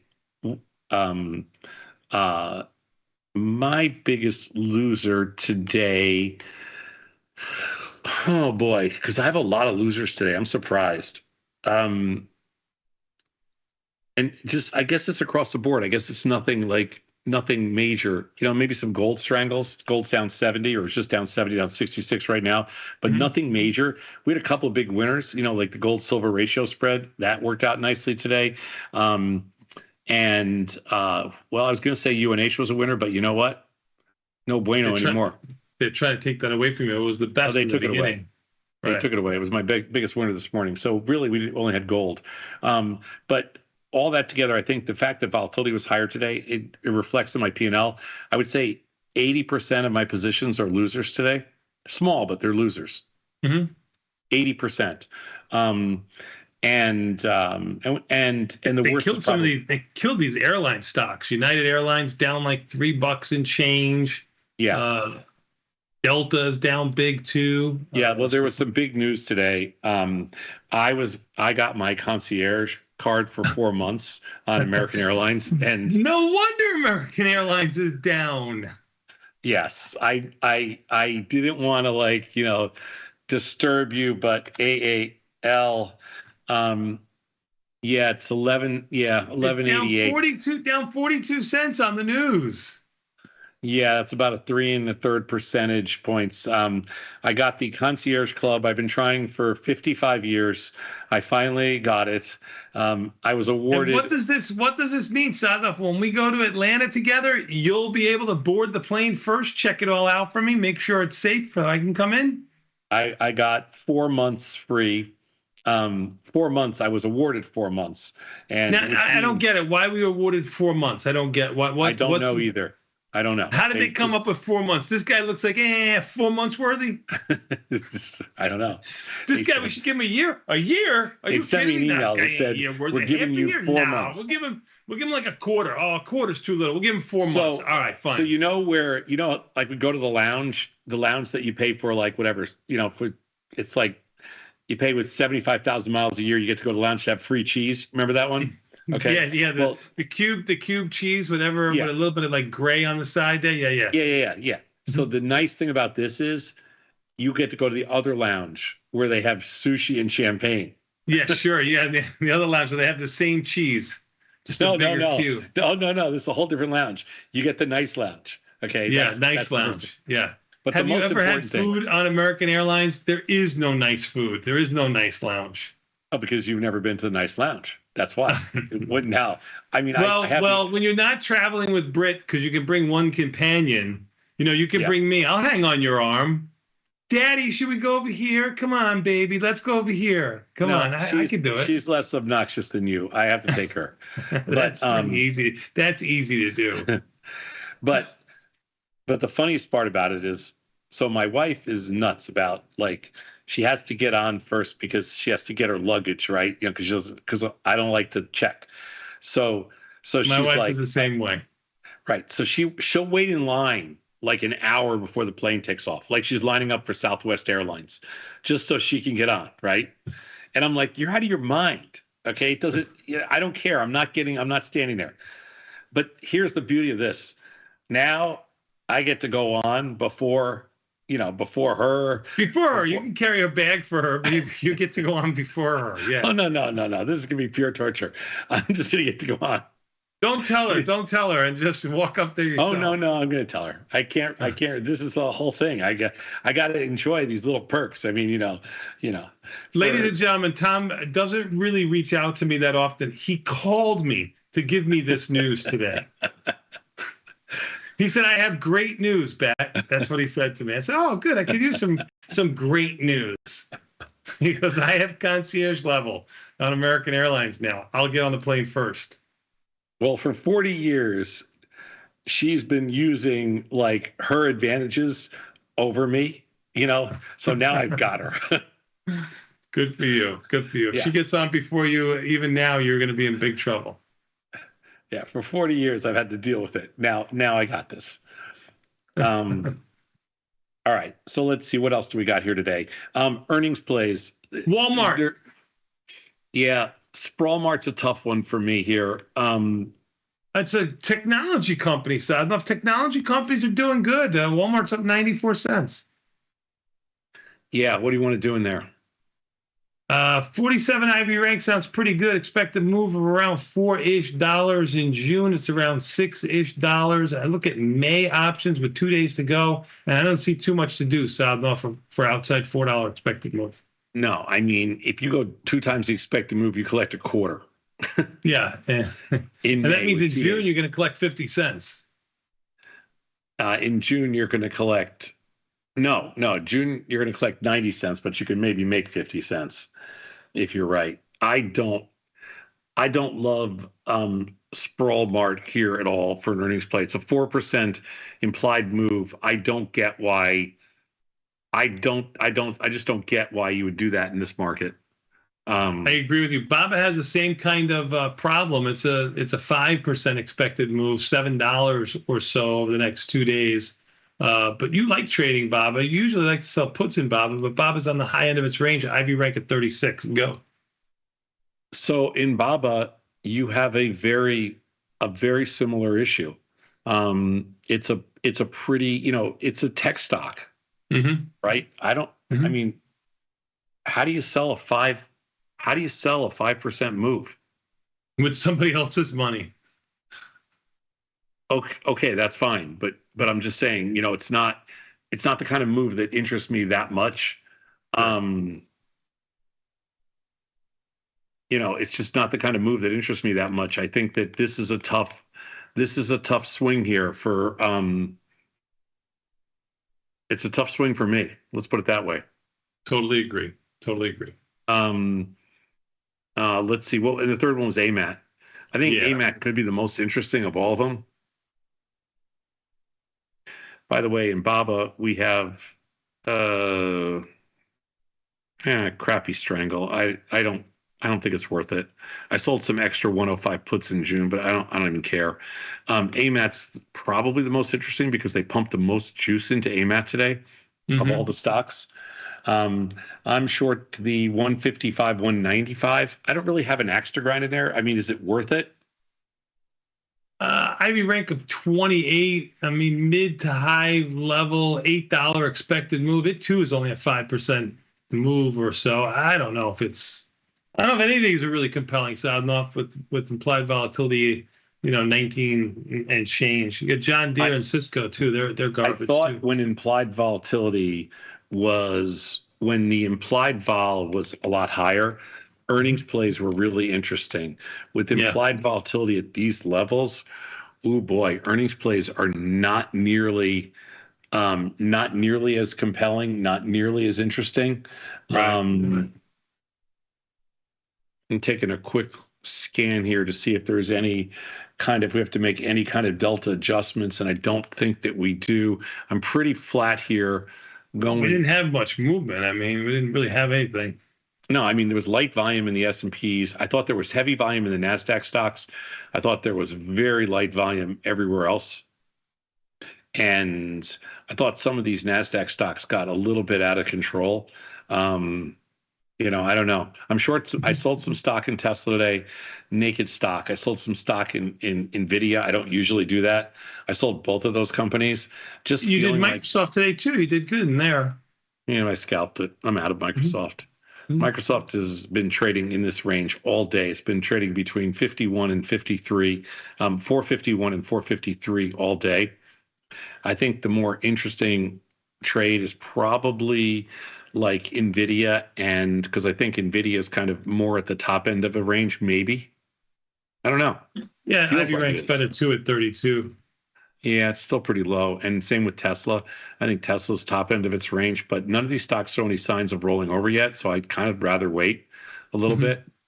Yeah, I mean, we did not have a lot of really good underlying. We didn't have a lot of success today. There was, I think, the premium expansion more than anything else was probably, probably hurt us. I agree. Yeah. I mean, I scalped. And I think yesterday's contraction too was a lot, and kind of. So what do you make of this? For that? What do you make of this interest rate move here? I mean, I just want to bring up notes are back to 109. I did not think we would see notes. I don't have a note position on. I don't know if you do. No, I don't. But man, notes have gotten annihilated. I mean, so bonds. Yeah, I know bonds have gotten annihilated too. But if you looked at notes, I mean, these things have had one. They got up to what 112.5 or something. They're in the 109 handle. I mean, they could obviously go lower, but this is a pretty decent sized down move in notes.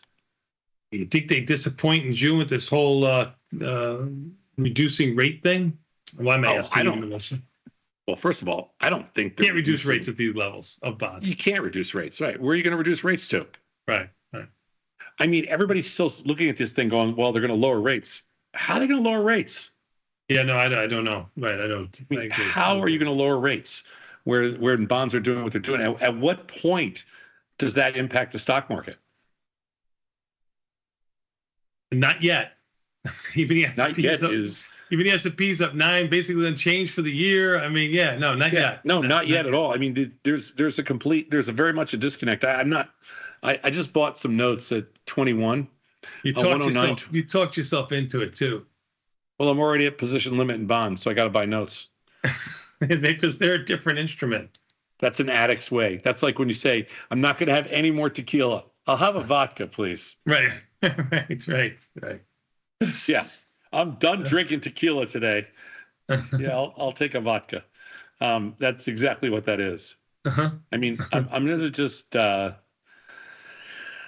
But I feel like we're back down to those crazy risk reward levels. I mean, I'm not going to buy any more until they're in the 111 handle, and then the 111 handle, I'll buy a few more bonds. Hey, Sadnov, I told you AMAT was tomorrow. It is tomorrow, but it's after the close. I made a mistake. It's not until after the close. Oh, it ruined everything. Yeah, you ruined my whole day. It ruined everything. But at least I admitted it. So now I got Sprawl Mart and Bobalicious. That's correct. John Deere and Cisco, you didn't do anything in. That's correct. No, I'm going to pass on John Deere and Cisco. I'm going to leave that to the overtime boys. I'm going to leave that to Vecchio and Ilya and Dylan. They can party all night long. Cisco. Sweet. Or for all we know, Ilya could live on campus there. Yes. This is true. Sadnov, today was Wednesday. How was Trump or skepticism? Was it good? It was not my favorite, but it was good. It wasn't your Trump or skepticism show? Wasn't your favorite one this week? No, not my favorite. But okay. It was good. Okay. It was good. All right, well, you know what? Who cares what you think? Let's see what these guys think about that. We got Chris. We got Ilya. How are you, gentlemen? Good. And for the record, we're holding down the San Francisco city limits here. Okay. Where is Cisco? Where is Cisco? Cisco is sort of in the sort of old school Silicon Valley area, so south of the city. That's kind of the main area. Isn't he the guy who sang the thong song? Yes. Cisco? That would be a different Cisco. Oh, sorry.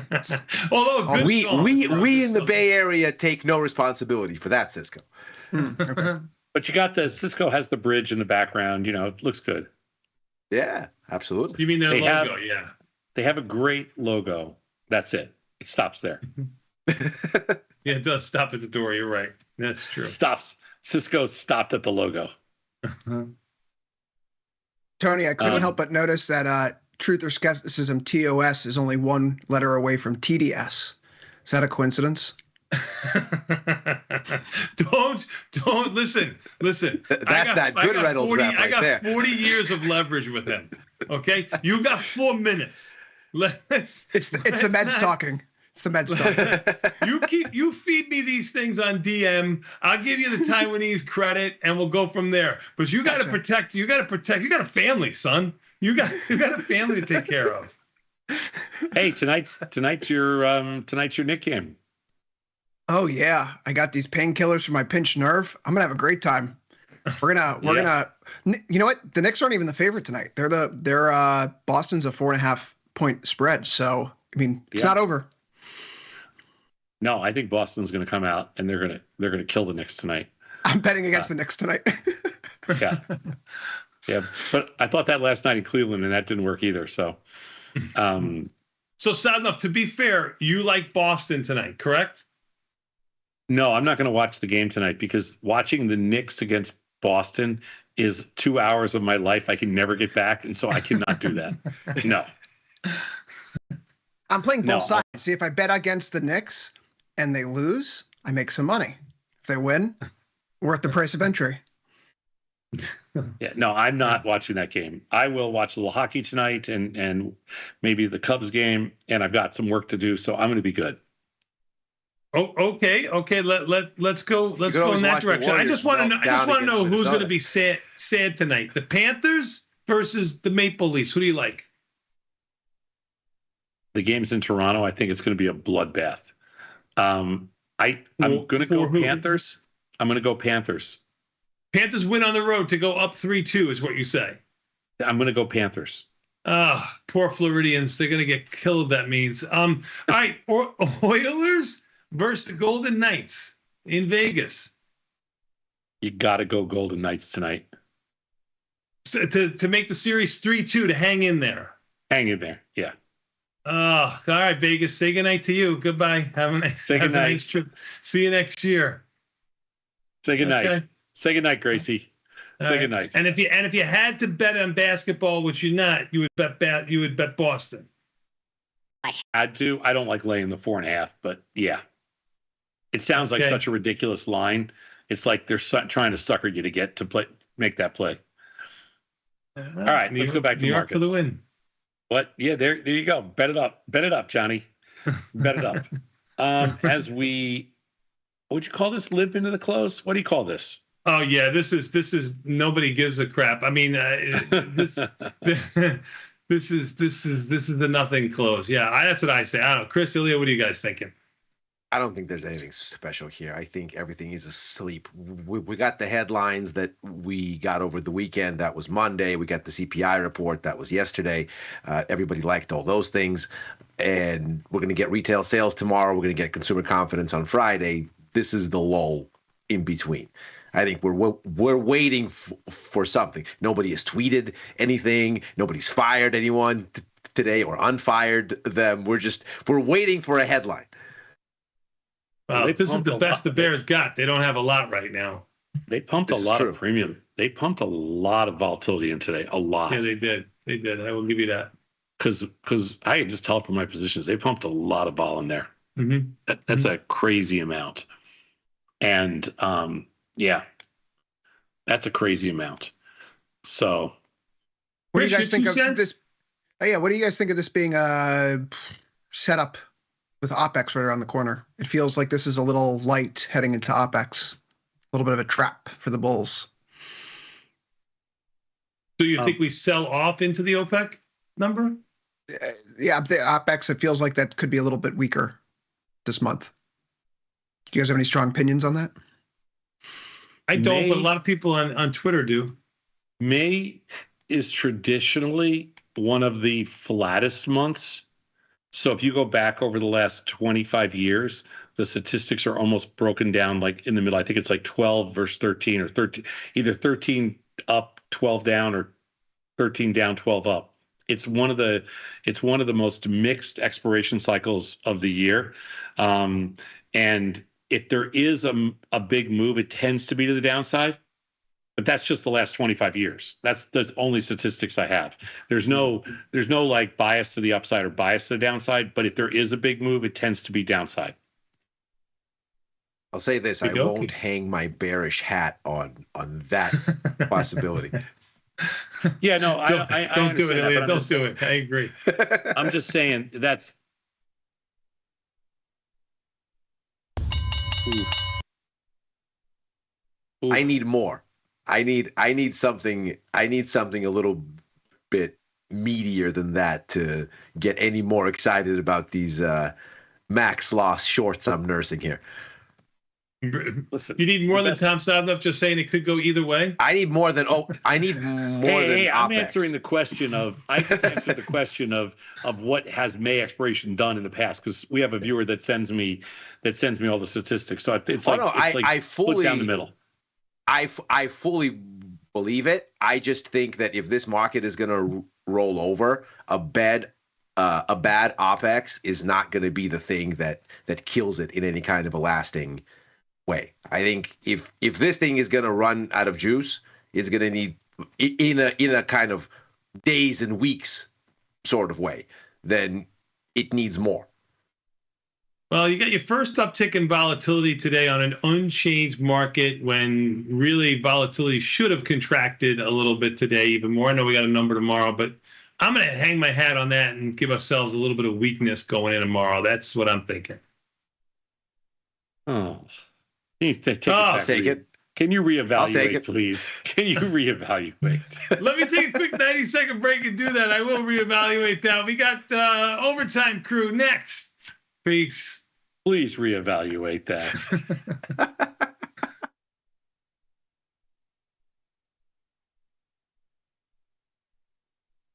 Forbes called us best online for options trading. Investopedia, best for options trading, period. With stockbrokers.com, we're number one for options and futures trading. The Motley Fool really likes us. And so does Business Insider. So what else can we say other than boom?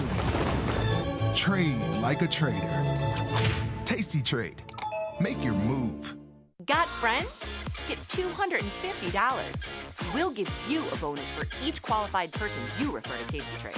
So spread the word and earn rewards. Terms and conditions apply.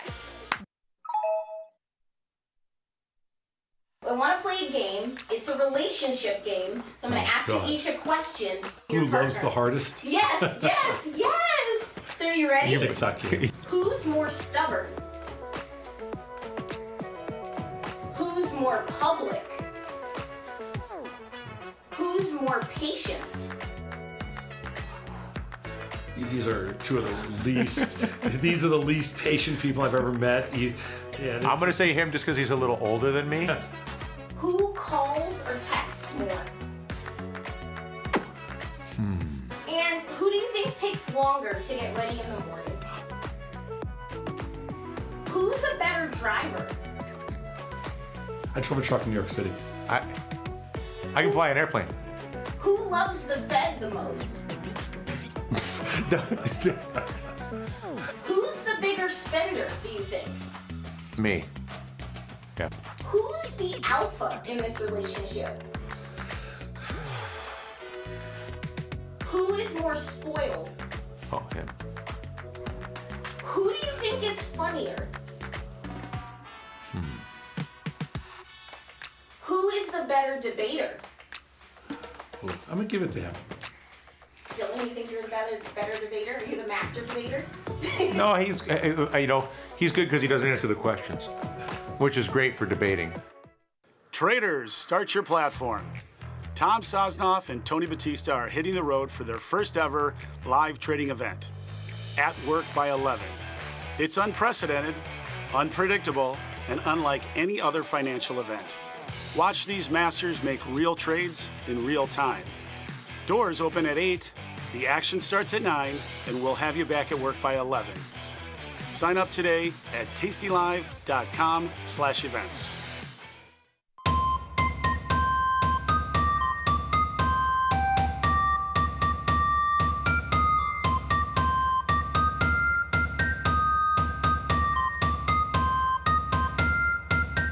Clip thy waxen wings, thou economic Icarus. Discard these feathery adornments, thy flight's too vigorous. Rather, garb thyself with the soft fur of the bear, and dwell in low burrows of the valley fair. Forsake thy previous highs and perilous summit, for lo, I am short, so I must needs thee plummet. O market, I implore thee, make no high. Like some comic Fozzie, unclip thy bow tie. If thou dost tumble, I shall offer thee up a succulent hoagie. So, ye markets, remain as bearish as beloved Yogi. Follow thee the lead of Kipling's Baloo, and may the move be sweet as honey to Winnie the Pooh. With joy I watch descending chart lines straighten, run down with quickness and sweetness, like Lord Walter of Peyton. Let curious traders admire thy Berenstein way, and joyfully stealing some porridge, let us now say, sweet bearish market, never would I cage her, but admire her drop like some terrestrial Ursa Major. Come down, ye markets, to this sylvan glade, and let the bears have their day at Tasty Trade.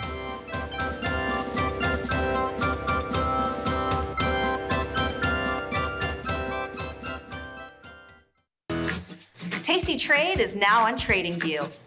Trade stocks and futures directly on TradingView charts with Tasty Trade's low commissions. Try it out and leave us a review.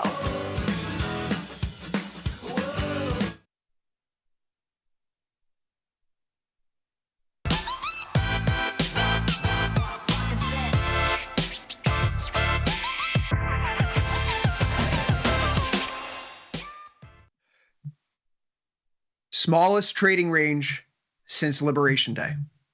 It is Wednesday, May 14th, 2025. This is Overtime. I'm your host, Chris Vecchio in New York, Ilya Spivak in San Francisco, Dylan Radigan in Milan to take you through the rest of this trading hour. Futures and market closes at 5 p.m. Thanks for joining us. If you're on the platform or tastylive.com, join us there to see what we're about. Otherwise, come over to YouTube, join the conversation.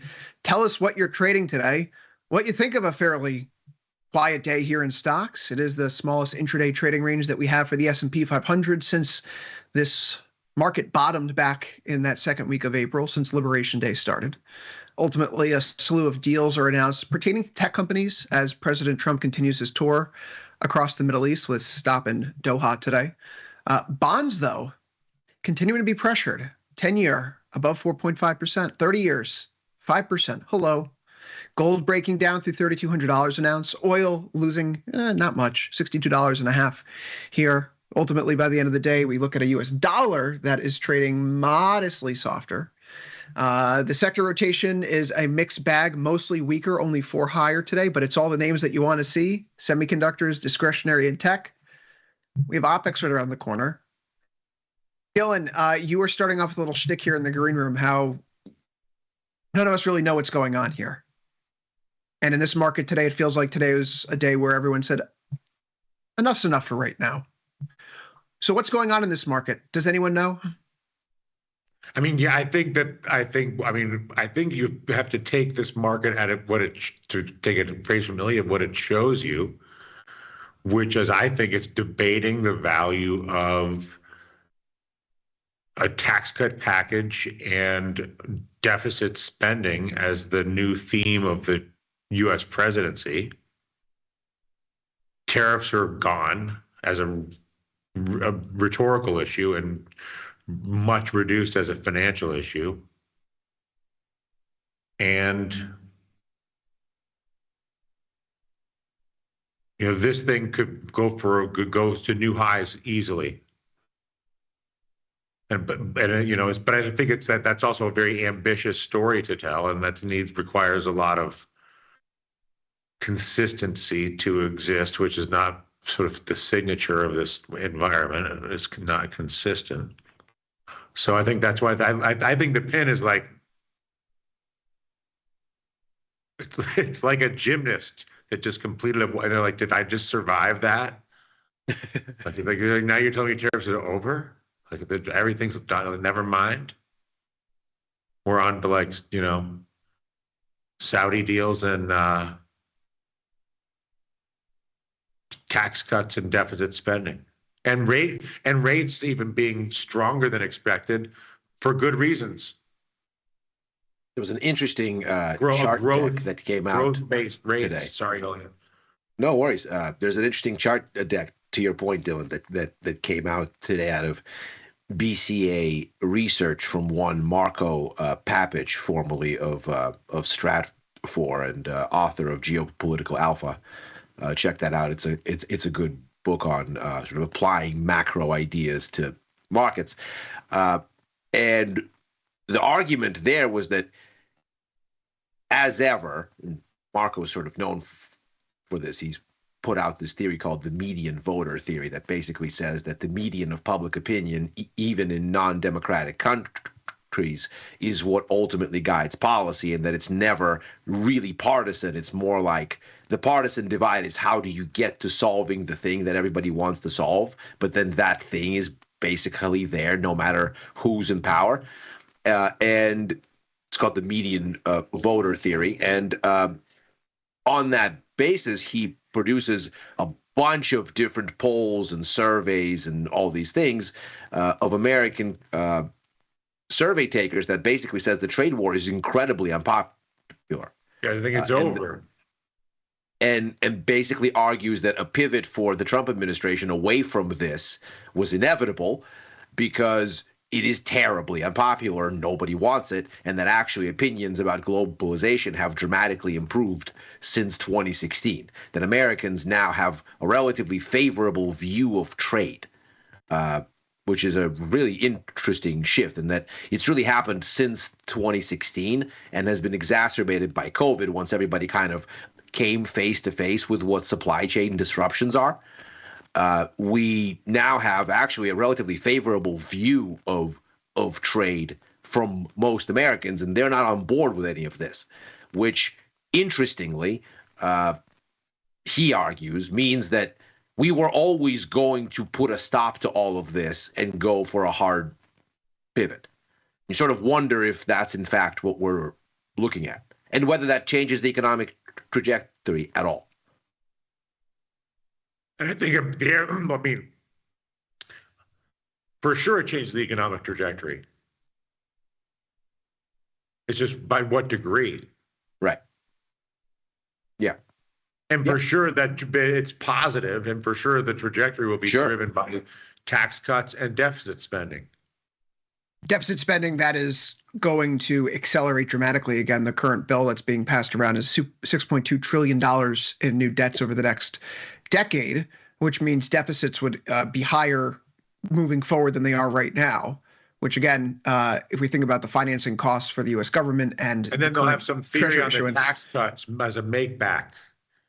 Yeah, they're going to be like the heat from the tax cuts is going to make that number disappear. Which we hear a lot from both parties. It's worth noting that we've never seen that ever happen. It's never happened before. Meet the new boss, same as the old boss. That's just a line in the thing from the book for everybody. We'll make it up on volume. We'll make it on the back end, sir. Yeah. it feels like the market is focused more on stocks than bonds right now because perhaps Trump doesn't care about bonds as much anymore. I couldn't help but notice in the last hour of trading today, Trump said something to the extent that when Bessent goes on TV, everything goes up. We've cheekily shared a chart about when Bessent goes on TV versus Lutnick or Navarro. This was actually in Bloomberg, comes from Dario Perkins over at TS Lombard. Indeed, the S&P 500 trades in positive territory when Bessent's on TV. When Lutnick or Navarro, it tends to be a bad thing. But I think this is a little bit more emblematic of the fact that Trump is now watching the stock market tick for tick. And the Trump put his back in SPY. And it's TLT he can't care about. He can't care about the rates because if he's going to get the tax package he wants, it's going to require greater treasury issuance moving forward, right? More supply, lower price, higher yields. But if it juices growth and corporate earnings, not necessarily bad for the stock market here. So Dylan, I suppose. And I said, what day like today is for the validation of exactly that. But no one knows exactly. We've already brought a lot back. I mean, you can see we've come up 40%, some of these indexes and markets already. So not like a new idea. No, it's not a new idea. It's not unique. It's probably late, right? Although Trump tweeting out several times, he did tweet out, things are going to happen back in that first week of March.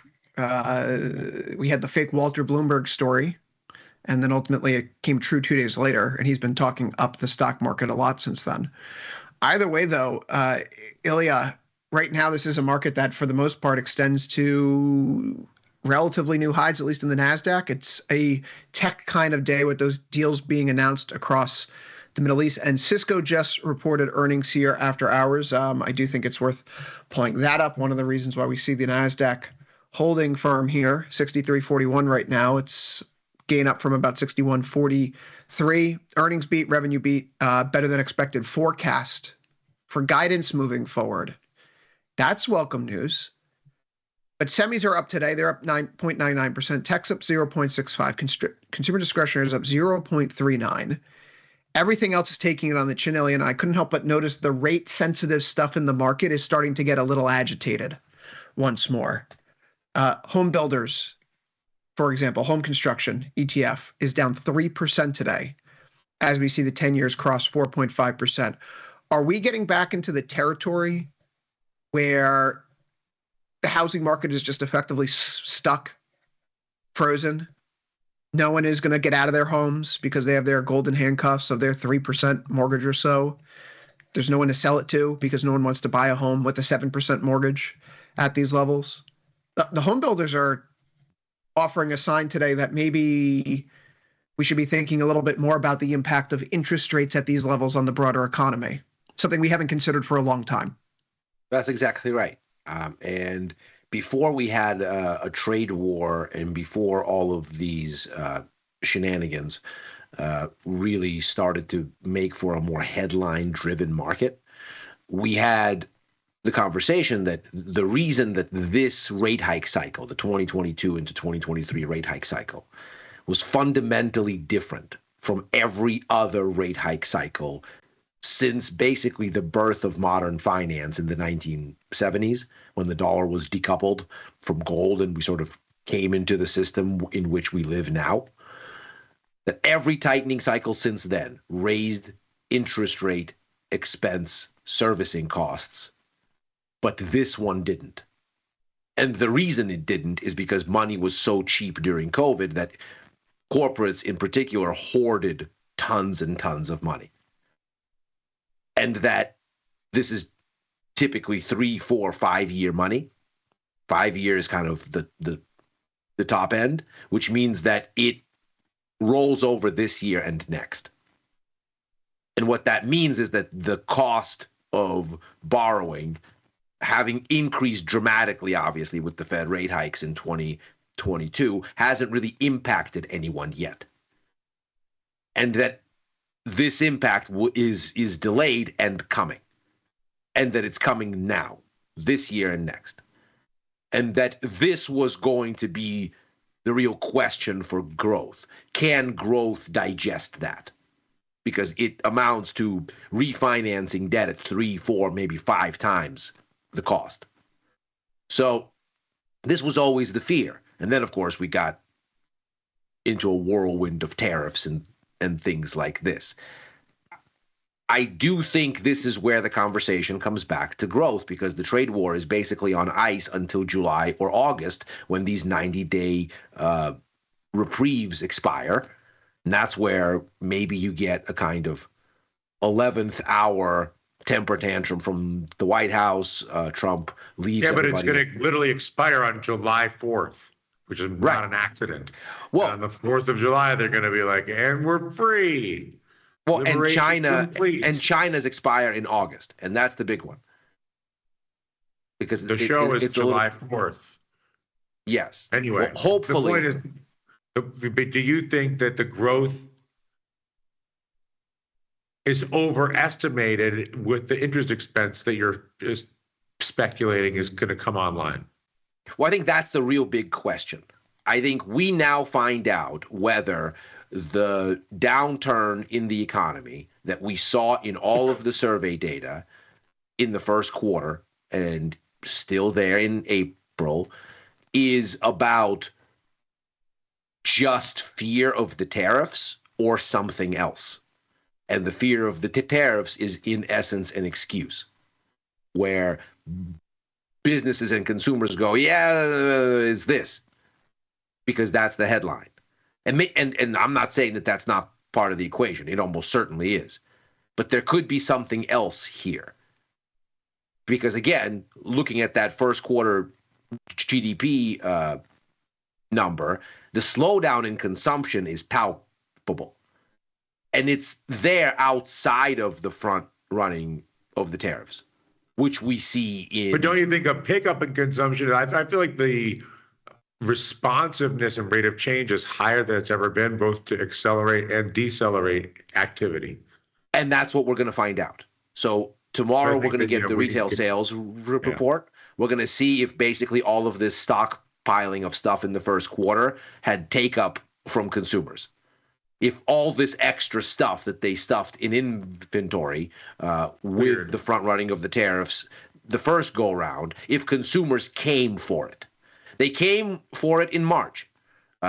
Retail sales jumped 1.5%, and most of it was motor vehicles and auto parts because of those tariffs. You strip that out, and that 1.5% rise was only 0.6%. So we see that the front running of tariffs works as a motivator for retail sales. The question is, does it run out of steam? And we're going to see. We're going to see tomorrow, and then we're going to see what consumer confidence numbers do on Friday. But altogether, I mean, I think the real question now, indeed, is the trade war is at best over, at worst on pause for a while at this point. We're not going to hear again anything particularly exciting, again, unless there's a temper tantrum or something, until July, August. And so in the meantime, the question is, okay, fine, that's in the backdrop. Now where's the economy? And it'll be a real wake-up call if the economy, besides the headlines, is not doing well. Sort of trade war, Michigas aside. But don't you think tax cuts and deficit spending would offset any slowing momentum? Maybe. We know there's slowing momentum. Well, maybe, but the question is, do consumers believe that? If they don't, it doesn't matter. I can't help but think we're going back to, if we get away from all the extreme tariff stuff, which granted, I'm assuming that it's done, at least personally, how I'm behaving. Economically, it's a different story, but policy-wise, like they've tried to put the toothpaste back in the tube here. I can't help but notice that some of these growth ETF names have surged here. I was slicing up the year so far into 8-week intervals just to basically put us into thirds right now. This particular third, we're in week 20 this year. So this particular third of the year so far, over the past 8 weeks, the S&P 500 is up 6.65%. VUG, which is the Vanguard Growth ETF, is up 9.85 percent, and then IVW, slightly different here. Again, this is the iShares S&P 500 Growth ETF. That's up 9.67% over the past 8 weeks. And the names in those ETFs are a lot of consumer. They're facing, but they're information technology. NVIDIA, Microsoft, Apple, Amazon, Meta, Broadcom, Tesla, Alphabet, Visa, Eli Lilly, Netflix, MasterCard, Costco, JP Morgan, Walmart. I mean, all of the big good names that are tied to the core U.S. growth cycle, perhaps with the flavor in tech. But look, this is VUG. This was down here at 316.14 back on April 7th. It's now at 413.57. That's how bad the tariffs were. The market has effectively been able to go up by a third in this particular ETF because of how damaging those tariffs would have been to the growth prospects of America and its companies. But Dylan, this is now at this level. If this was at 413 and we were looking at this chart and it's the middle of January. A headwind. The tariff was a negative signal. Now you got a positive signal. We're back to even, but we have tax cuts and government spending. Get ready. Better yet, if they're going to be carve out for tariffs, who's going to be the first one at the table to protect themselves? These names, the big ones, right? They're the ones that were able to lobby for protection and carve outs. This wasn't the small, medium-sized enterprises. So maybe we're going back into a Trump 1.0 shakeout, which information technology did really well. Tech was the best performing asset class 3 of the 4 years under Trump 1.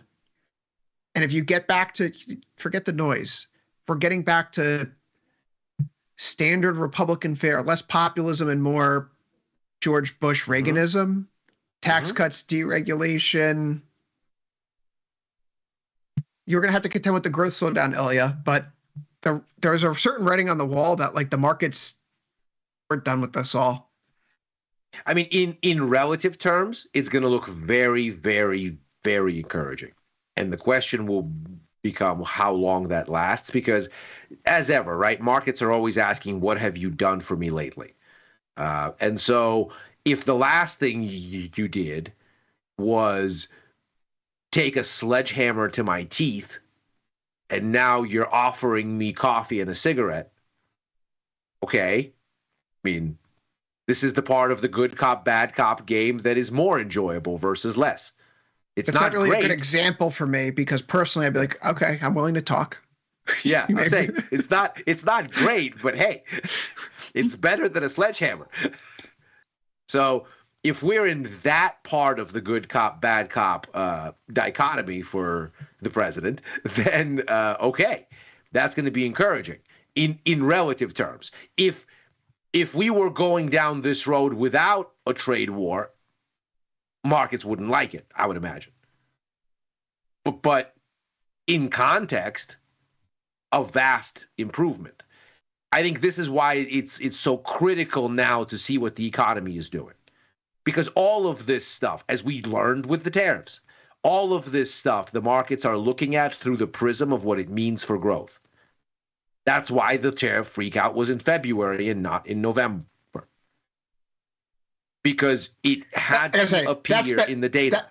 That's been the single most informative thing that I've heard you say personally over the past several months. I've said a lot of stupid shit.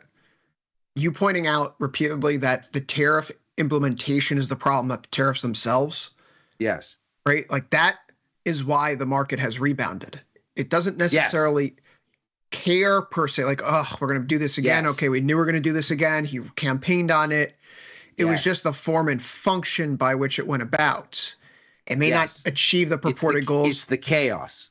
It's the chaos. Rollout. It's the rollout. Right? I mean, it goes back to that dumb analogy I've been using. Like, if I want to get downstairs to the first floor, I can jump out the window or I could walk down the steps. And I'm going to get to where I want to go. But there's a dramatically different risk profile by each approach. Yes. And like exactly.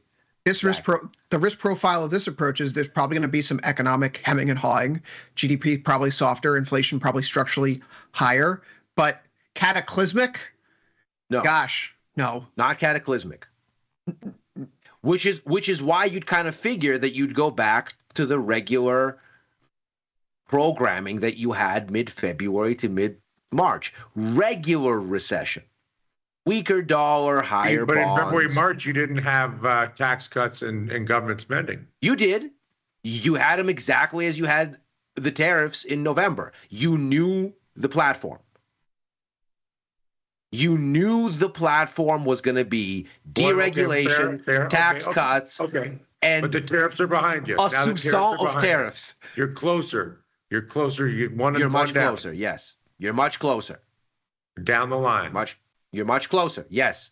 And maybe if in fact we've learned that the trade war is unnecessary, stupid, and unpopular and doesn't work, and we can put that aside, then now we can focus on all the good parts of what the market's liked. Chris, to your point, the standard Republican kit. Maybe that's where we're going. I mean, maybe that's why I like oil.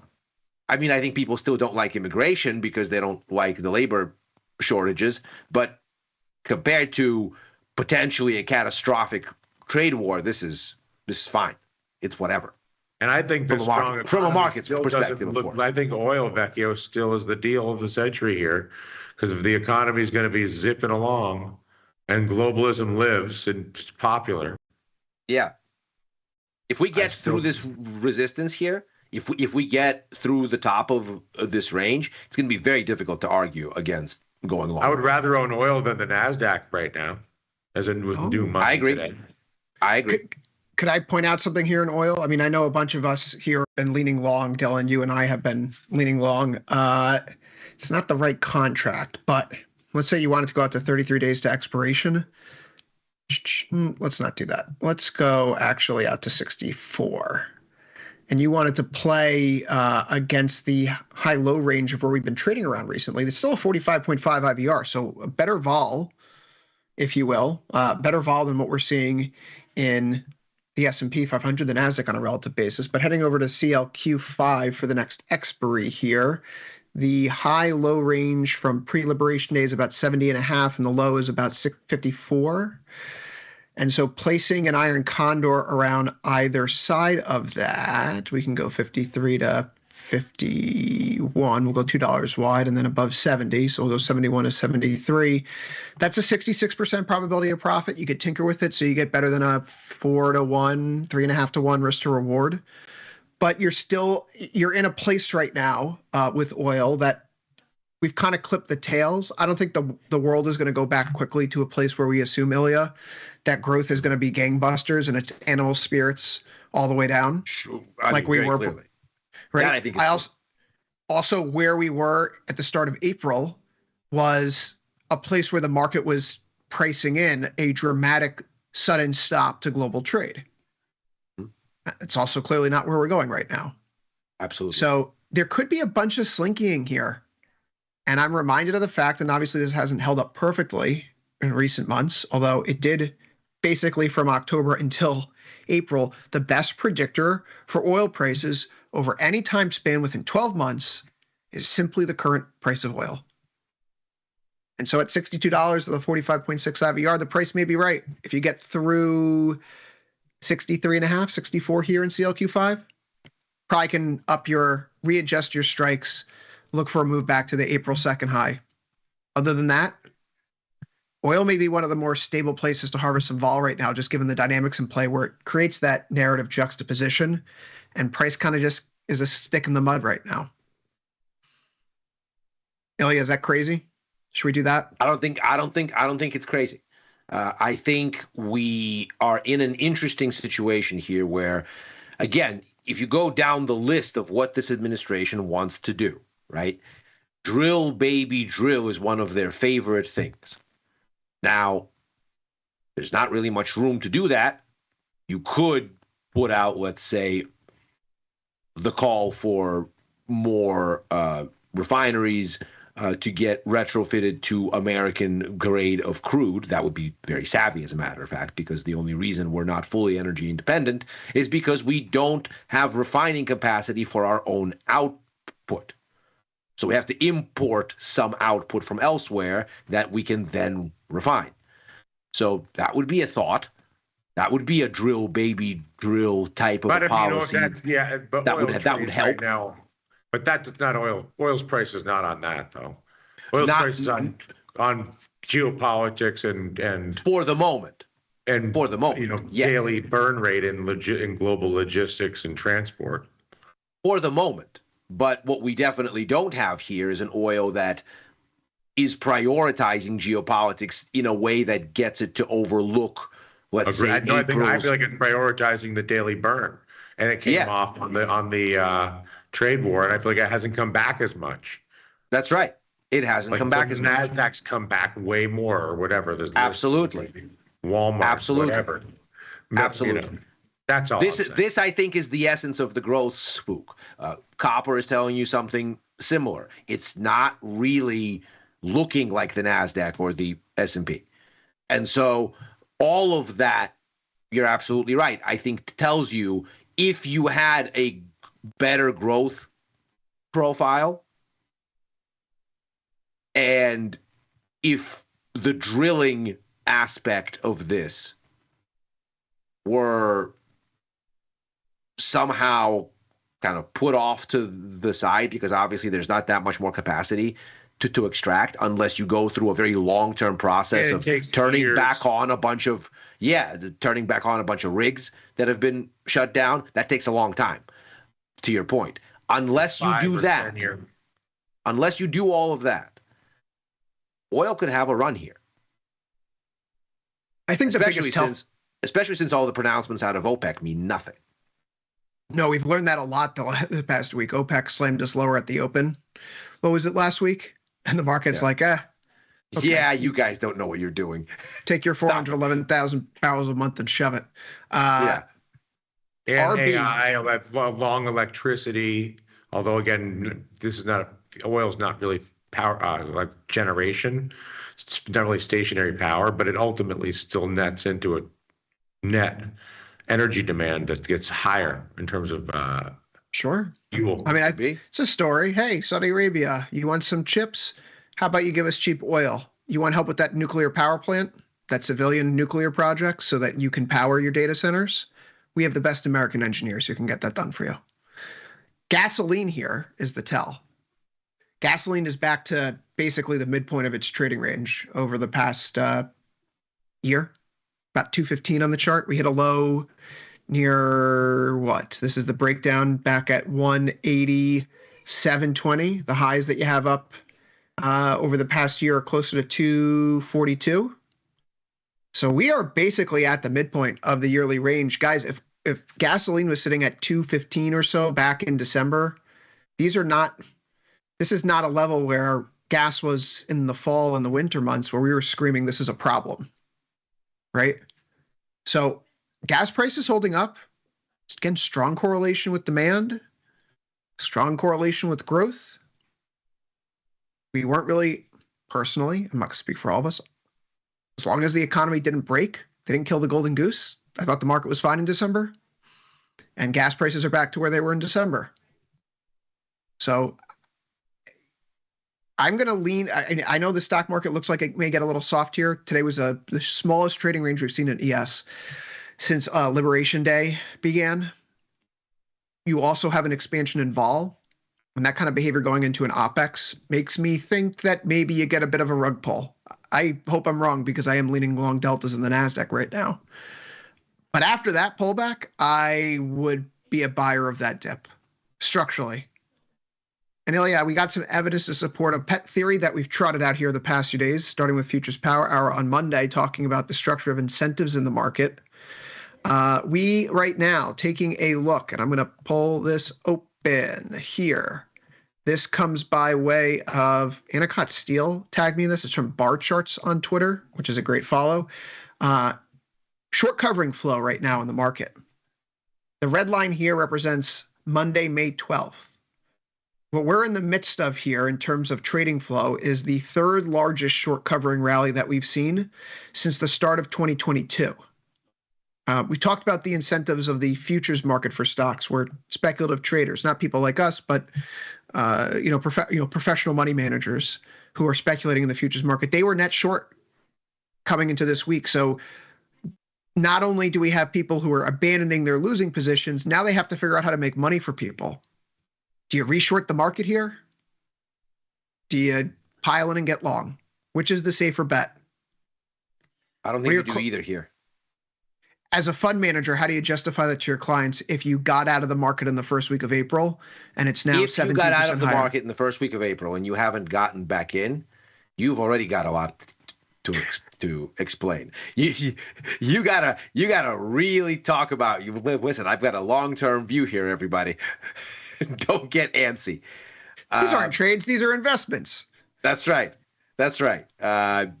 We're managing money for the long haul here, folks. Is the conversation that you're having? But if you, why do you say you can't pick up a higher or a lower speculative trajectory from this little pause? Because I think you've stopped in a really auspicious place, and now you got to know.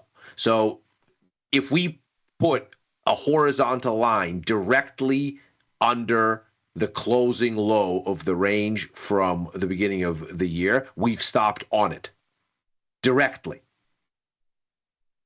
So that hammer candlestick you see there, Chris, at the absolute low of the 2025 January range, we're on it. We're at that close. So let's find out. Let's find out where we are here. Because that's, in my mind, the last line of defense. We've already cracked it on the continuous contract, but the continuous contract is not a real thing with volume, with real volume behind it. It's a statistical mirage to some extent. So that very level that we've cracked here on the continuous, we've not cracked it on the actual tradable ES contract. So this is it. Right here. Is the deciding factor what happens with treasuries? It could be. Looks really... It's at the same line. It's at the same kind of a line here. And by the way, we should be, you and I both should be thinking long and hard about what happens to these levels now that gold has cracked its version of these bounds. Yeah, this is so gold breaking through 3,200 today. No bueno. I got out of my gold long here because this is getting worrying. This now puts a potential double top in play for gold, depending upon where you look. I myself am taking the exact high that we had here in April. I know some people are saying that's a little bit too high, so you go to the open from what you have here on the 7th. That may be a little bit neater, conservative of pullback, and it brings you closer to the April 7th low of 29.70. The target here would be closer to 29.50. Either way, how you want to slice it, there appears to be a structural technical top in play, which for the life of me, that obviously does not work out well with my longer term ongoing bullish view for gold, which is that in a world where the United States is an unreliable or untrustworthy counterparty to a certain extent, where we change our laws and approach the world, both for trade and for financial reasons, on a whim. This is something that was happening in the fall. People want to hold more gold. There's also the whole sanctions aspect. Do you trust the U.S. and Europe to be a custodian of your funds if you're not in the U.S. economic security umbrella? Probably not. Russia's not going to keep their money in dollars or euros moving forward. Either way, that's not the point here. The point here is that gold is breaking down. But should gold be breaking down significantly if the reasons why the 10-year yield, the 30-year yield are moving the way they are for debt and deficit reasons? Is that a significant reason for gold to break down? I would argue not. I would agree. Not. But the price action is tough to argue with. Off? Tariffs off? Yes. But the focus point in the market, and you could could track this. You could look up keywords, right? Punch in a bunch of different keywords into Google Trends. This is easy to do on a Bloomberg terminal, Ilya, as you know. But for the average retail trader, you can go into something like Google Trends and look at search volumes of keywords and have like 6 of them. For example, tariff or income tax or something like deficit or tax cut. And you put all these terms together, and what's happened in recent days? Tariffs have fallen off, and you start to see tax cuts go up in terms of search interest and in terms of news coverage. And that's intriguing because the focus point for traders is now what's going on with the debt. And the debt is going up, and the deficit's going up, and the Treasury has not given us an issuance schedule that comports with the amount of money being spent. So the next time they give us a QRA, if we have some more meat on the bone and this legislation looks like it's going to pass, the Treasury is going to have to tell us that one of the coming quarters they will be issuing more treasuries. A greater supply of treasuries will be coming onto the market.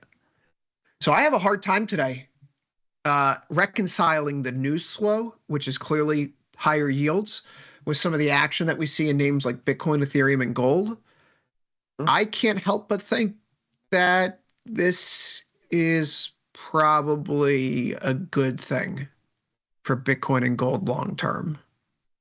And Ilya, I know you and I don't see eye to eye. I don't agree on the Bitcoin, but I think this but is. But enough people do. No, but it makes sense because if all of this comports to stronger gold and a weaker dollar, Bitcoin goes up by default as a dollar-denominated thing. So I don't have to believe. Why would you go weaker dollar with higher rates? Because it seems like the higher rates are for the wrong reasons. They're not for surging growth, Fed is going to hike reasons. They're for some sort of a fiscal instability getting priced in thing. I mean, if we get into a growth thing, I think it's a tax cut, government spending fueled growth frenzy. And that may be. But if the conversation starts to be about we need to find a way to finance all of this debt because we're going to be this expansionary on fiscal policy, and at the same time our trajectory is for less global trade, not more, if only because in the best case scenario the new tariff regime in the US is 10% versus 2% as the average, so just the volumes are going to be down. So uptake of U.S. dollars is going to be down. So buying of U.S. treasuries with those dollars is going to be down. All of that, not in a catastrophic way, just in a level change. All of that might give you the kind of thing that you saw in April, just not at a crazy pants kind of a pace. Mm-hmm. What's the sure thing here, Chris? What's the sure thing, buddy? The sure thing is that at the market close today, the market is assessing U.S. sovereign credit risk as being higher than China or Greece. There we go. So, I mean, is that the layup trade? Long? Yeah. I get right. Long, short U.S. credit risk. Yeah. Long. Yes. Short U.S. credit risk, I think, is definitely the layup trade. Who's this fool? Because it is utter nonsense. I'm looking at 5-year CDS right now. 5-year CDS on my screen shows U.S. credit risk is higher than. It's higher. Higher than France. That tells me I want to own U.S. long-term U.S. bonds because that's ridiculous. That's what the market tells me. This pullback in the bonds is a thing to buy. But is that a retail accessible trade? Sovereign CDS, bonds are, or a proxy.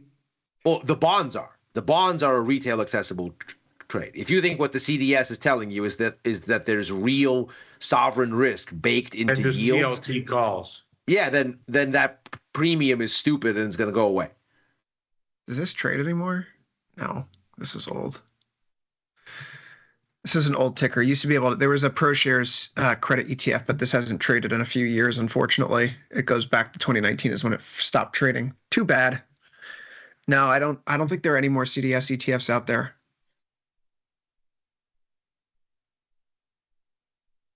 IGWY now? No, that's not coming up. CDX? Last time. We'll move on. No, hard to borrow. You could go around the horn. I mean, Ilya, we've talked about how credit is so important to this whole story here. HYG, high yield credit, holding up. J&K, ETF. I mean, it's still holding up. I guess we have to square By the way, circle.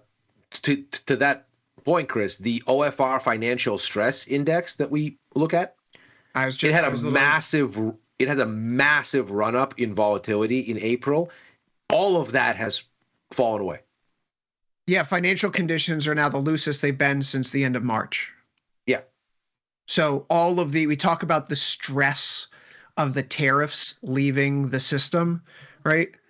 Before Liberation Day, before the announcement, right? The financial stress index is negative 1.031. With today's close, we're now back below negative 1.031.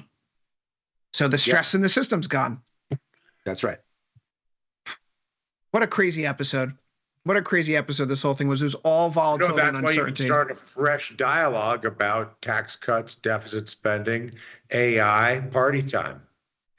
I think honestly that's the best approach. I mean, I personally feel a little bit like, after the past month. That's a different issue. That's a different issue. That's just my normal resting state. That is neither here nor there. But yes, don't bring that. To this I meeting. concur. By the way, I apologize for that. I'll say that for my therapist. I think the best thing that traders can do, and I'm trying to do this myself, is pretend you just woke up today and you were looking at the charts for the first time. Tasty Trade, we preach being mechanical for a reason, right? Being mechanical through this, Ilya, if I was more mechanical back in early April, if I was more mechanical in the later part of the month because of the volatility and the technicals, I'd be feeling a lot better about myself right now than being a, alleviating head, chasing a rally with opinions that are a day late and potentially, hopefully not short because I'm still long. But there is an importance here to just shutting up and trusting your systems, right? And I think that's the reconciliation that I need to go through, is that a lot of my systems are based on fundamental views, and fundamental views have literally zero. They don't have it right now in this market because it's not a market where you can peg any future value or future growth scenario because everything is so fluid. It's sentiment. That might actually be the perfect kind of end point to what has been a sentiment-based rally. I mean, that could be a reason to be bearish, not bullish, depending on what growth is doing. So, I absolutely agree. It could be a reason to be bullish. I just don't think we know because we've reset. We've reset from hair on fire mode to, okay, where are we actually? And now we have to answer that. I just hate having little confidence conviction. I like being the apeshit guy, Dylan. It's so much easier, right? You're headstrong, and you make all that money. And like it's a real caveman. Like I'm walking around my house dragging my knuckles, like buy ES, just buy ES. And like now I have to think throughout all this. It's challenging in a good way. How about this? The bond market proved in April that it is superior to the president of the United States, and that is good for the world. And that's an additional I think the market's definitely read it that way. So we're just going to your discussion, Ilya, about this goes back to February, this goes back to January. Well, no, because we're closer to those tax cuts, we're closer to those government budget proposals than we were in February. Tariffs are behind us. And we know if it gets real wild down there in D.C., that the bond market has the final say. Right. Which is exactly why I think positive. No, I think that's exactly the reason to be circumspect, because we did not sell off for all the crazy headline reasons. We sold off for growth reasons. And then the crazy headlines were fuel on the fire. We've put out the crazy headlines, at least for now. and probably won't see him again for at least a few months. Now it's, okay, so if we take away the crazy headlines, but we didn't sell off on them, we sold off on growth, where is growth now? Have we fixed it? And was the problem in growth the crazy headlines to begin with? I don't think that's really the case. So now we're going to have to find out. If the growth thing was really about the headlines, as they presented themselves, obviously, with all of their fun in April, or if it's more, if there's something happening really under the surface of economic growth. That's what we have to find out now. If anything, I think the macro data matters more now, because now we've sort of gone through the holy crap portion of the evening. Now we get back to, okay, whoa, that was crazy. Wait, where am I? How did I get here? It's like waking up from a really wild bender with a blackout. I don't think the maestro wants to give you much time to see what's going on. I think he comes with another act fast. I think that's what he wants. Yes. Let's see. Let's see. And let's see if anybody cares. Tax cuts. Can we talk about some lighter news? Cares. Did you guys see today that Warner Brothers Discovery is renaming Max HBO Max again? How many times are we going to do this? 5. This is the 5th. Jesus. What are we going with? What are we going with now? It's HBO Max. Oh, we've gone back again? HBO's back in the deal. HBO's back in the deal. Well, I mean, and they're talking about which, by the way, which brand executive didn't say HBO is a storied legacy brand? What's the matter with you? The same guy who's approving all these changes, David Zaslav. I mean, somebody over there. There's got to be a brand executive over there going, guys, HBO is the kind of legacy brand that Coca-Cola is at this point. What in the world are you doing? That's the point I want to make here, Dylan.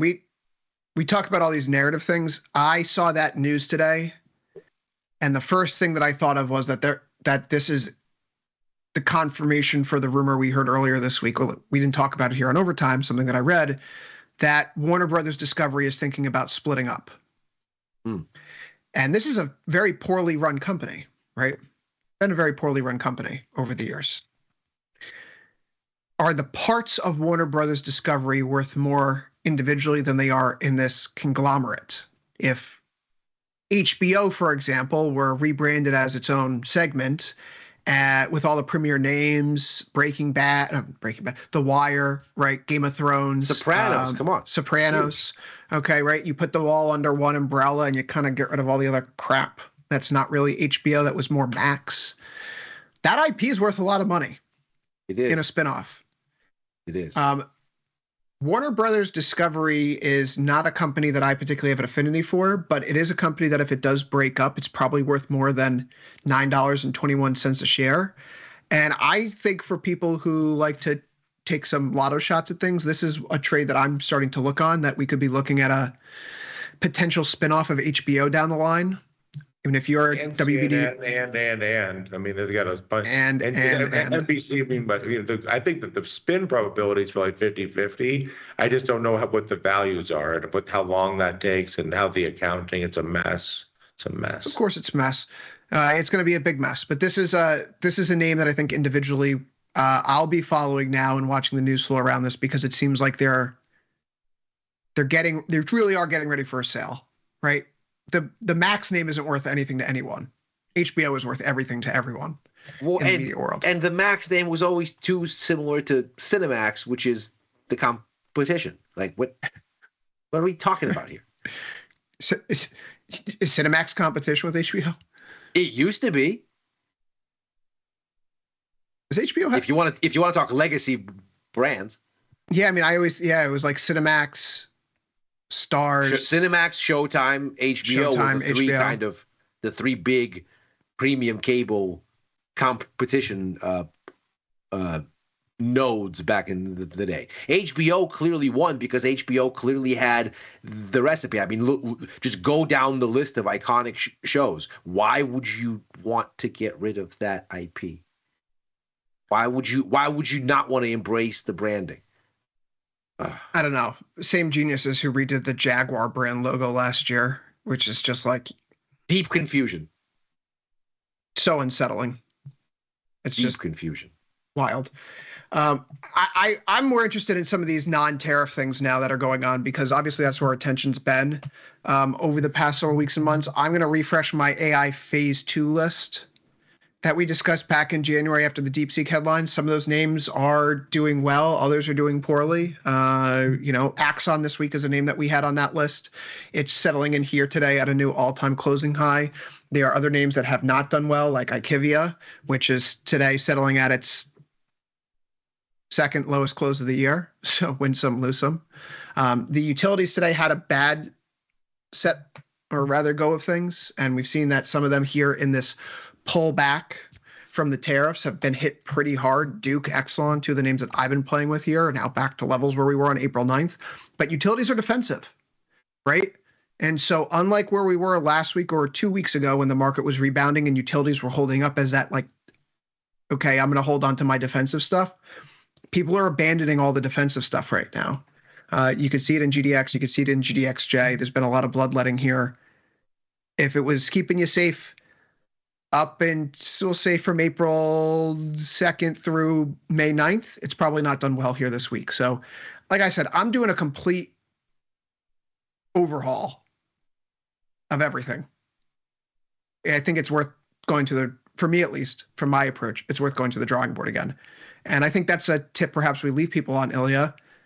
The number one thing that's made me a better trader over time is willing to admit I'm wrong. It's just a trade. Move on from it. We're not marrying. We're speed dating here.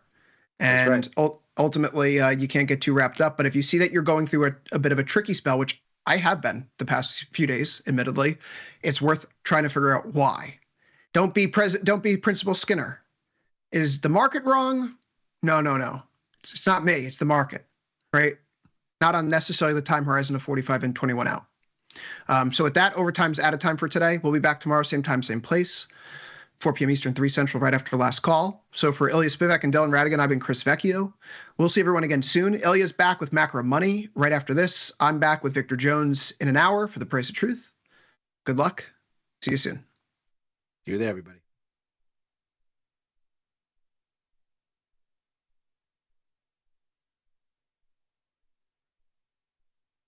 The market doesn't stop. So why should you? Diversify your portfolio with stocks, options, futures, crypto, and more from Tasty Trade. Focus on the markets that matter to you. See the odds before you trade using curve analysis, IV rank, and more tools.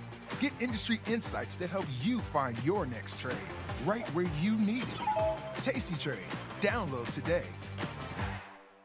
Welcome to the Life Cycle of a Trade, the series where we break down the thought process behind trade entry, trade adjustments, and closing order.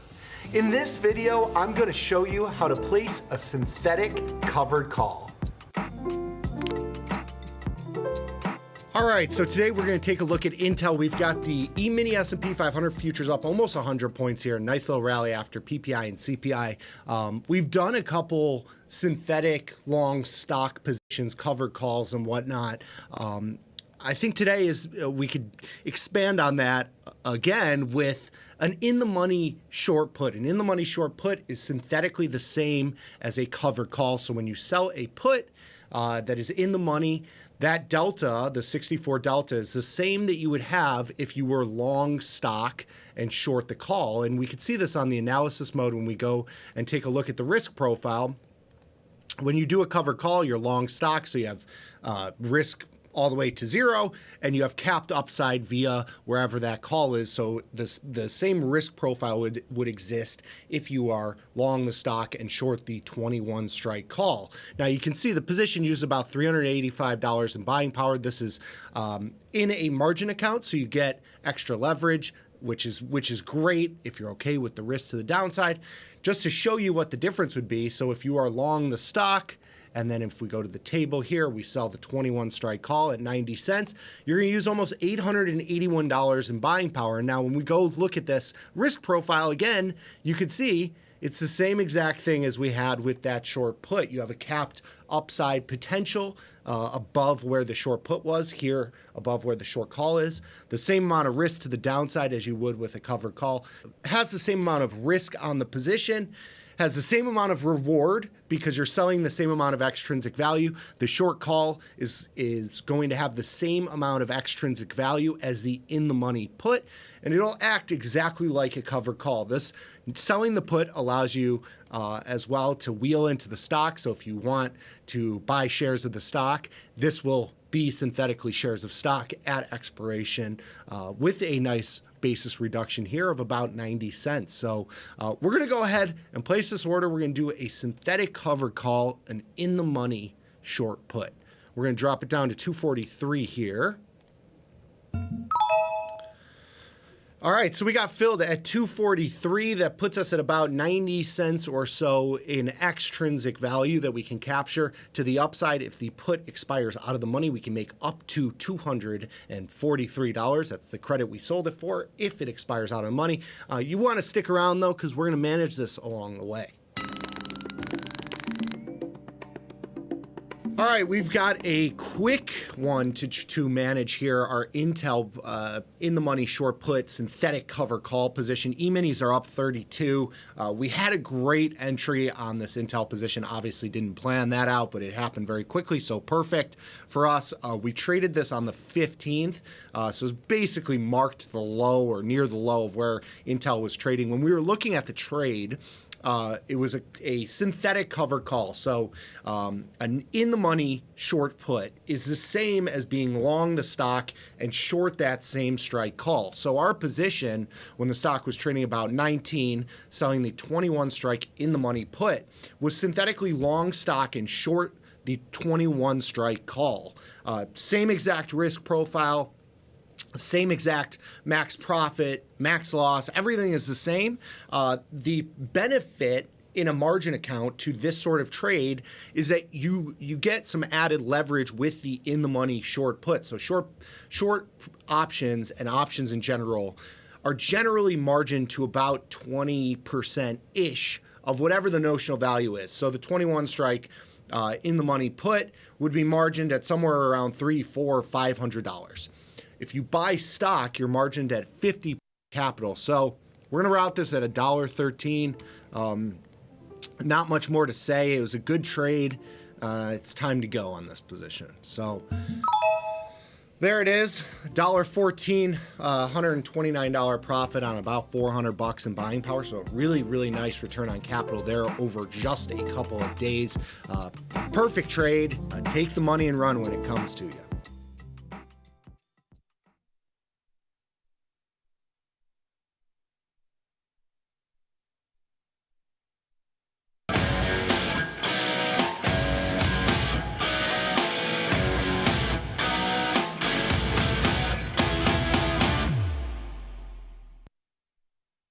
Markets take a breather after 2 days of relentless rallying. Perhaps a lull in the headlines can be the reason why we have a little bit of a stall here today. But headlines resume with all kinds of interesting information come less than 24 hours. That's what we're going to focus on here as we take a look at what is perhaps the reason that we've stalled here and why we've stalled where we have, and then take a look at what comes next. The U.S. retail sales report, of course, front and center data-wise, but much more importantly, it'll be key to digest just what that data is going to show in the grand scheme of things, beyond just a number that crosses the wires here. So let's take a look at what's going on and why this matters in the context of where we've ended up. Here's the S&P 500 here, and we can see we start this week with a blistering rally. We extended for a second day yesterday, and then we stall as of today. The stock market here and the S&P is a kind of general barometer of overall risk sentiment, basically finishing the day flat after these surges here. And how we got here is not exactly a secret. We can see here, this is the financial stress index from the Office of Financial Research. This is within the Treasury Department. And what it does is it gives us this indicator of financial market stress, and it breaks it down by various contributors. And we can see that financial stress absolutely surged in the first part of April, and that market volatility around the implementation of tariffs was the catalyst. We can see the volatility component of this index absolutely surging. It has now been worked down to basically nothing, and in fact, volatility is now starting to be a reason for this index to move lower. Credit conditions are the loosest they've been since March. Equity valuations are not a big consideration in this calculus. Neither are funding conditions. The state of safe assets here looking better, and safe assets, of course, speak mainly to government bonds, so sovereign stress not really a major issue in the equation at this point. And so, needless to say, we have an understandable sort of a euphoria here as we get what is essentially a de-escalation of the most important part of the trade war, the U.S.-China spat. Now, it does put a cliffhanger on the situation until August, because the pause in the worst of the tariffs is 90 days. But it does mark an important indicator of intent, whereby both sides walk away from the worst of the conflict. The U.S. cuts tariffs on China from 145 down to 30 for 90 days. China cuts it down from 125 to 10 for 90 days. We clearly get a sense that there's a desire for an off-ramp from both sides of the dust-up here. And so with that, the markets, of course, come away happy relative to where we were before there was that kind of a quick reset, perhaps, but certainly a helpful change of tone after a two-day meeting from Treasury Secretary Scott Bessent and U.S. Trade Representative Jameson Greer and their Chinese counterparts in Geneva over the weekend. Then, of course, we get U.S. CPI data, and as we can see, that motivates another bit of upside momentum, albeit more modest. And that is because we get a U.S. inflation data report that basically looks normal. It doesn't look like there is a dramatic distortion here from the trade war. The concern, of course, was that maybe there would be some sort of an eye-catching jump in the price of goods having to do with all these trade barriers getting passed on to consumers, and that isn't what we see here for the moment. We can see headline inflation holds steady, 2.8% for a second consecutive month, as expected. The headline comes in actually a little bit lighter, 2.3% versus 2.4% expected. And we can see in the makeup of the report that it's still mostly services. That is, of course, where most demand is, so that makes sense. In fact, the contribution from services has cooled a little, and in a sort of the kind of moderate way that the Fed wants to see. The Fed has been trying to get the service sector to cool as a precondition to get inflation back to 2% for some time. So clearly, this is welcome news, and whatever surge in goods inflation might have been anticipated is very clearly not here. So with that in mind, we have a situation here where the story seems to be that, for the moment at least, we have a normal kind of inflation profile. And what that then means is that we likewise don't have an emergency that might beckon the Fed into action or otherwise kind of take things off kilter. And of course, the markets like that. In fact, what we've seen is that stocks have rallied even as Fed rate cut expectations have moderated. We can see now the market is at around 80 to 90 basis points for the year. And next, all taken together, that generally comports with what the expectations for policy look like from Fed officials themselves.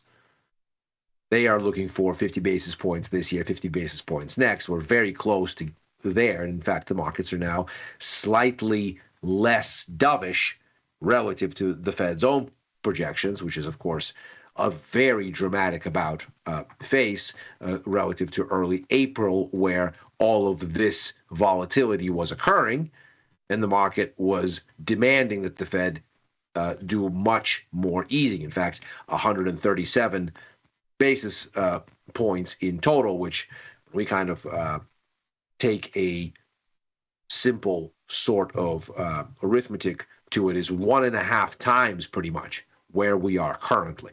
So we're looking at a very significant unclenching in markets, but of course, the real question, as ever, is about the economy. That's where we find ourselves now. Because again, critical to the architecture of this decline is when it begins and when it doesn't. The markets knew that there would be tariffs. They balanced those tariffs against the prospect of deregulation and tax cuts, that is, policies like the trade war that are growth negative against policies like deregulation and tax cuts that are growth positive. And they were simply not panicked when they knew that that was the policy trajectory back in November when the election was settled. In fact, they actually rallied into and after the election until we hit a high somewhere in the early part of December. Where this sell-off starts very tellingly precedes Liberation Day, precedes the worst of the tariffs. Rather, it speaks to where the economic data in business and consumer confidence surveys starts to turn. And we start to get this sense that what we're looking at here is some kind of an economic deceleration of consequence. The PMI numbers that we've looked at here from both S&P Global and ISM very clearly suggest that over the course of the first 4 months of the year, the economy basically ran down into standstill after some of the fastest growth in years in the second half of last year. And so with that in mind, we are looking now at a situation where we've arrived back to essentially that starting line. And so if this was a sell-off about growth, this is sort of where that moderated and settled, and then this really gets us into Liberation Day and sort of the more hair on fire portion of this move where investors are reeling because it looks like the U.S. is trying to extricate itself from its role as the global reserve currency, the key currency of commerce, and indeed the provider of the world's risk-free asset, the Treasury. Once that sort of runs its course and it becomes clear that the administration is not intent on doing those things, that it is amenable to market discipline, that it is not its intent to essentially have the foundation of what is the global financial system get dismembered from within the place that built that foundation. We then see the markets obviously unclench, and we're back to where the growth scale generally left us. in this area. So now the question, of course, comes, well, the cliffhanger on the reciprocal tariff pause above 10% is in early July. The one on China's tariffs is in August. Between now and then, trade war looks like it might fade into the rear view, at least take a more background role in the narrative. And the question becomes, well, what's next? Where is the economy now that the dust on this part of the story appears to be settling? Are we still concerned about growth? And with that in mind, we turn to a check on U.S. consumers via the U.S. retail sales report. And the expectations here point to a deceleration. They suggest that we're going to get 0% growth month on month in April's numbers, down from 1.5% in March, which was, as we can see here, a meaningful jump, the largest one that we'd seen since back here in the latter part of 2022 going into 2023. So the increase here, obviously a large one, and perhaps against the backdrop of such an increase, it does make sense to see a bit of a cool down. But if we look at the expectations for the year-on-year numbers, they're more dramatic still, and they are pointing to the weakest year-on-year trend growth since we can look back to sort of early 2024. So with that, we have a curious kind of a situation because, of course, the main driver of U.S. economic growth is household consumption. In fact, the latest GDP numbers give us a share of consumption in overall output growth at 68.5%. So this is a critical input into where the economy actually is, tariff this, tariff that, headlines notwithstanding. Now, how did we end up with this 1.5% surge? Well, that's actually a very important part of this calculus. If we look at the breakdown for where we were in March, we can see that there was a dramatic 5.3% surge, off the chart really relative to everything else, in motor vehicles and auto parts, which is a part of this category here.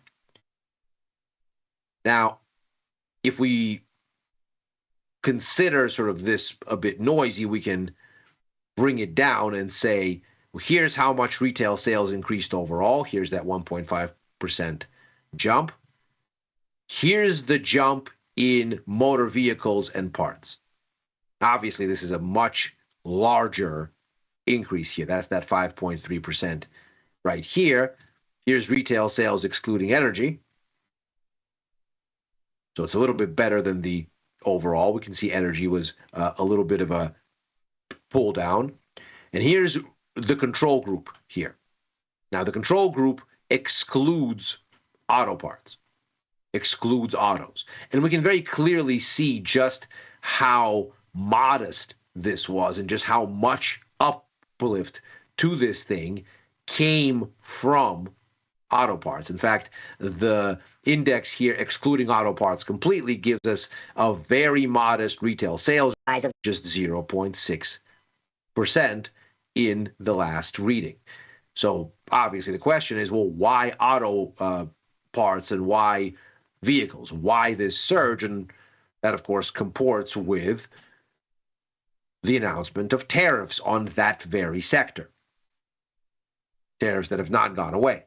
And so what this does, in a sense, is it demonstrates the willingness of consumers, not just businesses that have been front-running the tariffs, but of consumers to look ahead, expect that tariffs will make things more expensive, and to try to squeeze in consumption before that happens. And of course, we saw this in spades in the first quarter GDP numbers, where we saw that we had a dramatic build in imports and a dramatic jump in inventories. That's a part of this investment component here, as companies try to front run tariff increases to try to stock up before prices go up. At the same time, however, the biggest component, as we've just discussed, consumption, that contributed the least to overall growth in almost 2 years, going back to the second quarter of 2023 here.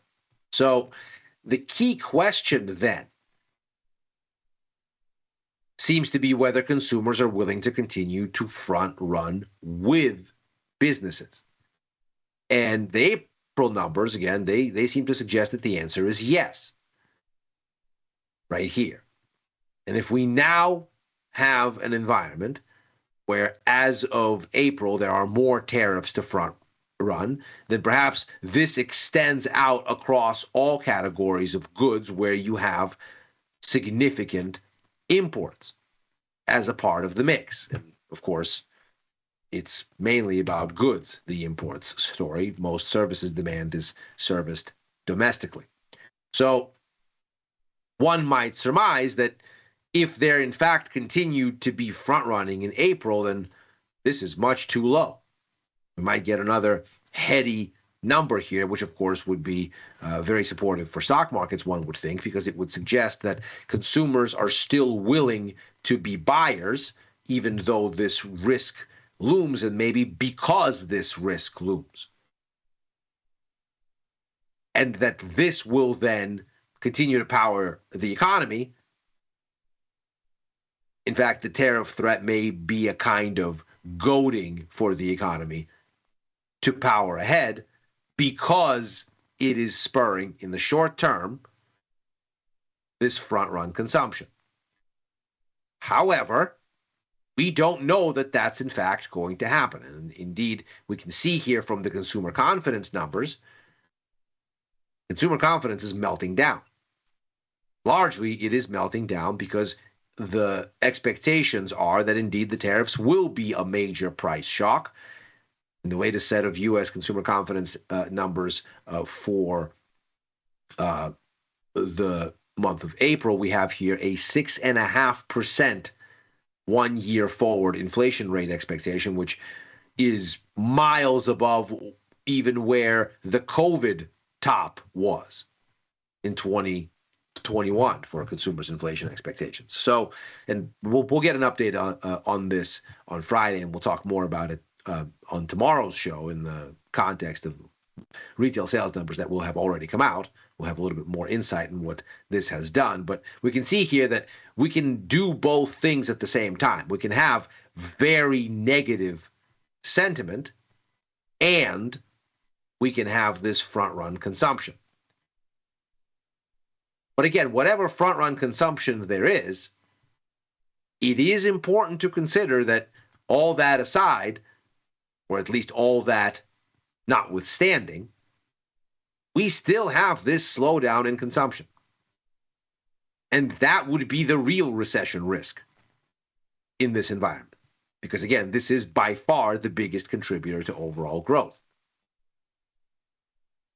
And that makes this retail sales number very, very interesting in the context of where we've landed on stock markets. If in fact the front running continues and consumers continue to soak up purchases, if only because they're anticipating tariffs downwind, now that those expectations have moved out into July and August, there's a lot more room for consumers to keep front running and for that buying to keep the economy on relatively solid footing.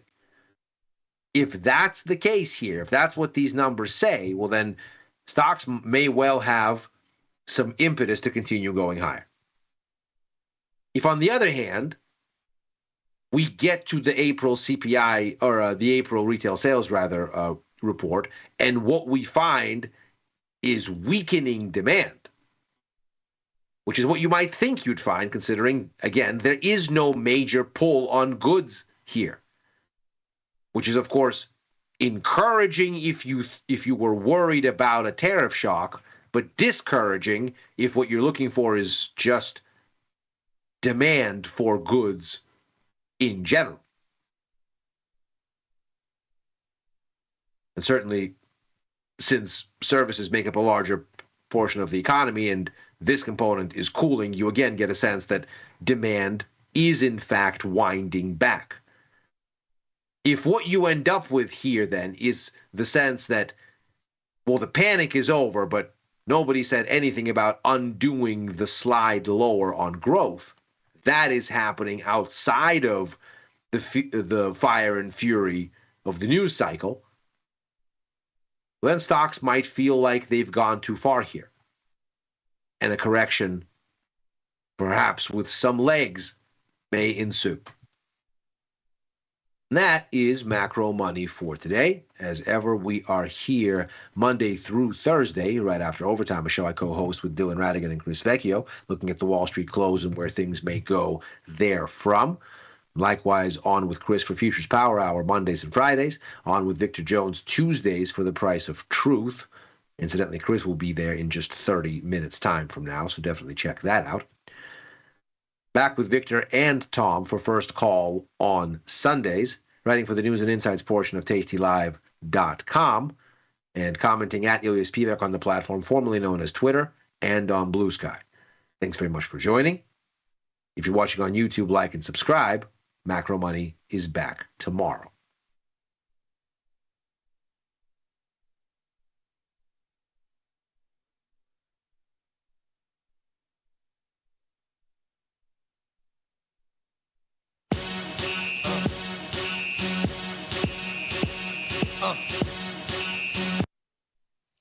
All right, we're back. Tasty Crypto Show. I'm Ryan Grayson. With me today, of course, it's Monday. The one, the only, Katie McGarrigle in the house. Katie, how are you? How was your weekend?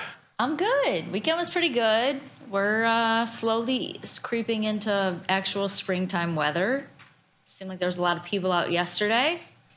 Yourself included, myself included.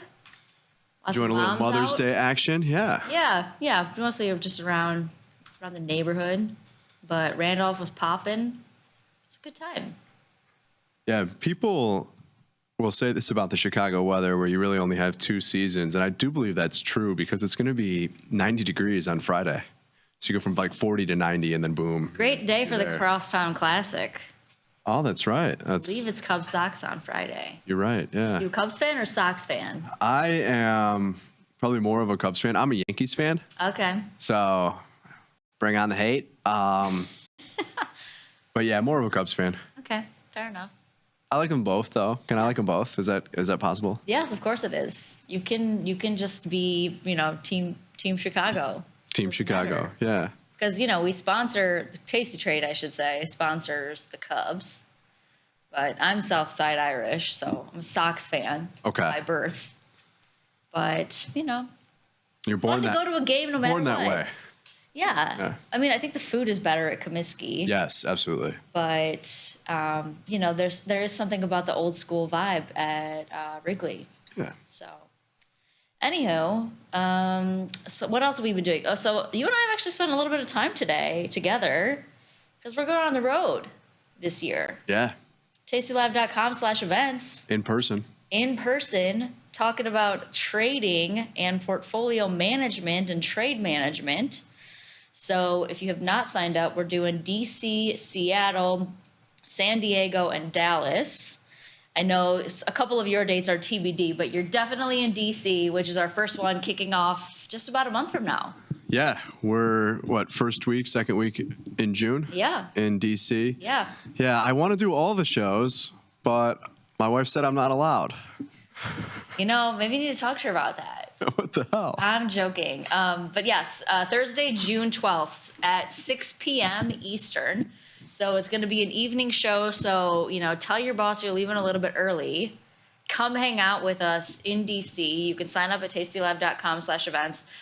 These are going to be smaller shows. So hopefully you'll get to mingle and chat with everybody a little bit more and maybe make some friends there. Everybody likes more friends. Yeah.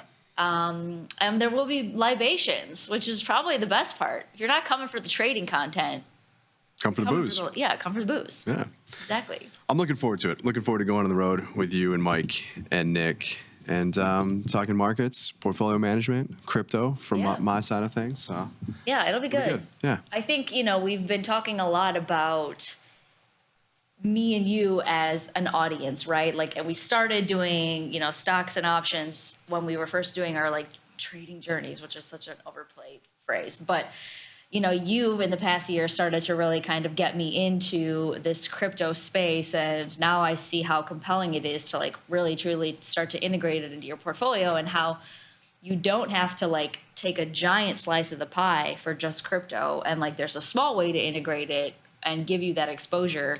So hopefully we can impart some of that knowledge on other people. Yeah, a little crypto goes a long way. Yeah, for sure. It can. I mean, I was getting notifications all weekend Solana just hit 30-day high and Bitcoin just, breached 105,000. So eager to kind of hear, what your impression was of the activity late last week, this weekend, and kind of how you're positioning yourself and what you're thinking about. Yeah, let's do that. Let's jump into the show.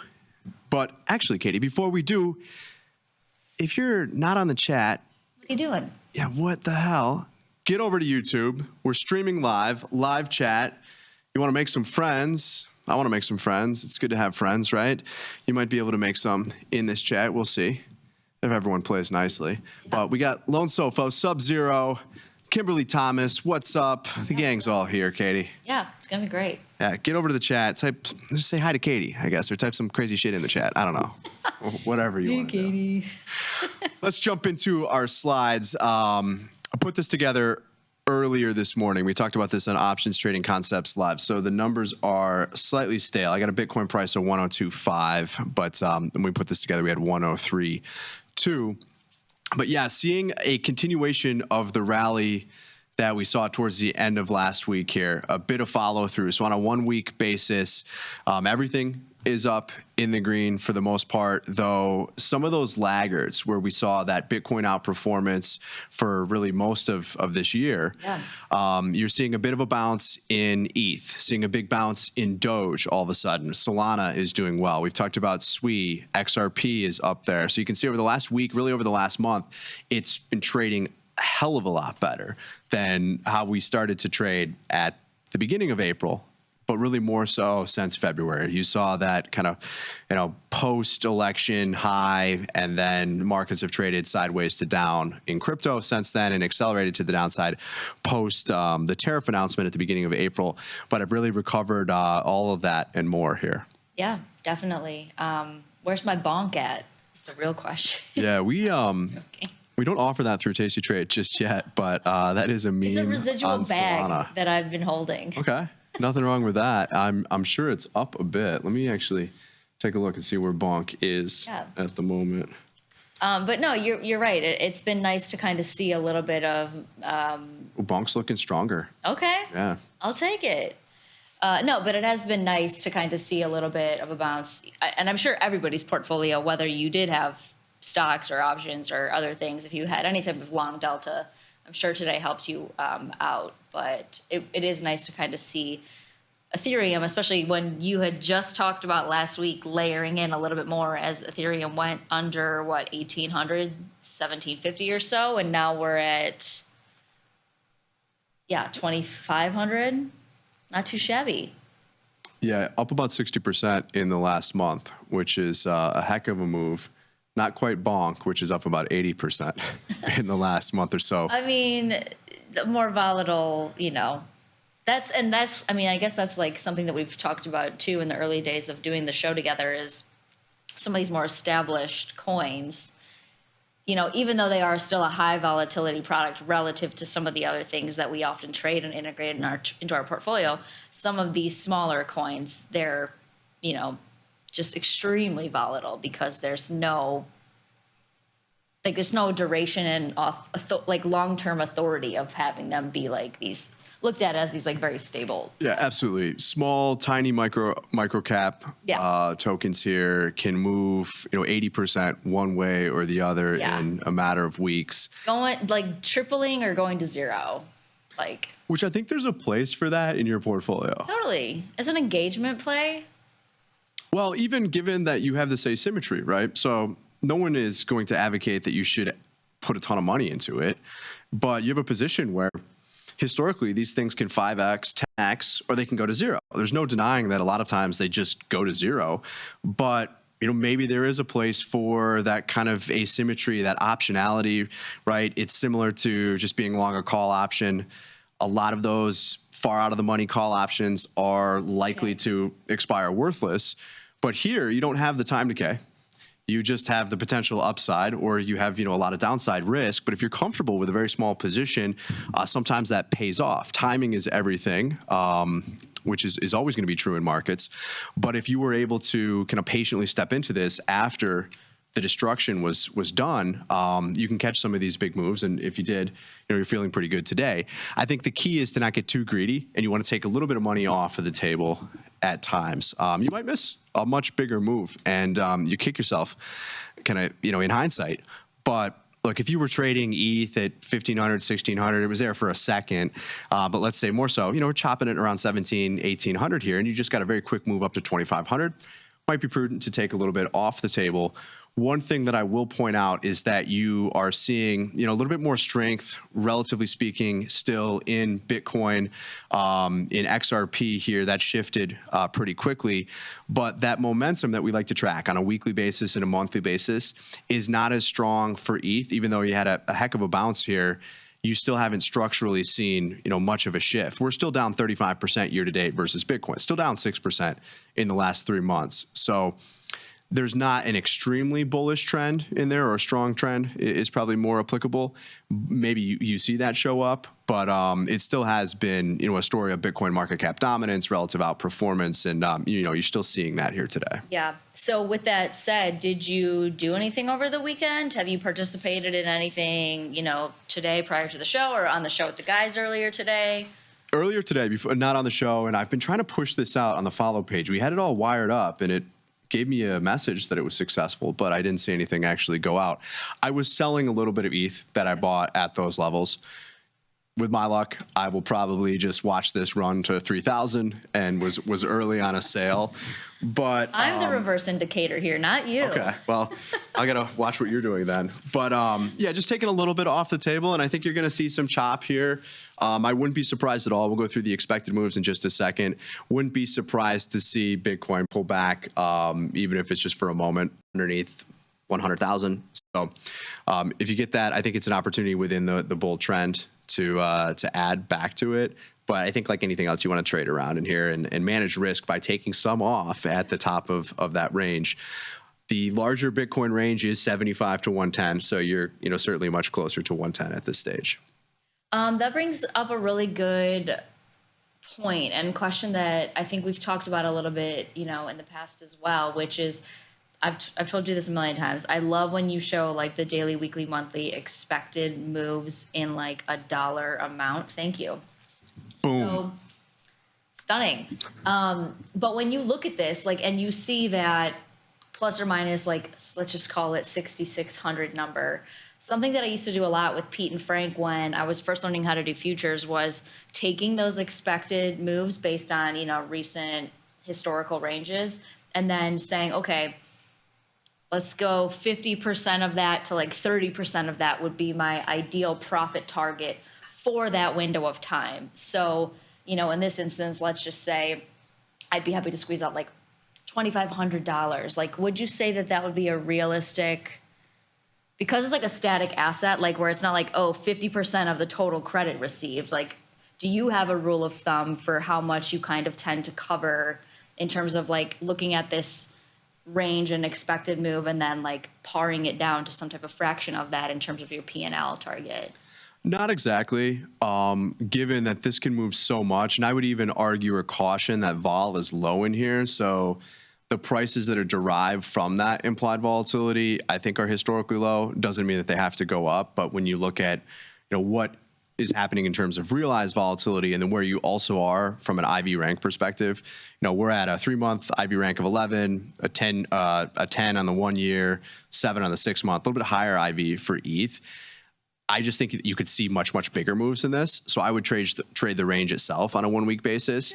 But there's nothing wrong at all with just saying, okay, I'm going to get into this at 102, and if it trades to 105, I'm going to take a profit. Yeah.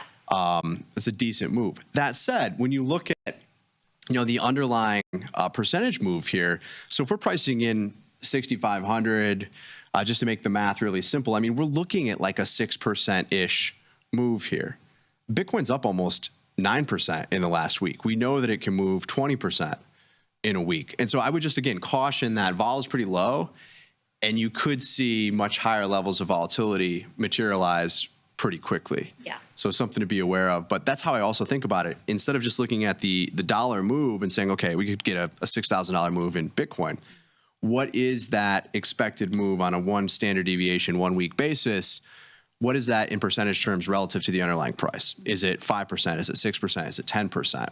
And you can kind of get a sense then of, if that's expensive or cheap versus, well, what is it actually doing, right? So we start to look at implied versus realized. Okay, fair enough.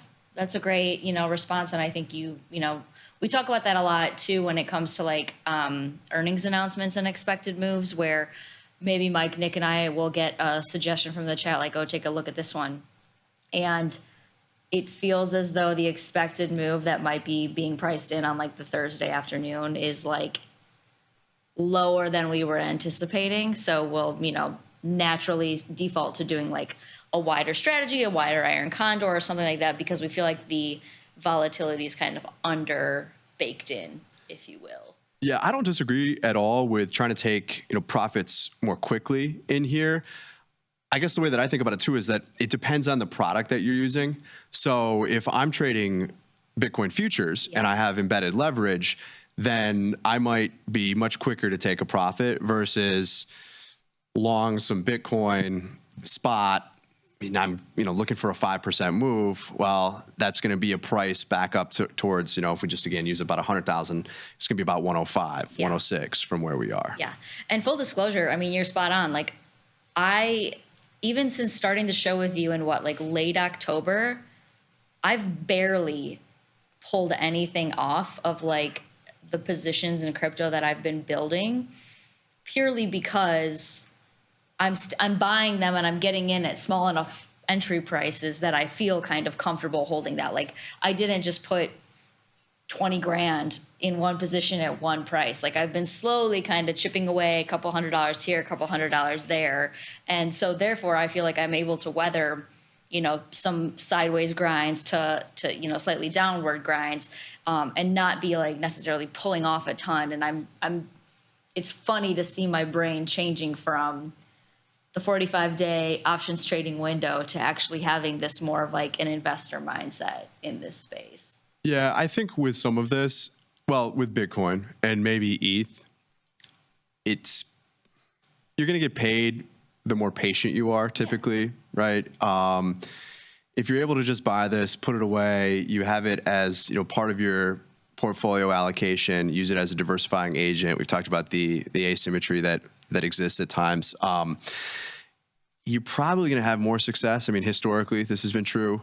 Just buying and holding this and then taking some off at the top of these much larger ranges, right? So if you can be patient enough to wait until you inevitably get back down to, let's throw out arbitrary levels here, but like 80, 90, and then you're patient enough to wait to sell it when it's at 110, 120. Mm-hmm.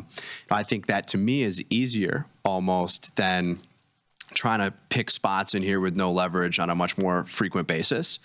Now that said, if you're in something like, let's look at a few of the other alts that we have here. Let's say you're in SWE. Now this is trading at 122% annualized 30-day realized volatility. Or you're in Aave. I mean, you're seeing these things move around, $200 underlying.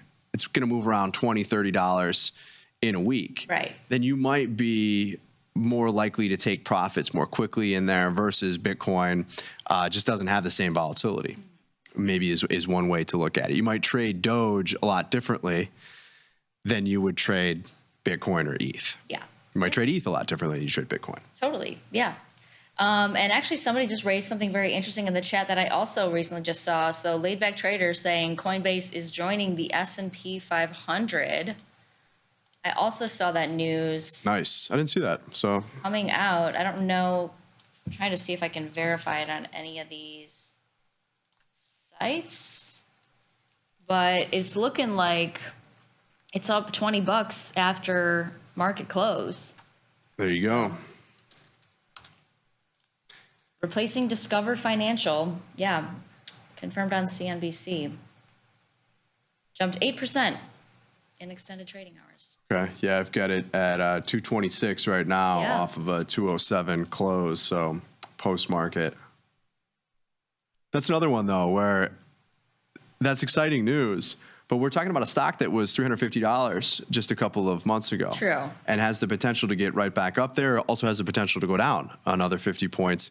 So with some of this stuff, I think you've got to almost be in it for the larger moves. Yeah. Right.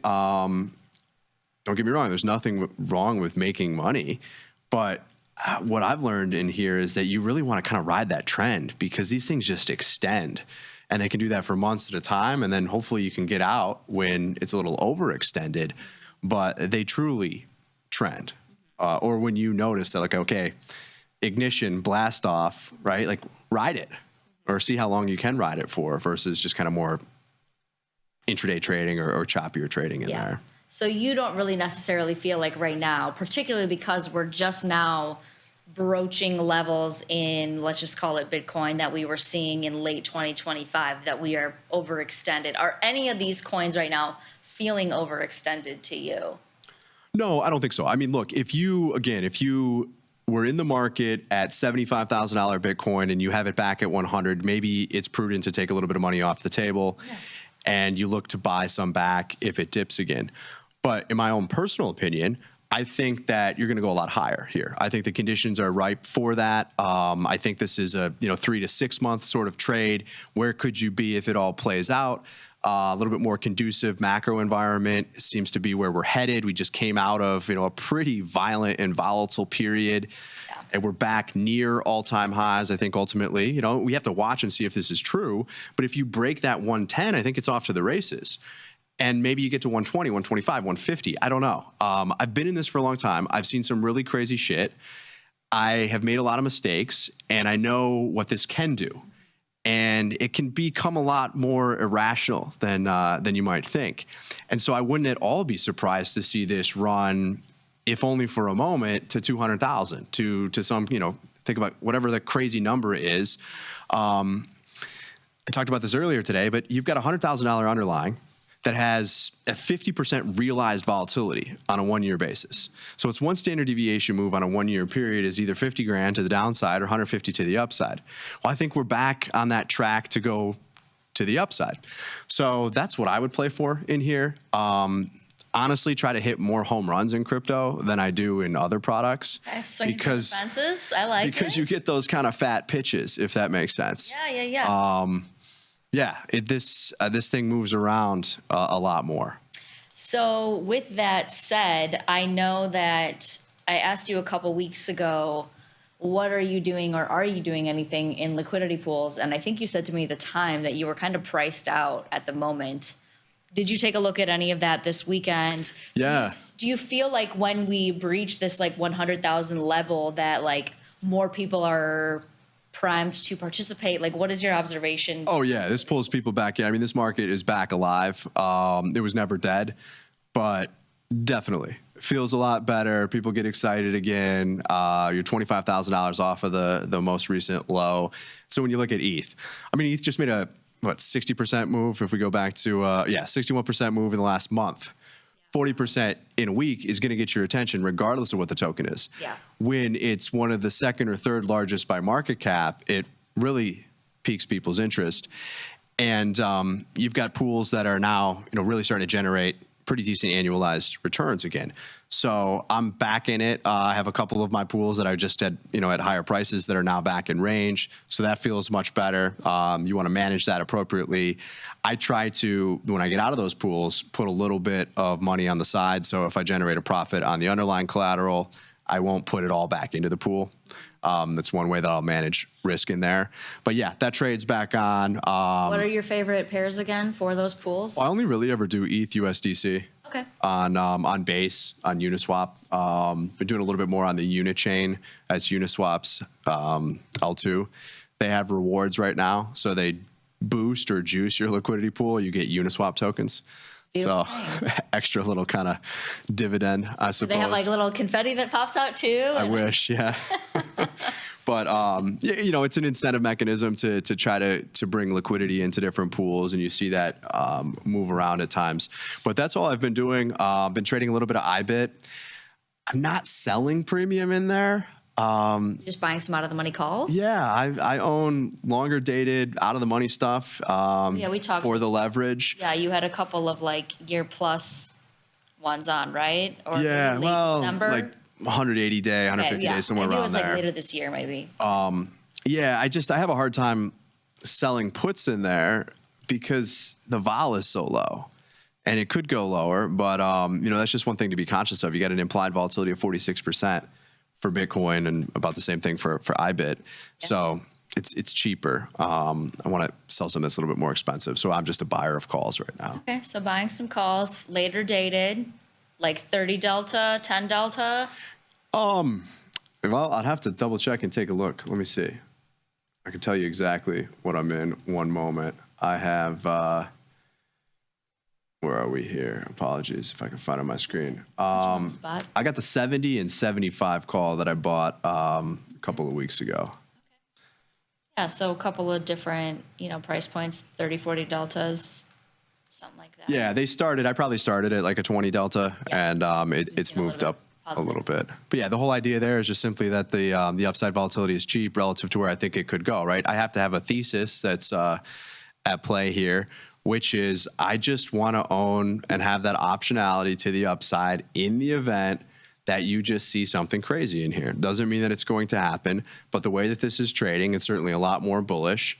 I think there's structural reasons that support this. I mean, you can look at the ETF flows as one example of that. You see a world that's moving away from very, very slowly, but moving towards diversifying against entirely dollar-based collateral. Bitcoin, gold, all play a role in that. I know gold was pretty volatile here today, but it's coming off of all-time highs. And yeah, I think that you could very quickly, just given how this can move, see a Bitcoin price 125, 150, might not stay there, but I want to own that upside optionality. Yeah. And I think that's like the name of the game, right? Is you can't profit if you don't participate. But you need to make sure you're participating in a way that is in line with your size and your risk tolerance and your goals. So, yes. Yeah, you're not, in my opinion, going to want to come in here and load up on, you know, a 150 vol altcoin. That could make it for you. It could also break it for you. I would prefer to, you know, kind of trade this a little bit differently and still stick with primarily Bitcoin. Beautiful. Anything else on your mind? 1 minute to go. No, I just think, look, we're entering into a macro environment that's going to be a lot more conducive to economic growth globally. This is not something that, as a U.S. investor, you can just take a U.S.-centric view. You have to look at the bigger picture. I think that we've shown at times, and many people have done work around this, this is largely a function of global liquidity. So you can see on X or on Twitter, all the charts going around showing how crypto or Bitcoin prices lag global M2 or money supply by roughly 90 days or a few months. And you are seeing a complete shift from what the liquidity environment looked like in the fourth quarter of last year, what we just went through on a lag in the first quarter of this year. You had a bit of a growth scare. You saw that in terms of how a lot of this stuff started to trade in February. And everybody thinks this has something to do with tariffs. I don't think so. Okay. I think that's a distraction here. Sure, a bit of a relief rally today on news over the weekend that was already being priced in at the end of last week. I think this is a function of liquidity. Liquidity is about to get a lot better. Economic growth is about to pick up versus where we've come from. And I think it's a setup where you could see much higher prices. Now, it's not going to stay there forever. You have to trade it accordingly, but that's the environment we're heading into, in my opinion. If we have evidence that changes, we'll let you know, but everything just signaled, you might be in blast-off mode, Katie. You heard it here first. That's right. That's going to do it for our show. Thanks for letting me just pontificate. Gonna run that tape back at some point. And yell about this. Yeah, when it goes down and corrects another 30%. But that's one more thing I'll just add really quickly. In bull markets, in Bitcoin, historically, we don't have a ton of data, but you got almost 20 years, not quite. You often get a series of 25 to 30%, a little bit more pullbacks. That's what you just got. It wasn't the end of the bull market by any means. And I think, we come out of the other side of that. And in the short term to intermediate term here, you have an opportunity for much higher prices. It doesn't mean that look, it's 102,000. I think it could easily trade back to 90 on its way to 150 is how I would look at this. Beautiful. So that's going to do it for our show. Katie, thanks for joining me. And again, just let me kind of yell at you here on the show. So, I enjoy it. Well, I appreciate it. We will be off on Wednesday. We're headed to Toronto for the Consensus, the CoinDesk Consensus Conference. But we'll be back the following Monday. Until then, I'm Ryan. I'm Katie. Peace. Peace.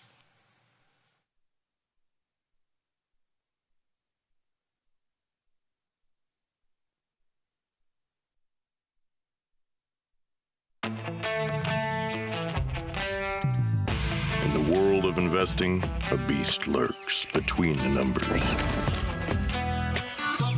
Some watch from the safety of the sidelines, but others saddle up and ride that one-ton rowdy ribeye for all he's got.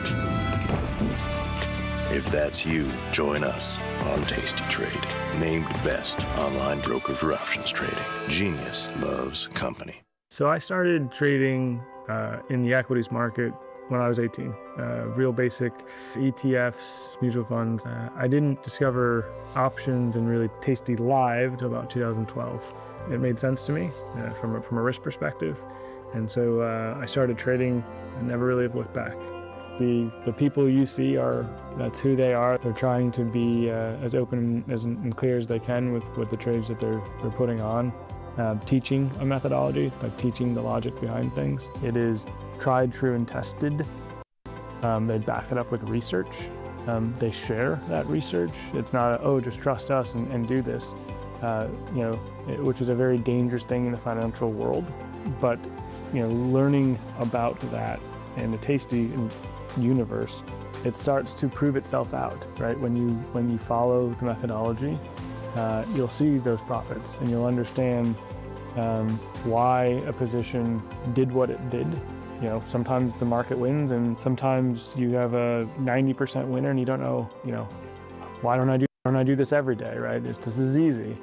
But you kind of have to reset that and just go, okay, close the trade and move on to the next one, which is really what Tasty's about. Calling all traders. Are you using tastylive mechanics and enjoying awesome results? Are you an up-and-coming options savant? We're looking for you.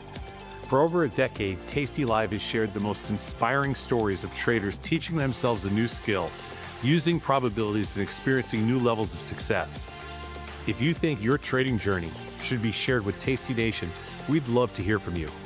We are always on the lookout for the next class of rising stars. Email us at risingstars@tastylive.com if you'd like a chance to share your trading journey and inspire others. Ready to take your trading skills to the next level? Dive into the world of stocks, options, and futures with Tasty Trade courses. Whether you're a beginner or more advanced trader, our courses can empower you with the knowledge to succeed. Watch as our team in Chicago shows you how to use the Tasty Trade platform and go over the basics of trading.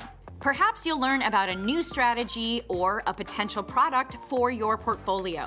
To find our courses, go to the Manage section of our web platform or head to courses.tastytrade.com. Start taking control of your financial future. Visit our courses today. Look who's back testing. Tasty Trade now has options back testing for free. Test your trades with over 10 years of data for the most popular symbols. See how your trades would have performed in the past. Look back at profit and loss and take the guess out of guesswork. Oh, did we mention that it's free? Get back testing at Tasty Trade.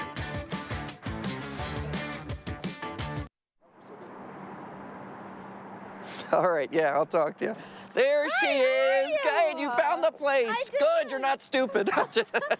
I dated 3 stupid girls in my life. I loved every one of them. So maybe you're the next one. Having a good day? I'm having an awful day. But then it got really good again. Oh, good. So I'm feeling all right. Hey, where'd you go to college? I went to University of Penn State Community College. You didn't know they had one of those, did you? Yep, the Fighting Rams. Oh. I'm one of the Rams now. Do you have any sexual fantasies? Excuse me? I do. My parents are watching. They're sitting on a rainbow. I'm a half man, half giraffe, and I'm dressed like Brett Favre. What does that mean? I don't know. Yeah, talking about it gets me pretty hot, though. Uh-oh, there it is. His pants just got tighter. I'm a vampire. Can you believe that? Does that make me more mysterious and attractive? Uh-oh, watch yourself. We don't want to get hit by a car. My brother did that once. He can't talk now. Oh, my God, I'm not serious. Yeah, pretty serious. Are we getting serious? I think so. How many kids do I want? 5? 11? First meal. Here we go. That was rude. This is on you. So much time is flying by. Yeah. You're very funny. Oh, thank Does anybody you. ever tell you that? Yeah. Well, you're not that funny, so don't worry about it. That's interesting.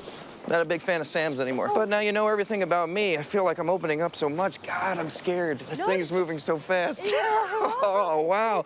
I haven't cried like this in a long time. Are these tears? Uh-oh, here we are. Front door. Big first kiss moment. Oh.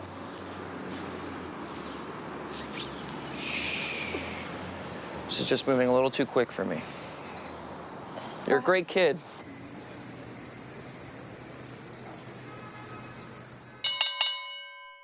If you missed the live show, here's our cherry on top weekly recap. Tomorrow is your big day. Are you going to get all your shopping done tomorrow? What tomorrow? What's Tomorrow's Saturday before Mother's Day. Oh, yeah. We got that. This is. Oh, yeah. Yeah, I'm not I've set the bar low. I'll go to Trader Joe's this afternoon, pick up a car, and I'll be done. Wow. By this afternoon, and then by Saturday for sure, it's so picked over. You actually are like, you have to cross out, love your son and put husband there. There are no more cards. No, the only card that's going to be left for Tom, it's going to be like, to my strong black queen. Tom, how was your weekend? My weekend? Yeah. Pretty good. I didn't really do anything. I worked at a coffee shop a lot. He worked a coffee shop. Like, what do they trust you with? A broom? Oh, no, they don't trust me. No, I think he's more of a greeter. If they need something, I'll go get it. Like in the back? If they need something. No, like if they run out of milk or something? Yeah, like they that. must run out of butter every day. Like, Sosnoff, we're out of butter. Sounds like, I just bought 4 pounds yesterday. Oh, that's how they get rid of. Oh, that's how they get. I'll go get some. That's how they get rid of them. How's your TV doing, Tom? I don't watch. Oh, you're gonna put Tom into the I conversation? only watch sports. I stopped watching TV. He's got other things to do, like TikTok. I got other things in my life that are more important. TikTok. His TV doesn't work. That's what it comes I have a down TV to. that works. Where is it? It's not in the bedroom where you eat. Yeah, there's no way. Where's your TV that works? Big screen. In the bed? No, it does not. It does. In the living room? Yeah. No, sold. Thomas, you look off a little bit today, Sosnoff. What did you do? Did you forget something at home? Don't you dare start. I saw things in the office yesterday, and I was just like, what is even happening? What'd you see? I saw Beth holding a phone, pointing it at your hands, while a very nice Indian man asked you questions through a phone. What was going on, girl? You got a bum flipper? Yeah, I either got bit by a spider or I ate something weird. I don't know. Be so for real. Where were you that you weren't in the woods where there's spiders? I know. So, but your hand's like swollen and Yeah, it puffy? was swollen. My hand was swollen, so I wasn't sure what it was. Is it gout? It's gotta be gout. That's what I thought, but he said probably not. Oh no. Yeah. So they're gonna have to. Like, you're in trouble now, Sosnoff. Yeah, don't you have viewers that care about you? Don't they send you like medicine? Veterinarian, don't they send you like horse pills or something? Yeah. But did you wake up like that, or did you go to bed like that? Because if you went to bed like that, wouldn't you be a little alarmed? Actually, he did go to bed like that. I We were did. talking about it yesterday. Yeah, it's from 2 days. It's the second day, but it's. Listen, Do you think this is from rancid hummus? Could be. I have a tolerance for pain that's a different level than you. Oh my God. Get the full scoop by checking out the archives at tastylive.com.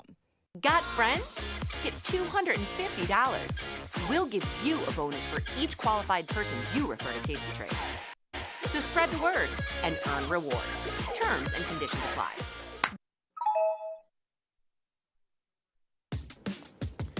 Look who's back testing. Tasty Trade now has options back testing for free.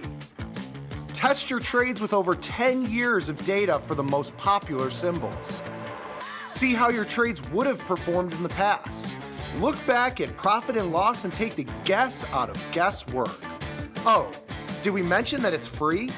Get back testing at Tasty Trade.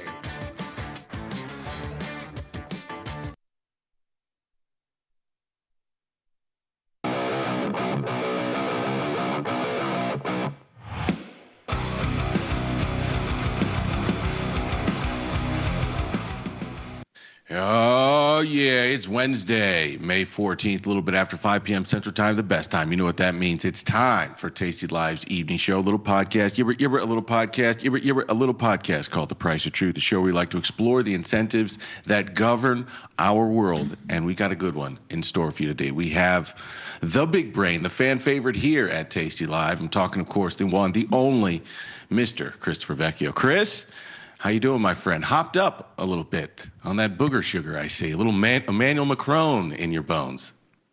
That is, that's a rolled up tissue, in fact. That's what they all say, Christopher. That's what they all say. Yeah, interesting day. You know, I went to sleep the other night with reading a book, and I woke up several hours later, like kind of on my side. With the book, and I like kind of, hey honey, wake up and push me over, I can't move, my neck is so stiff. So got a little injection, Salon Pos, some anti-inflammatories, a lot of coffee. So I'm like in the right spot. I'm in that sweet spot. So let me get this. I'm in the right spot, dude. You did drugs as a kid. It's like, that's so what you would say when you get the right high.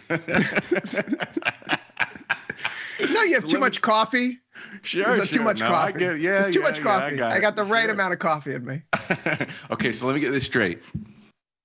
You injured yourself reading a book. Yeah. Is that right? Apparently. Yeah, that's how you know you're getting old. Yeah, that's how you know you're getting old. You go to sleep and you're like, how the did I injure myself sleeping? Hey, I didn't say it. You did, my friend.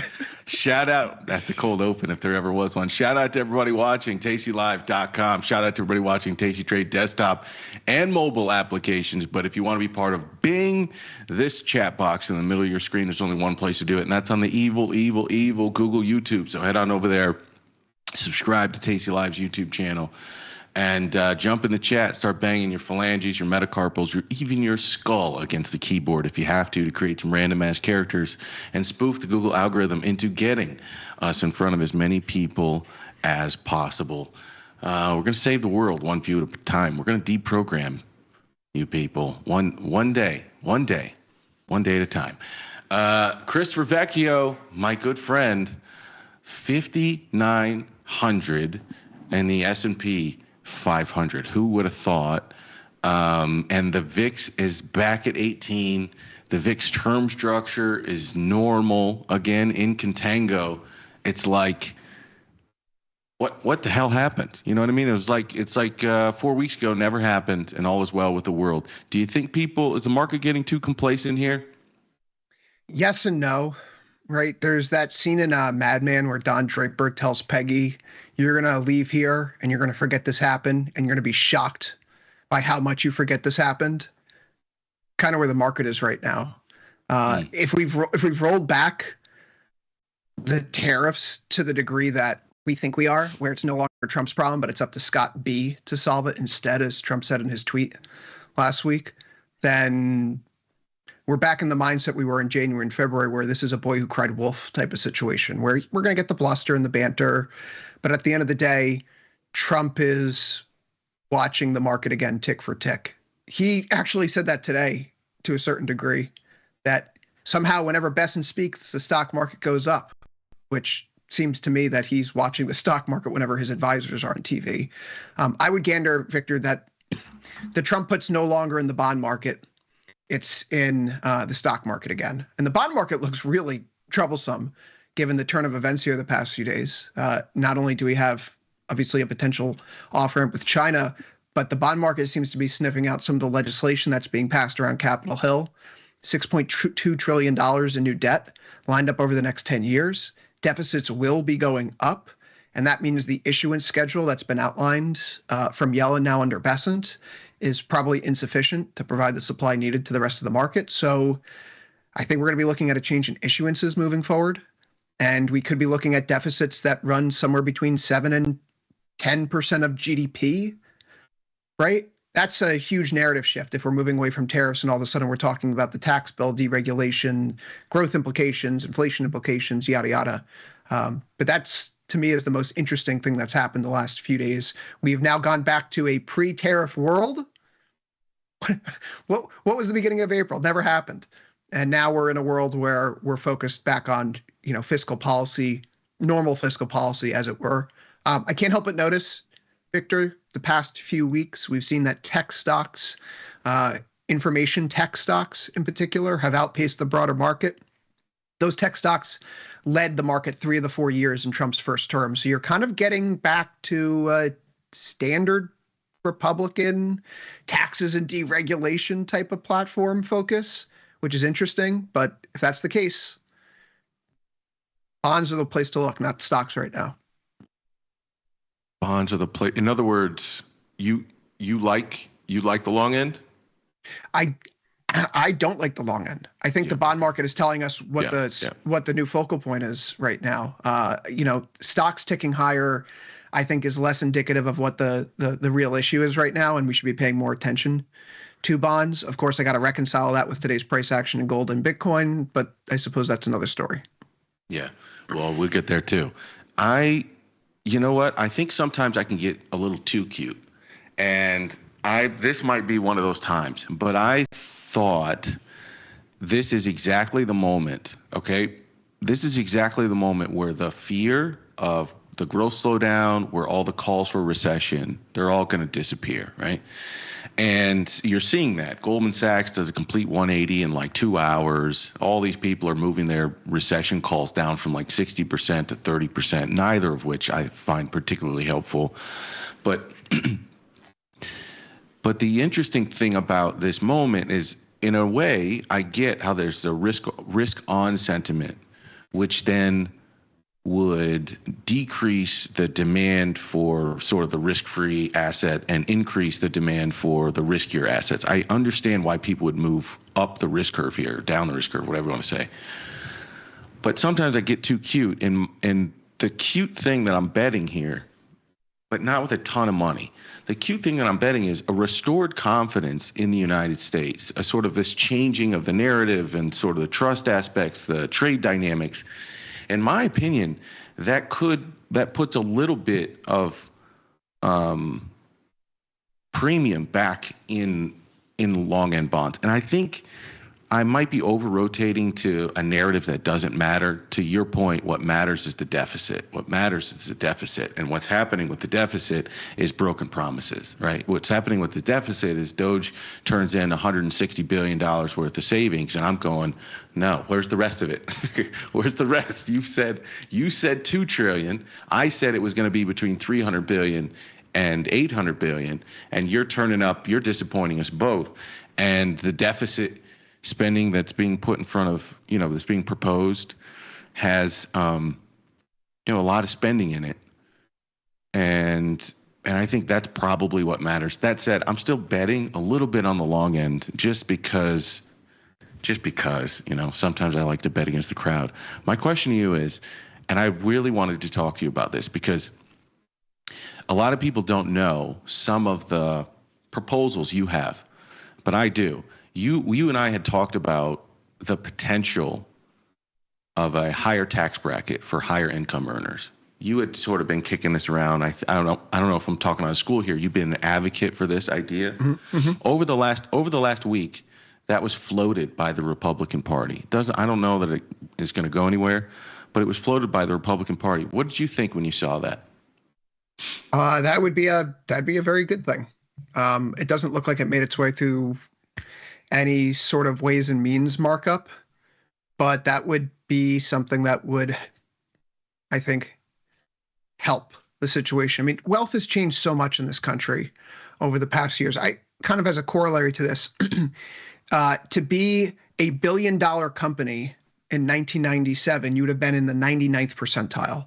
To be a $1 billion company with your IPO in 2007, you would have been in the 95th percentile.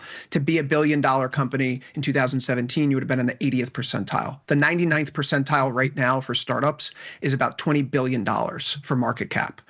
So to that end, having a top tax rate that's been static as we've seen people's income swell over the past 10 or 15 years, it doesn't make a lot of sense.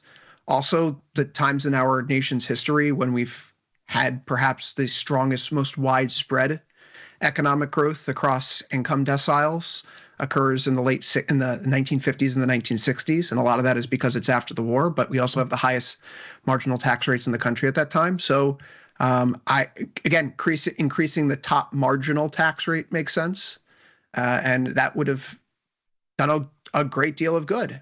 Because I also think the threats from wealthy people saying, like, we're going to take our money and move elsewhere, like, okay, you can go to France or the UK or Germany, have fun. But realistically, if you're going to make investments, you're still going to want to invest in America by and large, if recent history is any sort of guide. So I don't think it's a scare tactic when people say they're going to move away if you increase my top marginal tax rate on my $1 millionth earned from like 37% to 39%. That's just, I don't know that it is. I'm in Singapore right now. I don't know. I don't know that it's necessarily a scare tactic. I'm joking. Why do you think they keep taking money away from the income? To me, it's like a little bit of a distraction. It's like, okay, we'll talk about perhaps taxing people who are making $2.5 million to $5 million a year, and as long as we can keep the wealth tax off the table. That's kind of what it's like. We keep talking about clawing it back from people that are earning it through labor, through an exchange of labor, and we just keep the anything else off the table. It's a distraction mechanism in my mind, and it's a distraction mechanism that didn't even go anywhere at the end of the day. It didn't. I mean, it draws in people like Betya Unger, who calls herself, a MAGA leftist, and you have people out there saying, see, Trump is doing something that no other Republican president would dream of doing, that Democrats talk about doing and they can't do. And then it just doesn't happen. So, I mean, it's a nice supportive of it. Either party wants to get it done. Just like if either party wants to get something done in drug pricing, probably good if it's done the right way. But it's not happening in the current way. The current Ways and Means bill is this is just talk. It's not happening. That's actually exactly where I wanted to go next. So some of the healthcare stocks, Pfizer was down nearly 4%, so it gave up its 4% rally from the other day. United Health is a whole different story. That thing's cut in half, but let's put that to the side for just a second. Eli Lilly down 4%. All these stocks finally kind of gave it up a little bit today. I'm curious. I've had two different reads on that executive order from the other day on pharmaceutical drug prices. Before I pause in the well and give you my thoughts on it, I'm curious to hear yours. What did you think when you saw that tweet and eventual executive order around pharmaceuticals and the most favored nations pricing?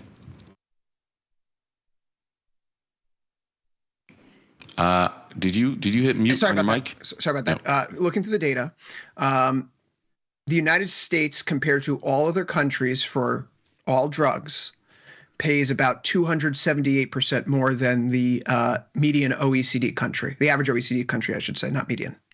So 278% versus the average OECD country. For brand name drugs, the United States pays 422% compared to the average OECD country.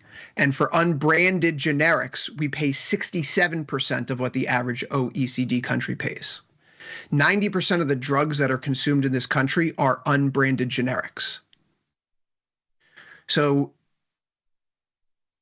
as you dig through this issue, you kind of learn that while we are paying a lot more than other countries, and I don't know if I buy it's for the R&D reasons, although I'm partial to it, the fact is that most of our consumption here at home is occurring at price levels far below what the average country or average person is paying on Earth, right? You and I can complain about Lamborghini prices going up, Victor, but we're never buying a Lamborghini, right? Like we're right. So that's kind of what this is really about. Generic brand drug prices are down. 90% of our consumption is in unbranded generics, and we pay 67%, 67 cents for every dollar that the rest of the world pays, the average country in the rest of the world pays. So that's a good thing. This is a complicated issue. I don't have the perfect response to this. I don't necessarily think then this executive order is going to accomplish what it purports to accomplish, which is to reduce drug prices for Americans. I mean, maybe if you're buying like, Wegovy, it will, or one of the name brand GLP-1 drugs. But I don't know. I have to figure out if this is the right way. And I wasn't supportive of something like this under a Biden or a Harris in this kind of implementation, because Trump's executive order is effectively what Harris wanted to do, maybe even a little bit further. So I'm mixed on this. I don't know if the data supports doing this in this form and fashion. I don't remember. I know. So I have a similar take, not that Harris wanted to do this with regards to pharmaceuticals. If she did, I didn't know that. But I do think it is a form of price control.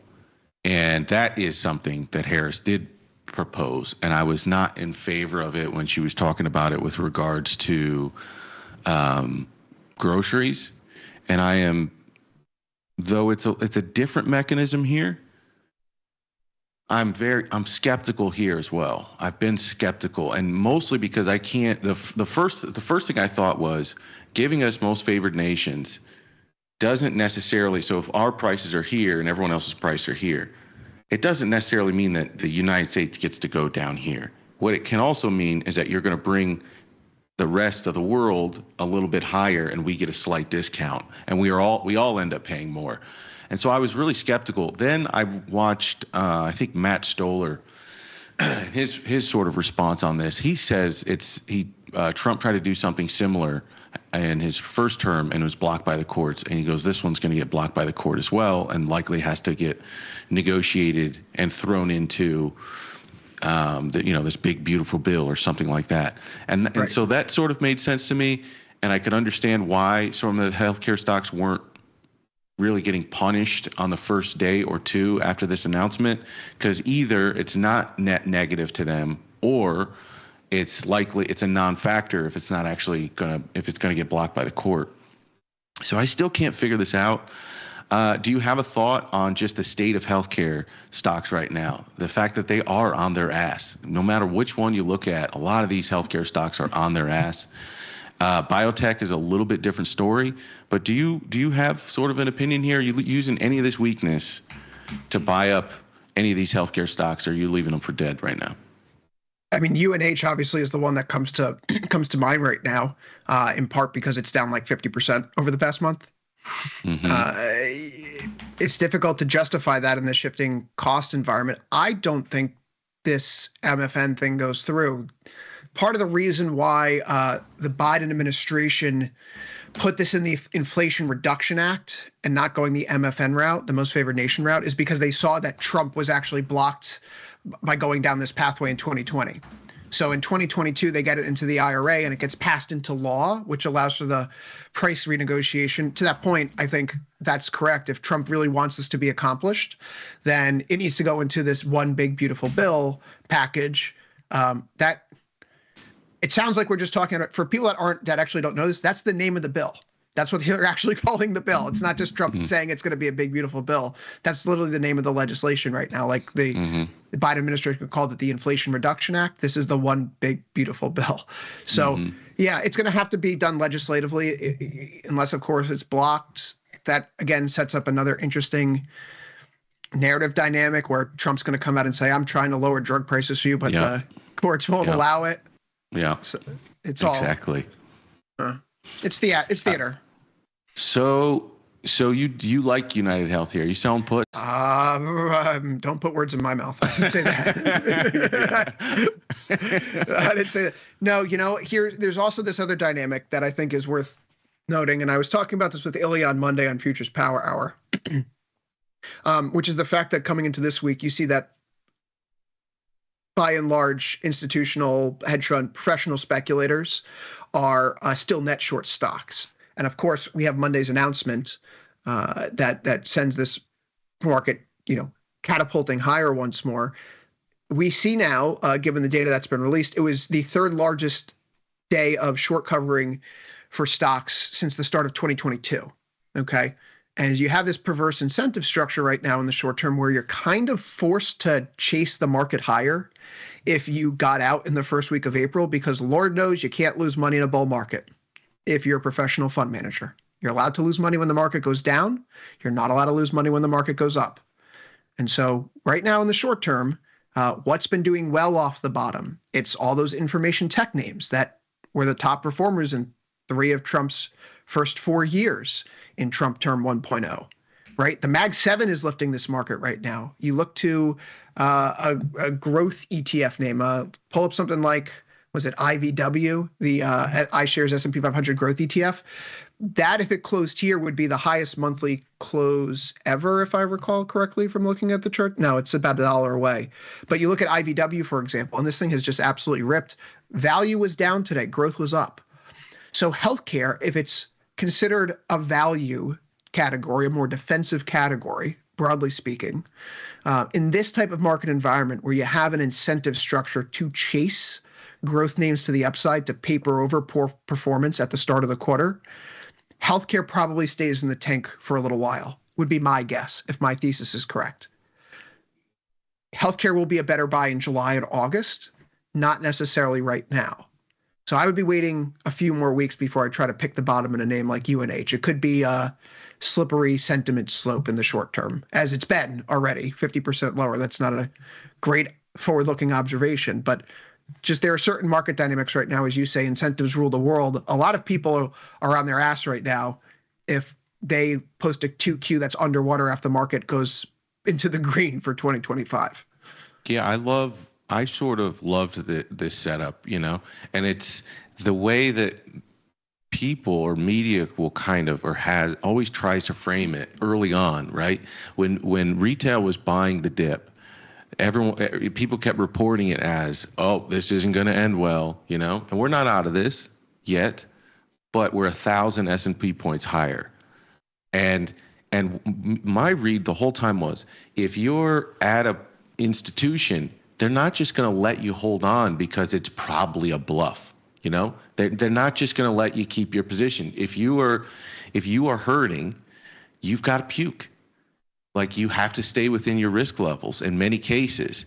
And the retail doesn't have somebody tapping them on the shoulder going, hey, you need to puke this position, because you're like, this is a high stakes negotiation. And I don't believe the hype. I don't believe all the hysteria.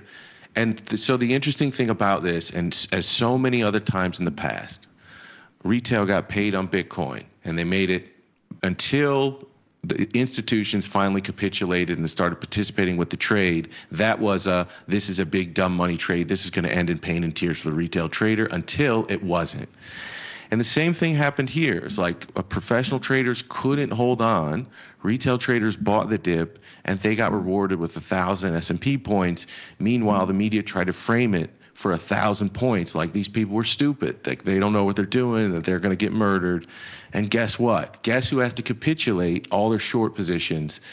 And now they're buying them up at dumb high prices. I think, and that part of the story never gets told, which is the unfortunate part. The part of the story that reflects the resiliency and the intellect and the retail trader who is cold and calculating, that part of the story never gets told. It's always their dumb money buying at the wrong times. Well, guess what? Everybody was wrong, and the retail trader got paid. Speaking of big, go ahead. Can I actually walk through that? Because it's interesting that you started going into this. I had written something up to talk about this, like why this occurred, because this is a very practical, real thing that happens. Trade desks, right? They use something what's called value at risk. It's a risk management tool used by institutions to quantify potential losses over a specified period of time within a certain confidence interval. People need to think of it as a professional trader answering the question, what's the maximum amount I can afford to lose with X confidence over Y days? So a one-day VAR of at $5 million at 99% confidence interval means there's a 1% chance that the portfolio is going to lose more than $5 million in one day. So VAR is a hard risk constraint, particularly around a professional desk. It doesn't matter if you're trading equities, rates, FX. Your VAR limit defines how much risk you're allowed to take. And it's not really a guideline. It's kind of a hard stop where if you exceed it, compliance is going to give you a tap on the shoulder. And if you're on a team of traders, it's not just your individual VAR limit that matters. You have a total VAR for your desk. And so it's something like the start of April, you could have been in a position that was doing well, but because you're on a team of people whose risk constraints are blowing out now, everyone's getting liquidated.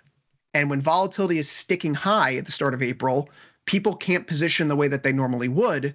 And so they're stuck on the sidelines, if not on the wrong side of the trade. And so we've seen the short covering now. People weren't allowed to put back on positions. Volatility has been sucked out of the market again. And so now people are allowed to take that risk once more. So it sets up this, again, very perverse situation where people were taken out to the woodshed, forced to close at the lows, and they're only allowed to start scaling back in over the past week or so. Yeah, I agree, which is why I said between 56 and 58, it's where I cover and get flat, because I don't believe the next 200. The next 200 points in my mind, it's not real, and it can be given up at any point in time, because it's a bunch of people puking their shorts. It's then the momos come on, they ride the momo trade. And then there's sort of the people who are late. They were basically going, oh, stocks are at 6,000. That's terrific. and then they press the button. So I think I've been very skeptical up here. It's not that I'm net short. It's just that I'm flat. I could use, honestly, I've been tweeting the last 2 days. You can tell I could use a pullback, which would allow me to buy in some of this hedge at a more reasonable price. But you could use a pullback. I could use bonds at 117. I could use gold back at 34. I could use NASDAQ at 25K. Right? I got a lot of needs here, Victor Jones. I need my Knicks to win tonight. Okay. That's funny.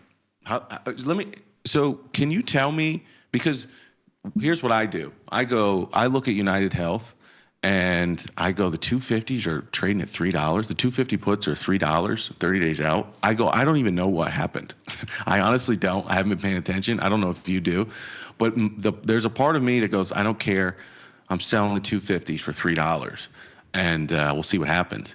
But I suppose there was that article that said retail traders don't do more than 6 minutes of research for every trade they do. I suppose in the spirit of research or being informed, can you tell me anything? What happened here? Is this all the EO? Was this earnings? What the hell was this? They hired a new CEO and people don't like it. What is this? Have you been following? If you haven't been following, that's no. cool. I have, but the CEO resigned for personal reasons, which you know, in the current media climate, could mean a health issue for himself, to a lawsuit about sexual improprieties in the office coming out, right? A whole host of things in between as well. Maybe he's drinking adrenochrome in his free time.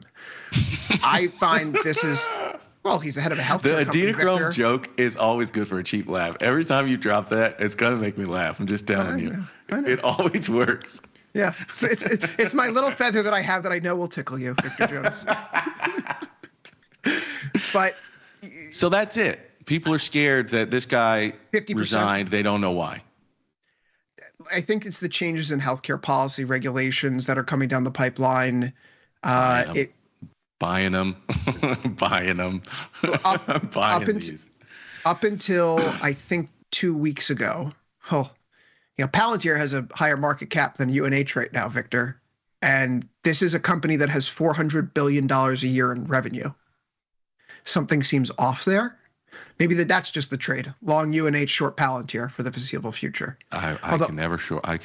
That takes a real pair of stones to short Palantir. You might make money, but it takes a pair to do that. Yeah, you know? Particularly when he's over in Saudi Arabia. Alex Karp's over in Saudi Arabia with all these other, like, the world's top CEOs. You know, Jensen Huang, Tim Apple. Reid Hoffman was there from LinkedIn, right? Like Reid Hoffman's not a Trump guy, but he was at that meeting. So Alex Karp has certainly ascended those ranks. I wouldn't hang out with any of those guys. I would if I was in that circle, which I never will be. If I was in that circle, bro, I would be so scared that these people, like, there's a Game of Thrones thing going on there. Everybody's trying to get compromise on another person. I wouldn't hang out with these people at all. I wouldn't say a joke that can be taken out of context. I wouldn't text them. All the messages would have to go through an assistant. I would show up for a meeting. I'd be an absolute robot, and I would get the hell out of there. I would not be hanging out with any of those people, especially a guy who runs Palantir. Are you kidding me? A guy who runs like artificial surveillance and intelligence. Bro, I'm not having a beer with you. No way. Reid Hoffman, especially the Epstein special. No, thank you, sir. Yeah, I take greater issue with the family that financed the 9/11 attacks. So I wouldn't be seen in Saudi Arabia ever.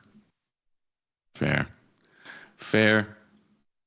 But there's a part of me that wants to say something, but it's just people aren't going to hear it.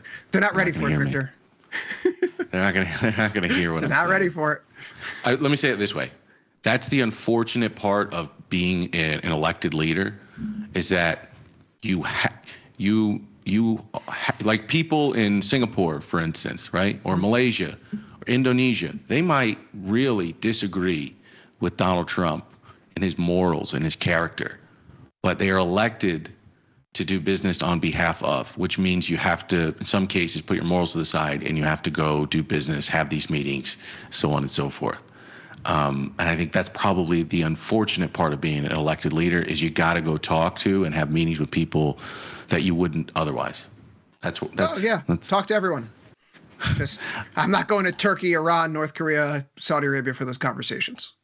Yeah, I'm selling the 250s tomorrow. I think I just talked myself into this. The United Health 250s at 3.5. I might go more chicken shit and go out to the 240s or 230s. But I think if market is peaked out here, or they've talked themselves into there's no problems, eventually some of the hard data comes in. It's probably going to be softer. Market looks through it, but probably trues up a little bit. They stop chasing the growth. They go look for some value because the growth is overpriced. And what do they always find? They always find healthcare, especially if healthcare is super cheap. So I think of all value to be looking at, healthcare on its ass, to me, is an interesting buy here. You guys, everyone else, you can go chase NVIDIA if you want to. You can go chase Tesla and Palantir if you want to. The stuff that's up 30 and 40%. You can play that game, but I'm boring, man. I learned to make money the boring way. And I sort of think these healthcare stocks are interesting pickups here at these cheap prices. Call me crazy. It's real. What's interesting is that up until Trump became the favorite to win the presidency, you had a stretch where healthcare had outperformed the S&P 500 since the implementation of Obamacare.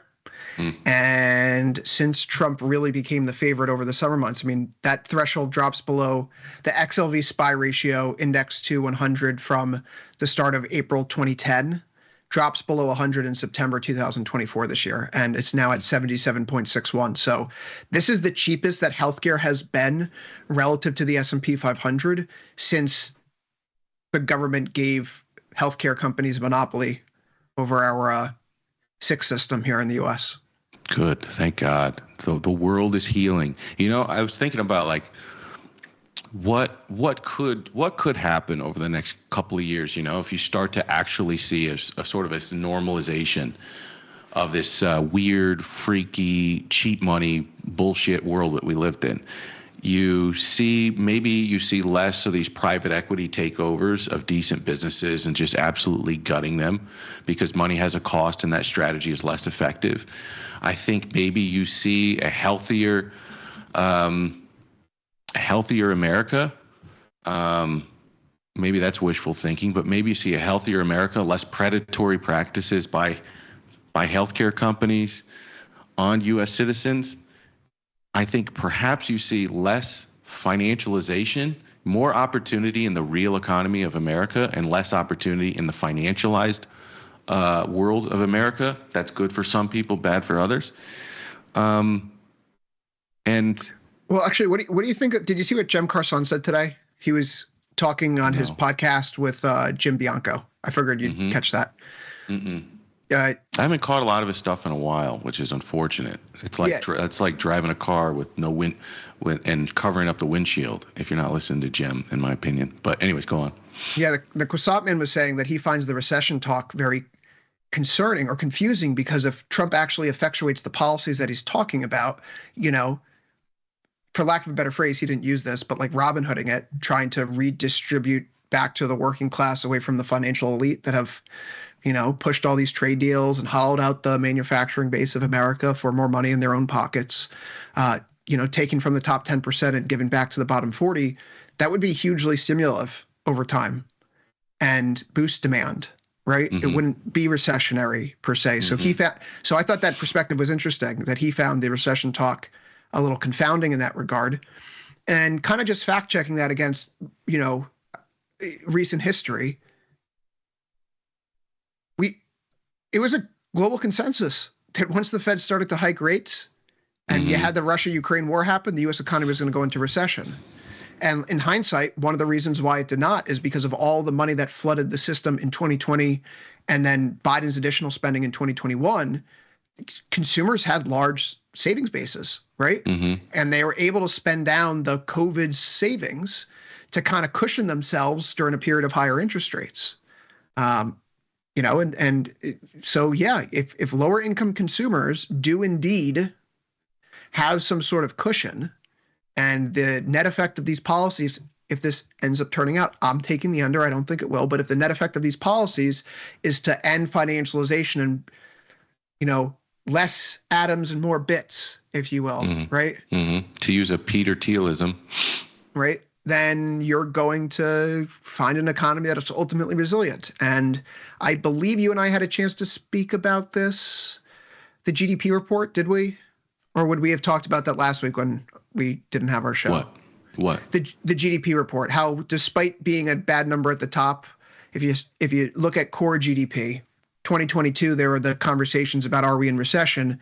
And I took the line with you that I didn't think we were because GDP and GDI weren't there. And that was a Jim Bullard thing, right? He was sending out those slide decks over the summer saying that you're not really seeing the widespread slowdown in the economy. And so you can't look just at headline GDP.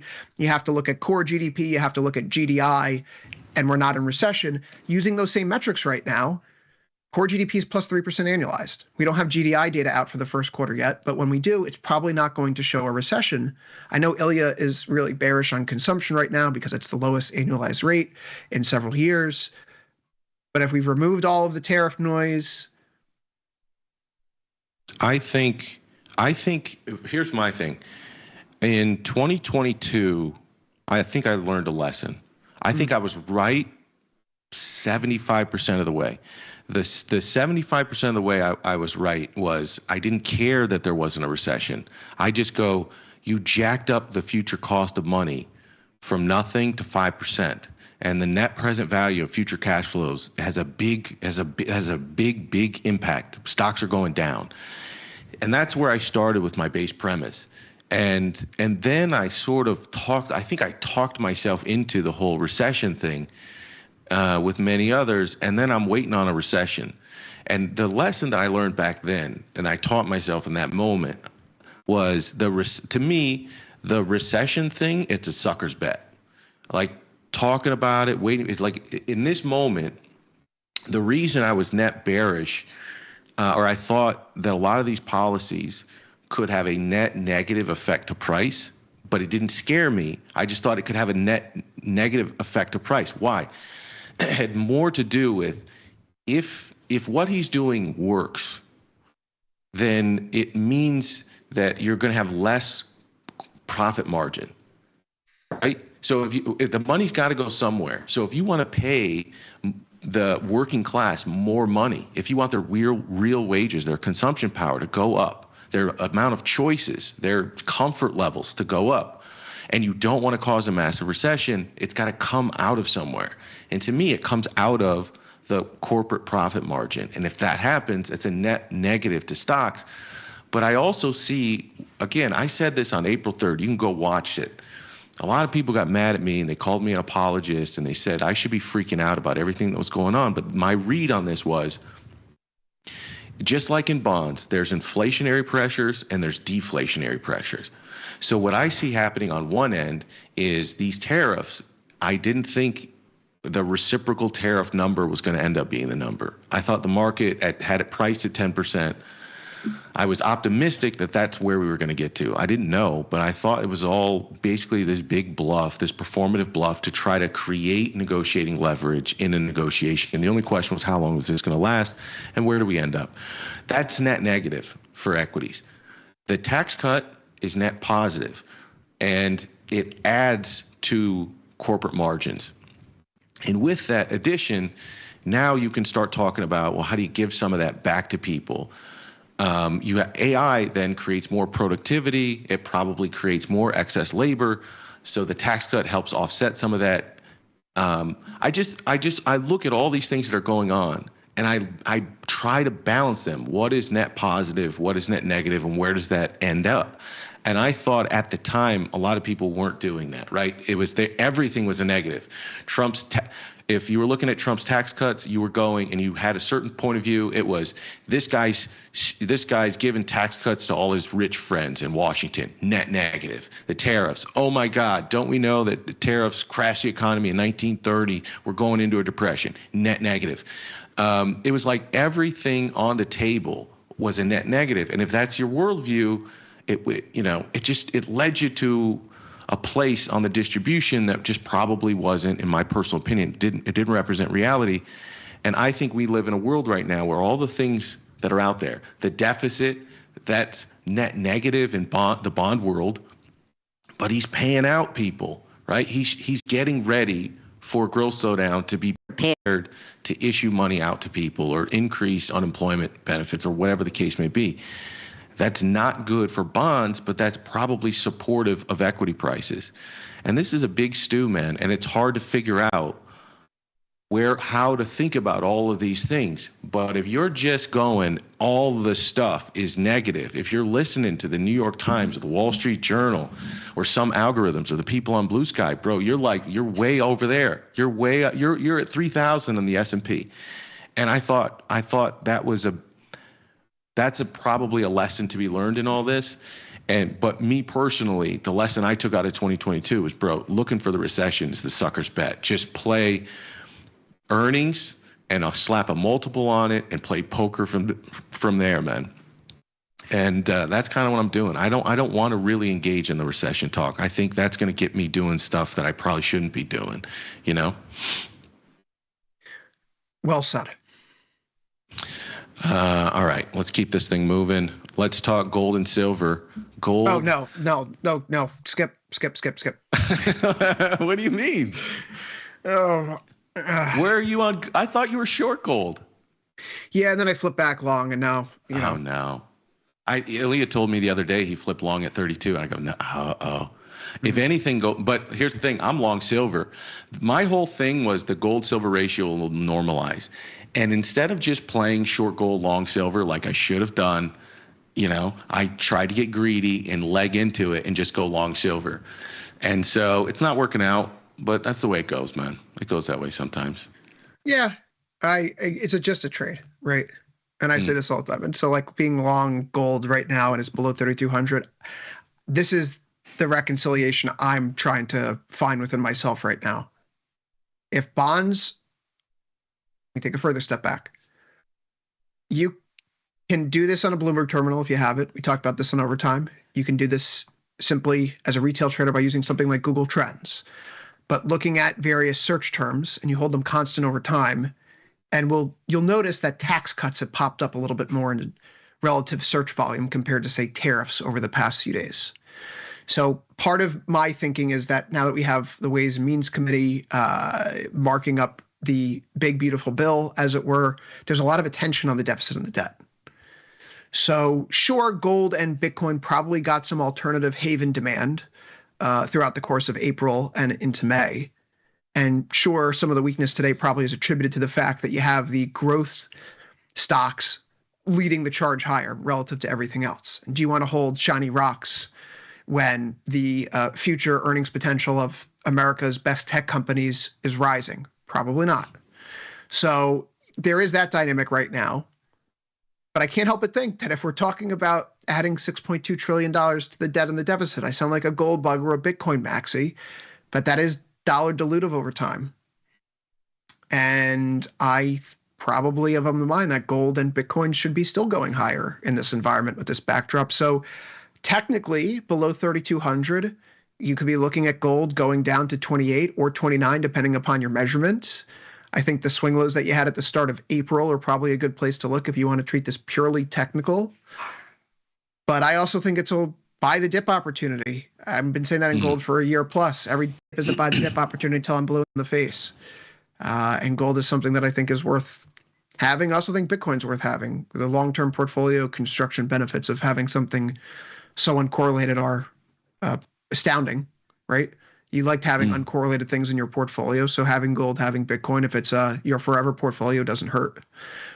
But in terms of the trade right now, I'm running into a bit of a wall trying to figure out what matters most. The fact that tax cuts are taking up a big relative share of news interest tells me that we have to reassess the Trump put being in TLT, not in SPY. We have to reassess,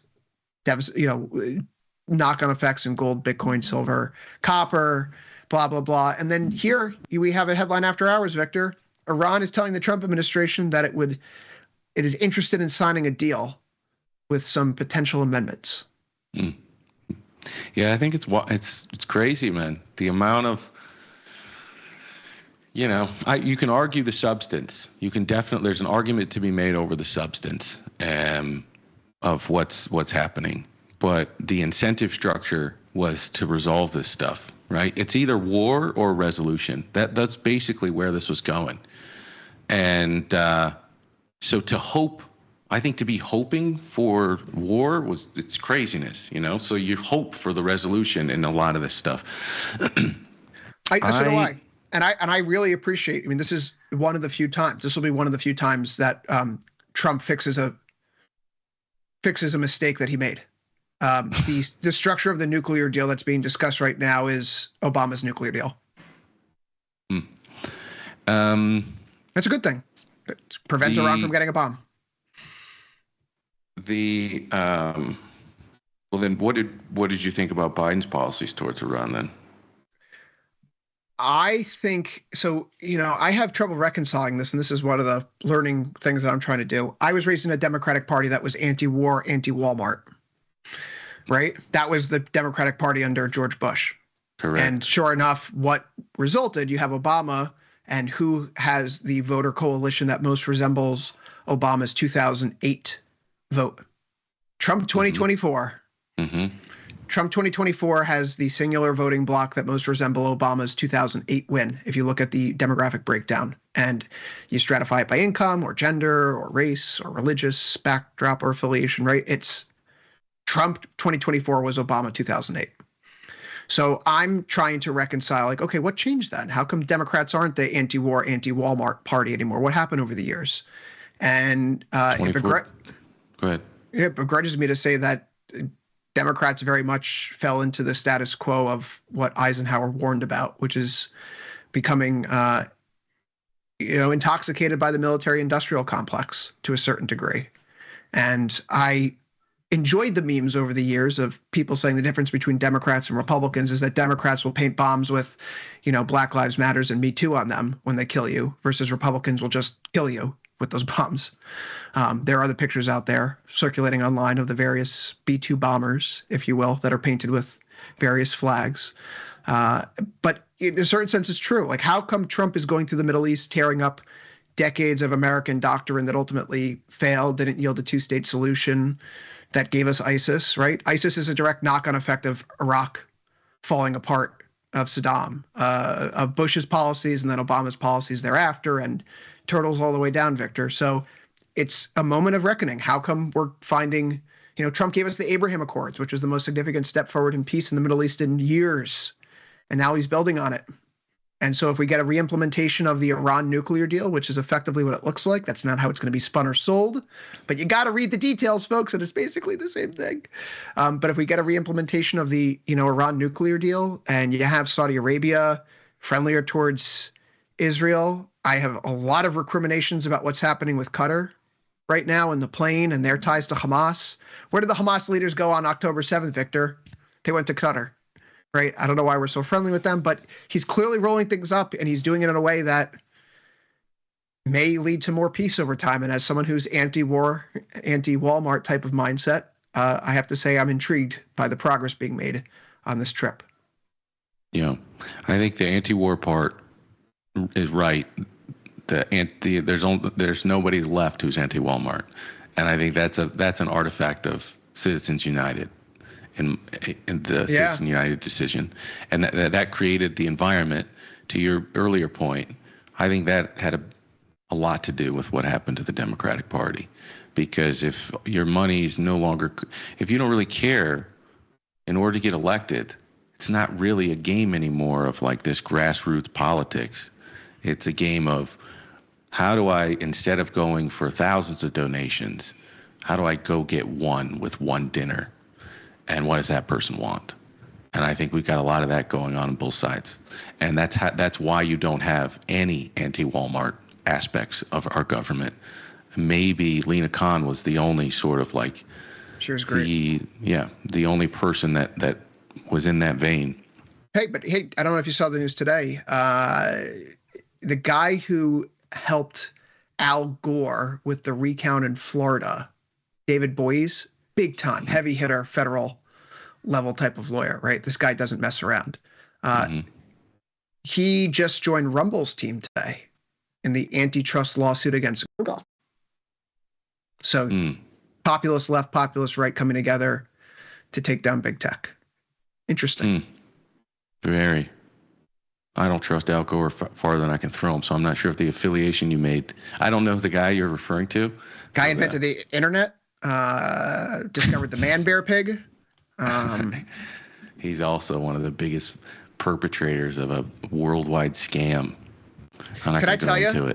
I will bet you that he is one of the people who's in the pile for the Democratic Party nomination in 2028. God help us. Bro, God help us. Him, J.B. Pritzker are going to be the two names I think people talk about a lot. That's interesting. Why do you think nobody says Newsom, which I think is so funny. He's trying so hard to pivot to the middle to make himself palatable for 2028. And everyone I ask doesn't give him a fucking snowball's chance in hell. Why? Look, is a really interesting dynamic that occurs in the American political body, which I'll share some of this research with you, Victor. But there's almost a one-way street here, where if I'm a Democrat and I see a Republican take a point of view that's similar to mine, I don't trust them on it. I think they're insincere. And if I'm a Republican and see a Democrat take an issue similar to mine, I don't trust them. I think they're insincere. So, for example, when a Democrat takes a stronger stand on immigration, Republicans like it, but it doesn't move the needle on affinity towards that Democratic politician, because it's seen as insincere, and it just pisses off the Democratic base. And likewise, what's going on with John Cornyn right now in Texas? Like what Morning Joe did when those two tried to have a meeting with Donald Trump, and they just lost their whole audience for trying. And you're seeing this happen with John Cornyn right now in the Texas Senate race, right? This guy's been in politics for 40 years. I don't think he's ever lost an election. Maybe he's lost one election in his lifetime, right?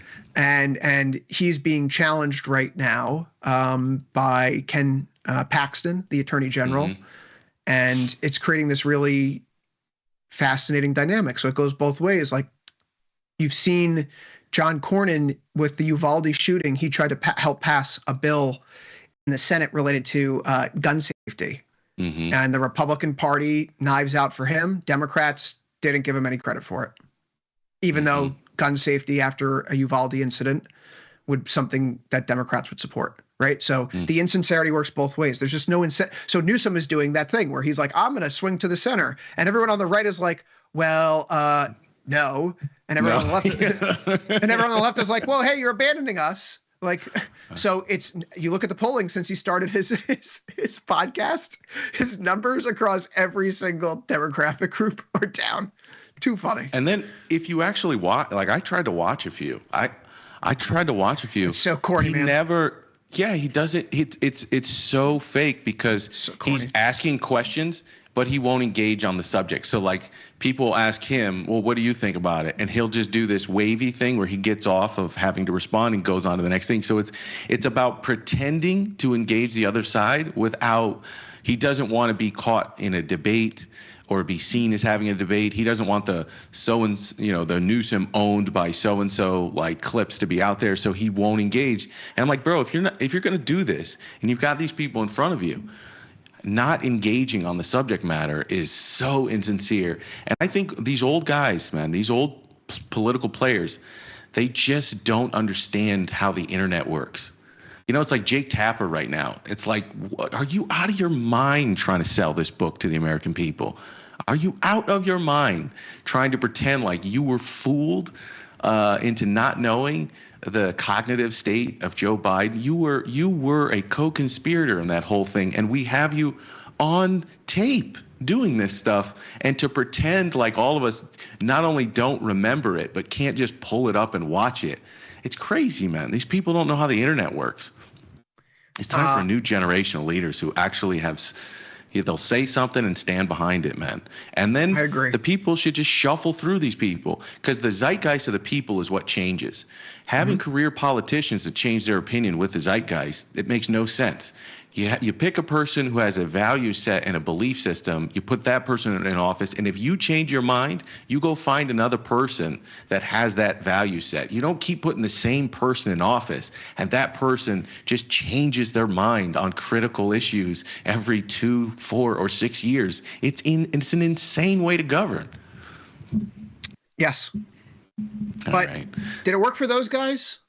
No, but might it work for us? The last point I'll make, I had anecdotal evidence on gold. The other day I had sort of this realization. I was like, how come every podcast I listen to, this actually made me start to get bearish on gold. I go, how come every podcast I listen to is hawking gold nuggets? The stuff you listen to, it's everything. I heard everything. It was like, the instability in Syria is getting more serious. Goldco recommends that you buy gold coins now. And then on Monday it was J.P. Morgan just updated their 2025 economic outlook, and it calls for recession. Yeah. And it's like, no, it's not. They just updated it to not recession an hour ago, yes. And this is still on the radio. Yes. Gosh. Exactly. That was my anecdotal evidence to say I'm not buying gold at 3,200 here. I'm gonna chill on the gold thing. I'm still on the miners, but I collared them up last week. Newmont Mining, and it's since that point they've gotten hammered. So I kind of got lucky with that timing. Man, I always enjoy the conversations. You're a trooper for coming in here after getting just loaded up in the neck with morphine. I got to be honest, I like this version. I think you did have a very nice high today. I think you had the right high.